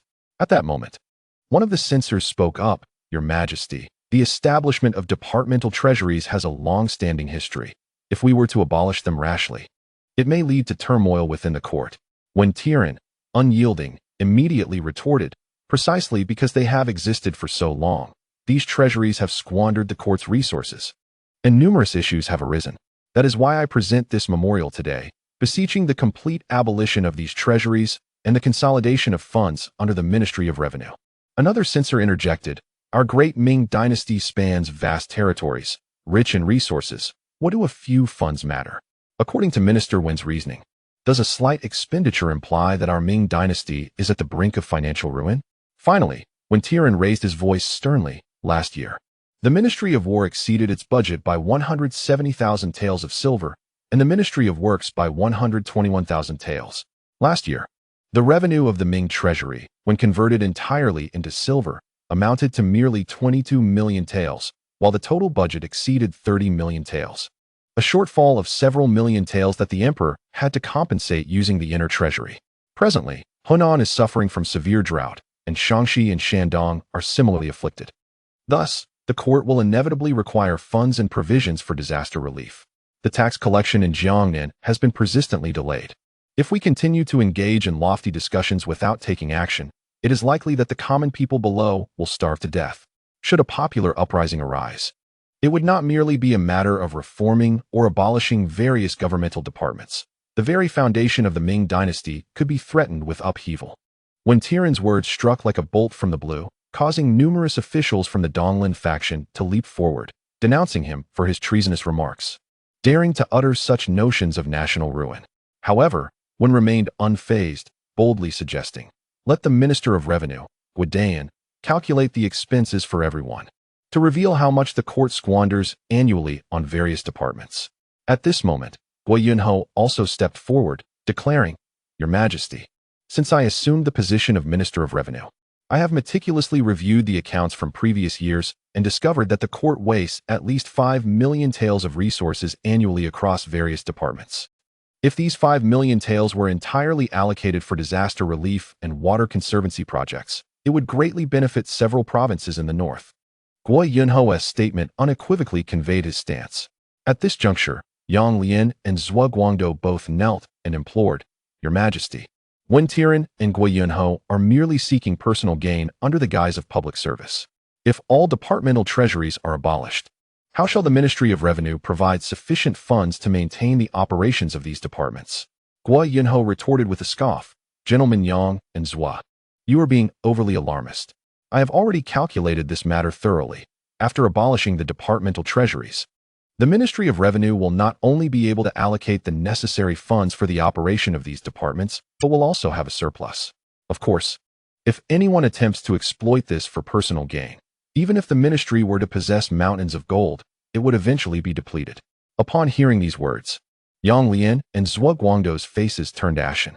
Wei Yunho's final statement was undeniably sharp, akin to an arrow piercing the heart of the Donglin faction.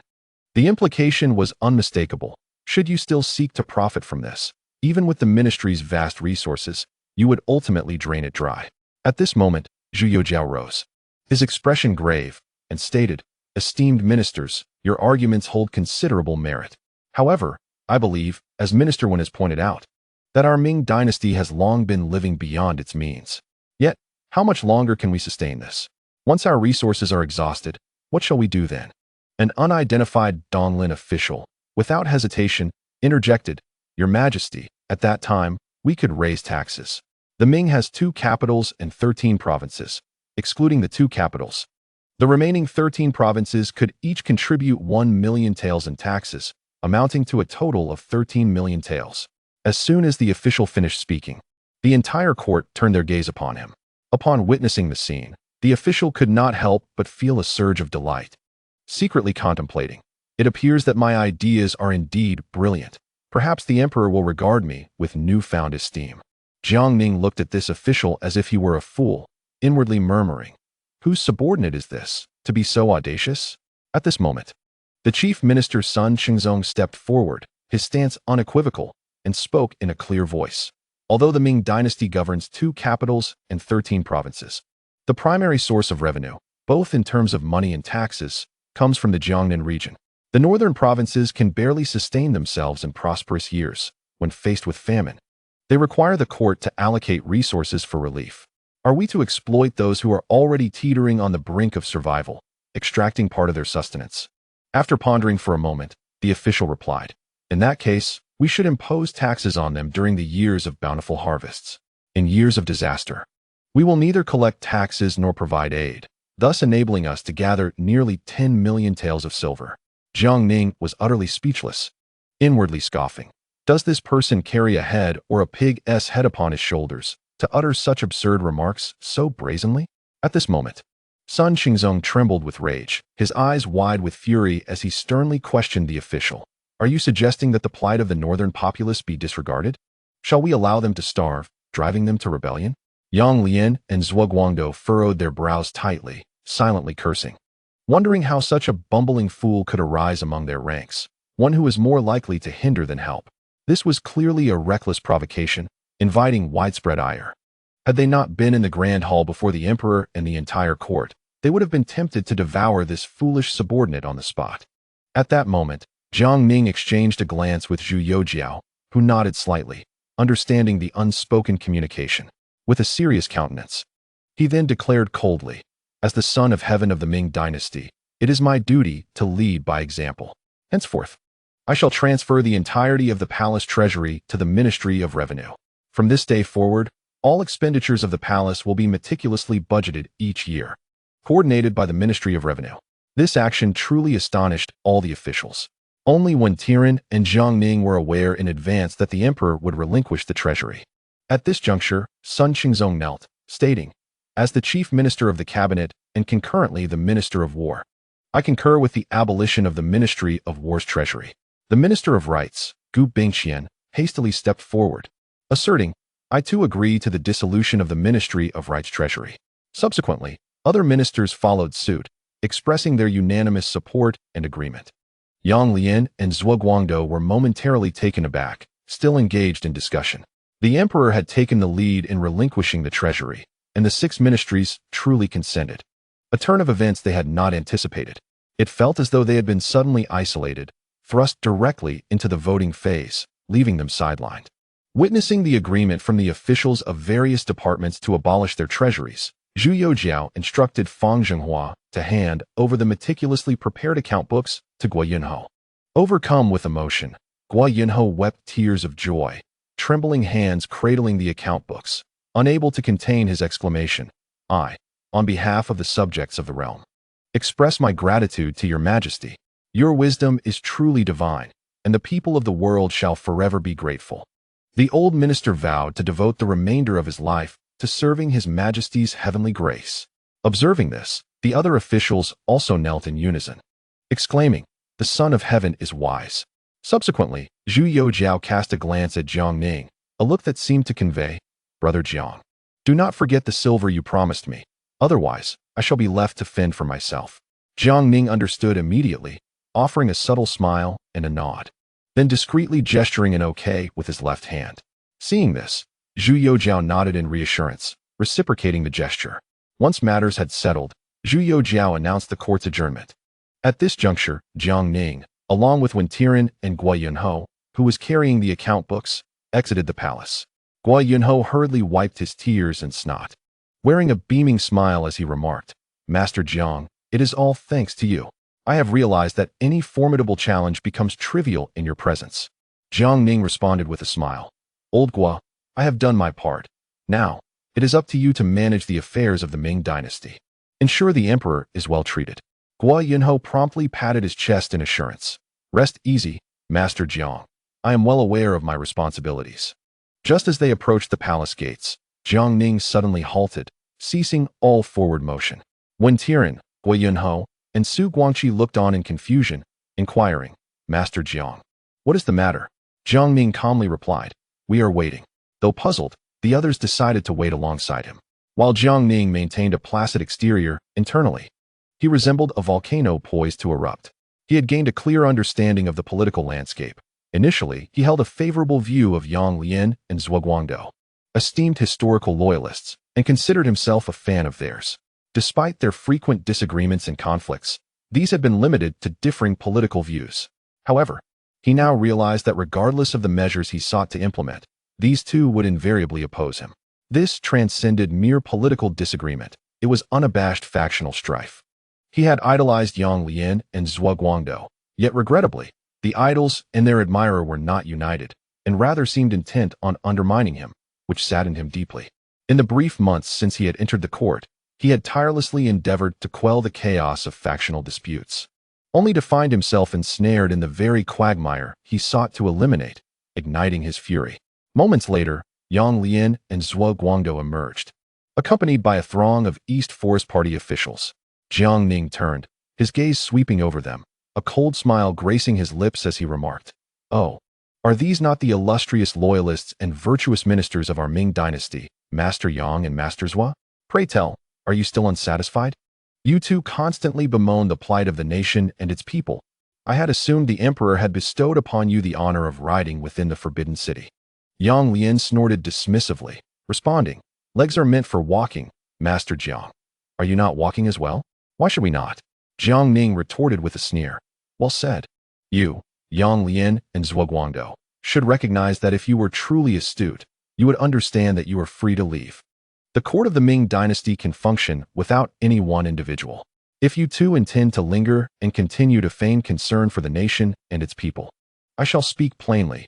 With loyal ministers such as ourselves present, I shall not allow you to act recklessly. At this moment, Zhuo Guangdou let out a cold snort and retorted, Jiang Ning, do not take pride in your deceit. The emperor is merely momentarily blinded by your machinations. There will come a day when he recognizes us as his loyal subjects. As for you treacherous wretches, your fate will surely be dire. Upon hearing this, Jiang Ning scoffed derisively. Your words, Zhua, are indeed fervent. The treasury's deficit is evident to all. During my tenure in the court these past few months, I have tirelessly sought ways to remedy this shortfall and replenish the coffers, yet you persistently oppose me at every turn. Search your consciences. If you were to unseat me, what benefit would you gain? Zhuo Guangdou responded with a dismissive snort. As loyal subjects, it is our duty to uphold our responsibilities. We shall not stand idly by while you Jiang Ning wreak havoc upon the Ming dynasty. Jiang Ning, upon hearing this, burst into uncontrollable laughter, unable to compose himself, and then pointed at Yang Lian, addressing Zhuo Guangdou. Are you two the only loyal ministers, virtuous officials, and righteous subjects? Yang Lian and Zhuo Guangdou glared at Jiang Ning with fury. Jiang Ning then erupted in rage, eyes wide, and shouted, what qualifications do you have to admonish me?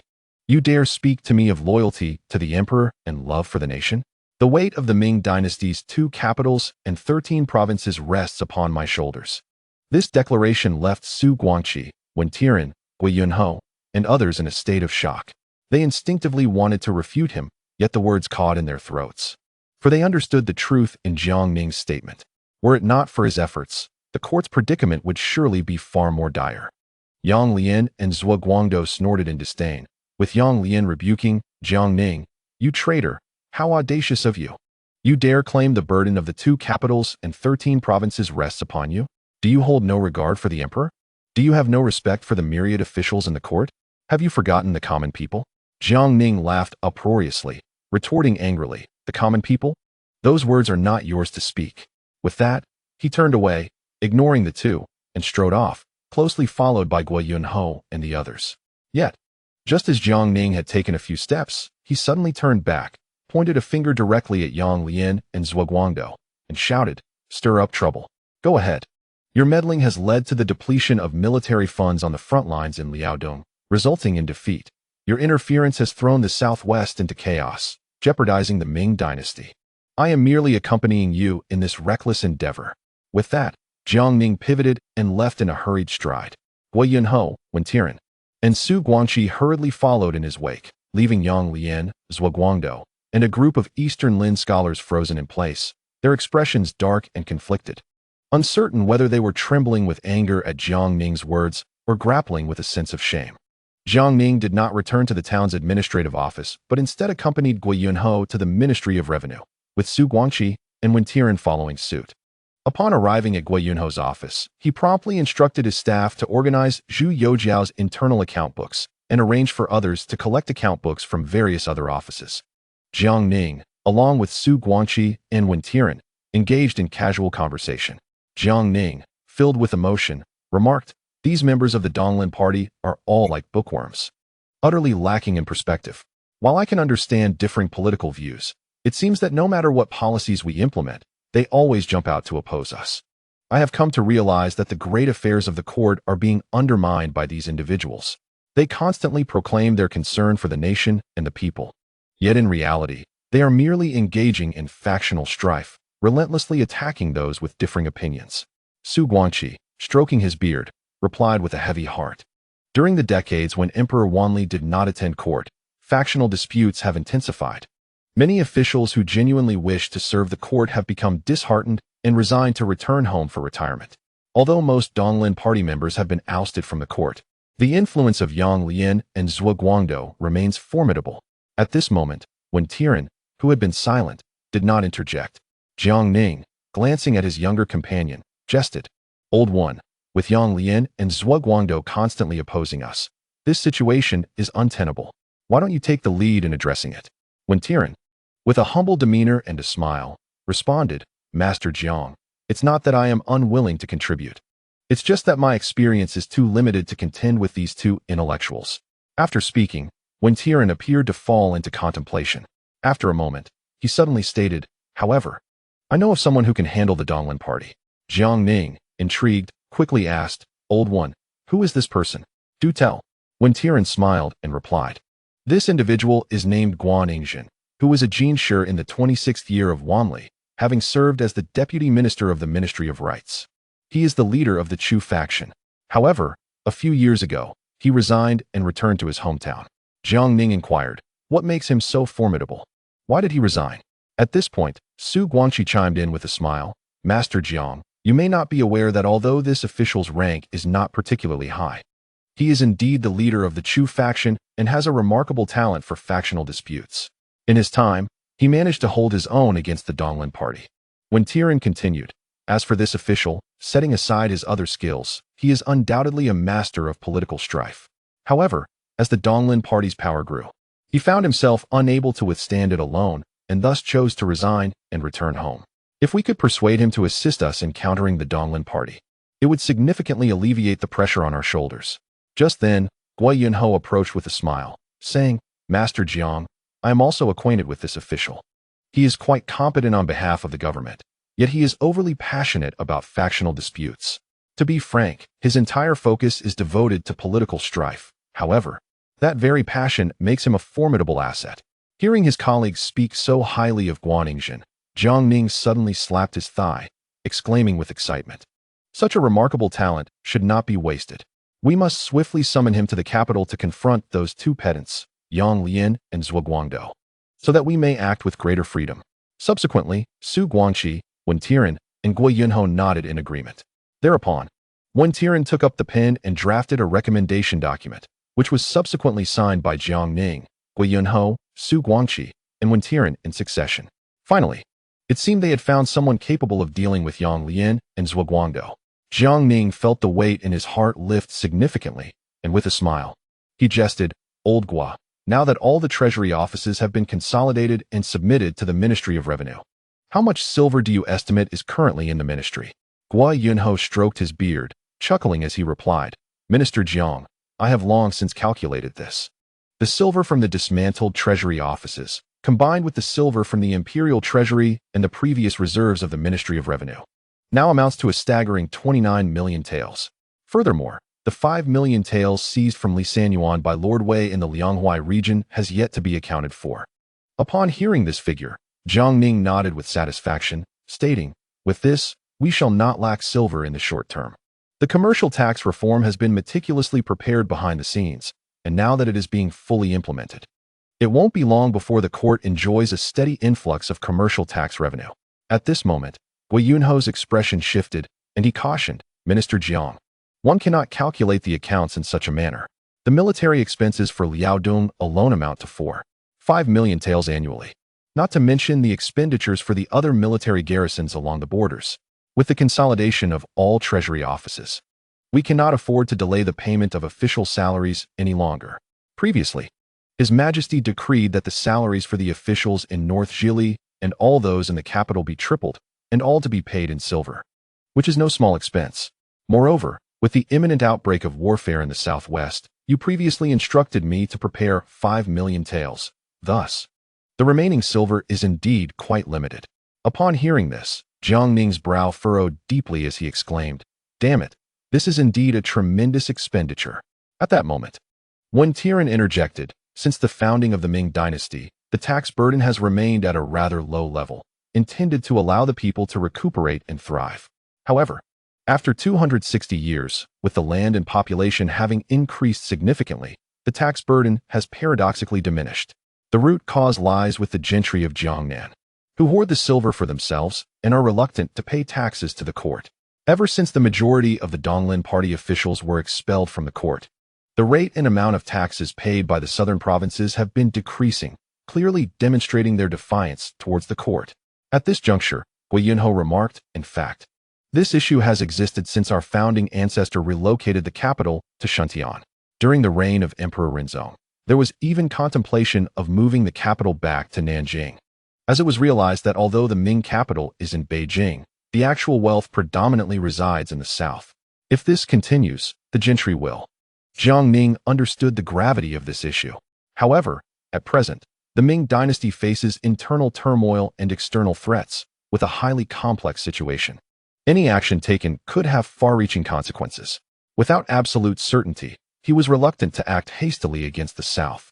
After all, if mishandled, internal and external crises could erupt simultaneously, and Jiang Ning would become a notorious figure in history. Jiang Ning inquired, "Esteemed gentlemen, do you have any good suggestions?" Su Guangqi furrowed his brow, stroking his beard while shaking his head and sighing incessantly. Guo Yunho was engaged in a relentless clatter with his abacus, equally displaying a face of helplessness. When Tiran narrowed his eyes slightly, and after a moment of contemplation, spoke with a grave tone, "Lord Jiang, I have a perspective to share. The only way forward is to strengthen military and imperial authority, stabilize the situation in Liaodong, and swiftly quell any outbreak of conflict in the southwest. Once the imperial forces are in hand, we can directly dispatch troops southward. Any southern gentry who dares to act recklessly shall be dealt with on the spot." Upon hearing Wen Tiran's words, Gui Yunho and Su Guangqi were so astonished that they rose to their feet. Su Guangqi quickly exclaimed, "Lord One, such measures would undermine the very foundation of the Ming dynasty. The people of the south are ultimately subjects of the Ming. How can we lightly employ the imperial army against them?" Gui Yunho promptly added, "Lord One, if you proceed in this manner, will the south not be driven to revolt? Should chaos ensue, you would be remembered as a historical villain." When Tiran's expression remained calm as he slowly replied, "Without destruction, there can be no establishment. It is indeed the only feasible approach to save the Ming dynasty. Esteemed gentlemen, you are all well versed in history. Can any unified dynasty surpass 300 years? The Ming has endured for 260 years, indicating that we are entering the twilight of our reign." At this moment, Jiang Ning interjected, "Our founding ancestor was indeed wise and valiant, having established the Ming dynasty. Now, after 260 years, from the perspective of dynastic rise and fall, the Ming has reached its twilight. Throughout history, no nation has escaped the cycle of rise and fall. It is the way of heaven. The emperor understands this, as do all the ministers. Yet, governing this realm is indeed a formidable challenge. Take Zhang Jujing, who held immense power and implemented the single whip law. He extended the Ming's fortunes for merely a few decades. Today, with northern calamities incessantly plaguing us, these might not have seemed significant during the Hongwu and Yongle eras.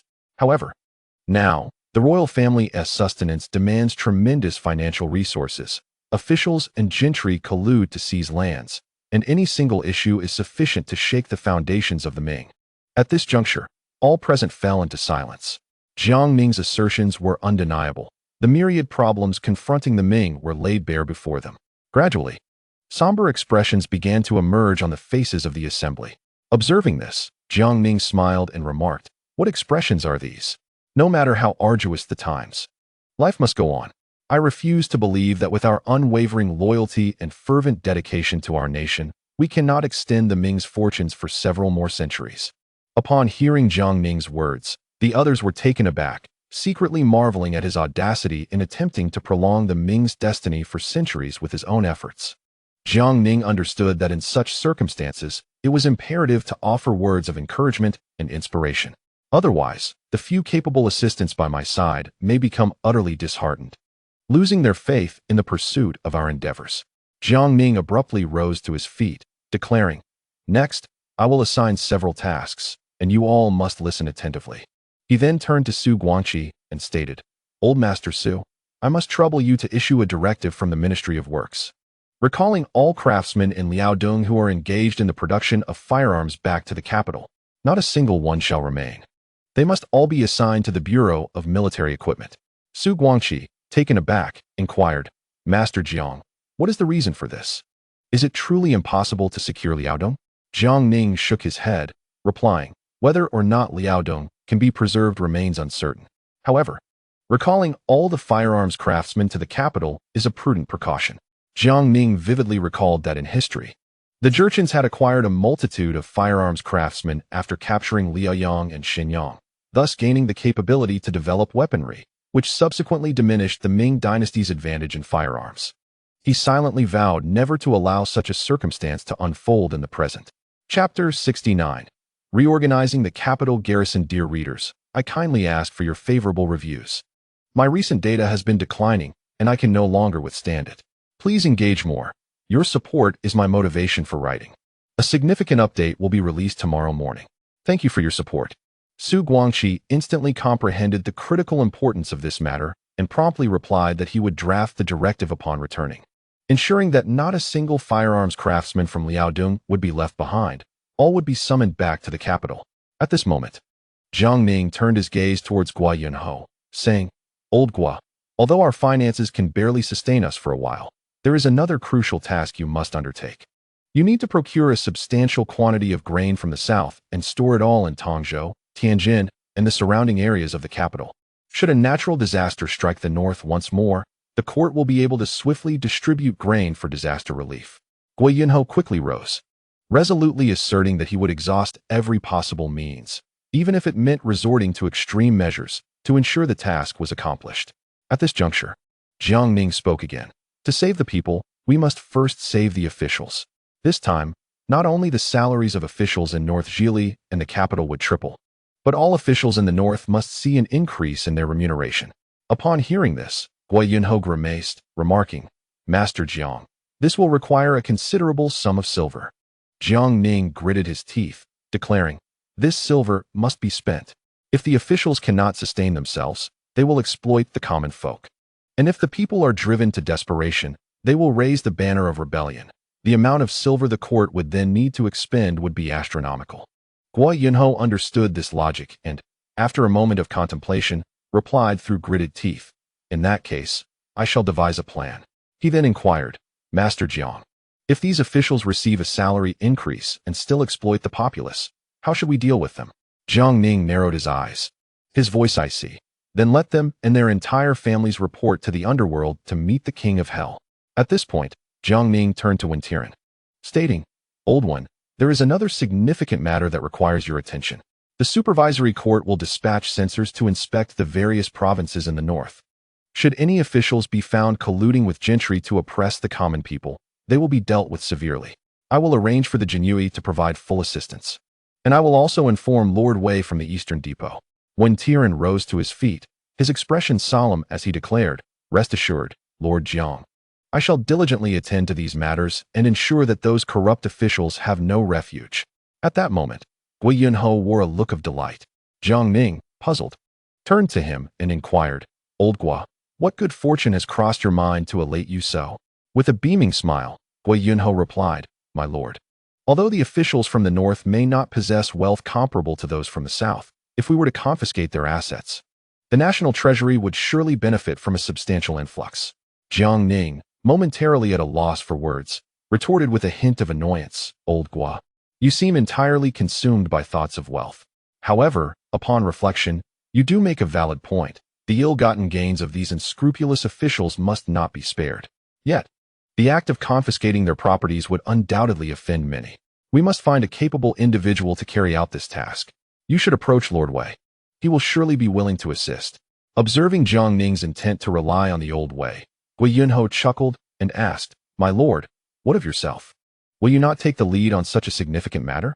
Jiang Ning retorted with exasperation, as a current left general of the Central Army at the Wujuan Dudu Mansion. I must focus solely on the reorganization of the capital's military affairs. I have no time to spare for other pursuits. Once all matters were arranged, Jiang Ning took his leave. The others promptly returned to their respective offices, swiftly prioritizing the topics of discussion and diligently pursuing their resolutions. Upon returning to the town office, Jiang Ning made his way directly to Tian Ergang's office. Upon entering, he found Tian Ergang engrossed in his work, meticulously sorting through a pile of documents, which Jiang Ning knew were reports of various intelligence from the Jinyui's undercover agents. Upon noticing Jiang Ning's arrival, Tian Ergang hastily rose, Jiang Ning smiled and gestured for him to sit. After taking his seat, Tianqi inquired with a grin, "My lord, what brings you to my humble office today?" Jiang Ning replied with a smile, "Old Tian, I am about to commence the reorganization of the capital's military affairs, and I entrust the Jianqi to your capable hands. You must manage this responsibility well." Understanding Jiang Ning's intent to cultivate his abilities, Tianqi immediately responded earnestly, "Rest assured, my lord. I shall exert every effort to ensure you are not disappointed." Jiang Ning nodded in satisfaction. Subsequently, he proceeded directly to the Ministry of War, where he greeted Li Banghua with a smile, saying, "Lord Li, how are preparations for the reorganization of the capital's military affairs progressing?" Li Banghua stroked his beard, beaming as he replied, "Everything is in place. We are merely awaiting your favorable wind, Lord Jiang." Hearing this, Jiang Ning smiled and said, "In that case, let us commence." Shortly thereafter, the two made their way to the capital's military quarters, summoning the Duke of England, Jiang Weixian, and the Duke of Dinghua, Su Shi. Upon meeting, Jiang Ning addressed them directly, "Esteemed dukes, I am about to initiate the reorganization of the capital's military.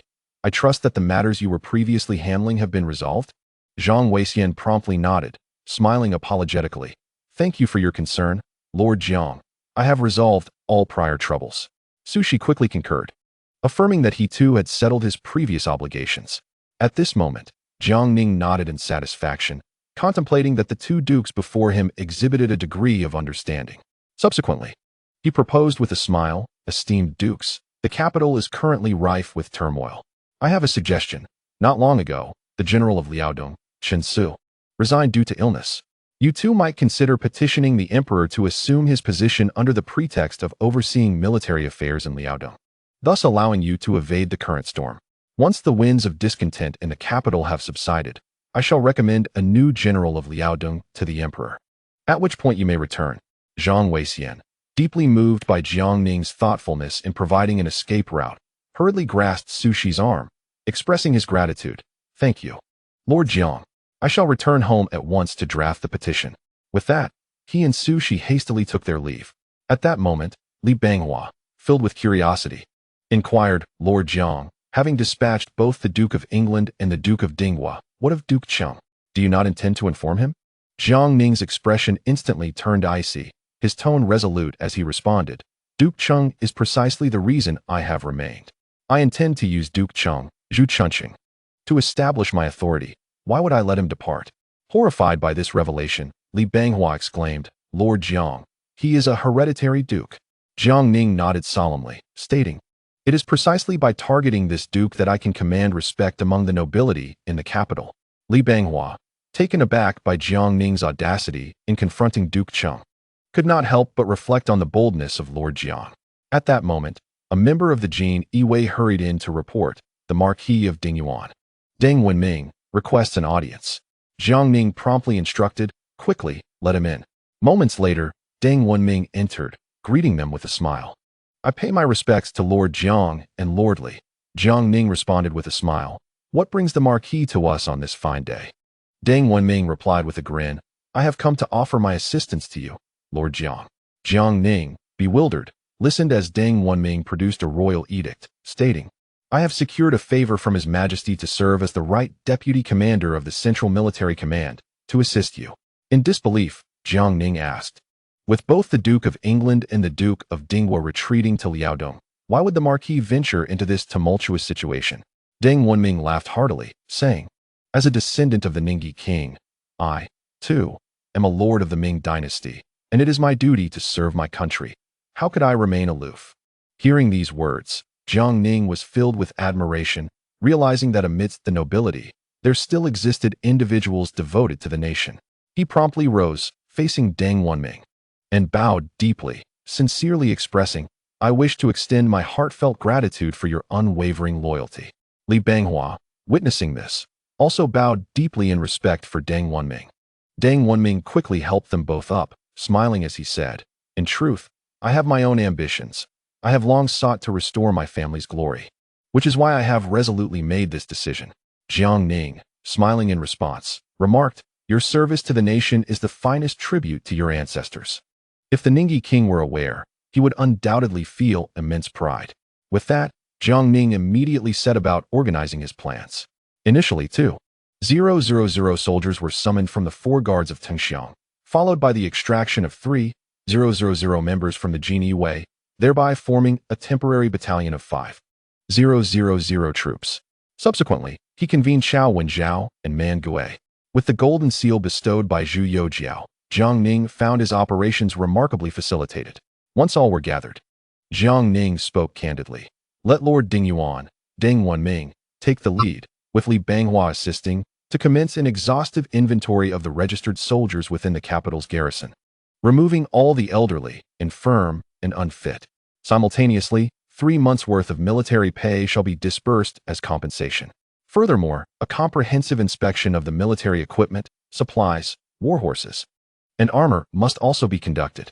Deng Wenming and Li Banghua immediately rose to accept their orders. At this juncture, Jiang Ning continued, I have already petitioned the emperor, designating General Chao Wenjiao, General Man Gui, and General Zhao Shuijiao, who is currently attending to affairs in the Liaodong region alongside Grand Secretary Wei, to oversee the recruitment and training of new soldiers.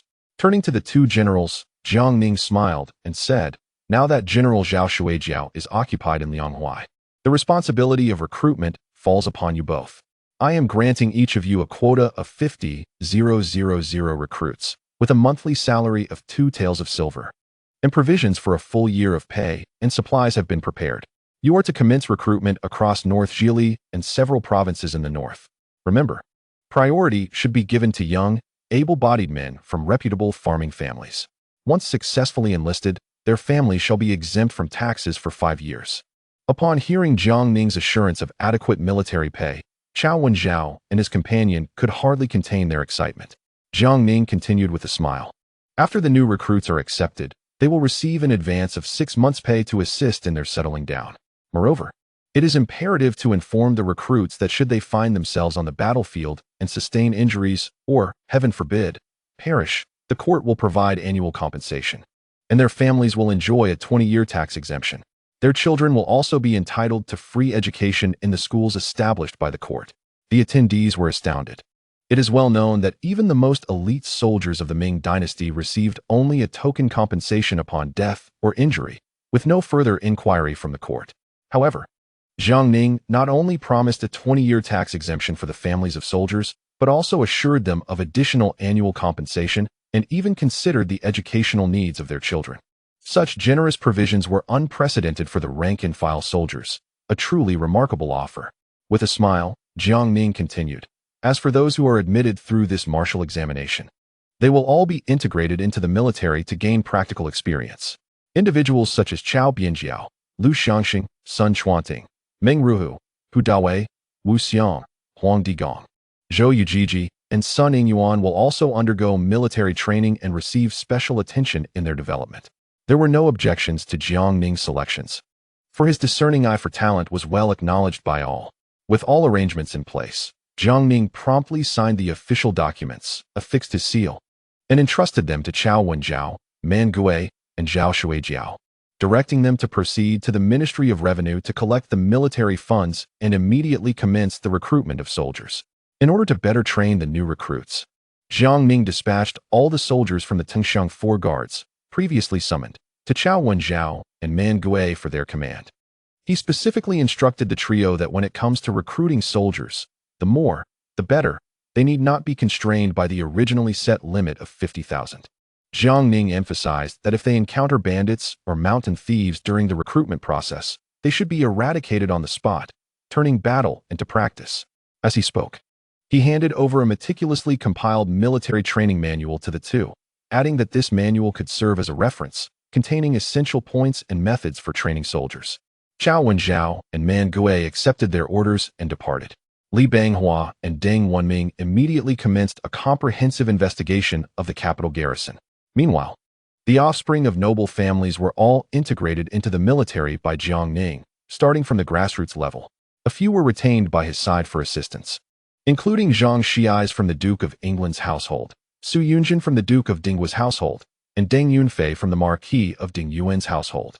Jiang Ning planned to keep these noble scions close for careful observation, should any of them reveal potential worthy of cultivation. He would invest effort in their development and assign them important responsibilities. Conversely, if they were deemed to be mere ornamental figures without substance, Jiang Ning would have no choice but to set them aside, allowing them to serve merely as decorative mascots. After several days of intensive efforts, the nobles in the capital could no longer remain idle. Previously, the garrison had been seen as their personal garden, a source from which they could freely reap benefits and amass wealth, with the soldiers merely their subservient pawns. However, Jiang Ning ruthlessly leveled this garden. The nobles hurriedly rushed into the palace to complain to Zhu Youjiao. After soothing them, Zhu Youjiao directed them to negotiate with Jiang Ning. To their surprise, Jiang Ning was forthright, stating that if the nobles wished to serve in the garrison, they would have to start from the ranks of ordinary soldiers. This infuriated the nobles, who had inherited their titles for generations. How could they be treated the same as those of humble origins? Though initially intending to reason with Jiang Ning, they were informed that the current gatekeepers of the military were the eldest grandson of the Duke of England and the eldest son of the Duke of Dinghua, while the eldest son of the Marquis of Dingyuan was serving as a clerk within the army. This revelation enraged the leader, Marquis Yingwu Shuelian, who turned crimson with fury, his eyes wide and veins bulging on his forehead, as he bellowed, "This is outrageous.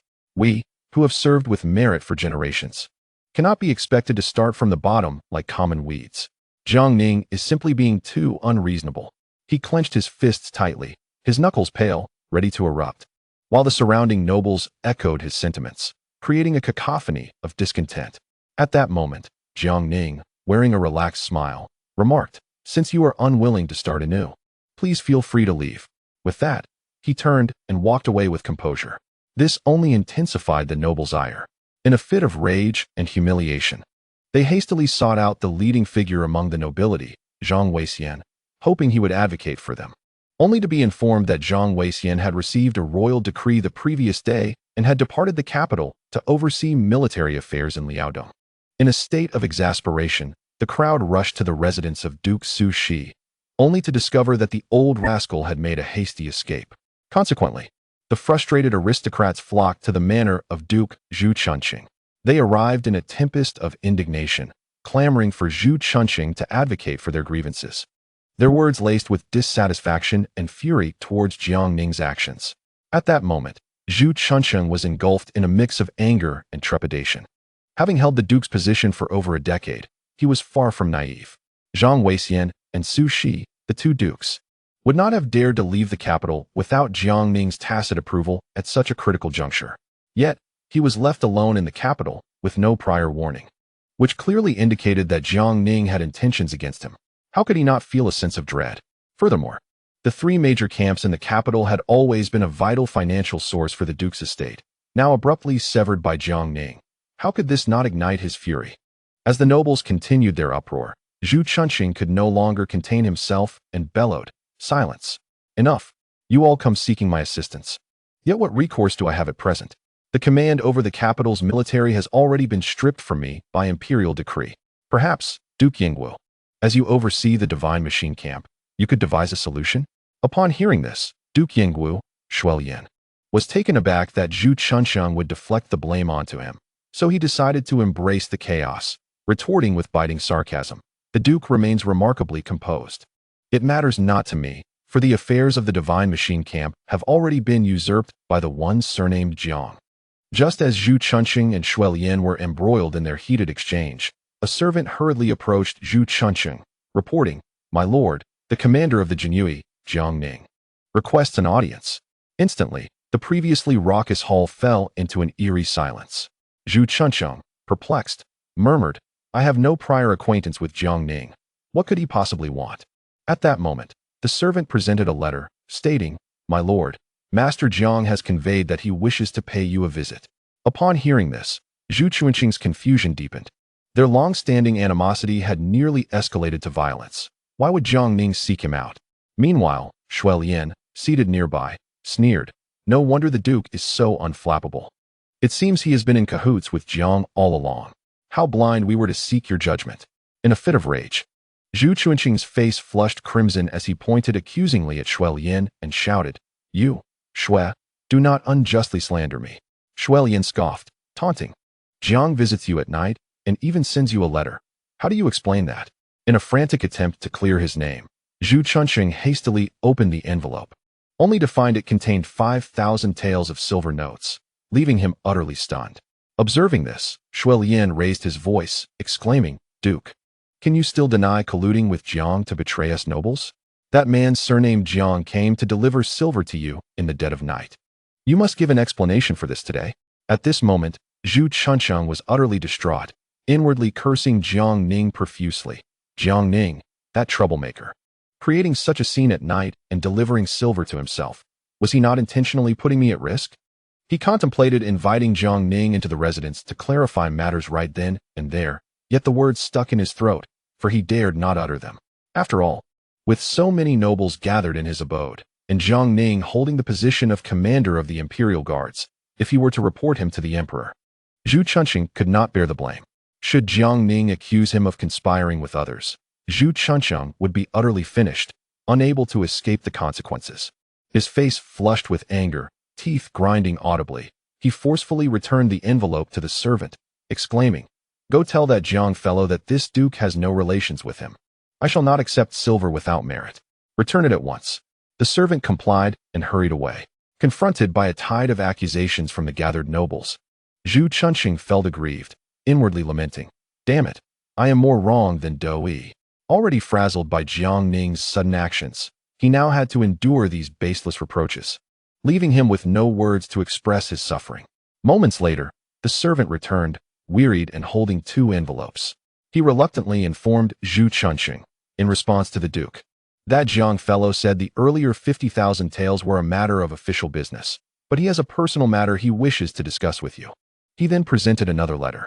At this point, Zhu Chunxing felt as though his head had been struck by a hammer, buzzing with confusion, and he dared not reach for the letter. The earlier 50,000 taels had already placed him on the hot seat. After a brief moment of stunned silence, he was consumed by rage, shouting hoarsely, "Return all that silver to me. Tell that Jiang fellow that I am no longer in office and have no official matters to discuss with him. As for personal matters, my residence has no connection with him whatsoever. He should keep his distance and not bother me again." Zhu Chunxing nearly expended all his strength to shout those words. Veins bulging on his forehead, his eyes bloodshot with fury. At that moment, the servant stood frozen in shock at Zhu Chunxing's outburst. Their usually composed master was now in such a fury.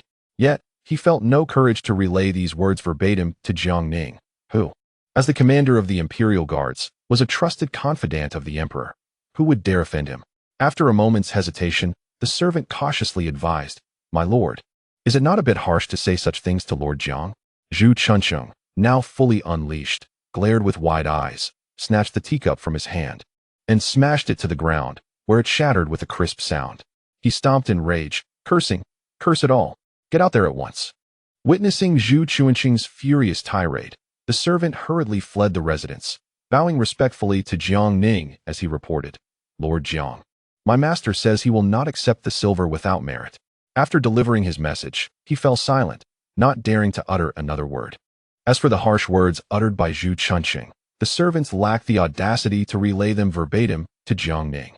After all, they did not possess the noble title of a duke to protect them. Offending the director of the Jinyui could lead to dire repercussions. Observing the situation, Jiang Ning sighed helplessly, accepted the silver note and letter, and turned to leave. At that moment, Liaodong, who had been trailing behind, could not restrain her curiosity and inquired, "Sir, what prompted you to send silver to Duke Cheng?" With a smile, Jiang Ning elaborated, "In truth, this silver note is not intended for Duke Cheng. It was delivered by an envoy from Lord Wei of the Eastern Depot, who informed me that during his search for the traitor Lin Sen Yuan's assets in the Lianghuai region, he inadvertently seized a property belonging to Duke Cheng, which has already been recorded and cannot be altered. Thus, he entrusted me with 50,000 taels of silver and a letter of apology to convey to Duke Cheng." Upon hearing this, Liaodong contemplated and praised, "Lord Wei's enforcement of the law is indeed commendable." Jiang Ning nodded in agreement, but inwardly mused about Lord Wei's ruthless methods. He would not hesitate to endanger an entire family over a mere copper coin, yet he remained steadfast against greed, even when faced with mountains of gold. Meanwhile, chaos erupted in the grand hall of the Duke Cheng's residence. Zhu Chunxing, infuriated, turned pale and subsequently spat out a mouthful of blood. The servants, witnessing this, began to wail in distress. The assembled nobles, observing the scene, were gripped by fear, aware that should anything happen to Zhu Chunqing, they too would be implicated. Consequently, they refrained from further disturbances and left in a hasty retreat. That very night, Jinyue spies reported every detail of the incident at Duke Qing's residence back to Jiang Ning. As he perused the intelligence report, he could not help but reflect on Lord Wei's remarkable prowess, even from the Lianghuai region. He had managed to strike a blow against the capital, inciting Zhu Chunqing to the brink of bloodshed. The fate of Zhu Chunqing remained uncertain. At that moment, Liaodong, appearing somewhat embarrassed, spoke up. "Sir, could it be that our premature delivery of silver without the accompanying letter has caused this commotion?" Jiang Ning cleared his throat and replied earnestly, "Old Li, this matter truly does not concern us. The letter was penned by Lord Wei, and the silver was entrusted to us by him. We are merely errand runners in this affair." With a sly smile, Jiang Ning added, "However, this is not of great consequence. We shall retain the silver note for now. Should Duke Cheng indeed perish from anger, we could split the 50,000 taels, each receiving 25,000 as our share. If he survives, we may simply keep the silver for ourselves." In high spirits and with a beaming smile, Jiang Ning declared, "Old Li, let us change into casual attire. I shall treat you to a drink." With that, the two of them donned their civilian clothes and made their way to the fragrant courtyard, familiar with the route. Liaodong lifted her gaze towards the three elegant characters of Piaxianjuan, her face adorned with confusion as she inquired, "My lord, why have we returned to Piaxianjuan once more?" Jiang Ning, with a serious yet playful demeanor, replied, "It is simply because I am most familiar with Piaxianjuan. I find the other places rather elusive." As they spoke, the matron, with keen eyes, quickly approached with a beaming smile. Upon seeing Jiang Ning, she instantly became exceedingly warm in her welcome. Jiang Ning's heart swelled with delight at this reception. The matron cheerfully asked, "Gentlemen, it has been quite some time since we last met. Shall we arrange for the lovely Qingyan and Ruoyan to attend to you both this evening?" Jiang Ning retrieved a silver note of 1,000 taels from his pocket, handing it over with a generous smile, as per our usual custom. The matron's eyes sparkled with excitement as she promptly accepted the silver note, bowing and ushering Jiang Ning and his companion upstairs, before hurriedly attending to the arrangements. Gazing upon the familiar room, Jiang Ning felt a wave of nostalgia wash over him. Just then, a knock echoed from outside the room. Jiang Ning responded, "Please, come in." Moments later, the sisters Lu Ruoyan in white and Lu Qingyan in purple entered. Upon seeing Jiang Ning, their eyes glistened with unshed tears, and they hurriedly approached him, performing a graceful bow. Jiang Ning, his face beaming with warmth, exclaimed, "Ladies, it has been far too long. You both have become even more enchanting." Lu Ruoyan's lips curled into a sweet smile as she gently replied, "Young master, we thought you might have forgotten us since you haven't visited in ages." Jiang Ning chuckled, "I have been swamped with various matters and could hardly find the time." Lu Qingyan, her lively spirit shining through, bounced closer and inquired, "Jiang Gongzi, what has prompted your sudden desire to visit us today?" Jiang Ning replied kindly, "Today, I finally found a moment of respite and thought to see how you both were." Soon, the table was laden with food and drink. Jiang Ning cheerfully suggested, "Ladies, let us first enjoy the delicacies while we converse. What do you say?" Lu Ruoyan nodded gently, affirming his proposal. In no time, the four were seated together, laughter and conversation filling the air. However, Jiang Ning keenly noticed a hint of melancholy in Lu Ruoyan's gaze directed at him. Puzzled, he wondered why she regarded him thus when he had dutifully offered payment. It seemed quite perplexing. At that moment, Lu Qingyan, her face alight with joy, exclaimed, "Jiang Gongzi, the last time you taught us the Pipa Xing, my sister and I have become much more adept at it. Would you allow us to perform it for you today?" Jiang Ning's face lit up with delight as he replied, "I would be most grateful for your performance." Thereafter, Lu Ruoyan gracefully moved to retrieve the pipa, taking a seat beside him to begin her melody. Her delicate fingers danced across the strings, producing a clear and vibrant sound. Lu Qingyan, with her lips parting gently, accompanied her with a melodious voice, harmonizing beautifully with the pipa's notes. After a time, the performance concluded. Lu Qingyan eagerly asked, "Jiang Gongzi, how do you find our playing and singing?" Jiang Ning, unable to contain his admiration, clapped enthusiastically, a broad smile gracing his face as he declared, "You both possess extraordinary talent. Your skills have undoubtedly surpassed your previous accomplishments. Upon hearing this, Lu Qingyan's eyes sparkled with joy, her expression transforming into a charming crescent as she beamed with delight. Beside him, Lu Ruan slightly pursed her lips, though she remained silent. A faint blush colored her cheeks, revealing a hint of shyness and delight. Jiang Ning observed the two sisters. The elder, Lu Ruan, exuded the grace of a refined lady in her every gesture, embodying warmth and subtlety, her every smile reminiscent of the charm of the Jiangnan water towns, enveloping one in a gentle spring breeze. In contrast, her younger sister, Lu Qingyan, resembled a lively little bird of spring, vivacious and endearing, radiating an air of cleverness. Her laughter was bright and melodious, capable of dispelling all gloom, and her every motion was imbued with youthful exuberance. At that moment, Lu Qingyan's eyes twinkled with mischief as she playfully inquired, "Young Master Jiang, do you still remember the questions I posed during your last visit?" Jiang Ning pondered for a moment, then chuckled softly and nodded. "Of course I remember." Observing his reaction, Lu Qingyan mischievously blinked and added, "Young Master Jiang, I have another question that I haven't asked yet. May I inquire?" Jiang Ning, smiling gently, replied, "Miss Qingyan, feel free to ask." With her cheeks slightly flushed, she timidly whispered, "Young Master Jiang, where are you the hardest? Is it your heart?" Upon hearing this, Jiang Ning contemplated briefly before responding earnestly, "My background is the hardest." Lu Qingyan frowned slightly at his answer, seeming somewhat dissatisfied, and then posed another question, "Young Master Jiang, where are you the most sensitive?" Without hesitation, Jiang Ning replied, "My political stance is the most sensitive." His response left both Lu Ruoyan and Lu Qingyan wide-eyed and speechless, while even Li Ruoyan, sitting nearby, wore an expression of exasperation, completely at a loss. He mused internally, "Oh, my esteemed Jiang, it is clear to me what these two young ladies feel for you. How can you remain oblivious? Or are you feigning ignorance on purpose?"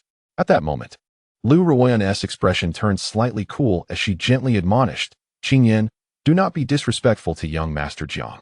She then slightly bowed to Jiang Ning, apologizing. "My sister has acted thoughtlessly and may have offended you. I hope you can forgive her." Jiang Ning quickly replied with a smile, "Miss Qingyan is lively and playful, and there is no offense. Miss Ruoyan need not be so formal." At this juncture, Lu Ruoyan seemed to muster all her courage. Her face flushed with embarrassment as she quietly murmured, "Young Master Jiang, regarding what I spoke of last time, have you considered that my sister and I have saved enough silver for our redemption with the peace pipa shing that you taught us?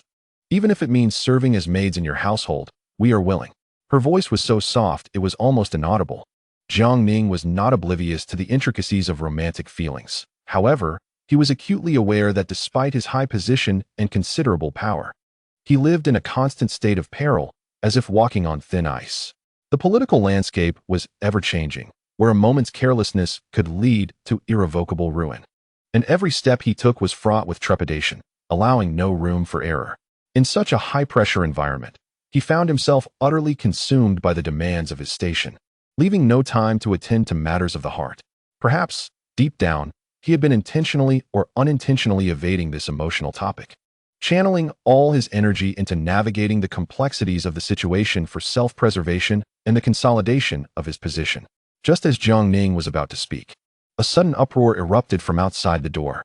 Jiang Ning could not help but furrow his brow slightly, displaying his displeasure. Lu Ruoyan followed suit, her brows knitted tightly, revealing a hint of annoyance. Lu Qingyan, with a face full of disdain, pouted and remarked, "Humph, it must be that young lord from the Wuqing Marquisate causing trouble again." At this moment, Jiang Ning inquired curiously, "The young lord from the Wuqing Marquisate?" Lu Qingyan elucidated, "The Wuqing Marquis is the cousin of the current emperor." Jiang Ning then turned to Li Ruoyan, who promptly interjected, "The first Wuqing Marquis was the maternal grandfather of Emperor Wanli." Just then, the noise outside grew even louder, and with a sudden crash, the door was forcefully kicked open. A young man, no older than 15 or 16, clad in a splendid robe, swaggered in, shouting at the top of his lungs, "Today, I demand the Lu sisters' company. You shameless matron, how dare you deceive me and send them to serve other men? Watch your step, or I shall raze this wretched place to the ground." The matron's face instantly turned as pale as a sheet, her body trembling slightly as she hastily tried to placate him, saying, "Young lord, please calm down. We have a distinguished guest today. How about I arrange for other young ladies, each possessing exceptional beauty and talent, to ensure your satisfaction?" The young man, striding arrogantly into the room, was followed closely by a flustered matron and a few attendants. He coldly fixed his gaze on Jiang Ning, a haughty expression on his face, and declared, "What are you? Get out of my way. Today, the Liu sisters belong to me." Jiang Ning, furrowing his brow, retorted without yielding, "Young master, first come, first served is the rule. Do you intend to cut in line?"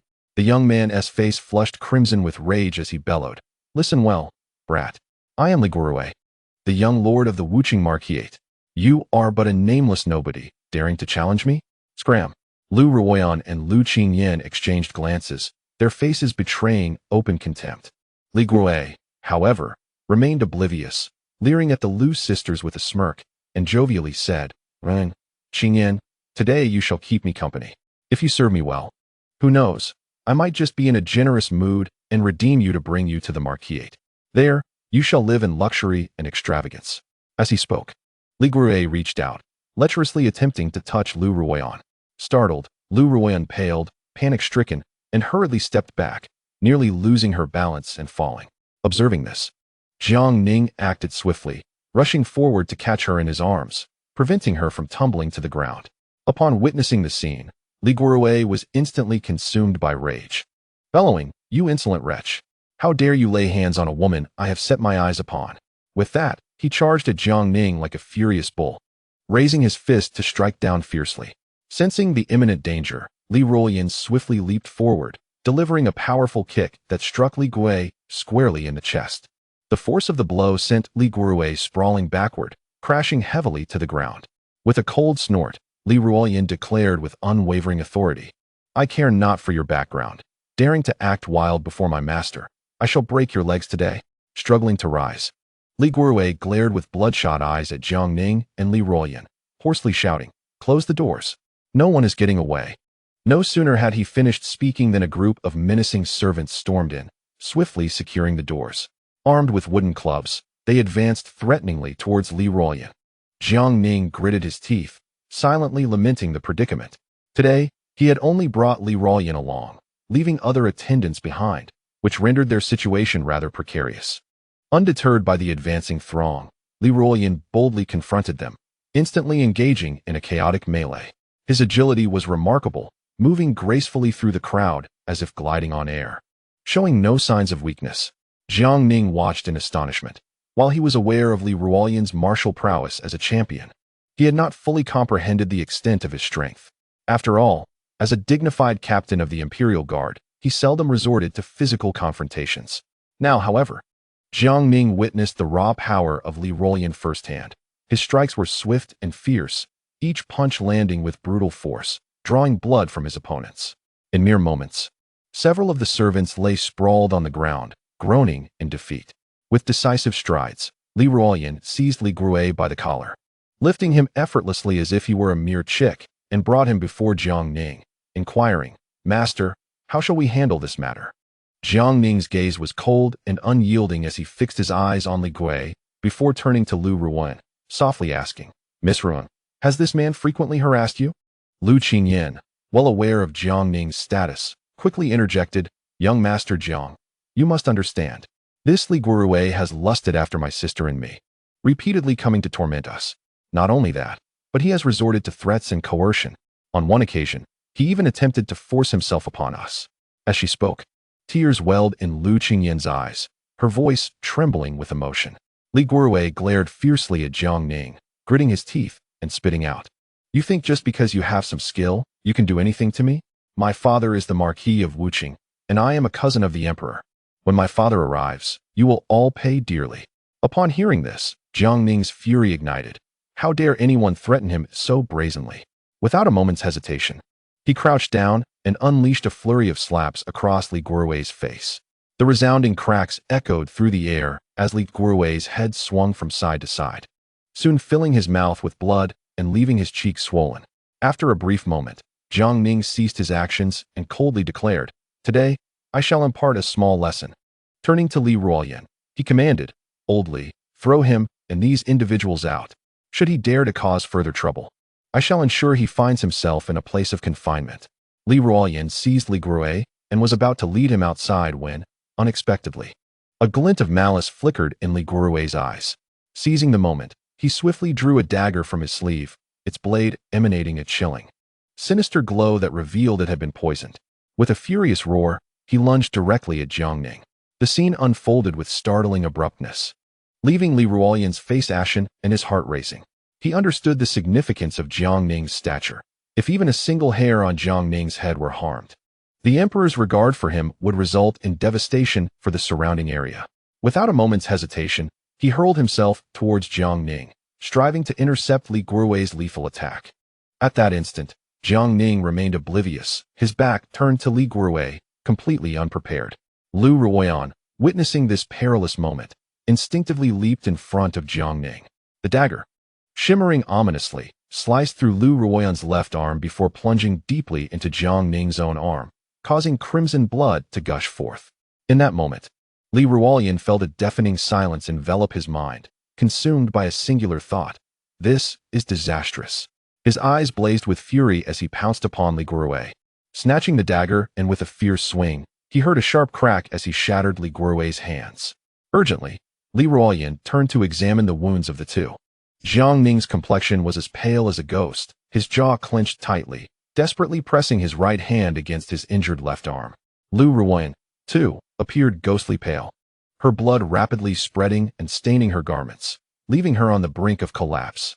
The brothel keeper trembled in fear, and Lu Qingyan wept profusely, her sobs echoing in despair. Jiang Ning felt a chilling dread seep into his core, his limbs growing weak, making it difficult to even stand. He glanced down at his wound, horrified to see the blood flowing out was black, realizing the severity of the situation.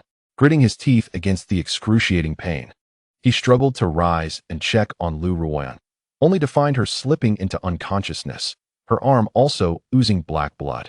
With gritted teeth, Jiang Ning spoke, his voice weak yet resolute. "Old Li, summon help immediately." Li Ruoyan, frantic, kicked open a window and hastily retrieved a signal arrow from his pocket. Shooting it forcefully into the sky, accompanied by a piercing whistle, a brilliant firework soared upwards, bursting with a resounding explosion. Instantly, the patrolling Imperial Guards surged towards the fragrant courtyard like a tidal wave. Li Ruoyan, like an ant on a hot pan, spun in agitation. Moments later, a captain of the Imperial Guards, accompanied by dozens of his men, rushed in.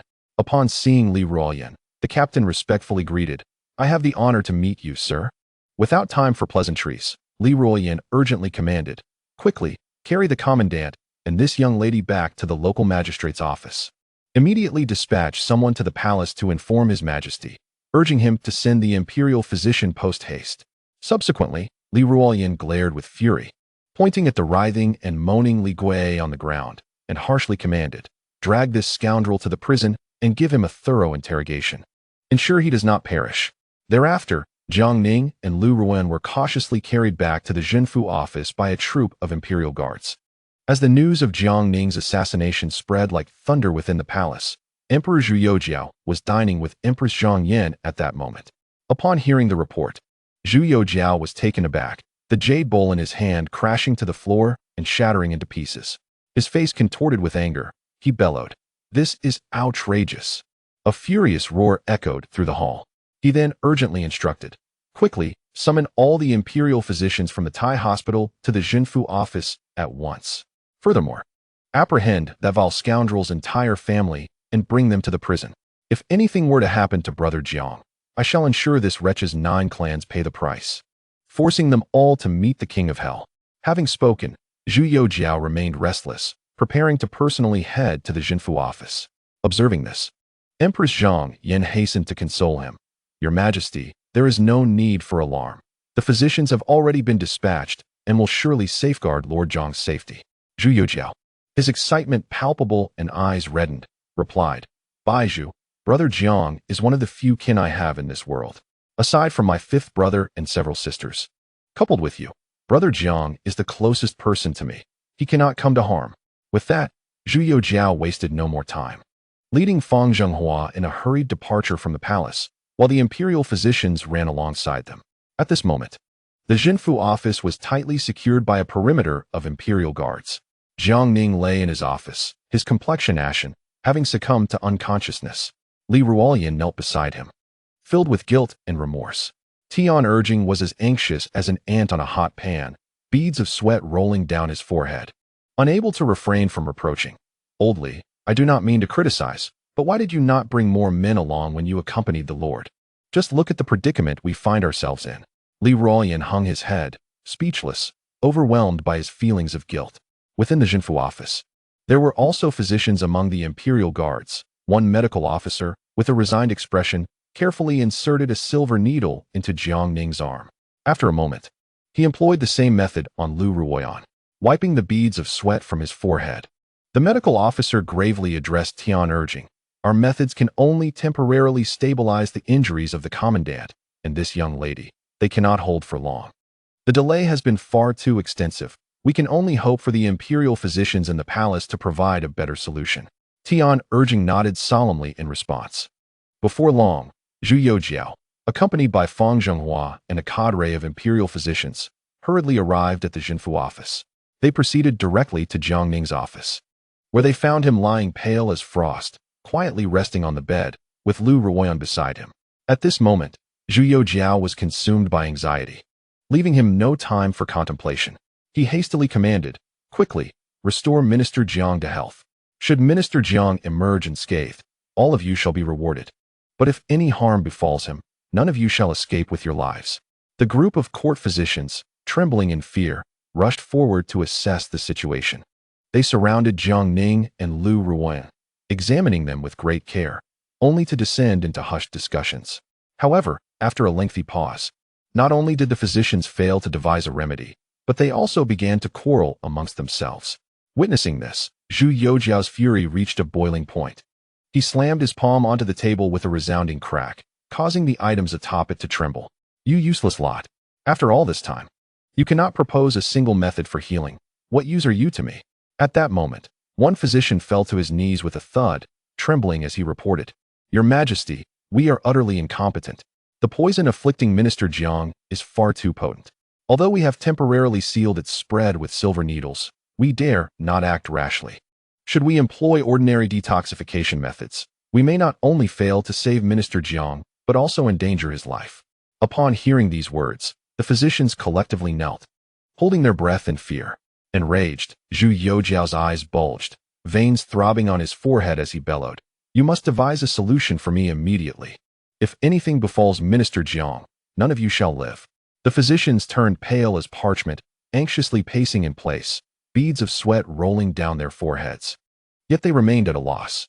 As the news of Jiang Ning's assassination spread like wildfire through the capital, the prominent officials from the 6 ministries hurried to offer their support.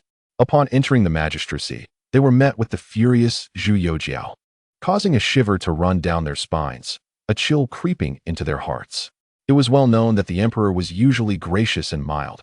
However, in this moment of wrath, he exuded an intimidating authority that rendered them hesitant to approach.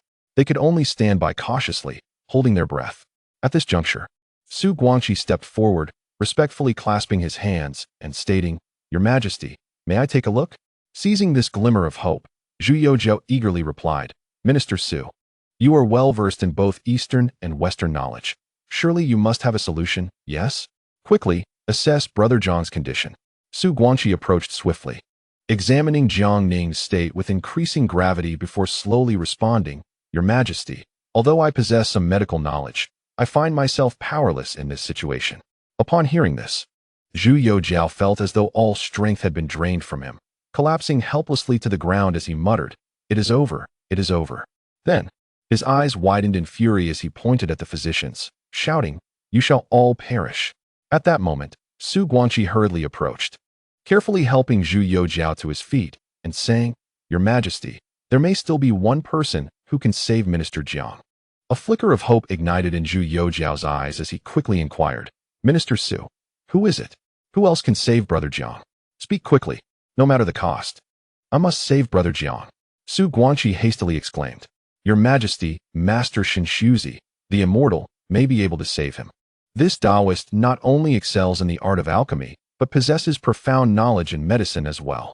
Recently, he engaged in discussions on alchemical medical practices with the elder officials at the Ministry of Works, offering unique insights that were truly refreshing. Surely, with Master Shen Shuzi's abilities, he can resolve the poison that afflicts Lord Jiang. At that moment, Zhu Youjiao suddenly recalled that Jiang Ning had mentioned he had taken a Taoist master. He urgently turned to Tian Ergang and said, "Hurry, it is Brother Zhang's master, the immortal Shen Shuzi. Quickly summon him for me." Tian Ergang, not daring to delay, promptly dispatched a group of Jinyui to seek out the whereabouts of Shen Shuzi. The Jinyui rushed in and out of the town's garrison, their steps hurried. Yet no news emerged. Tian Ergang, drenched in sweat and filled with frustration, thought to himself, "This old immortal spends his days idly eating and sleeping. Why can't we find him today?" Chapter 72. A disciple in distress. Can the master remain unmoved? Time slipped away amidst the anxious waiting of everyone. Jiang Ning and Lu Ruoyan's condition grew increasingly dire. They were drenched in sweat, their faces pale as paper, as if death awaited them in the next moment. Everyone's hearts tightened in fear. The Jinyui had scoured the streets and alleys of the capital, yet still, there was no sign of Shen Shuzi. Just as despair began to envelop them, a Jinyui hurriedly arrived, kneeling on one knee and reporting, "Your Majesty, we have found the immortal." Zhu Youjiao leaped to his feet, excitement coursing through him. "Where is he? Bring him here at once." The Jinyui, with an unusual expression, replied, "The immortal is in the cellar of the back courtyard, refining elixirs." Upon hearing this, Tian Ergang quickly said, "Your Majesty, I shall summon the immortal at once." With that, he led a group of Jinyui in haste towards the cellar in the back courtyard. Upon their arrival, they found Shen Shuzi leisurely seated beside the alchemical furnace, patiently awaiting results, a smile gracing his face. Upon seeing Tian Ergang, he languidly remarked, "Ah, Tian, what brings you here? Do not worry, the elixir will be ready shortly. I shall provide you with one." However, Tian Ergang, consumed by urgency, had no time for such pleasantries and urgently implored, "Immortal, there is grave news. Lord Jiang is poisoned and gravely injured. We beseech you to assist." Shen Shuzi, upon hearing of Jiang Ning's poisoning, wore a puzzled expression and asked, "Has my foolish disciple been secretly refining elixirs and inadvertently poisoned himself?" Tian Ergang, at a loss for words, hastily clarified, "Immortal, Lord Jiang has been injured by an assailant. He is in immediate peril. I implore you to act swiftly." Shen Shuzi sighed deeply and declared, "How can a master stand idly by when a disciple is in distress?" With those words, he abruptly rose, kicked over the alchemical furnace in a fit of anger, and exclaimed, "I shall cease this elixir making." In haste, they rushed alongside Tian Ergang to the office in Jiang Ning. Observing Jiang Ning lying on the bed, barely clinging to life, Zhu Youjiao stepped forward, his face etched with desperation, and implored, "Old immortal, I beseech you, please save Brother Jiang. Without your intervention, his life hangs by a thread."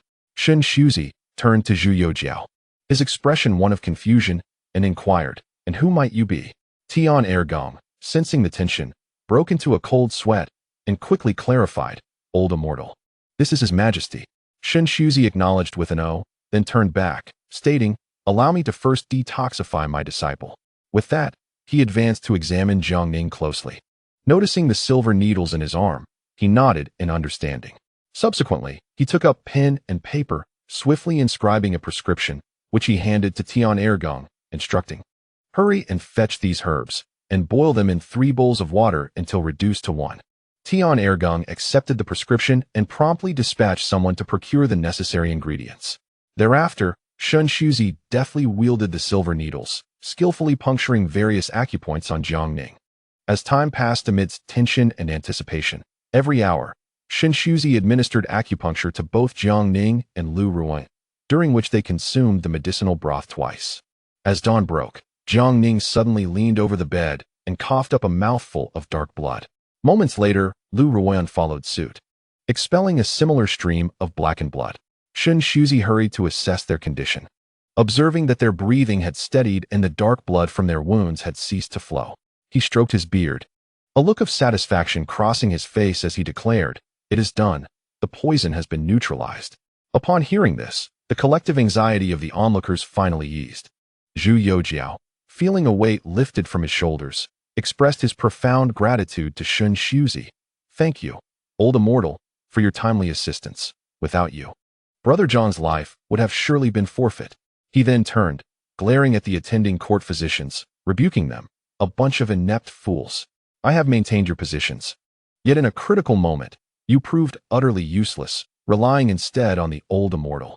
The physicians bowed their heads, too ashamed to meet his gaze. Their faces flushed with embarrassment. Shen Shuzi nodded in agreement, affirming, the emperor speaks truly. These individuals are indeed a disgrace. This remark left Zhu Youjiao in an awkward predicament, his face betraying his discomfort. Shen Shuzi, with a smile, added, even if they could not neutralize the poison, they should have at least stabilized its effects. Yet they accomplished nothing.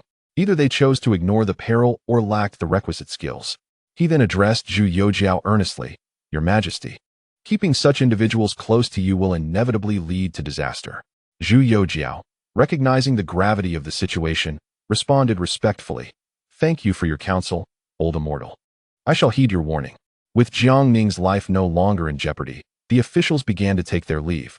As the affairs of the court were numerous and demanded urgent attention, Zhu Youjiao also intended to return to the palace, for as the emperor of the Ming dynasty, he could not linger indefinitely at the yamen of the Jinfu department.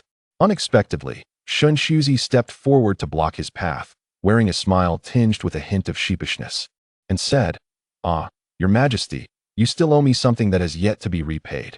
As the Son of Heaven, surely you would not be one to disregard your word? With a puzzled expression, Zhu Youjiao inquired, Old immortal, should you desire a reward, please feel free to speak your mind. However, I genuinely do not recall what I owe the venerable immortal.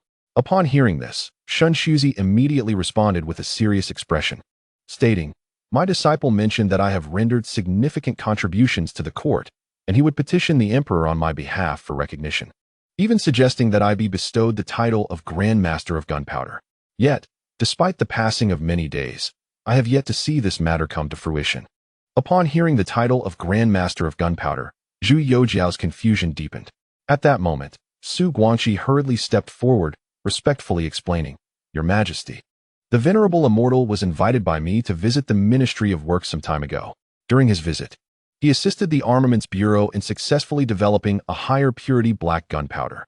Tests have shown that weapons equipped with this black gunpowder possess significantly greater power than before. Minister Jiang was aware of this at the time and intended to petition Your Majesty for the immortal's recognition.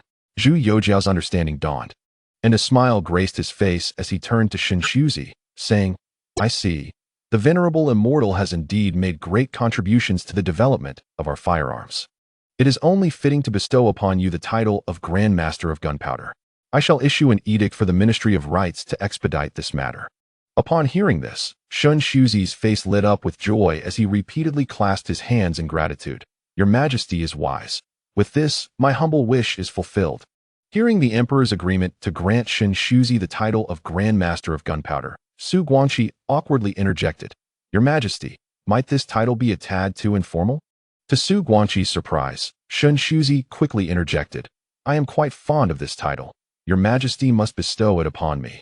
Zhu Youjiao chuckled and nodded in response. Rest assured, venerable immortal, my word is as good as gold. Su Guangqi felt a wave of exasperation wash over him, silently lamenting. Minister Jiang can be somewhat unreliable, but I never imagined this venerable immortal would surpass him in that regard. Throughout history, such a title as Grand Master of Gunpowder is truly unprecedented among Taoist masters. Upon hearing Zhu Youjiao's solemn promise, Shen Shuzi was filled with elation as he bowed deeply before the emperor. With a serious demeanor, he remarked, I observe that your Majesty's celestial countenance is full, and your earthly foundation is square. You are destined for great wealth and nobility. Your fate is beyond compare. Zhu Youjiao, intrigued by these words, eagerly inquired, Is it truly as you say, venerable immortal? Shen Shuzi solemnly nodded in affirmation. Zhu Youjiao was elated, while Su Guangqi, standing nearby, felt a mix of disbelief and frustration, mentally chiding. He is the emperor. How could his fate not be noble? The venerable immortal's ability to speak such nonsense surpassed even that of Minister Jiang. Subsequently, Zhu Youjiao, accompanied by a host of civil and military officials, gradually departed. Li Ruoyan remained steadfastly by Jiang Ning's side, providing attentive care without leaving his side. He even arranged for someone to fetch Lu Qingyan to the town protector's office to look after Lu Ruoyan. Meanwhile, the residence of the Marquis of Wuqing was heavily surrounded by the Jianqi, leading to a direct raid. The entire household of the Marquis was not spared, all being imprisoned in the imperial dungeons. Upon learning that his son, Li Guorui, had impulsively caused such a catastrophic incident, Marquis Li Mingqing was nearly driven to faint from anger, shedding silent tears as he grasped the gravity of the situation. He knew all too well that this time, they were likely doomed to face dire consequences. After half a day, Jiang Ning gradually regained consciousness, feeling utterly weak and as if his bones had come apart. He glanced at Li Ruoyan beside him and weakly inquired, "Old Li, where am I? Have I perhaps arrived at the Hall of Yama? You too have come along." Upon seeing Jiang Ning awaken, Li Ruoyan's eyes brimmed with tears of excitement, his voice trembling as he quickly replied, "My lord, do not worry. You are in the office of the town protector's bureau." He then recounted in detail the events that transpired after Jiang Ning was poisoned and fell into a coma. Jiang Ning learned that it was his usually unreliable master, Xin Shuzi, who had rescued him, and he couldn't help but exclaim, "Indeed. This unreliable master proved to be quite dependable in a critical moment. I must repay him with filial respect." He then remembered the title of Great Alchemist of Gunpowder he had promised his master, which had yet to be realized. Li Ruoyan, looking somewhat embarrassed, added, "My lord, this morning, when His Majesty departed, the old immortal requested the title of Great Alchemist of Gunpowder from him, and His Majesty consented, having already instructed the Ministry of Rites to handle it." Upon hearing that his master had directly petitioned the emperor for a title, Jiang Ning felt speechless. A wave of guilt washing over him as he reflected, "Alas, it is my own fault for not paying more attention to my master's affairs." Turning his gaze to Lu Ruoyan, who lay nearby, he weakly asked, "What of Miss Ruoyan?" Li Ruoyan promptly assured, "My lord, rest assured. Miss Ruoyan has also been cured of her poison by the old immortal and is now in good health. Miss Qingyan has been brought here by me and is currently preparing medicine." Jiang Ning nodded slightly in acknowledgement. Li Ruoyan continued, "Minister Gu Bingxian of the Ministry of Rites has sent word that the two young ladies' lowly status has been elevated to that of honorable lineage, allowing them to accompany you openly." Jiang Ning, taken aback, remarked, "What is going on here? It is all so chaotic." At that moment, Li Ruoyan chuckled, "My lord, could it be that you truly have not noticed the affections of the two young ladies toward you? Even a simpleton like me can see it clearly. Moreover, Miss Ruoyan saved your life. Had it not been for her bravery in blocking that knife, the treacherous Li Guorui's blade would have struck true. Even the old immortal's miraculous healing would likely not have been enough to save you." Jiang Ning smiled awkwardly and confessed, "Old Li, to be honest, Miss Ruoyan is gentle and refined, while Miss Qingyan is lively and charming. I fear that having them by my side might impose upon their sisters." Li Ruoyan interjected, "How could that be? My lord, with your current status, what kind of woman could you not have? Furthermore, I can see that both young ladies harbor genuine feelings for you." Jiang Ning chuckled, "Yet I have no intention of marrying at this moment." Li Ruoyan cheerfully urged, "My lord, why not allow the two young ladies to accompany you for now? When you are ready to consider marriage, you may discuss it then." After a moment of contemplation, Jiang Ning nodded, deciding to proceed in this manner. In truth, Lu Ruoyan, who had just regained consciousness, had been quietly eavesdropping on the conversation between Jiang Ning and Li Ruoyan all along. Upon hearing Jiang Ning's promise to allow her and her sister to remain by his side, tears of joy streamed down her cheeks. She was acutely aware that, given their origins as courtesans, they were hardly worthy of the esteemed Jiang Ning's attention. However, the prospect of staying near him, even in the capacity of a maid, filled their hearts with contentment. Subsequently, Jiang Ning inquired about Li Guorui's current predicament. Li Ruoyan replied vehemently, "That scoundrel. I have ordered him to be thrown into the imperial prison, subject to severe punishment. As for the Marquis of Wuqing's household, they have been condemned by the emperor to the same fate. They are surely facing inevitable doom." Upon hearing this resolution, Jiang Ning merely responded with a nonchalant acknowledgement. He had little concern for the fate of the Marquis of Wuqing's household. This matter required no intervention from him, as the emperor and the court officials would not easily pardon them.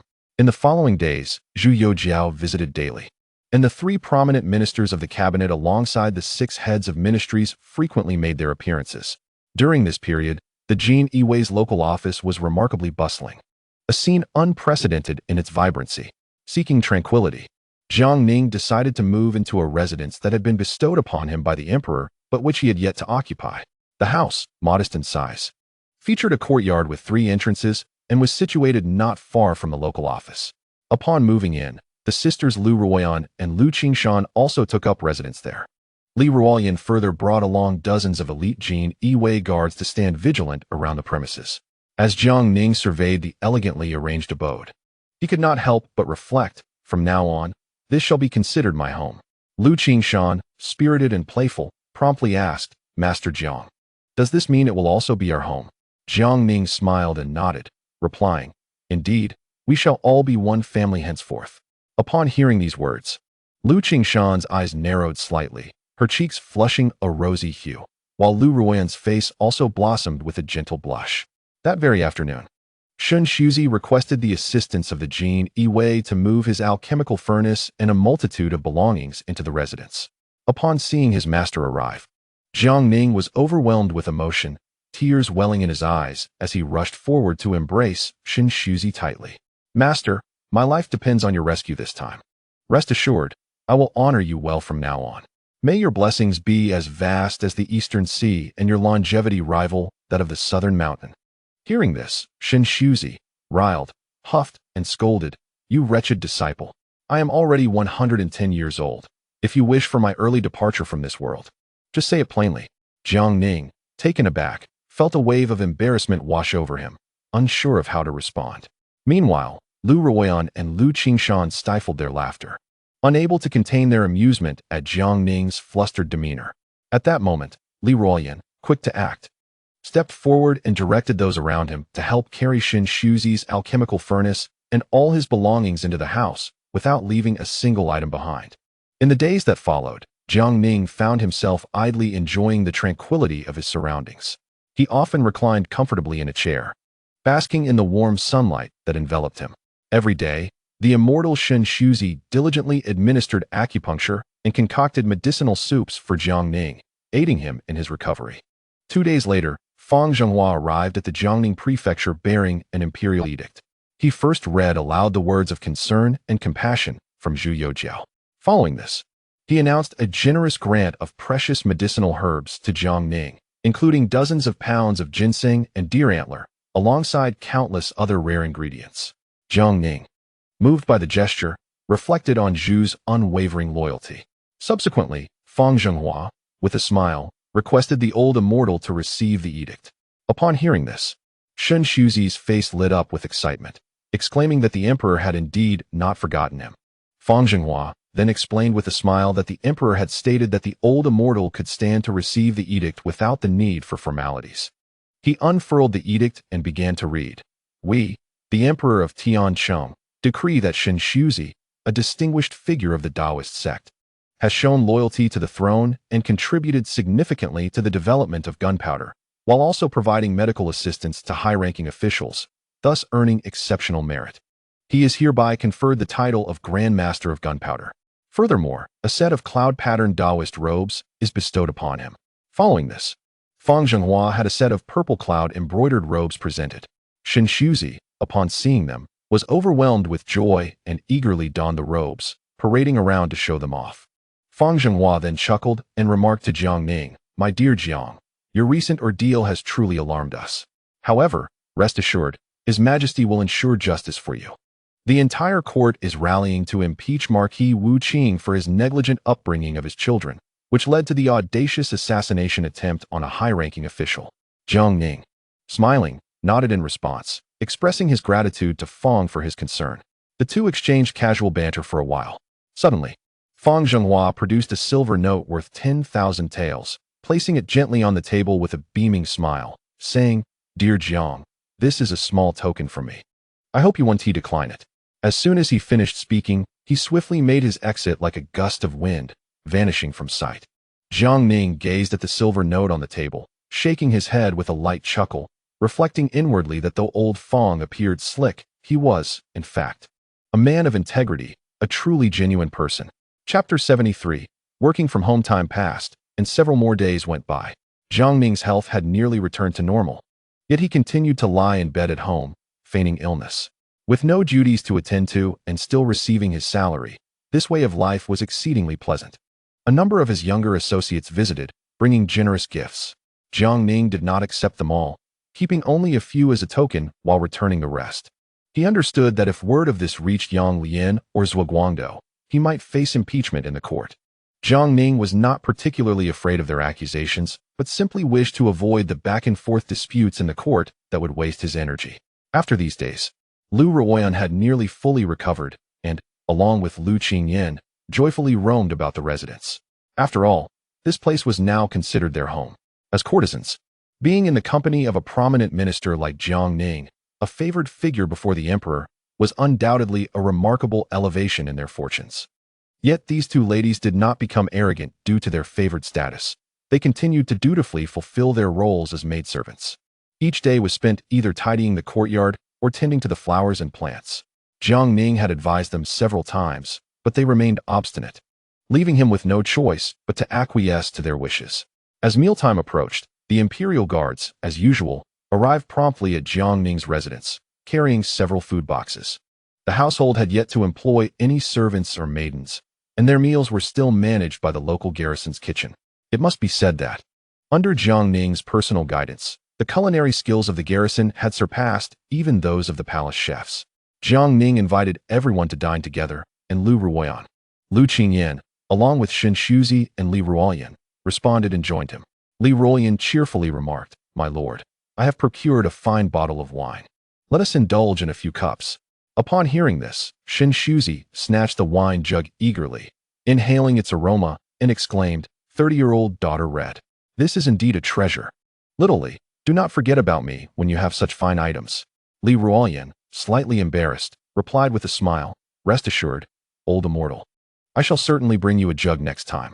As they were enjoying their meal amidst laughter and chatter, a sudden commotion erupted from outside. Abruptly, the door burst open with a loud bang. Jiang Ning, startled by the noise, dropped his chopsticks onto the table, pondering to himself why this scene felt so familiar. The door swung wide, revealing a figure clad in a purple python robe, albeit somewhat disheveled. Upon closer inspection, Jiang Ning recognized the long-absent Wei Zhongxian. In a flurry, Wei Zhongxian rushed to Jiang Ning's side, his eyes reddened and trembling with emotion as he said, "Lord Jiang, you have terrified us. We heard you were attacked and gravely injured, and I hastened back without pause. Now that I see you safe, the worry that has weighed upon my heart can finally be alleviated." Jiang Ning offered an awkward smile and replied, "I appreciate your concern, Master Wei. I am now quite well." Wei Zhongxian wiped his tears and fiercely declared, "Lord Jiang, now that I have returned, you need not worry. I shall promptly petition His Majesty to ensure the severe punishment of the entire family of Marquis Wu Qing, especially that Li Gui. He shall face a most excruciating fate, and I will ensure he is thoroughly dealt with." As Wei Zhongxian spoke, an icy killing intent radiated from him, greatly alarming the sisters Lu Ruoyan and Lu Qingyan. Sensing the tension, Jiang Ning quickly interjected with a smile, "Master Wei, the court has established protocols. His Majesty will certainly address this matter with justice." He then invited Wei Zhongxian to take a seat and join the meal. At that moment, Wei Zhongxian turned to Shen Shuzi, who was clad in a purple robe adorned with auspicious clouds, and raised his wine cup with a beaming smile, saying, "You must be the esteemed immortal Shen Shuzi, personally bestowed by His Majesty. I have often heard of your illustrious name, but have never had the fortune to meet you until today. It is indeed a stroke of luck. I toast to you." Shen Shuzi, upon hearing this, broke into a wide grin, quickly raised his cup, and shared a drink with Wei Zhongxian. At this moment, Jiang Ning smiled and inquired, "Wei Gonggong, have matters in the Jiangnan and Lianghua regions been settled? What was the outcome?" Upon hearing this, Wei Zhongxian furrowed his brow slightly and replied, "Lord Jiang, you may not be aware, but Lin Sanyuan has stated that he possesses at least 500,000 taels of wealth in the Lianghua area. However, when we conducted our investigation, we only uncovered 300,000 taels. The remaining 200,000 taels have been entirely divided among the local officials and gentry." Hearing this, Jiang Ning couldn't help but frown, knowing full well that the involvement of the Donglin party was inevitable.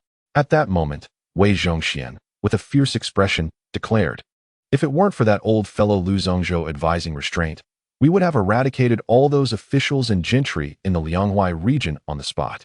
Jiang Ning quickly urged, "Wei Gonggong, Now is not the time for action. Perhaps we should wait a little longer. In due course, these corrupt officials and wealthy gentry, especially the Donglin party members, will not escape unscathed. I am certain they have profited handsomely this time. Wei Zhongxian nodded in agreement, sighing heavily as he said, Alas, these pedants of the Donglin party, have they not merely read a few sour books? They parade around with feigned concern for the nation and its people, constantly speaking of the rise and fall of the state and the welfare of the populace. Yet, in reality, they engage in the same nefarious activities of theft and debauchery. Jiang Ning, understanding this all too clearly, nodded in affirmation. Then, as if suddenly recalling something, Wei Zhongxian asked, By the way, Lord Jiang, have you delivered the letter and silver I entrusted to you for Duke Cheng, Zhu Chunqing? Upon hearing this, Jiang Ning coughed awkwardly, his face turning crimson. Li Ruoyan, standing nearby, also appeared embarrassed. Jiang Ning then awkwardly replied, Well, Wei Gonggong, I did indeed deliver the silver and the letter, but Duke Cheng refused to accept them and return them to me.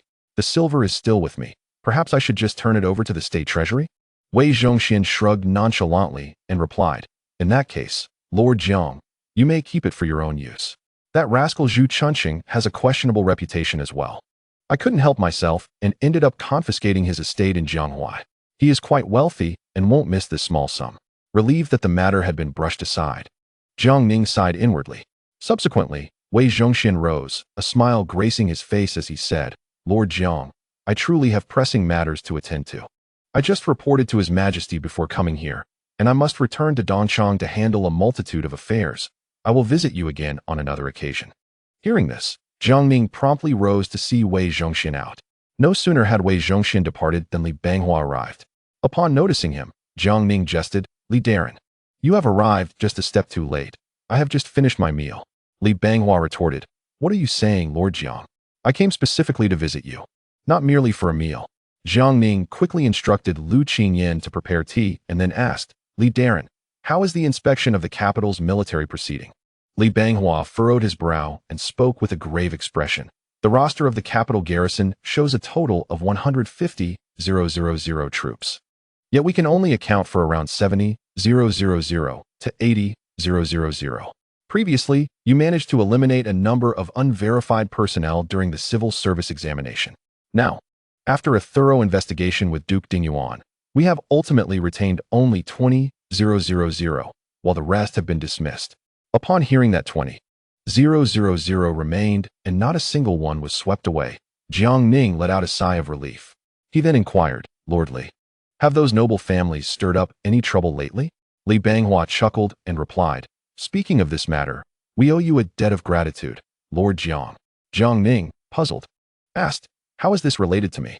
Li Banghua stroked his beard and explained with a smile, Ever since you were attacked, His Majesty has been enraged, resulting in the imprisonment of the entire family of Duke Wuqing. Ministers from all ranks have submitted memorials to impeach him, and the emperor has declared that he will impose severe punishment. This has certainly instilled fear in the hearts of many noble scions. Currently, the Duke of England and the Duke of Dinghua have gone to Liaodong to oversee military affairs, while Duke Cheng is recuperating at home. These nobles have temporarily lost their backbone. Even if they clamor loudly, they cannot stir up any significant unrest. Upon hearing this, Jiang Ning couldn't help but feel a surge of emotions, reflecting on the capricious nature of life. He had thought that the assassination attempt was merely a personal misfortune, yet he had not anticipated that it would trigger such a cascade of consequences, akin to the butterfly effect. At that moment, Li Banghua suddenly interjected, By the way, Lord Jiang, as we reorganize the capital garrison, we have currently selected only Generals Man Gui, Chao Wenjiao, and Zhao Shuai as commanders, which resolves the matter for the 5 military camps. However, the leaders for the Divine Machinery Camp and the 3,000 Cavalry Camp have yet to be appointed. Upon hearing this, Jiang Ning's brow slightly furrowed. He understood the significance of the 3,000 Cavalry Camp, which was a crucial cavalry unit. Since the loss of the Hetao region during the Jiajing era, the court's supply of warhorses has relied solely on purchasing them from Mongolia through trade. Unfortunately, that rascal, Lin Danhan, has become increasingly greedy, offering fewer steeds despite the high prices. The Divine Machinery Camp, being a specialized artillery unit, presented a more complex situation. necessitating the appointment of an expert to lead it, in order to maximize the effectiveness of these two vital forces and enhance the overall combat capability of the garrison. After a moment of contemplation, Jiang Ning suggested, I recall that the esteemed Su Guangqi has a disciple named Sun Yuanhua, who is well versed in firearms. Perhaps he could be appointed as the commander of the divine machinery camp. Li Banghua noted this down quietly, and then asked, and what of the commander for the 3,000 cavalry camp? Jiang Ning pondered briefly before responding, for the commander of the 3,000 cavalry camp, I have a favorable opinion of Chao Bianjiao, who excelled in the civil service examination. Li Banghua considered this for a moment and remarked, Lord Jiang, the capital garrison is of utmost importance. Why do you exclusively propose young talents? Jiang Ning sighed and replied, Lord Li, I am sure you are aware that since the Battle of Saru, the elite forces of the Ming have been nearly decimated. Most of the seasoned generals today lack the drive for advancement. While they may guard the borders and cities adequately, relying on them to take the initiative in engaging the enemy would yield few capable of making significant contributions. Currently, the military leadership is in a state of transition. We must boldly promote newcomers. Only in this way can we ensure that the court does not find itself in a predicament of being devoid of capable commanders in the coming decades. Li Banghua contemplated for a moment and nodded in agreement. At this juncture, Jiang Ning inquired, by the way, esteemed Li, how many warhorses does the 3,000 camp currently possess? Li Banghua's expression darkened as he scolded, these noblemen are incredibly audacious. According to the ledgers, the 3,000 camp should have at least 20,000 steeds. Yet, after a thorough investigation with Duke Dingyuan, we have found that only 8,000 horses remain, half of which are mere pack animals masquerading as cavalry. Upon hearing this, Jiang Ning's countenance turned ashen. Such brazen behavior from these nobles is utterly intolerable, considering that the imperial garrison is the cornerstone of safeguarding the capital.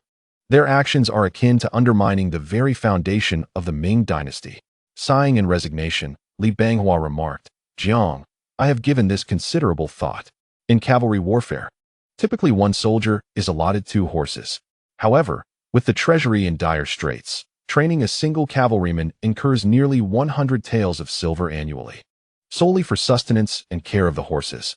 Therefore, I propose to limit the 3,000 camp's personnel to 10,000 and subsequently replenish the 2,000 horses through trade.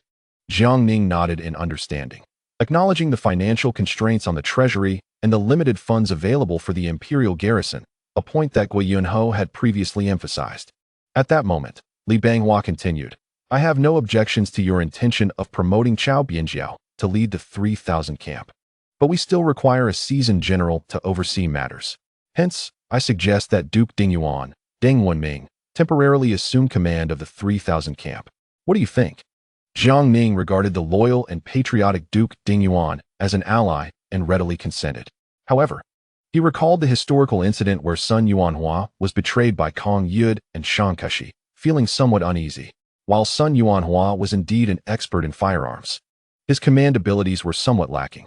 After a moment of reflection, he proposed, Esteemed Li, I would like to recommend another individual, Mao Yuani, to serve as the vice commander of the Divine Machine Camp.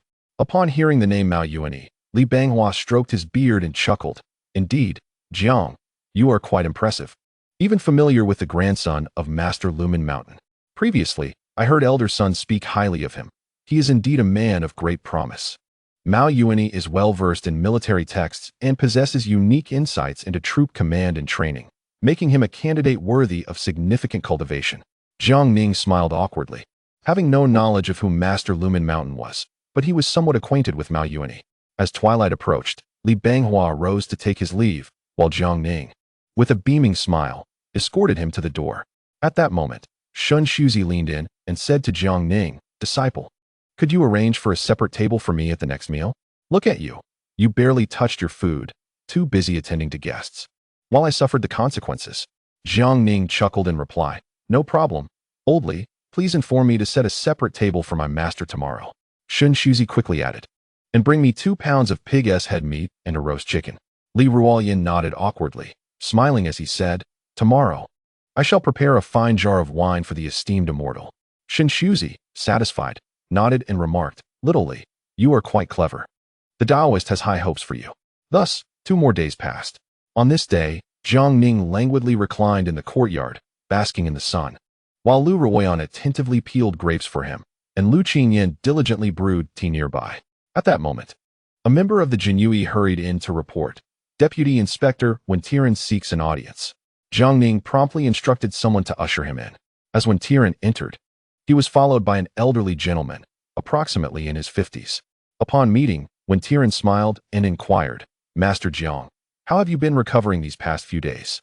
Jiang Ning responded with a smile, "Old one, thank you for your concern. I have nearly fully recovered." Wen Tiren then introduced, "Allow me to present to you Master Guaningzhen." Jiang Ning raised his eyes and beheld Guaningzhen, whose visage resembled a finely chiseled blade, adorned with 3 strands of long beard, and whose triangular eyes sparkled with brilliance, exuding an aura as sharp as a drawn sword. Guaningzhen chuckled softly, clasped his hands in greeting, and said, "I am honored to meet you, Master Jiang." Jiang Ning quickly rose, his face beaming with delight. "Master Guan, it is a pleasure to finally meet you. Please, take a seat." Subsequently, both parties regarded one another with keen interest. After a brief moment, Guaningzhen remarked, "Master Jiang, you are indeed a youthful hero. Having single-handedly vanquished the Donglin party, now largely expelled from the court, with their leader, Li Sankai, facing extermination." Jiang Ning smiled, "You flatter me, Master Guan. It is merely a consequence of circumstance.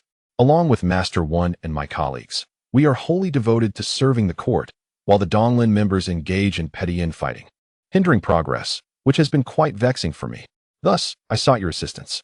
Guaningzhen replied with a smile, "Since the emperor ascended the throne, I have declined 3 invitations from the Ministry of Personnel. However, I have not been idle at home, closely monitoring the court's affairs. Since your emergence, Master Jiang, you have not only contended with the Donglin party alone, but also allied with the Eastern Depot's Wei Gonggong and the cabinet, expelling many members of the Donglin party from the court, an achievement I could not accomplish in my earlier days." Upon hearing this, Jiang Ning mused inwardly, "This old official is indeed remarkable." The two then engaged in mutual flattery. Wen Tiren interjected, "Master Jiang, you may not be aware. In the past, during the reign of Emperor Wanli, when he had not attended court for decades, Master Guan single-handedly established a tripartite balance among the Qi, Chu, and Donglin factions, all while the Donglin party was at the height of its power. With Master Guan's involvement now, figures like Yang Lian and Zhuo Guangdou are hardly a concern." Listening to Wen Tiren's introduction, Jiang Ning was taken aback. This old official was indeed formidable, as Su Guangqi had stated, a master of party strife, wholly dedicated to the art of political contention. Jiang Ning then smiled and asked, "Old one, what official position has been arranged for Master Guan?" Wen Tiren replied with a smile, "I originally intended to petition His Majesty to recommend Master Guan for the position of Deputy Inspector at the Supervisory Court, but he prefers to join the Ministry of Rights." Jiang Ning expressed his curiosity, "Master Guan, the Supervisory Court oversees the monitoring of all officials. Why would you choose the Ministry of Rights?" Guaningzhen chuckled and replied, "Master Jiang, you may not be aware. The reason I must visit the Ministry of Rights is that it oversees the education and moral guidance of the people. You see, the members of the Donglin party firmly establish their foundation in the Donglin Academy, where they lecture and gather multiple disciples. Thus, I intend to approach the Ministry of Rights and seize the opportunity to sever the roots of the Donglin party directly. Otherwise, even if I were to serve in the inspection department, while we may suppress the Donglin faction today, a steady stream of successors will inevitably infiltrate the court. In the long run, this cyclical struggle will yield no true victory, for it would be akin to losing." Upon hearing this, Jiang Ning silently marveled, "Goodness, this venerable official is indeed an expert in the realm of political strife, undoubtedly a master among masters. Even the likes of Wen Tiren, who engages in party disputes, would likely pale in comparison to this seasoned official." Subsequently, Jiang Ning smiled and proposed, "In that case, why don't we jointly recommend the esteemed official for the position of Left Vice Minister of the Ministry of Rights?" Wen Tiren's countenance shifted awkwardly as he replied, "Master Jiang, the current Left Vice Minister is Sun Ruyo from the Donglin party. However, the position of Right Vice Minister is currently vacant. Perhaps we could appoint the esteemed official to that role?" Jiang Ning nodded in agreement. Guaningzhen smiled and said, "The Right Vice Minister position suffices. I am confident in my ability to dismantle the Donglin party's foundation." At that moment, Guangzhen remarked. It is unfortunate that during the long absence of Emperor Wanli from court, I inadvertently facilitated the emergence of a tripartite stalemate among the Qi, Chu, and Donglin factions. However, now that we have the Emperor's support, I am assured that within 3 to 5 years, we can completely overthrow the Donglin party and eradicate the Donglin Academy. Upon hearing this, Jiang Ning did not perceive the venerable official's words as mere bravado. Unlike Xiong Wencan, who relied on mere rhetoric to gain favor, this seasoned official exuded a profound confidence in his own capabilities. At this juncture, Guangzhen continued, I am certain that the news of my arrival in the capital has reached the Donglin party. It will not be long before they dispatch personnel into the court to challenge us. If my conjecture is accurate, the envoy will likely be Zhou Yuanbiao. Hearing this, Jiang Ning cast a puzzled glance at Wen Tiran. Wen Tiran hastily interjected, Master Jiang, you may not be aware, but while the Donglin party appears to be led by Li Sankai, Qian Qianyi, and Gu Xianchang, Zhou Yuanbiao is, in fact, a prominent leader of the Donglin party with a high standing. However, he has been absent from the court for many years, and many have nearly forgotten him.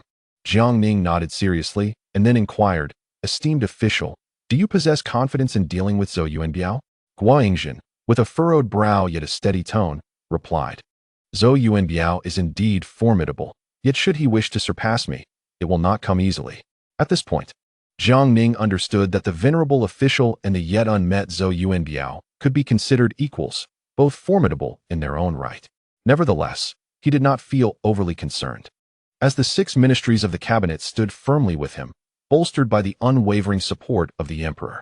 After some time, the group engaged in casual conversation before Wen Tiran and Guangzhen rose to take their leave.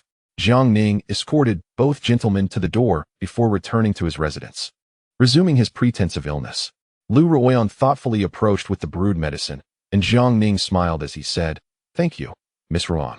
Lu Ruoyan returned a gentle smile and softly replied, From now on, you may simply call me Ruoyan, my lord. Jiang Ning accepted the medicine with a grin, tilted his head back, and drank it all in one gulp, only to be immediately overtaken by a fit of coughing, exclaiming, What kind of potion did master prescribe? It's terribly bitter. Lu Ruoyan, her eyes sparkling with mirth, quickly handed him a cup of honey water, saying, Bitter medicine is beneficial for illness, after all. The esteemed elder is merely concerned for your health. Jiang Ning took the honey water and gulped it down, chuckling, Ruoyan, please refrain from calling me my lord. It makes me feel antiquated. Lu Ruoyan, puzzled, asked, Then what should I call you? Jiang Ning chuckled mischievously, replying, Call me husband. Lu Ruoyan, taken aback, questioned, Isn't that term reserved for the eunuchs in the palace? Suddenly, Jiang Ning recalled that in the Ming dynasty, husband indeed referred to a eunuch. He coughed abruptly, his face flushing with embarrassment as he waved his hand dismissively, forcing a smile. Then please just call me young master. Do not call me my lord, for I am still youthful. He then inquired about Lu Ruoyan's recovery. To be honest, he harbored feelings for this young lady, as he was in the prime of his youth, and she had selflessly shielded him from harm at a critical moment, a debt of gratitude as weighty as a mountain, one that could scarcely be repaid. In his heart, he felt that only by dedicating himself could he hope to repay even a fraction of her kindness. Lu Ruoyan replied that she had nearly fully recovered, prompting Jiang Ning to nod in satisfaction. Subsequently, she took the medicine bowl and withdrew. Jiang Ning continued to recline in his chair. At that moment, Li Ruoyan returned with Master Shinshuzi. The latter's face was flushed from drink, while Li Ruoyan bore a pained expression. Observing this, Jiang Ning laughed and inquired, Master, have you gone out with Li to indulge in revelry again? Shinshuzi chuckled. Your apprentice lacks the respect you show me, old man. Today, young Li treated me generously, taking me to the brothel and even inviting 3 young ladies to accompany us. At this revelation, Jiang Ning was taken aback and glanced at Li Ruoyan, who appeared to be smiling through the pain as he replied, Honoring the esteemed elder is the duty of a junior. Understanding the situation, Jiang Ning realized that his mentor had likely incurred significant expenses today. He then exclaimed, Master, at your age, why do you still accompany young Li to seek the company of girls? Is your constitution able to withstand such indulgence? Hearing this, Shinshuzi snorted derisively, his face alight with pride. Old men are treasures. I, too, grow stronger with age, my vigor unwavering. Today, those 3 ladies were quite obedient to me. You can ask young Li. Jiang Ning was left wide-eyed in astonishment, for he had thought that Liaodong had procured 2 companions for himself, leaving the third for his mentor, yet the old rascal had monopolized all 3. At that moment, Shen Shuzi turned to Liaodong, his face beaming with delight, saying, "Young Li, we shall continue our escapades tomorrow." Upon hearing these words, Liaodong was immediately overwhelmed with a sense of grievance, tears nearly brimming in her eyes. Her face etched with pain. She spoke pitifully, "Oh, venerable elder, I am but a frail body, and I truly find it difficult to endure any longer. Might you consider granting me a reprieve?" Upon hearing this, Shen Shuzi frowned, casting an irritable gaze upon Liaodong. "Little Li," he chastised, "at such a tender age, how can your constitution be so weak? I shall prepare some medicine for you that will surely invigorate you." At this moment, Jiang Ning hastily interjected, "Master, as you are now recognized by the emperor as a great sage of explosives, how can you continuously urge court officials to venture into the realm of fireworks?" At this, Shen Shuzi became somewhat incensed, exclaiming, "You insolent brat, have you forgotten how you incurred your own injuries? And now you dare to lecture your master. What sins have I committed to have taken on such a disciple as you? You shall be the death of me." Feeling awkward as Shen Shuzi brought up his own injuries, Jiang Ning forced a smile and swiftly changed the subject. "Master, perhaps during these next few days of leisure, you could teach me a few techniques? Should I encounter danger again, I would be better equipped to handle it myself." Shen Shuzi regarded Jiang Ning with a perplexed expression and inquired, "You wish to learn martial arts?" Jiang Ning nodded earnestly, "Indeed, master. Have you forgotten that my very intention in becoming your disciple was to learn martial arts? I simply have not found the time to practice with you." After a moment of contemplation, Shen Shuzi replied, "But you do not seem to possess the aptitude for martial arts." Upon hearing this, Jiang Ning felt a surge of discontent. "Master, we have yet to begin training, and you have already concluded that I am incapable. One must take a horse out for a stroll to determine if it is a horse or a mule." Shen Shuzi, after some thought, nodded and conceded, "Very well. I shall teach you some fundamental skills." Thus, Shen Shuzi assumed a horse stance and instructed Jiang Ning to follow suit. Jiang Ning complied, observing his form. Shen Shuzi erupted in frustration, "You must unite your stance. You look as if you are suffering from diarrhea." Under Shen Shuzi's repeated guidance, Jiang Ning finally managed to awkwardly assume the correct horse stance. However, not long after, he could no longer maintain it. Shen Shuzi reprimanded him gruffly. "I told you long ago that you are not suited for martial arts, yet you refuse to heed my words. In less than a tea's worth of time, you have already faltered. In my youth, I could maintain a horse stance for 6 consecutive hours." Jiang Ning plopped down onto the ground, drenched in sweat. Suddenly, an idea struck him, and he asked, "Master, as a disciple of Taoism, you must practice internal cultivation, correct?" Shen Shuzi, pondering, nodded and exclaimed, "You are quite knowledgeable." At this, Jiang Ning grinned mischievously and said, "Master, you are now 110 years old, having practiced for nearly a century. Why not pass on a few decades of your prowess to your disciple?" Shen Shuzi looked utterly bewildered, responding, "What are you talking about? I do not comprehend." Jiang Ning then proceeded to elaborate based on scenes from modern film and television, quickly sitting down and extending his palms, eagerly awaiting Shen Shuzi to impart his power. Liaodong, watching nearby, was left utterly speechless. Shen Shuzi, infuriated, exploded with rage, shouting, "You wretched child! You wretched child! Skill is honed over time. And this holds especially true for internal martial arts. How could my master impart this knowledge to you?" At that moment, Jiang Ning felt so embarrassed that he wished he could sink into the ground. Alas, he had been severely misled by the films and dramas of later generations. It seems that the idea of riding on his master's back to cross the river was utterly impractical. After a moment of contemplation, Jiang Ning hastily remarked, "Master, let us set aside internal martial arts for now. Could you please teach me lightness skill instead? If I encounter danger in the future, I might at least be able to flee." Shen Shuzi looked at him with a pained expression and advised, "Disciple, shall we not continue this futile endeavor? I have already told you, you are simply not cut out for martial arts." Jiang Ning, undeterred, retorted with a scoff, "How can one know without trying?" Shen Shuzi, in exasperation, pointed to the courtyard wall and declared, "Disciple, if you can leap over this wall right now, I shall teach you lightness skill." With a dismissive snort, Jiang Ning replied, "Child's play." He then stepped back a few paces, charged forward, leaped high into the air, only to crash against the wall with a loud thud. Tumbling down in a disheveled heap, Liaodong rushed forward to help Jiang Ning to his feet. Dazed, Jiang Ning saw stars before his eyes. Shen Shuzi, exasperated, sighed and said, "Watch closely. I shall demonstrate for you."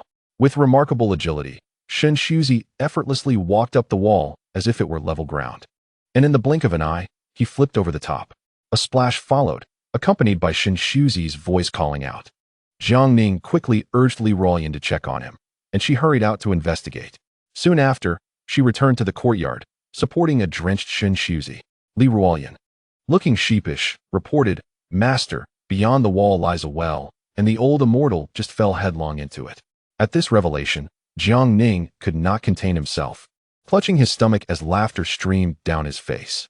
Shen Shuzi, furious, erupted, "You wretched disciple, what are you laughing at? Is this ridiculous state of affairs not all you're doing? I've told you time and again that you are not suited for martial arts, yet you insist on persisting." Jiang Ning chuckled awkwardly and quickly asked Liaodong to take Shen Shuzi to change his clothes. Before long, Shen Shuzi emerged in a clean robe, his face darkened, accompanied by Liaodong back into the courtyard. Shen Shuzi coldly huffed, "Disciple, are we done with the foolish antics now?" Jiang Ning sighed dejectedly, "I shall cease my attempts. It seems I truly lack the talent for martial arts." Seeing Jiang Ning finally relent, Shen Shuzi secretly breathed a sigh of relief, pondering the concern that this troublesome disciple might still devise more schemes to continue his antics. If this persisted, he feared his life might end in utter confusion at the hands of this wretched pupil. Jiang Ning reclined once more in his chair, deeply sighing. "My master has no faith in me, and I truly have accomplished nothing. They say the strong never complain about their circumstances, yet I am but a weakling. Not only do I complain about my surroundings, but I also grumble about the strong." Just as he spoke, the door was abruptly kicked open with a loud bang. Soon after, Old Wei entered with a large entourage, carrying an assortment of gifts, his face adorned with smiles. He jogged over, warmly exclaiming, "Lord Jiang, we have come to pay our respects." With a gracious gesture, he added, "These gifts are but a token of our esteem. I hope you will graciously accept them." Jiang Ning, noticing Old Wei's lavish generosity, responded with a smile, "Your kindness is truly appreciated, Wei Zhongxian. We are all friends here. Your presence alone is more than enough. No need for such extravagant gifts." Old Wei, still beaming, replied, "One cannot be faulted for being too courteous." He then turned to greet the old sage, "Old immortal, you look splendid today, glowing with health." The sage, bowing slightly, retorted, "Thanks to my disciple, I nearly ascended directly today." Old Wei, perplexed, inquired further, "What brings about such a statement, old immortal?" The sage, with a hint of annoyance, recounted Jiang Ning's recent desire to learn martial arts in detail. Upon hearing this, Old Wei chuckled and addressed Jiang Ning, "My lord, Taoist martial arts are profound and not easily mastered. If you wish to learn, why not come to me? In my youth, I faced 5 opponents at once without faltering."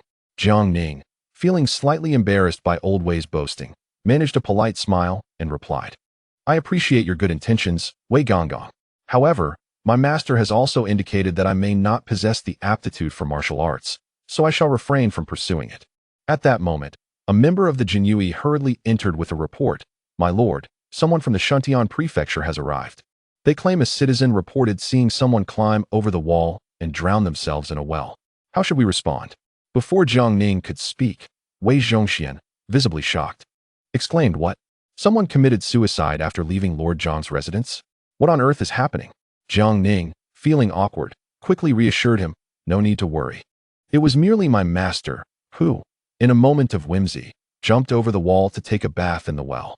He then turned to the Jianqi, instructing, "Go inform the Shuntian prefecture that nothing has occurred here, and they may return." The Jianqi complied and departed swiftly. At this moment, the sage felt utterly mortified, wishing he could vanish into the ground, internally cursing, "My lifetime of reputation is now entirely jeopardized by this mischievous disciple." Chapter 75. Rectifying Zhang Juzhing's reputation. The sage excused himself, claiming he needed to discuss matters with Su Guangqi, departing hastily without looking back, fearing that any delay would irrevocably tarnish the little reputation he had recently built. Meanwhile, Wei Zhongxian, still wearing a broad smile, announced, "My lord, I bear good news that I rush to share with you." Jiang Ning, intrigued, eagerly inquired, "What splendid news do you have, Wei Gonggong? Please, enlighten me." Old Wei, with a mysterious grin, revealed, "Your case has been adjudicated." Jiang Ning pressed, "Is it regarding the incident with Li Guowei from the Wu Qinghe residence?" Wei Zhongxian nodded affirmatively and responded, "Indeed. Today in the court, His Majesty decreed that Li Mingqing, the Duke of Wuqing, has been found negligent in raising his son and has been stripped of his title, reduced to commoner status, and banished from the realm. Li Guowei's assassination attempt on a high-ranking official resulted in a sentence of execution by decapitation to be carried out publicly." Upon hearing this verdict, Jiang Ning did not appear overly surprised, as the emperor had always shown him considerable favor. At that moment, Wei Zhongxian chuckled and remarked, "Minister Jiang, I believe that a mere decapitation is far too lenient for that scoundrel, Li Guowei. Therefore, I have requested the emperor's decree to subject him to 1,000 cuts and to grind his bones to dust, so that we may avenge your grievances." Hearing this, Jiang Ning felt a wave of speechlessness wash over him. Old Wei remained as ruthless as ever, showing no signs of change. Fortunately, he was now on the same side as Jiang Ning. Jiang Ning then smiled and cautioned, "Master Wei, is it not a tad excessive to grind him to dust? The punishment of decapitation is already quite sufficient." Wei Zhongxian, with a serious demeanor, replied, "Minister Jiang, your magnanimity is commendable. As you do not seek to settle scores with that Li Guowei, yet I find it impossible to swallow this indignity. Since I have vowed to personally inflict 1,000 cuts upon him and reduce him to ashes, each part of my promise must be fulfilled." Jiang Ning felt a sense of helplessness and inwardly cursed, wondering if Old Wei had nothing better to do, as such actions would only invite animosity upon himself. He contemplated persuading Wei Zhongxian once more, but then realized that Old Wei's intentions were to seek justice on his behalf, a sentiment that was indeed rare and valuable. Furthermore, since he would not be the one carrying out the deed, he decided against further objections, viewing it as merely indulging Old Wei's peculiar little passion. At that moment, Jiang Ning recalled Lin Sanyuan from Tianjin and inquired, "Master Wei, what is the current situation of Lin Sanyuan and his family?" Wei Zhongxian chuckled and replied, "Minister Jiang, as the brother of the traitor Li Sankai, Lin Sanyuan's entire family was naturally executed." Jiang Ning hurriedly pressed, "And what of Lin Yuxing?" Wei Zhongxian grinned again, saying, "A family must depart together in an orderly manner. Minister Jiang, this is not something that I have intentionally concealed from you. Initially, you promised Lin Sanyuan to spare his son Lin Yuxing. However, it was I who ordered the execution, so this matter does not concern you. If there is to be any retribution, let it be directed at me." Jiang Ning sighed in resignation. In truth, he had anticipated this answer, yet upon hearing it, he could not help but feel a pang of sorrow. A once mighty aristocratic family had thus been completely erased from the annals of history. At this juncture, Wei Zhongxian continued, "Minister Jiang, do not take it too much to heart. If you reflect carefully, we are merely acting in accordance with the will of heaven. Think of the countless innocent commoners who have perished at their hands over the years. With this perspective, does your heart not feel somewhat lighter?" Upon hearing these words, Jiang Ning could not help but marvel at Old Wei's talent for self-comfort. Subsequently, Wei Zhongxian engaged in casual conversation with Jiang Ning for a while before rising to take his leave. Jiang Ning remained exceedingly cordial, escorting Old Wei to the door. After Jiang Ning feigned illness for 5 additional days, one day, a member of the Jinyui hurriedly arrived to report, "Sir, Wentiren requests an audience." Upon learning that his younger brother Wentiren had arrived, Jiang Ning promptly commanded, "Quickly, invite Master Wen in." The Jinyui hastily exited, and shortly after, Wentiren entered with a smile, clasping his hands in greeting. "Master Jiang, how is your injury healing?" Jiang Ning, slightly embarrassed, chuckled and replied, "I am nearly recovered. With a few more months of rest, I should be completely well." Upon hearing this, Wentiren's mind raced with thoughts, yet he quickly responded with a smile, "Master Jiang, I have come today with a matter to discuss." Jiang Ning, returning the smile, inquired, "Old one, what is it? Do tell." Wentiren grinned and said, "As we had previously speculated, the Donglin Party Zhou Yuan Biao has been promoted to an official position under the strong recommendation of Yang Lian and Zhuo Guangdou. He is now the left assistant censor of the inspectorate. During this morning's court session, His Majesty decreed the reopening of the lecture hall, specifically requesting that I inform you to attend with me tomorrow." Jiang Ning, puzzled, asked, "Why does His Majesty want me there for the reopening of the lecture hall?" This so-called lecture hall is an event where ministers elucidate classical texts for the emperor. When Tianqi chuckled and explained, Master Jiang, His Majesty's intent is to assert his authority. He plans to have us engage in a debate with the Donglin members during the lecture, to suppress their influence and prevent the likes of Yang Lian and Zhuo Guangdou from stirring up trouble now that Zhou Yuanbiao has entered the court. Jiang Ning comprehended the situation, then sighed with a wry smile. The lecture hall is the realm of civil officials. As a military official, what am I to do there? When Tianqi laughed and clarified, Master Jiang, your role is merely to lend presence. You need not do anything but stand there. Jiang Ning felt a wave of dismay. It seemed he was to serve as a mere mascot. However, not wishing to disappoint his subordinates, he replied with a smile, Very well, I shall attend court punctually tomorrow. I am curious to see who possesses such audacity to eclipse the heavens of the Ming dynasty. After some light-hearted conversation, when Tianqi took his leave, once he departed, Jiang Ning reclined in a chair, lost in thought. He realized he knew little about the classics and was quite ignorant in that regard. Yet, upon reflection, he felt reassured by the presence of the astute Wen Tianqi, often regarded as a formidable intellect, alongside his capable subordinate, Guanxing, akin to a fine blade. With this thought, his anxiety lessened considerably. The next day in court meant he could no longer pretend to be ill. Jiang Ning rose to stretch and returned to his chamber, where he found Lu Ruoyan engrossed in embroidery. He smiled and asked, Ruoyan, where has Qingyan gone? Lu Ruoyan promptly curtsied gracefully, replying, Young master, Qingyan has gone to the garden to tend to the flowers. She adores such activities. Jiang Ning approached and admired the embroidery in Lu Ruoyan's hands, exclaiming, Ruoyan, this duck you have embroidered is truly exquisite. Hearing this, Lu Ruoyan froze momentarily, her cheeks flushing as she softly corrected him, Young master, this is a mandarin duck. Jiang Ning instantly felt a wave of embarrassment wash over him, his face turning crimson. He quickly amended his praise, saying, This mandarin duck is embroidered with such lifelike detail. It is truly beautiful. Immediately, he half-jokingly inquired, Is this a belly band embroidered especially for me by Ruoyan? Upon hearing this, Lu Ruoyan's face flushed crimson with embarrassment, her voice barely above a whisper. This is merely a belly band I embroidered for myself. Jiang Ning, feeling a wave of awkwardness, wished he could vanish into the ground, and after exchanging a few hasty words, he fled. At that moment, Li Ruoyan approached with a food box in hand. Jiang Ning quickly invited Li Ruoyan to take a seat, and also called for the Lu sisters, Lu Ruoyan and Lu Qingyan, to join them for the meal. After dining, the Lu sisters, displaying their understanding, returned to their room. At this juncture, Jiang Ning asked Old Li, Not long ago you invited my master to partake in some flower wine. I presume it cost quite a sum? Upon hearing this, Li Ruoyan's expression soured instantly. Wincing as he replied, It cost a total of 1,500 taels. Jiang Ning was taken aback, exclaiming, Good heavens, even we didn't spend that much at the fragrant pavilion. Li Ruoyan hurried to clarify, Your Excellency, you may not be aware, but the old immortal ordered 3 courtesans at once. And I received a discount due to my position in the Imperial Guard. Otherwise, it would have cost at least 2,000 taels. Jiang Ning's face darkened, and he reproached, That old rascal. He is, after all, a figure of the Taoist sect, bearing the title of a revered master of gunpowder.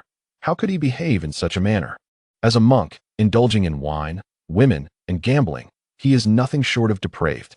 The following day, before dawn, Jiang Ning rose early to freshen up, donned his official robes, and, accompanied by several guards, rode to the Meridian Gate to prepare for court. Upon his arrival, he discovered that numerous officials were already waiting there. As soon as they spotted Jiang Ning, many approached him with beaming smiles to greet him, including Shui Guoguan from the cabinet, Guo Yunho from the Ministry of Revenue, Su Guangqi from the Ministry of Works, and his newly appointed subordinate, Guanxing. Jiang Ning reciprocated their warm greetings with enthusiasm. Just then, Wei Zhongxian, noticing Jiang Ning from afar, hurried over with a broad smile, saying, Minister Jiang, it seems you have fully recovered. Jiang Ning nodded in acknowledgement.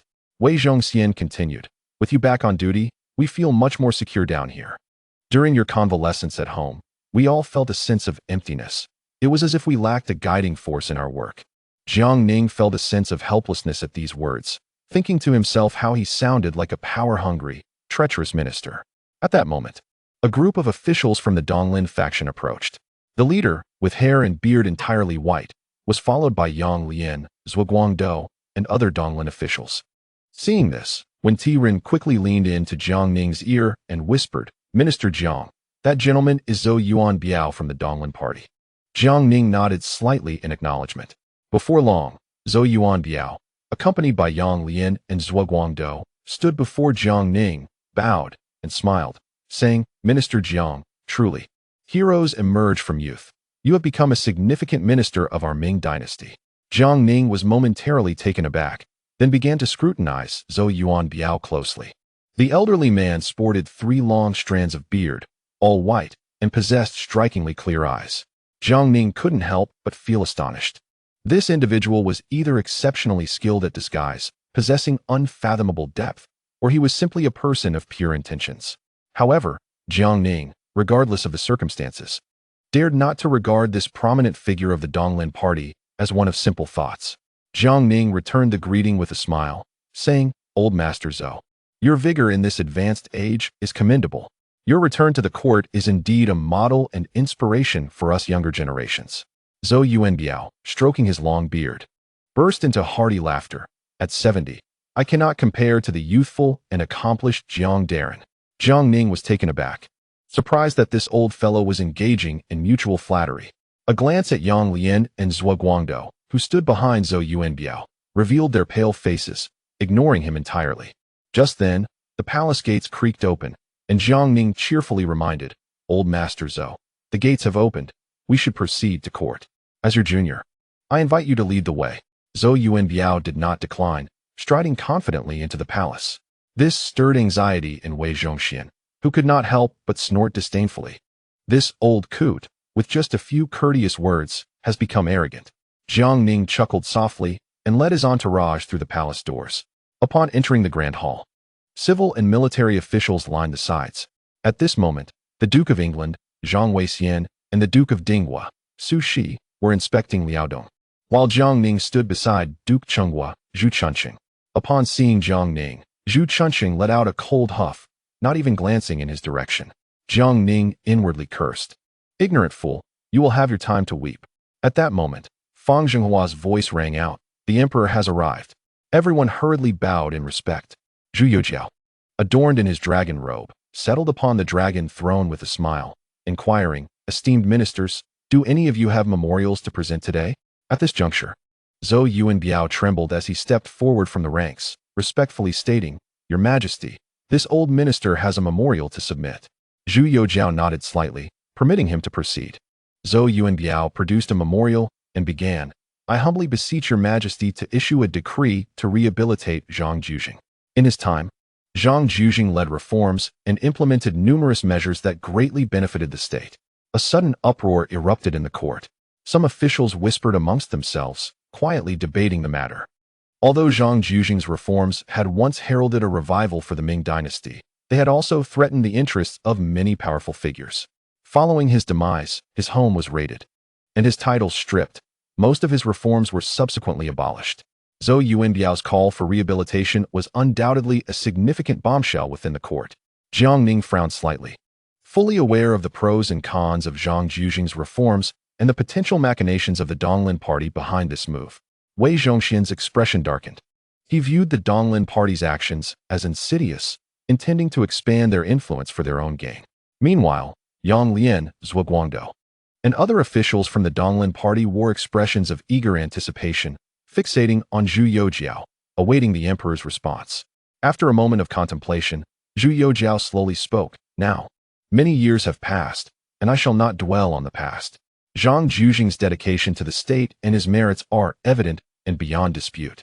I grant the request of Minister Zhou and hereby decree the rehabilitation of Zhang Jujing, restoring all honors he held in life." With these words, the court erupted once more into chaos. Officials supporting Zhang Jujing's reforms displayed expressions of relief, perceiving this move as an acknowledgement of Zhang's merits and a testament to the emperor's sagacity.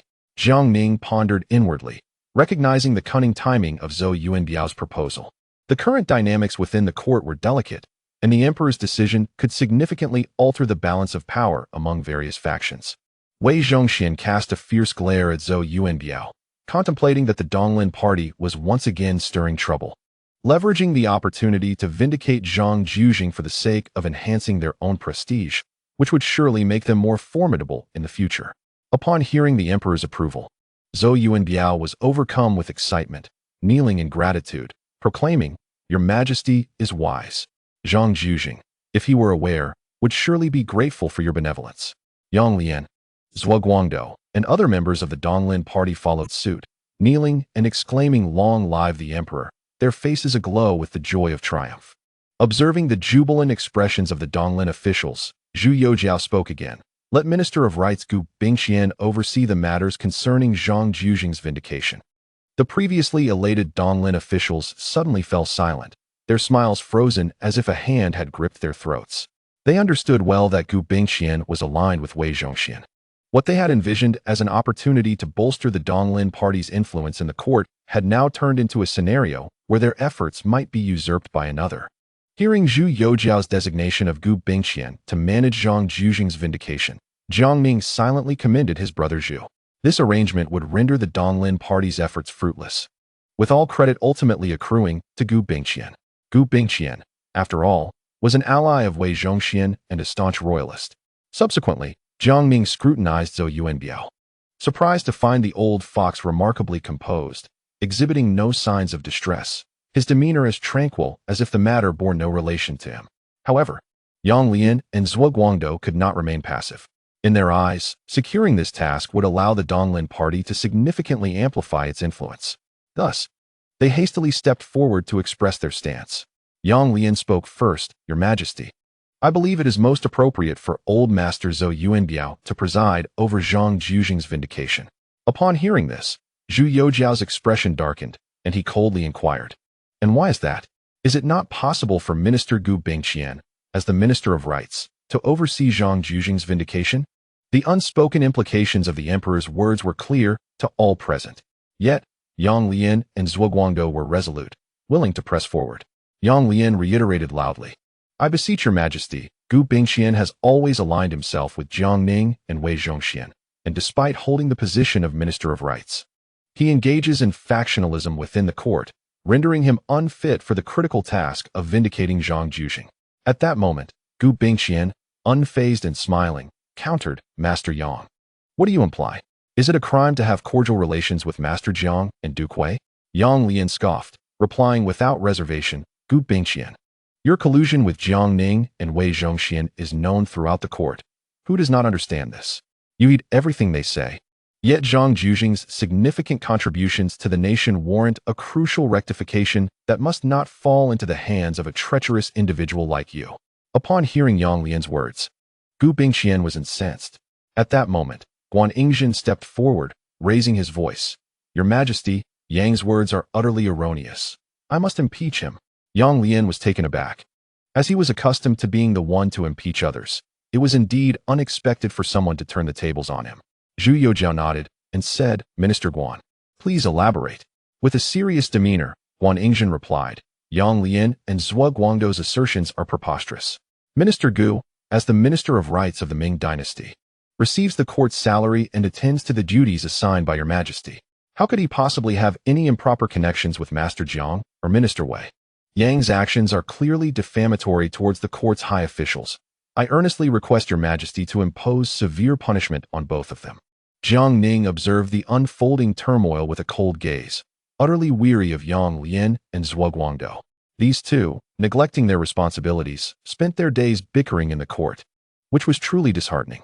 Chapter 76. The debate in the Imperial Lecture Hall. Jiang Ning remained a silent observer of the court's disputes, his lips pressed together in silence. His expression was indifferent as he watched the chaos around him, as if the clamor of the court had no bearing on him. Wei Zhongxian stood nearby, his face pale, his eyes filled with fury. At that moment, Guan Yingzhen was engaged in a fierce argument with Yang Lian and Zhuo Guangdou, his words sharp and coherent, a testament to his experience in the political fray. Every phrase he uttered struck at the heart of the matter, causing Yang Lian and Zhuo Guangdou to retreat step by step until they were left speechless.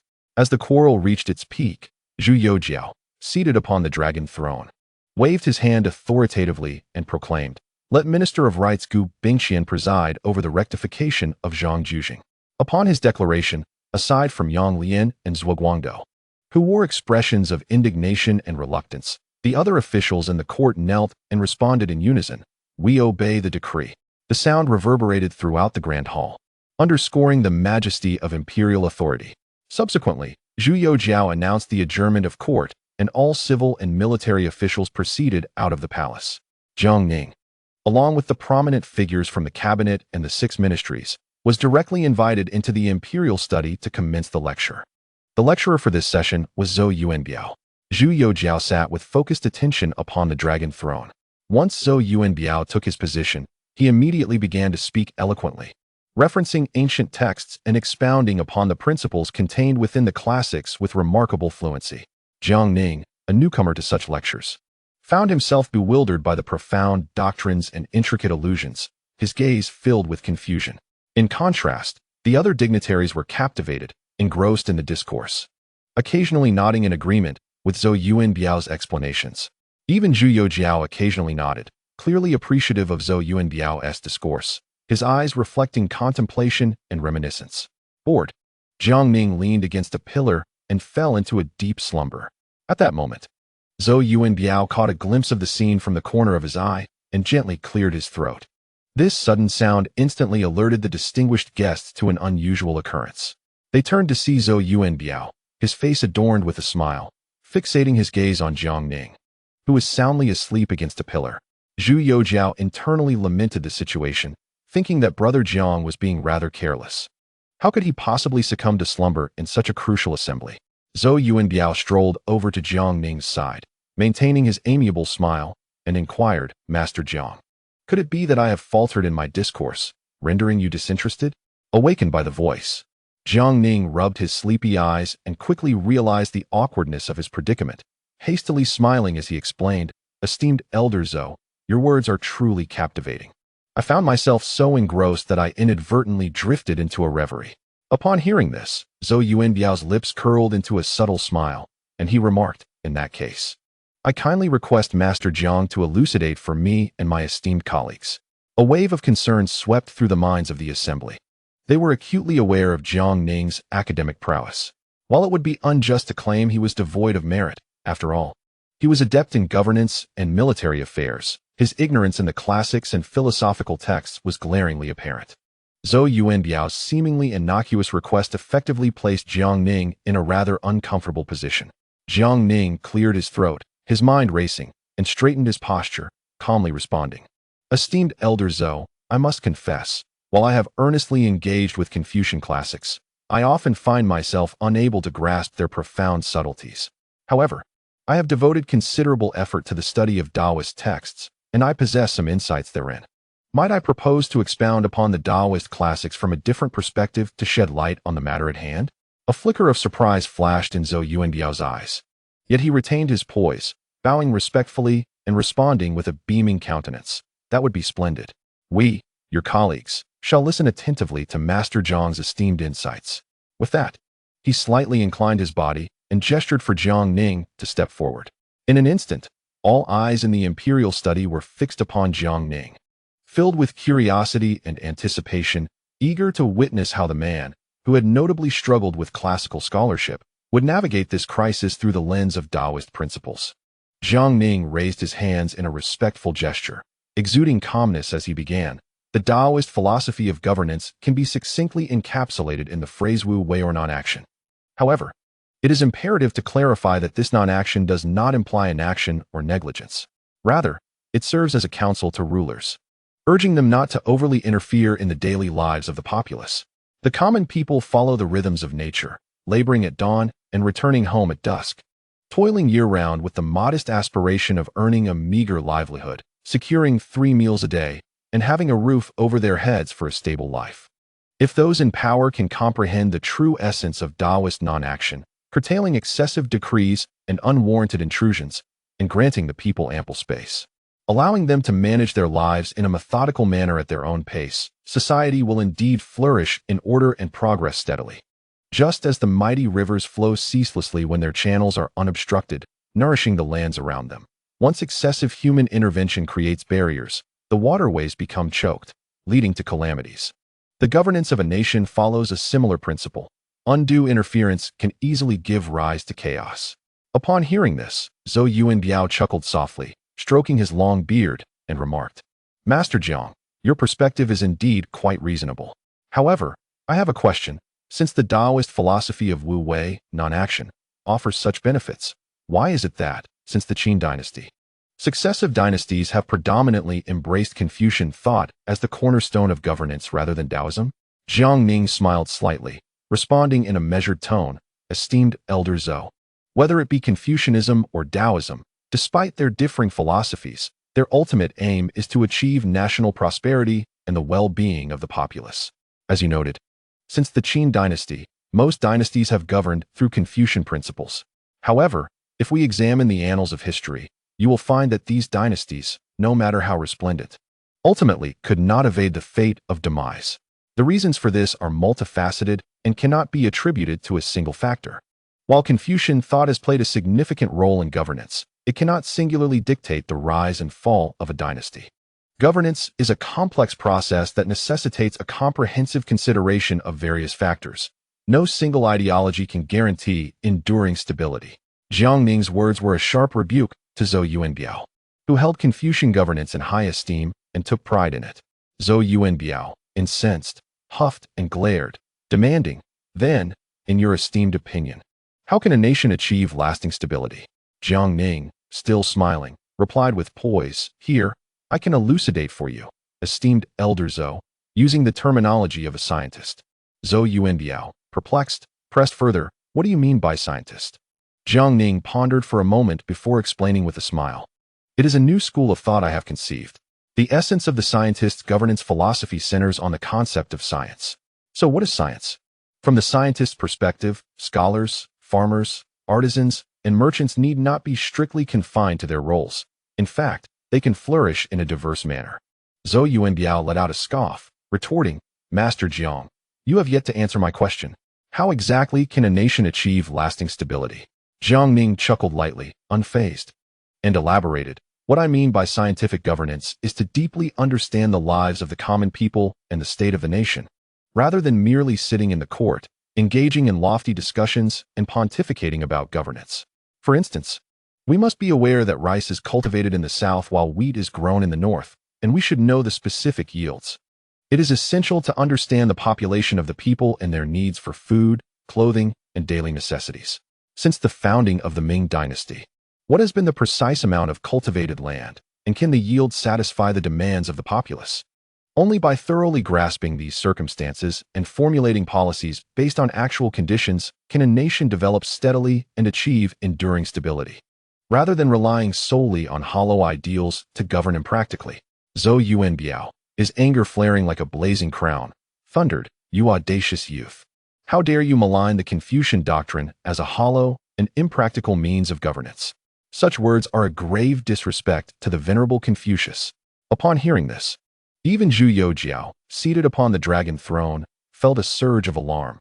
The accusation of disrespecting Confucius was indeed a weighty one, and even the emperor could not bear such a burden lightly. Yet Jiang Ning maintained his composure, responding with a smile, "Zhou, esteemed elder, when have I ever shown disrespect towards Confucius? I merely speak the truth. While Confucianism advocates for the education of the people through benevolence, righteousness, propriety, wisdom, and trust, its noble intentions overlook the fundamental issue of livelihood. As the saying goes, when one's basic needs are met, one understands honor and disgrace. When the granaries are full, one comprehends propriety. Is it not absurd to demand adherence to these principles from a populace that struggles for food and clothing?" He continued, "Moreover, with the southern taxes severely in arrears and the north plagued by natural disasters, the people's suffering is profound. What insights do you, esteemed elder, have on this matter?" Zhou Yuanbiao scoffed coldly, declaring, "If the emperor were truly enlightened, how could such calamities arise? How could the people suffer so? The sovereign must cultivate virtue, and court officials should reflect upon their own actions." Upon hearing this, Zhu Youjiao's countenance darkened. Zhou Yuanbiao's words plainly accused him of being a foolish monarch. Yet Zhu Youjiao felt powerless, inwardly lamenting, "What connection do I have with these disasters? I desire peace across the realm and prosperity for my people. Yet fate seems determined to thwart my wishes." The burden of being an emperor is indeed a heavy and silent struggle. Observing the tension, Jiang Ning cut to the chase, asking coldly, in your esteemed opinion, among the rulers of past dynasties, who can truly be considered a wise sovereign? After a moment's contemplation, Zhou Yuanbiao replied, I would first commend Emperor Wen of Han. Jiang Ning quickly interjected, yet Emperor Wen governed through the Taoist principle of Wu Wei, advocating for the people's welfare, allowing them to recuperate and thrive, even providing them with brick houses and abolishing taxes throughout the land. Why then has no subsequent dynasty dared to emulate his example in relieving the people of taxes? And why do most still reside in thatched huts, barely shielded from the elements? Zhou Yuanbiao found himself at a loss for words, his face alternating between crimson and pale, before hastily defending, that is due to the inaction of sovereigns throughout history.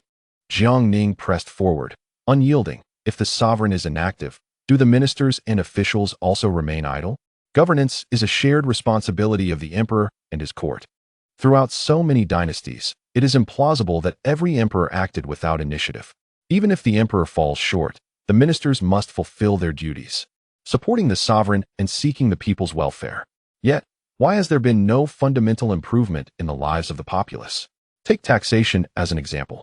What emperor when achieved remains elusive for later rulers. Is this merely a problem of the sovereign? Sensing the pivotal moment had arrived, Jiang Ning understood that he had presented his case as best as he could. If this old fox were to seize upon any weaknesses, his chances of navigating this encounter smoothly would be severely compromised. Upon hearing this, a smile instantly adorned his face as he remarked, Lord Zhou, today is merely a discourse among us court officials. Although our ideologies may diverge, ultimately we are all subjects of the great Ming dynasty and should prioritize assisting the sovereign and ensuring the welfare of the populace. Zhou Yuanbiao nodded slightly in response. Observing this, Zhu Youjiao felt an immense sense of relief wash over him, as he had been concerned that the proceedings might spiral out of control. Quickly, he interjected with a jovial tone, let us conclude today's discussions here, esteemed ministers. I shall not detain you further, as I am aware of your pressing duties. With that, the assembly rose to take their leave, and Zhou Yuanbiao strode out with purpose. At that moment, Jiang Ning also made his way towards the palace exit, followed closely by Wen Tiren and Guaningzhen. Wen Tiren, beaming with delight, praised, Lord Jiang, your debate today was truly impassioned, rendering the Eastland faction's Zhou Yuanbiao speechless. It was nothing short of splendid. Jiang Ning chuckled awkwardly and humbly replied, oh, it was merely an exchange of ideas. Guaningzhen, however, wore a contemplative expression, furrowing his brow. Noticing this, Jiang Ning inquired with a smile, Old Guan, what occupies your thoughts? Guaningzhen responded, Lord Jiang, allow me to speak candidly. Zhou Yuanbiao's behavior today was rather peculiar. He initiated a motion to rectify the reputation of Zhang Juzheng, despite the fact that Gu Xiansheng, the founder of the Eastland faction, vehemently opposed Zhang's reforms and established the Eastland Academy for that very reason. Zhou Yuanbiao's actions today were decidedly uncharacteristic. Later, the task of leading the rectification was taken up by the Minister of Rights, Gu Bingxian, while Yang Lian and Zhuo Guangdou voiced strong opposition, yet Zhou Yuanbiao remained silent. During today's debate, it was evident that he held back, almost as if he were being lenient. Otherwise, given your standing, Lord Jiang, it would have been quite challenging to withstand. At that moment, when Tiren was about to interject, but Guaningzhen continued, Lord Wen, you are well versed in literature. Do you truly believe that Lord Jiang could have bested a scholar of Zhou Yuanbiao's caliber in debates solely on his own merit? When Tiren opened his mouth, but found himself at a loss for words. In that instant, Jiang Ning understood that his own abilities indeed paled in comparison to a scholar of Zhou Yuanbiao's stature. Reflecting on the day's events, Zhou Yuanbiao's conduct struck him as exceedingly unusual, yet he could not quite discern the motives behind the old man's actions. Chapter 77. The Ming army's indomitable might. Jiang Ning, upon hearing the two speak, chose to set aside his musings on Zhou Yuanbiao and, after offering a few brief instructions, took his leave and proceeded to the capital garrison. Upon entering the camp, Jiang Ning sought out Li Banghua and Deng Wanming, greeting them with a smile. Lord Li, Duke, what is the current state of affairs in the garrison? Deng Wanming, with a look of resignation, replied, as of now, we have thoroughly inspected the armaments, personnel, and accounts of the garrison. The situation aligns closely with our expectations and is rather bleak. It is nearly in a state of disrepair. However, there is another issue that is causing considerable concern. Jiang Ning, perplexed, inquired, "What matter is that?" Li Banghua hastily interjected, "Throughout the ages, nobility and esteemed officials have predominantly held positions within the military governor's office, with numerous imperial relatives also receiving titles and appointments. Presently, these individuals stubbornly cling to their positions within the military governor's office, leaving us powerless against them, most notably the distinguished Lord Gu Zhaoji of Jinyuan, Lord Shui Lian of Yangwu, and Lord Zhang Bingjong of Dingxi." Upon hearing this, Jiang Ning snorted coldly, declaring, "This matter is easily resolved. Leave it to me." He then instructed Deng Wenming, "Assemble 2,000 troops and encircle the military governor's office completely."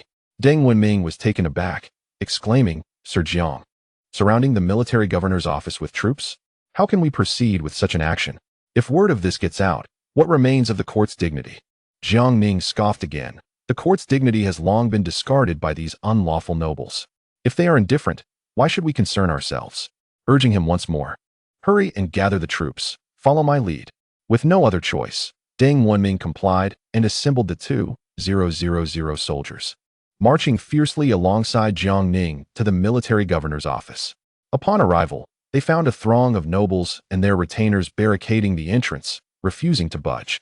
Lord Shui Lian of Yangwu brazenly shouted, "We are hereditary nobles, holding our posts at the military governor's office. Do you intend to strip us of our titles, Jiang?" Jiang Ning, unfazed, responded with a calm smile, "What nonsense, Lord Shui. To revoke titles requires an imperial decree, a power I do not possess. However, I have come today to retrieve something." Shui Lian, puzzled, inquired, "What is it you seek?" Jiang Ning pointed to the plaque of the military governor's office, declaring, "This plaque is what I intend to take." Shocked, Shui Lian exclaimed, "You must be mad. To remove the plaque of the military governor's office is an act of audacity." Jiang Ning, unfazed, issued a command, and the soldiers promptly set up a ladder and removed the plaque. Shui Lian trembled with rage, pointing a quivering finger at Jiang Ning. Yet, Jiang Ning chuckled, "Fear not, my lord. I shall replace it with a new plaque." He gestured, and the soldiers brought forth a plaque wrapped in red silk and affixed it in place. Jiang Ning stepped forward and dramatically pulled away the silk, revealing the inscription, "Military Pension Home." Furious, Shui Lian demanded, "What does this mean, Jiang?" Jiang Ning erupted in laughter. "The military governor's office has been relocated. Henceforth, this shall be known as the Military Pension Home, a dedicated space for your retirement." With that, Jiang Ning and Deng Wenming turned on their heels and departed without a backward glance. The assembled nobles were incensed, exclaiming, "Jiang is utterly insufferable." Deng Wenming, observing the plaque being carried, hesitantly asked, "Sir Jiang, what shall we do next?" Jiang Ning replied with a smile, "Let the former military governor's office serve as a retirement home for these nobles. We shall establish a new military governor's office." Deng Wenming gasped, "Sir Jiang, can we truly proceed in this manner?" Jiang Ning grinned. "In exceptional circumstances, we must employ exceptional measures." He and Deng Wenming then returned to the capital, carrying the plaque of the former military governor's office. Li Banghua was taken aback upon seeing the plaque of the Wujuan Duda Mansion. "Lord Jiang, have you reduced the Wujuan Duda Mansion to rubble?" Jiang Ning chuckled and replied, "How could that be? I intend to reconstruct a new Wujuan Duda Mansion." After pondering for a moment, Li Banghua nodded, realizing that this was indeed the only viable course of action. Subsequently, Jiang Ning arranged for Deng Wenming to select a new site and oversee the construction of the new mansion. Once everything was set, he proceeded to the palace to meet the emperor. Upon arriving at the royal palace, Jiang Ning encountered Zhu Youjiao. Just as he was about to bow in respect, Zhu Youjiao smiled and said, "Brother Jiang, let us dispense with the formalities in private." Seeing this, Jiang Ning felt at ease and took a seat beside him, stating, "Your Majesty, I have come to discuss a matter with you today." Zhu Youjiao's face lit up with excitement as he inquired, "Brother Jiang, have you managed to procure some silver for me?" Jiang Ning's expression darkened, and he retorted, "Your Majesty, you are the son of heaven. How can you be solely preoccupied with wealth?" Feeling somewhat embarrassed, Zhu Youjiao scratched his head and said, "I was merely jesting, Brother Jiang. What is it that you truly wish to discuss?" Jiang Ning replied, "Your Majesty, I wish to rebuild the Wujuan Duda Mansion, So I came to inform you first. Zhu Youjiao, perplexed, asked, But brother Jiang, do you not already have a Wujuan Duda mansion? Why must you reconstruct it? Jiang Ning answered curtly. The previous Wujuan Duda mansion has long been usurped by the nobles. Throughout the ages, various aristocrats have held positions there, including many foreign relatives. None of them are capable of accomplishing any real work, and I have no desire to engage in disputes with them. Therefore, I intend to convert the original Wujuan Dudu mansion into a retirement home for them, allowing them to reside there in peace. Zhu Youjiao was taken aback and exclaimed, Brother Jiang, your approach seems somewhat unprincipled.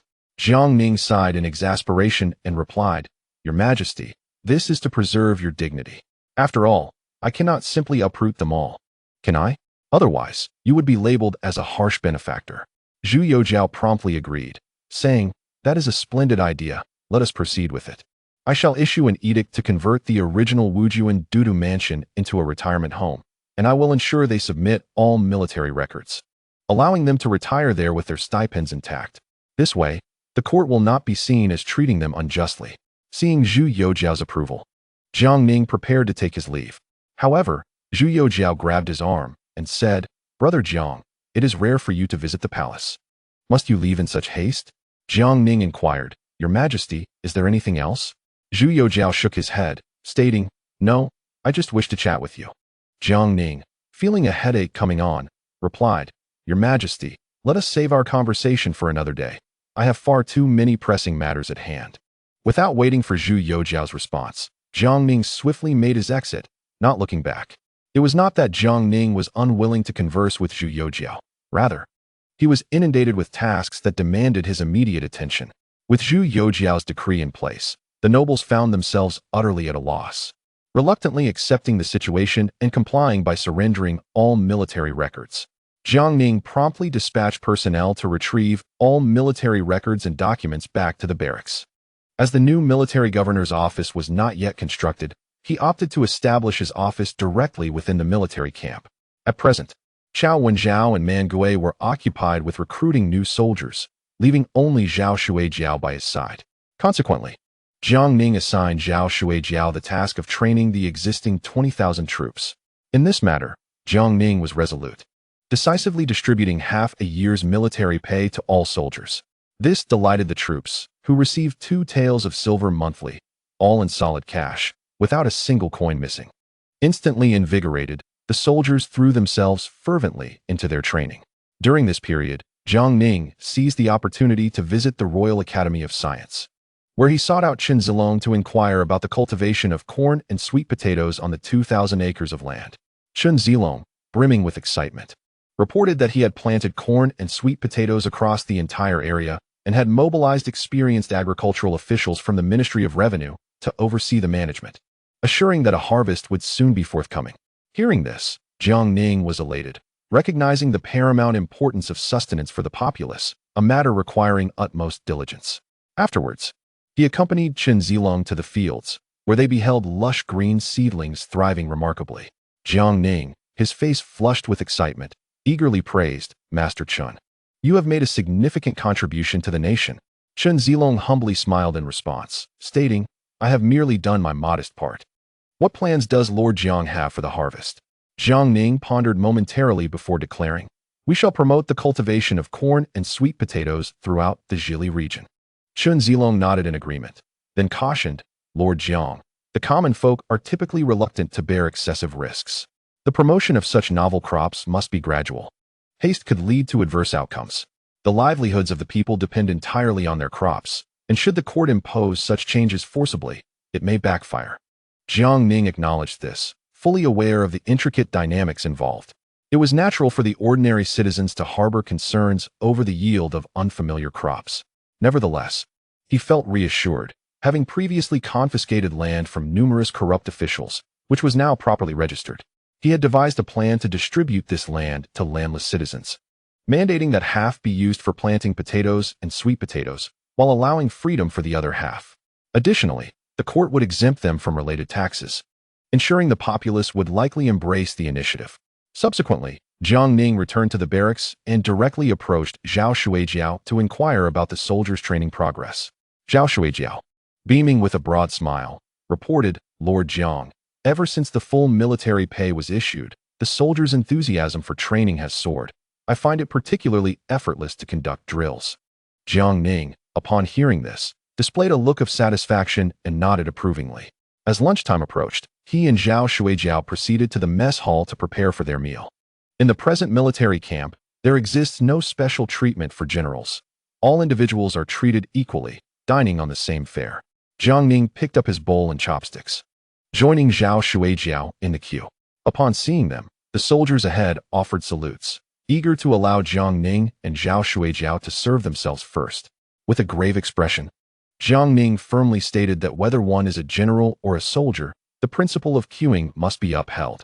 He resolutely declined the suggestion to cut in line. This act stirred great excitement among the soldiers. Previously, those high-ranking officers held power with disdain, often disregarding the common soldiers. Now, with Lord Jiang and General Zhao setting an example by queuing for their meals, how could the soldiers not feel exhilarated and joyful? The meal itself was simple, comprising pork, cabbage, radish stewed with tofu, accompanied by a bowl of white rice and a boiled egg.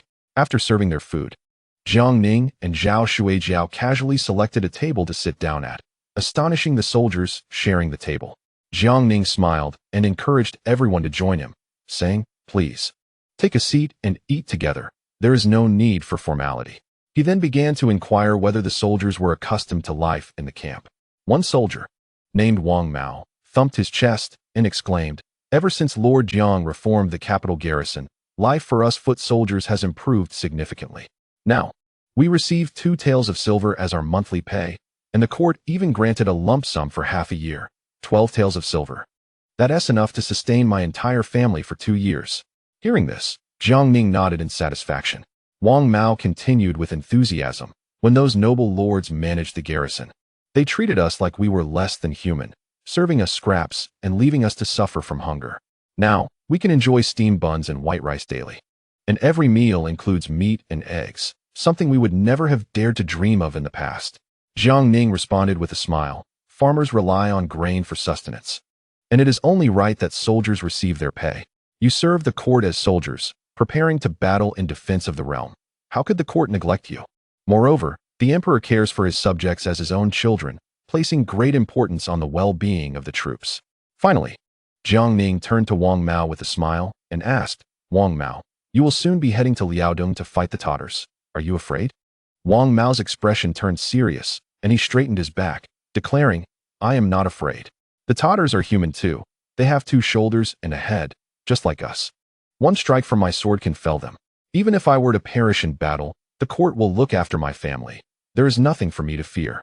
If I am fortunate enough to achieve military merit, I can bring honor to my ancestors." Upon hearing this, Jiang Ning slowly rose, his gaze piercing as he surveyed the gathered soldiers, proclaiming loudly, "Brothers, in Liaodong, there is a saying, 8 banners cannot exceed 10,000, and 10,000 cannot be defeated. This is merely a boastful claim from those Tatars. However, today, I wish to impart another phrase to you. The Ming army's pay is ample. Without pay, they cannot be defeated. The court provides sufficient military pay. Should you be unfortunate enough to be wounded or fall in battle, the court will offer compensation. I need not elaborate further. I will simply ask you this. When you reach the battlefield in Liaodong, will you be afraid?" In an instant, all the soldiers sprang to their feet, their faces flushed, and with a fervent roar, they shouted in unison, "Kill the barbarian invaders, achieve military glory, protect our homeland. We fear not." The sound was deafening, akin to the thunderous roll of distant storms, reverberating throughout the entire barack. Jiang Ning nodded in satisfaction, casting a glance towards the earnest-faced Wang Mao. At that moment, Zhao Shuijiao, standing nearby, interjected, "Master Jiang, the morale of the soldiers is soaring, their spirits are steadfast." Jiang Ning nodded in agreement once more. He then raised his voice, resonant and powerful, addressing the men, "Brothers, when you march onto the battlefield, should you meet an untimely demise in service to our nation, fret not about the lack of memorials. Just days ago, His Majesty mentioned to me the intention to construct a hall of heroes for the valiant of the Ming dynasty. Every soldier who sacrifices his life on the battlefield will have a place in this hall, receiving the honor of remembrance. Each year, the emperor will personally pay tribute, accompanied by civil and military officials. Upon hearing this, the soldiers erupted in fervor, their faces aglow with excitement as they shouted in unison, "Long live the Ming dynasty! Long live the emperor!" Their cries echoed like a resounding thunderclap within the barack. Even Wang Mao, standing beside him, was swept up in emotion. His complexion flushed as he eagerly inquired, "Master Jiang, is this truly the case?" Jiang Ning smiled, affirming with a nod, "The emperor speaks not in jest. It is indeed true." Wang Mao, his expression grave and sincere, declared, "The emperor is truly benevolent towards us common soldiers. I, Wang Mao, may lack great talents, but I possess strength. When I reach the battlefield in Liaodong, I shall fight fiercely against the Tatars. If I should fall, as long as the emperor remembers me, then my life will have been well spent." Jiang Ning continued, "In due course, I shall arrange for someone to teach you all to read and write. I urge you to dedicate yourselves to this endeavor. Should you achieve military distinction and rise to the rank of general, it would be unseemly to be illiterate." This statement ignited a flurry of whispers among the soldiers, who exchanged glances and murmured amongst themselves. For these lower-ranked soldiers, the notion of reading and writing was something they had never dared to aspire to. In their minds, a soldier's sole purpose was to focus on vanquishing enemies and earning glory for their families, while literacy was the realm of scholars and literati. Amidst the crowd, a young soldier scratched his head, perplexed, and asked, "Master Jiang, with our daily training and fighting, what use is there in learning to read?" Jiang Ning smiled patiently, explaining, "The benefits are manifold. Consider this. In the future, if you are to command in battle, you must consult maps and documents. How can one do so without literacy? Moreover, if you wish to write home to assure your families of your safety, how will you convey your thoughts without the ability to write? Furthermore, through reading, you will grasp more profound truths and broaden your horizons, which will ultimately aid you in leading troops and defending our homeland." The soldiers listened, reflecting thoughtfully, as their initial doubts began to dissipate, replaced by a burgeoning desire for new knowledge. Chapter 78, The Hall of Heroes of the Ming Dynasty, End of Month. Today's fifth update. After finishing their meal, Jiang Ning hastily made his way to the palace to seek an audience with Zhu Youxiao. At that moment, Zhu Youxiao was languidly reviewing memorials when he learned that Jiang Ning had arrived, and he was instantly filled with excitement, pulling Jiang Ning directly towards the imperial garden. The two took a seat in a pavilion, and Zhu Youxiao spoke, "Brother Jiang, you have come to the palace again today. Do you have time to chat with me and alleviate my boredom? I have been buried in these memorials all day and am nearly suffocated by ennui." Jiang Ning smiled gently and replied, "Your Majesty, I bring good news to share with you." Upon hearing this, Zhu Youxiao's interest piqued, and he eagerly urged, "Do tell me, so I may also find some joy in it." Subsequently, Jiang Ning elaborated on the proposal to construct the memorial hall for the heroes of the Ming dynasty, along with the soldiers' reactions. After listening, Zhu Youxiao nodded solemnly and remarked, "Brother Jiang, your suggestion is excellent. Establishing the memorial hall is indeed necessary. Our soldiers have risked their lives to protect the nation, and this hall will serve to bolster their resolve and elevate morale. I shall issue a decree to arrange this at once." With that, Zhu Youxiao promptly returned to the study, personally wielding the brush to inscribe the 4 characters "heroic deeds forever," which he then solemnly sealed with his stamp. Observing the inscription, Jiang Ning could not help but praise, "Your Majesty, your calligraphy is magnificent. The strokes possess strength and vigor, yet remain graceful and lively, truly splendid."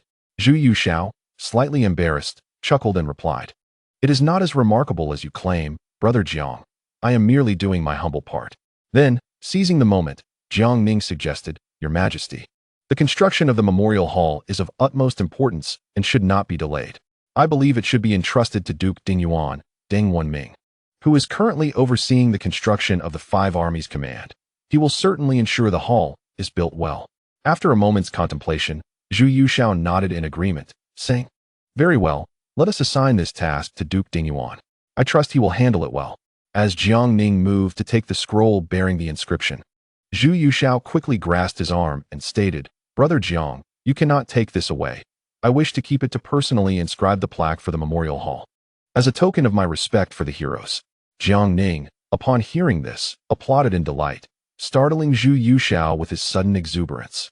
He then expressed his admiration, saying, "Your Majesty is truly talented. To think you would personally inscribe the plaque for the memorial hall once the soldiers learn of this." They will undoubtedly feel immense gratitude towards you, which will further stabilize their spirits and elevate their morale. Zhu Yuxiao, incredulous, responded, Brother Jiang. I expected you would say I am neglecting my duties. Jiang Ning smiled and reassured. Your Majesty, your personal inscription for the memorial hall is a tremendous blessing. How could I ever suggest otherwise? For the soldiers, they will only be more appreciative of your great benevolence. Not only will we who understand the significance of your actions be grateful, but any unwise official who dares to claim you are neglecting your duties would be at odds with the entire army of the Ming dynasty.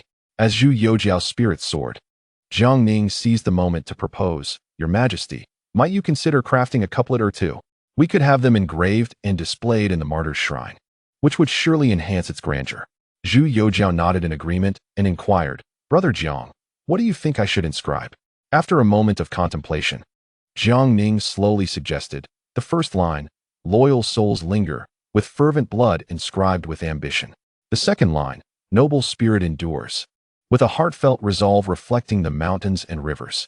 Upon hearing this, Zhu Youjiao nodded appreciatively, his eyes brimming with admiration. A splendid couplet. It embodies the noble integrity of the martyrs, making it perfectly suited for the shrine. Without delay, he commanded his attendants to prepare the ink and brush. And with a flourish, he completed the couplet in one go. After finishing, he took a moment to admire his handiwork, smiling contentedly as he remarked, I hope this couplet will help future generations remember the sacrifices and contributions of the martyrs.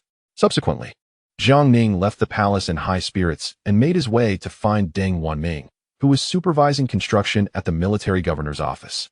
Upon seeing Jiang Ning approach, Deng Wanming hurried forward and said, Lord Jiang, what brings you here today? Jiang Ning replied with a smile, Your Excellency, I wanted to check on the progress of the construction and share some good news. I have found you another assignment. Hearing this, Deng Wanming's expression turned slightly awkward as he responded, Lord Jiang, if it involves constructing official buildings, I fear I may be overwhelmed. The military governor's office is working around the clock, and I have been living here.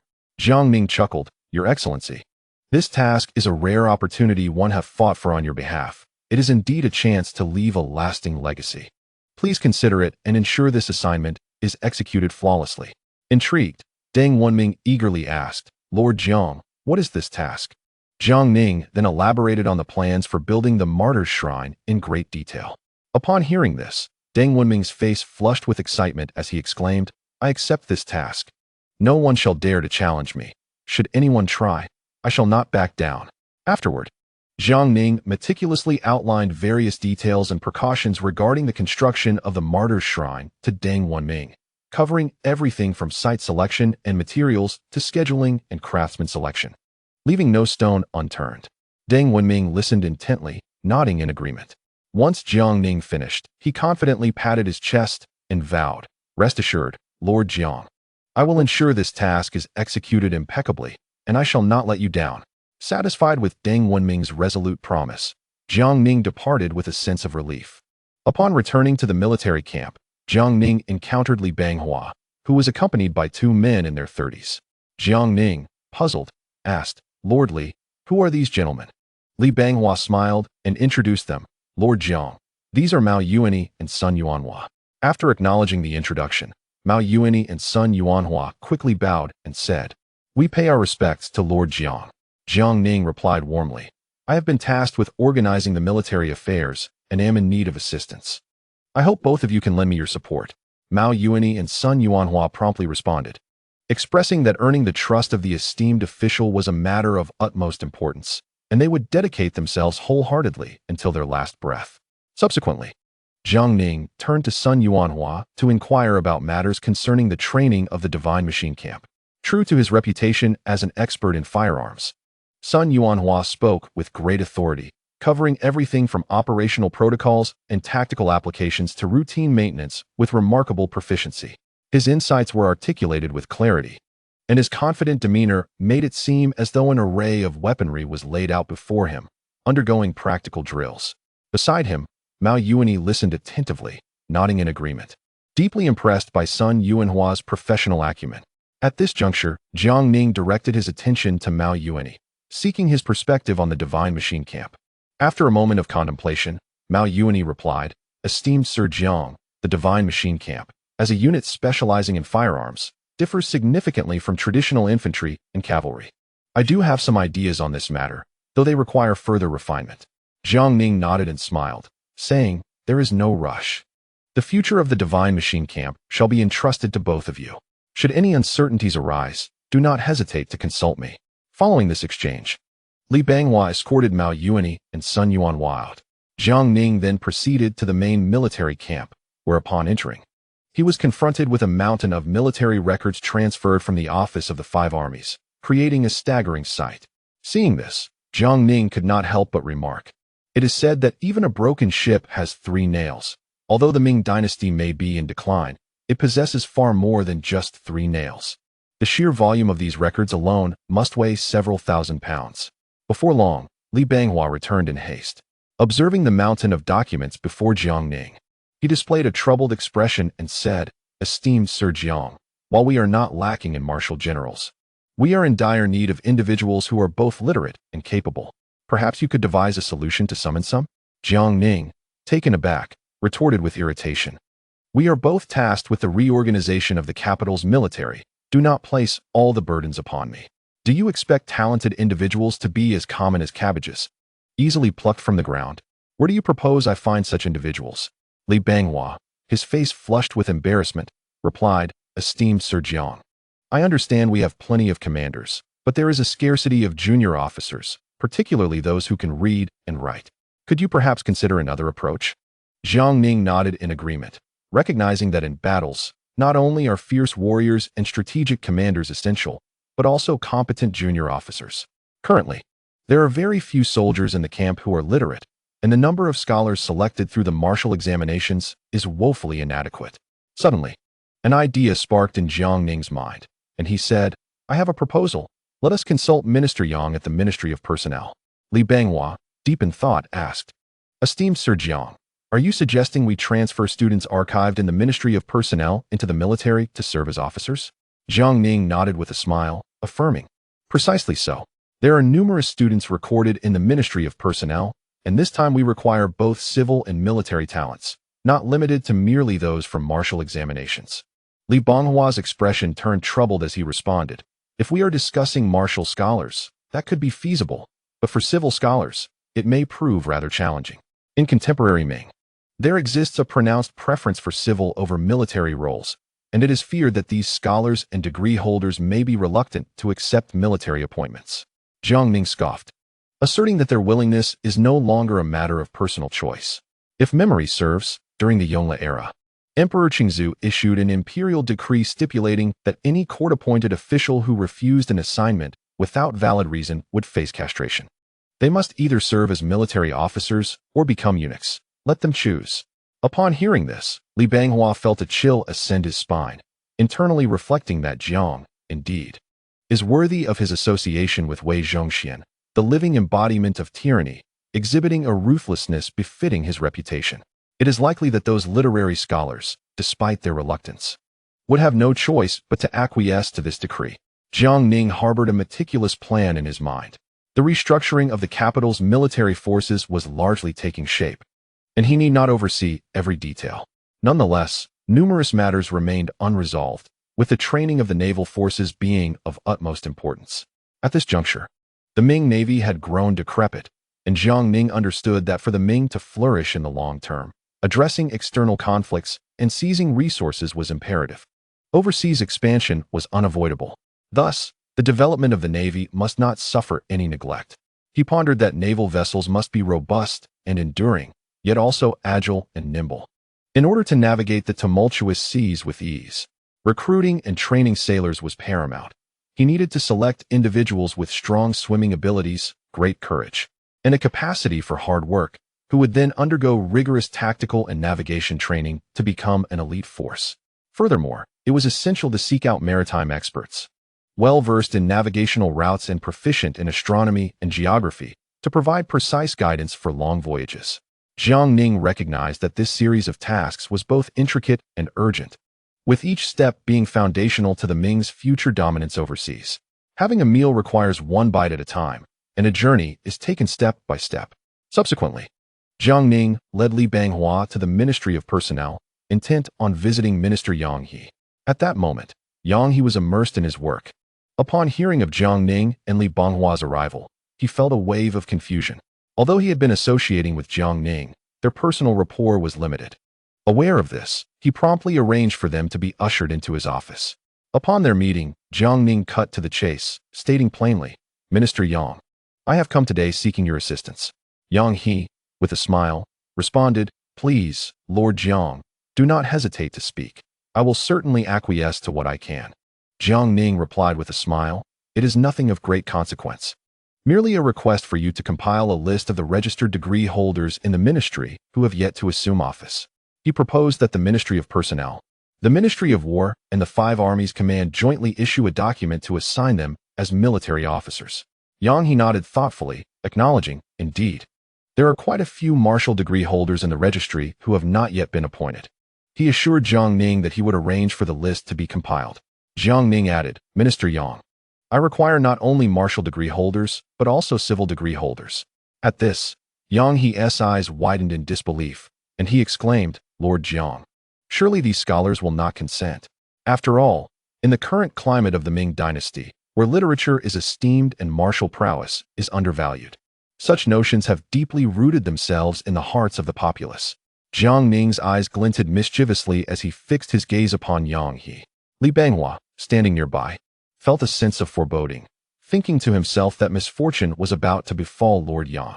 Having recently collaborated with Jiang Ning on military affairs, he was all too familiar with that smile. Every time Jiang Ning wore such an expression, it invariably heralded trouble for someone. With a grin, Jiang Ning addressed Yang He, suggesting, "My lord, it is essential for you to set an example. Your son, Yang Sikang, currently serving as a Longzhong in the Ministry of Revenue, might be considered for transfer to the military camp. With you, the Minister of Personnel, leading the way, I am confident I can manage the rest." Upon hearing Jiang Ning's audacious proposal regarding his son, Yang He gasped in shock. He was well aware of his son's capabilities. It was not unreasonable to expect him to ascend to the ranks of the 6 ministries, with even the prospect of entering the cabinet. However, aligning with Jiang Ning in the military would irrevocably divert him onto the path of a military officer, extinguishing any hopes of advancement within the civil service. Then, with a smile, Jiang Ning declared, "My lord, as the old saying goes, one cannot capture a wolf without sacrificing a child, nor can one keep a daughter-in-law without confronting a rogue. Rest assured, your son will fare well under my guidance." Reluctantly, Yang He clenched his teeth and replied, "Very well. Since that is the case, I shall sign the official documents and entrust my son to you, Lord Jiang." Jiang Ning nodded in satisfaction.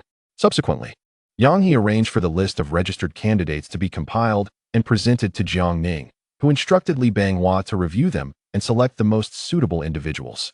After a short while, Li Banghua made some selections, but shook his head upon examining the remainder. Jiang Ning, puzzled, inquired, "What troubles you? With so many names, are there truly no worthy candidates?" Li Banghua sighed. "The ages of these registered candidates are simply too advanced. They may suffice for civil service, but they do not meet the requirements for military officer positions." At that moment, Jiang Ning furrowed his brow and, after a brief pause, remarked, "I know of another place where suitable candidates can be found." Li Banghua, intrigued, asked, "Where might that be?" Jiang Ning coldly replied, "The Imperial Academy." Chapter 79. Heroes and Champions. Upon uttering the words Imperial Academy, both Li Banghua and Yang He were taken aback.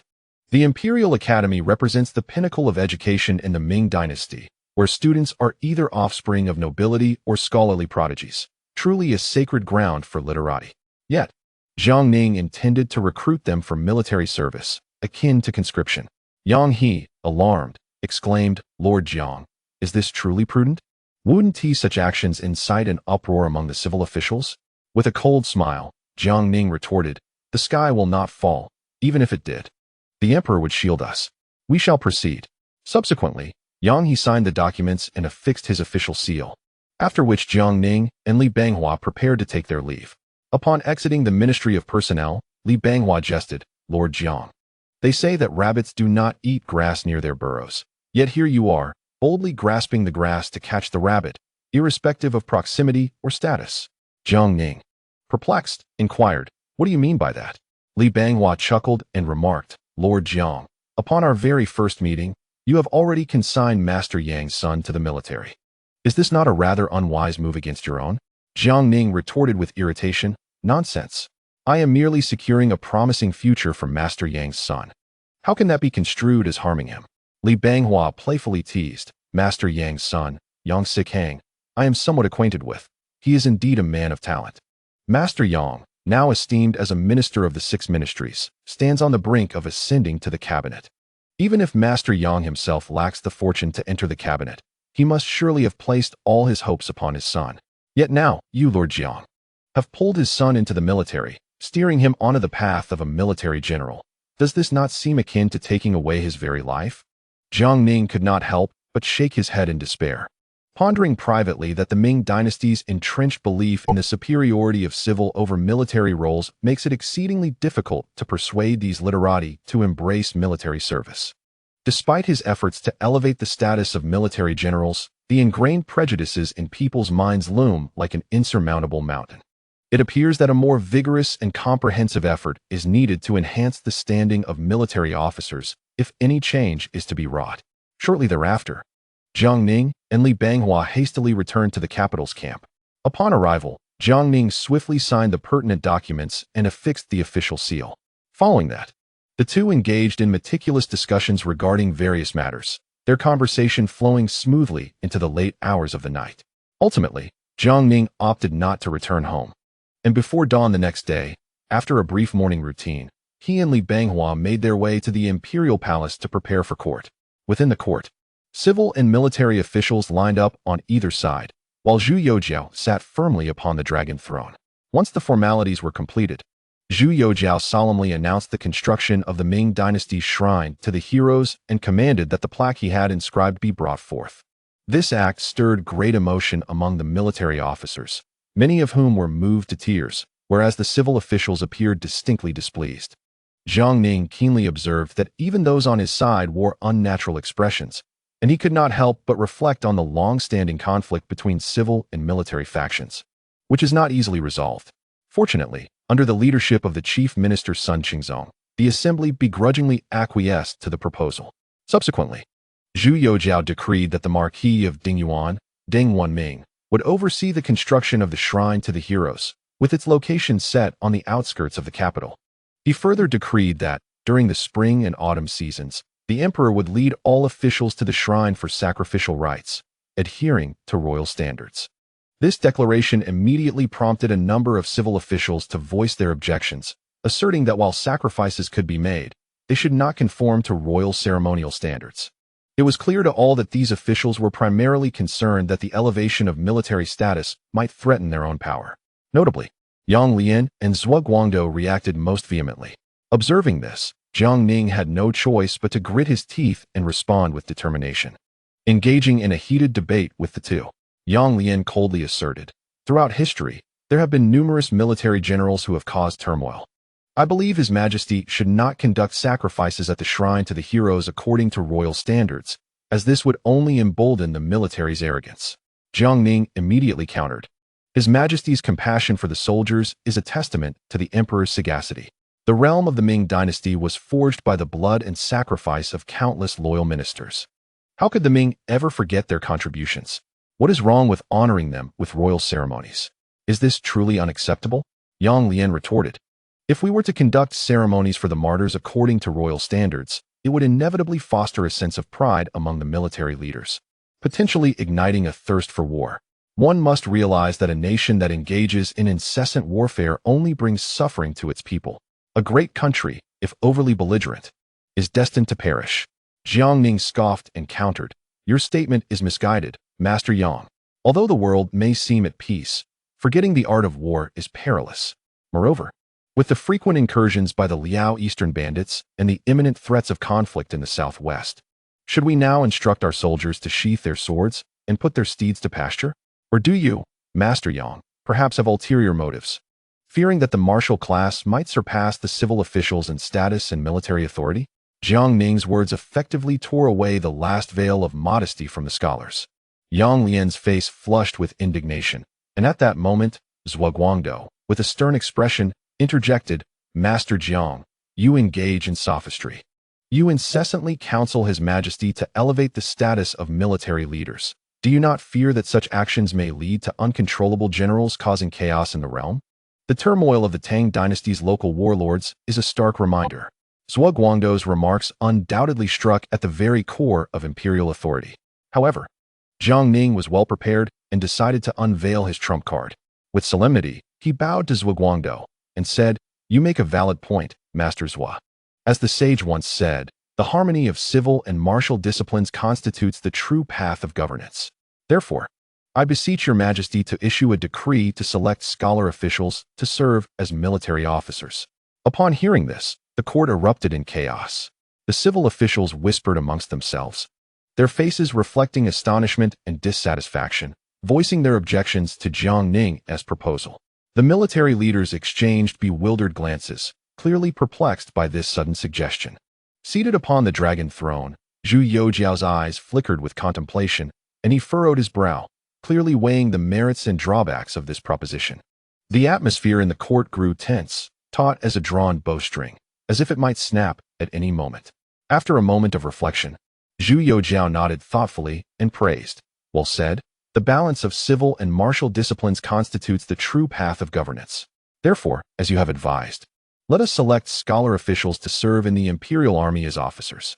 This pronouncement sent shockwaves through the court. The civil officials displayed expressions of disbelief and indignation, their murmurs rising in a crescendo.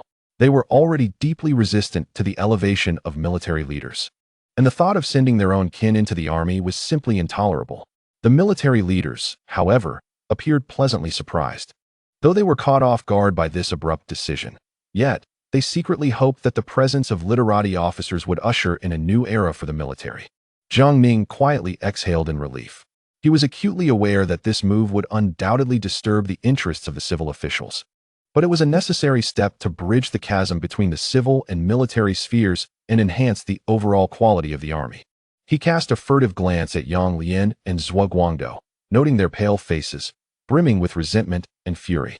Jiang Ning understood that he would soon face an even fiercer counterattack from the civil officials. However, the arrow was already on the string, and it must be released. He was prepared for all eventualities.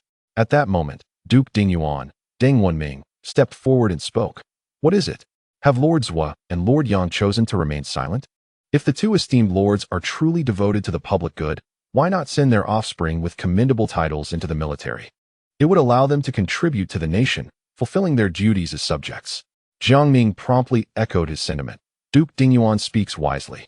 Just yesterday, Minister of Personnel, Lord Yang He, signed a decree transferring his son, Yang Sikang, into the military as an officer. Such an act is commendable indeed." Upon hearing this, the eyes of the court officials turned towards Yang He, some filled with admiration, others astonishment, while many speculated quietly within. Yang He's face flushed slightly, revealing both concern for his son's future and a hint of righteousness. The expressions of Zhuge Guangdou and Yang Lian were as vivid as a painter's palette, filled with disbelief. Both stared at Yang He in shock, unable to restrain their ire. "Yang He, why stir up trouble when everything was fine?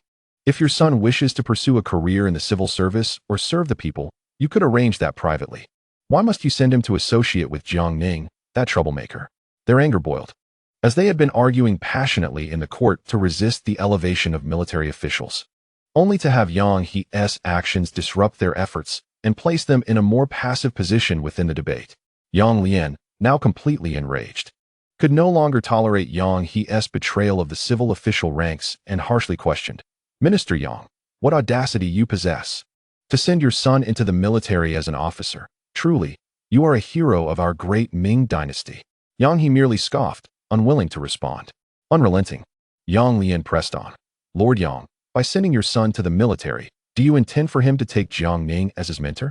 Or perhaps both of you have already pledged allegiance to Jiang Ning. Are you conspiring with him to disrupt the court of the Ming dynasty?" Jiang Ning was at a loss for words, wondering how Yang Lian and Zhuge Guangdou could involve him in every matter. Yet, Yang He remained silent. Yang Lian, now frantic, had attacked repeatedly, but Yang He had not responded to a single point. He then clasped his hands in salute and addressed the emperor. "Your Majesty, why does Lord Yang remain silent? I beseech your Majesty to command him to speak." At this moment, Zhu Youjiao appeared somewhat exasperated and inquired, Minister Yang, why do you not speak? Yang He respectfully bowed and replied, Your Majesty, I disdain to respond to Lord Yang's seditious remarks. Yang Lian was taken aback, perplexed as to how his words could be deemed seditious.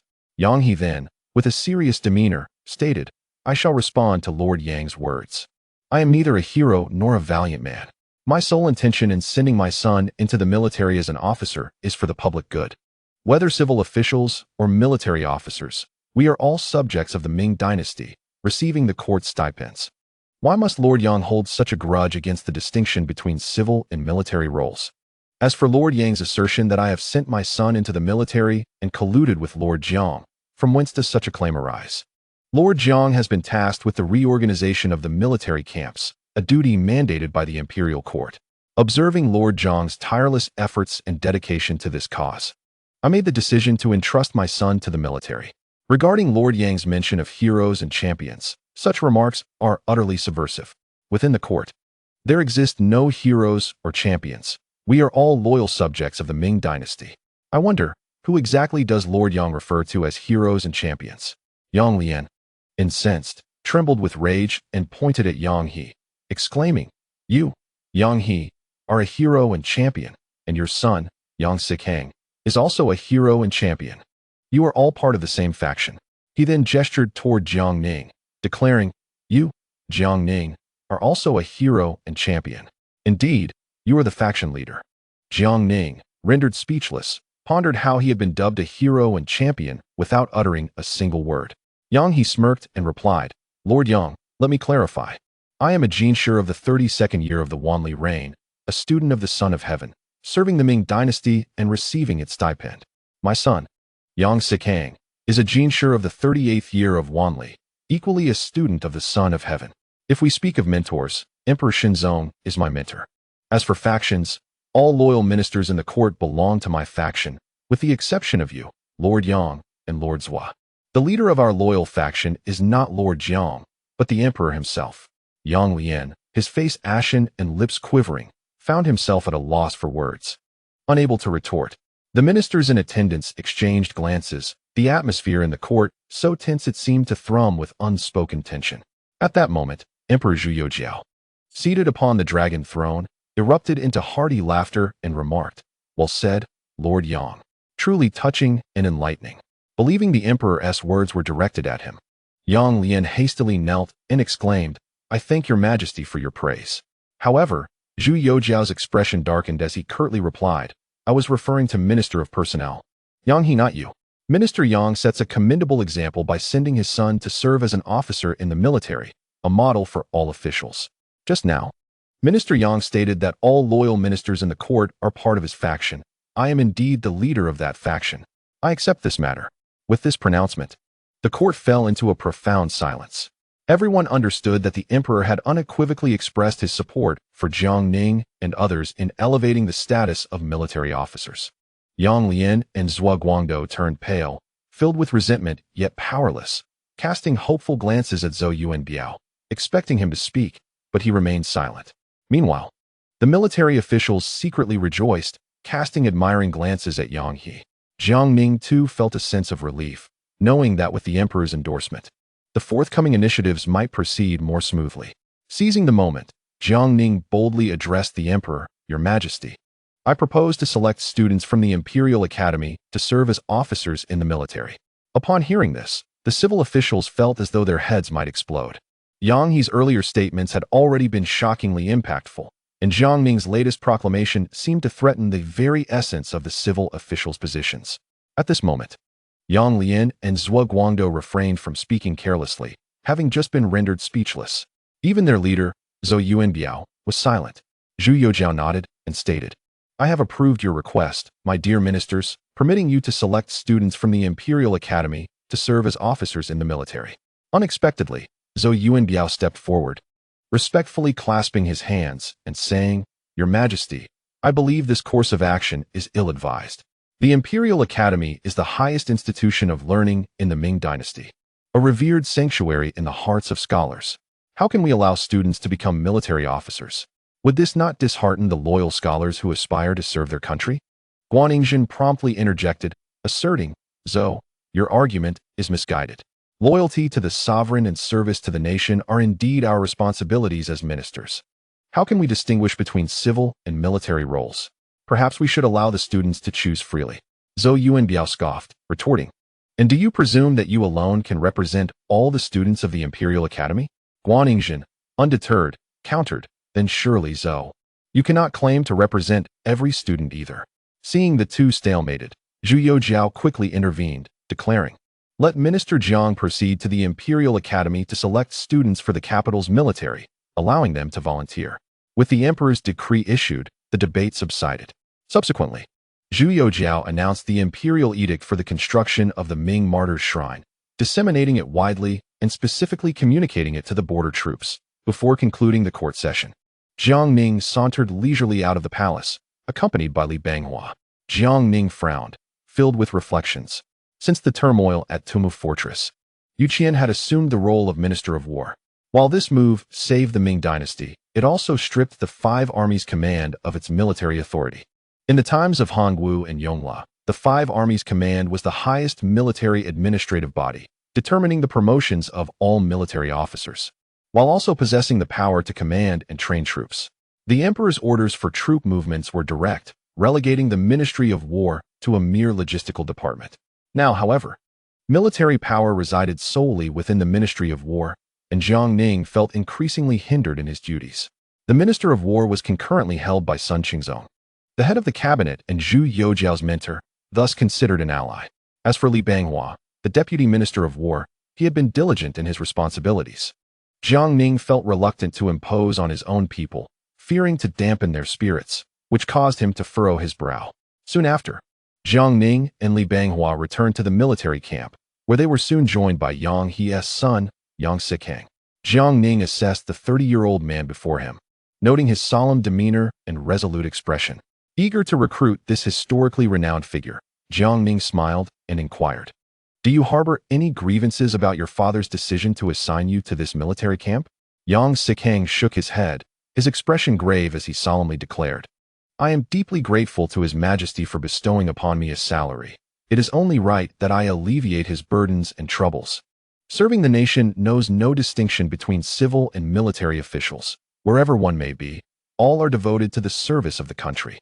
Jiang Ning nodded in satisfaction, and even Li Banghua, who stood beside him, could not help but voice his admiration. At this moment, Jiang Ning spoke with a smile, Yang, I have a task for you. Come with me to attend to it." Yang Sikang was immediately filled with curiosity and inquired, "What task does Sir Jiang speak of?" With a slight smile, Jiang Ning replied, "We are to go to the Imperial Academy to conscript able-bodied men." Upon hearing this, Yang Sikang felt as if his head had been struck, believing he had misheard. Jiang Ning then succinctly recounted the matters discussed in the court. After listening, Yang Sikang pondered for a moment before bowing and accepting, "I shall fully comply with your orders, sir." Subsequently, Jiang Ning gathered 2,000 soldiers and prepared to set forth with Yang Sikang. Li Banghua insisted on accompanying them, his mind troubled with apprehension. Fearing Jiang Ning might act impulsively, exacerbating the tensions between civil and military officials. However, Jiang Ning paid no heed and brought Li Banghua along. Afterward, Jiang Ning dispatched someone to summon Wei Zhongxian, finding him increasingly adept in service. Before long, Jiang Ning, Yang Sikang, and Li Banghua arrived at the Imperial Academy with their 2,000 soldiers. By that time, Wei Zhongxian had already been waiting there with the Eastern Depot guards. Observing this, Jiang Ning could not help but feel a sense of admiration. Wei was indeed prompt in his duties, displaying a level of dedication that made Jiang Ning introspective. Wei Zhongxian, beaming from a distance, called out to Jiang Ning, "Sir Jiang, you have been dispatched to the Imperial Academy to recruit students for military officer positions. Why have you summoned us as well?" Jiang Ning chuckled and replied, "Lord Wei, your assistance may be required shortly." Wei Zhongxian, filled with curiosity, pondered the purpose of his presence at the Imperial Academy, despite his limited skills in scholarly pursuits.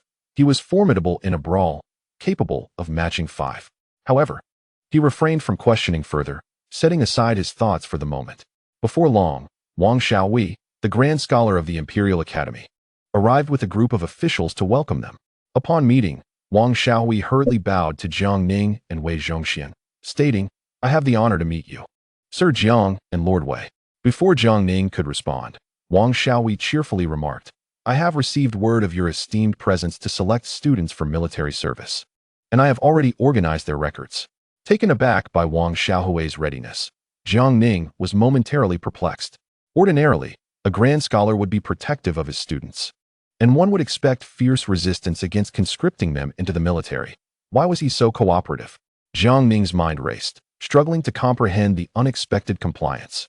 However, he quickly regained his composure and replied with a smile, In that case, I am grateful for your assistance, Lord Wang. With that, he, along with Wei Zhongxian, led the group in an imposing procession into the Imperial Academy. Upon entering, Jiang Ning was instantly struck dumb. A group of students was reciting their texts in the classroom, but their appearances were indeed alarming. The students before him were all emaciated and frail, as if a mere gust of wind could topple them. The once vibrant sounds of their reading appeared feeble against the backdrop of their haggard faces. Jiang Ning was astonished, wondering if he had mistakenly arrived at a refugee camp. Filled with confusion, he inquired, Lord Wang, why do these students all look so gaunt? Is it possible that the Imperial Academy is lacking in provisions? Surely, we cannot allow education to suffer due to poverty, nor let our scholars endure such hardship. The court cannot be that destitute, can it? Wang Xiaohui, with a grave expression, hastily replied, My Lord Jiang, you may not be aware that I was only recently appointed as the head of the Imperial Academy. Prior to my tenure, these students were quite spoiled. After I undertook a rigorous reformation, I began to enforce standards reminiscent of the era of our founding emperor, particularly in terms of their diet. They are simply struggling to adjust. In due time, I assure you, they will be revitalized. Jiang Ning was left in a state of bewilderment, momentarily speechless. At that moment, Li Banghua quickly interjected with a smile. My Lord Jiang, you may not know, but during the time of our founding emperor, to prevent students from indulging in leisure and remaining oblivious to the plight of the common people, it was decreed that they could only enjoy a meal of fine grains once every 10 days, subsisting on coarse grains otherwise. Intrigued, Jiang Ning expressed his desire to visit the kitchen of the Imperial Academy. Upon his arrival, he was taken aback. The pot was filled with an assortment of food, pork, chicken, and mixed vegetables such as radishes and cabbage. Yet, upon closer inspection, it bore little resemblance to sustenance fit for humans. It was more akin to swine fodder, with a significant amount of bran mixed in. As mealtime approached, the students reluctantly formed a queue to receive their portions, their faces etched with unwillingness and discomfort. Meanwhile, Wang Xiaohui, accompanied by a group of officials and wielding a ruler, patrolled the area with a stern demeanor. Should any student dare to waste food or voice dissent regarding the meal, without hesitation, the ruler would fall, eliciting cries of distress from those unfortunate enough to be caught.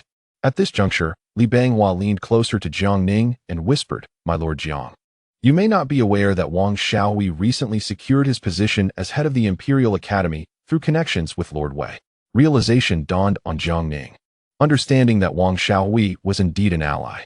As he surveyed the surroundings, he unexpectedly recognized a familiar face, Ho Fengyu. The once proud and confident Ho was now a shadow of his former self, gaunt and wearied, leaving one to believe he had suffered a calamity and was on the verge of starvation. Observing the dismal state of the students, Jiang Ning could not help but shake his head in dismay. He mused that Wang Xiaohui was misguided in his approach. Such draconian measures would be better suited for the Ministry of Justice. To place such a ruthless individual in charge of the Imperial Academy was akin to using a sledgehammer to crack a nut, leaving the students in such a wretched state. At that moment, Li Banghua remarked with a smile, Since Lord Wang assumed his role, he has reinstated the old regulations from the era of our founding emperor, thereby silencing any moral objections from those around him. In these present times, students can only indulge in finer meals during their brief monthly breaks. The scholars of the National Academy no longer exhibit the carefree tendencies of yesteryear, when they would sneak out to revel in the pleasures of life, composing poetry and dining lavishly at restaurants. After a gathering, Wang Xiaohui, holding a measuring rod, addressed the assembly with a grave demeanor. Today, the left supervisor of the 5 armies, Lord Jiang, has come to the National Academy by imperial decree to recruit students to serve as officers in the military. Those among you who are willing may enlist voluntarily. Many students, upon hearing this, displayed expressions of disdain. At that moment, a young scholar rose swiftly and inquired, What is the quality of the food in the military camp? Jiang Ning turned to the student, smiling as he replied, we have rice for 3 days, noodles for 2. While the meals may not be gourmet, they are plentiful, with meat at every meal, alongside boiled eggs and steamed buns to ensure you are well fed. Upon hearing this, numerous students became animated, eagerly raising their hands to express their willingness to join the military as officers. However, a significant number remained seated, unmoving. Wang Xiaohui leaned closer to Jiang Ning and whispered, those who are reluctant to go are primarily the offspring of officials and gentry, while most willing to enlist are from farming families. Jiang Ning understood immediately and nodded thoughtfully. He then strolled over to Ho Fangyu, jesting, young Master Ho, why do you not greet me? Have you forgotten who I am? Startled, Ho Fangyu quickly rose and replied, student pays respects to Lord Jiang. Jiang Ning continued with a smile, young Master Ho, do you have any interest in becoming an officer in the military camp alongside me? Upon hearing this, Ho Fangyu's face revealed a conflicted expression. After failing the imperial examination, he had come to the National Academy to study, and he had endured considerable torment from Wang Xiaohui, the living embodiment of a tyrant. The description of the food made his mouth water. Yet, as the son of the esteemed Ho Sun from the Ministry of Revenue in Nanjing, he belonged to the gentry class. And should he join Jiang Ning in the capital's military, he feared his father would unleash his wrath, potentially leading to dire consequences. At that moment, Jiang Ning, with a playful tone, encouraged him, young Master Ho, following me means you will enjoy fragrant white rice, steamed buns, and meat at every meal. Just the thought of it is enough to make one salivate. After a moment of resolve, Ho Fangyu gritted his teeth, made a decision that defied his family's expectations, and bowed respectfully, declaring, I am willing to accompany Lord Jiang to the capital's military as an officer. Jiang Ning nodded in satisfaction. Subsequently, Li Banghua compiled the information of the students willing to serve, carefully organizing their records. Afterward, Jiang Ning began to wander leisurely within the National Academy. At that moment, Wei Zhongxian hurried over with a beaming smile and inquired, Lord Jiang, what tasks can we undertake? We have traveled quite a distance. Surely we cannot do nothing. Jiang Ning, taken aback, felt a twinge of awkwardness, as he had initially intended to intimidate the students using Wei Zhongxian's name. Unexpectedly, Wang Xiaohui is even more ruthless than Wei Zhongxian, nearly exhausting the students to the brink of their lives. In comparison, Old Wei seems like a living bodhisattva. However, Old Wei, with his kind-hearted nature, cannot betray the goodwill he has shown. Jiang Ning, with a glint in his eye, smiled and said, not long ago, I, along with Lord Li Banghua, selected a group of scholars and genshur who have yet to assume official duties from the Ministry of Personnel. We have now issued an official document summoning them to the capital to serve as military officers, and many have already arrived. However, among these individuals, there are quite a few literati scholars who may not be inclined to comply. Thus, I entrust this matter to you, Lord Wei. Upon hearing this, Wei Zhongxian furrowed his brow and replied, Lord Jiang, although the court has issued an official document, the Ming dynasty places greater emphasis on literature over military matters. I fear they may be reluctant to join the capital's military ranks. It would not be appropriate for us to force them, considering we are also men of culture and must maintain our dignity. Then, a mischievous smile appeared on Jiang Ning's face as he said, Lord Wei, you may be unaware, but during the Yongle era under the reign of the founding emperor, there was a decree issued. As long as the court has dispatched an official document, if an official refuses to take up their post without any special circumstances, they can be subjected to palace punishment. Should anyone dare to disobey, we shall handle it according to the methods of our founding ancestor. Upon hearing this, Wei Zhongxian suddenly understood, and a smile crept across his face as he remarked, Lord Jiang, your method is indeed brilliant. Leave this matter to me. Once they arrive in the capital, none shall escape. Either they will obediently join the barracks, or they will enter the palace in a state of disgrace. Observing Wei's fervor, Jiang Ning couldn't help but shiver slightly. Subsequently, he, along with Wei Zhongxian and Li Banghua, returned to the military camp with those scholars willing to serve as officers. Upon their arrival, one of the students hurriedly approached and anxiously said, Lord Jiang, I am absolutely famished. Might you allow us a hearty meal first? Upon hearing this, the other students gazed at Jiang Ning with eager eyes. Jiang Ning, seeing their plight, smiled gently and replied, of course. With a wave of his hand, bowls of white rice, large steamed buns, flatbreads, and boiled eggs and broth were promptly brought forth. The students, upon seeing the spread, immediately began to devour the food with great enthusiasm. Ho Fangyu was particularly boisterous, grasping a bun in one hand and a flatbread in the other, while he filled a bowl with rice, eating with utter delight. Witnessing the student's voracity, even Li Banghua, standing nearby, was taken aback and couldn't help but exclaim, "Had I not accompanied you today, I would have truly thought these were refugees summoned from somewhere." Before long, the students had their fill. Jiang Ning then pulled Yang Sikheng forward, smiling as he addressed the crowd. "You all likely did not come to the military camp out of your own volition, but were rather compelled by the relentless pressure from Lord Wang, the master of the Imperial Academy. However, I must inform you that there are quite a number of literati serving as officers in the military. Take, for instance, this esteemed Lord Yang Sikheng beside me. He is the son of Yang He, the Minister of Personnel, and previously held the position of assistant in the Ministry of Revenue. With a bright future ahead, yet now he, too, has chosen to join the ranks. Recently, the valiant champion Liu Xiangxing from the martial examination, along with figures such as Sun Chuanting, despite their scholarly origins, resolutely chose to enlist in the military. Trust in my words, you shall not regret the decision made today." Yang Sikheng promptly seized the opportunity to speak. Indeed, as Minister Jiang has stated, both civil officials and military generals serve the nation. Most of you hail from humble backgrounds. Even if fortune smiles upon you in the imperial examinations, how many will truly secure an official position? At this moment, a student rose respectfully, clasped his hands, and said, "Minister Jiang, we appreciate your goodwill. From now on, we shall strive earnestly, not merely in words but in action." As Yang Darren mentioned, even with a stroke of luck in the examinations, how many can attain a government post? Moreover, we are all from impoverished families, lacking connections. Even if we manage to enter the ranks of officials, it would only be as minor clerks. Subsequently, Jiang Ning smiled and addressed Yang Sikheng. "These students shall be entrusted to your care.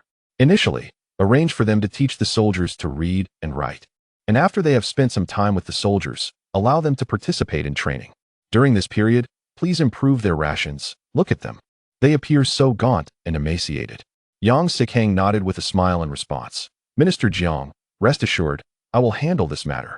And I understand what needs to be done." Jiang Ning, satisfied, nodded in approval.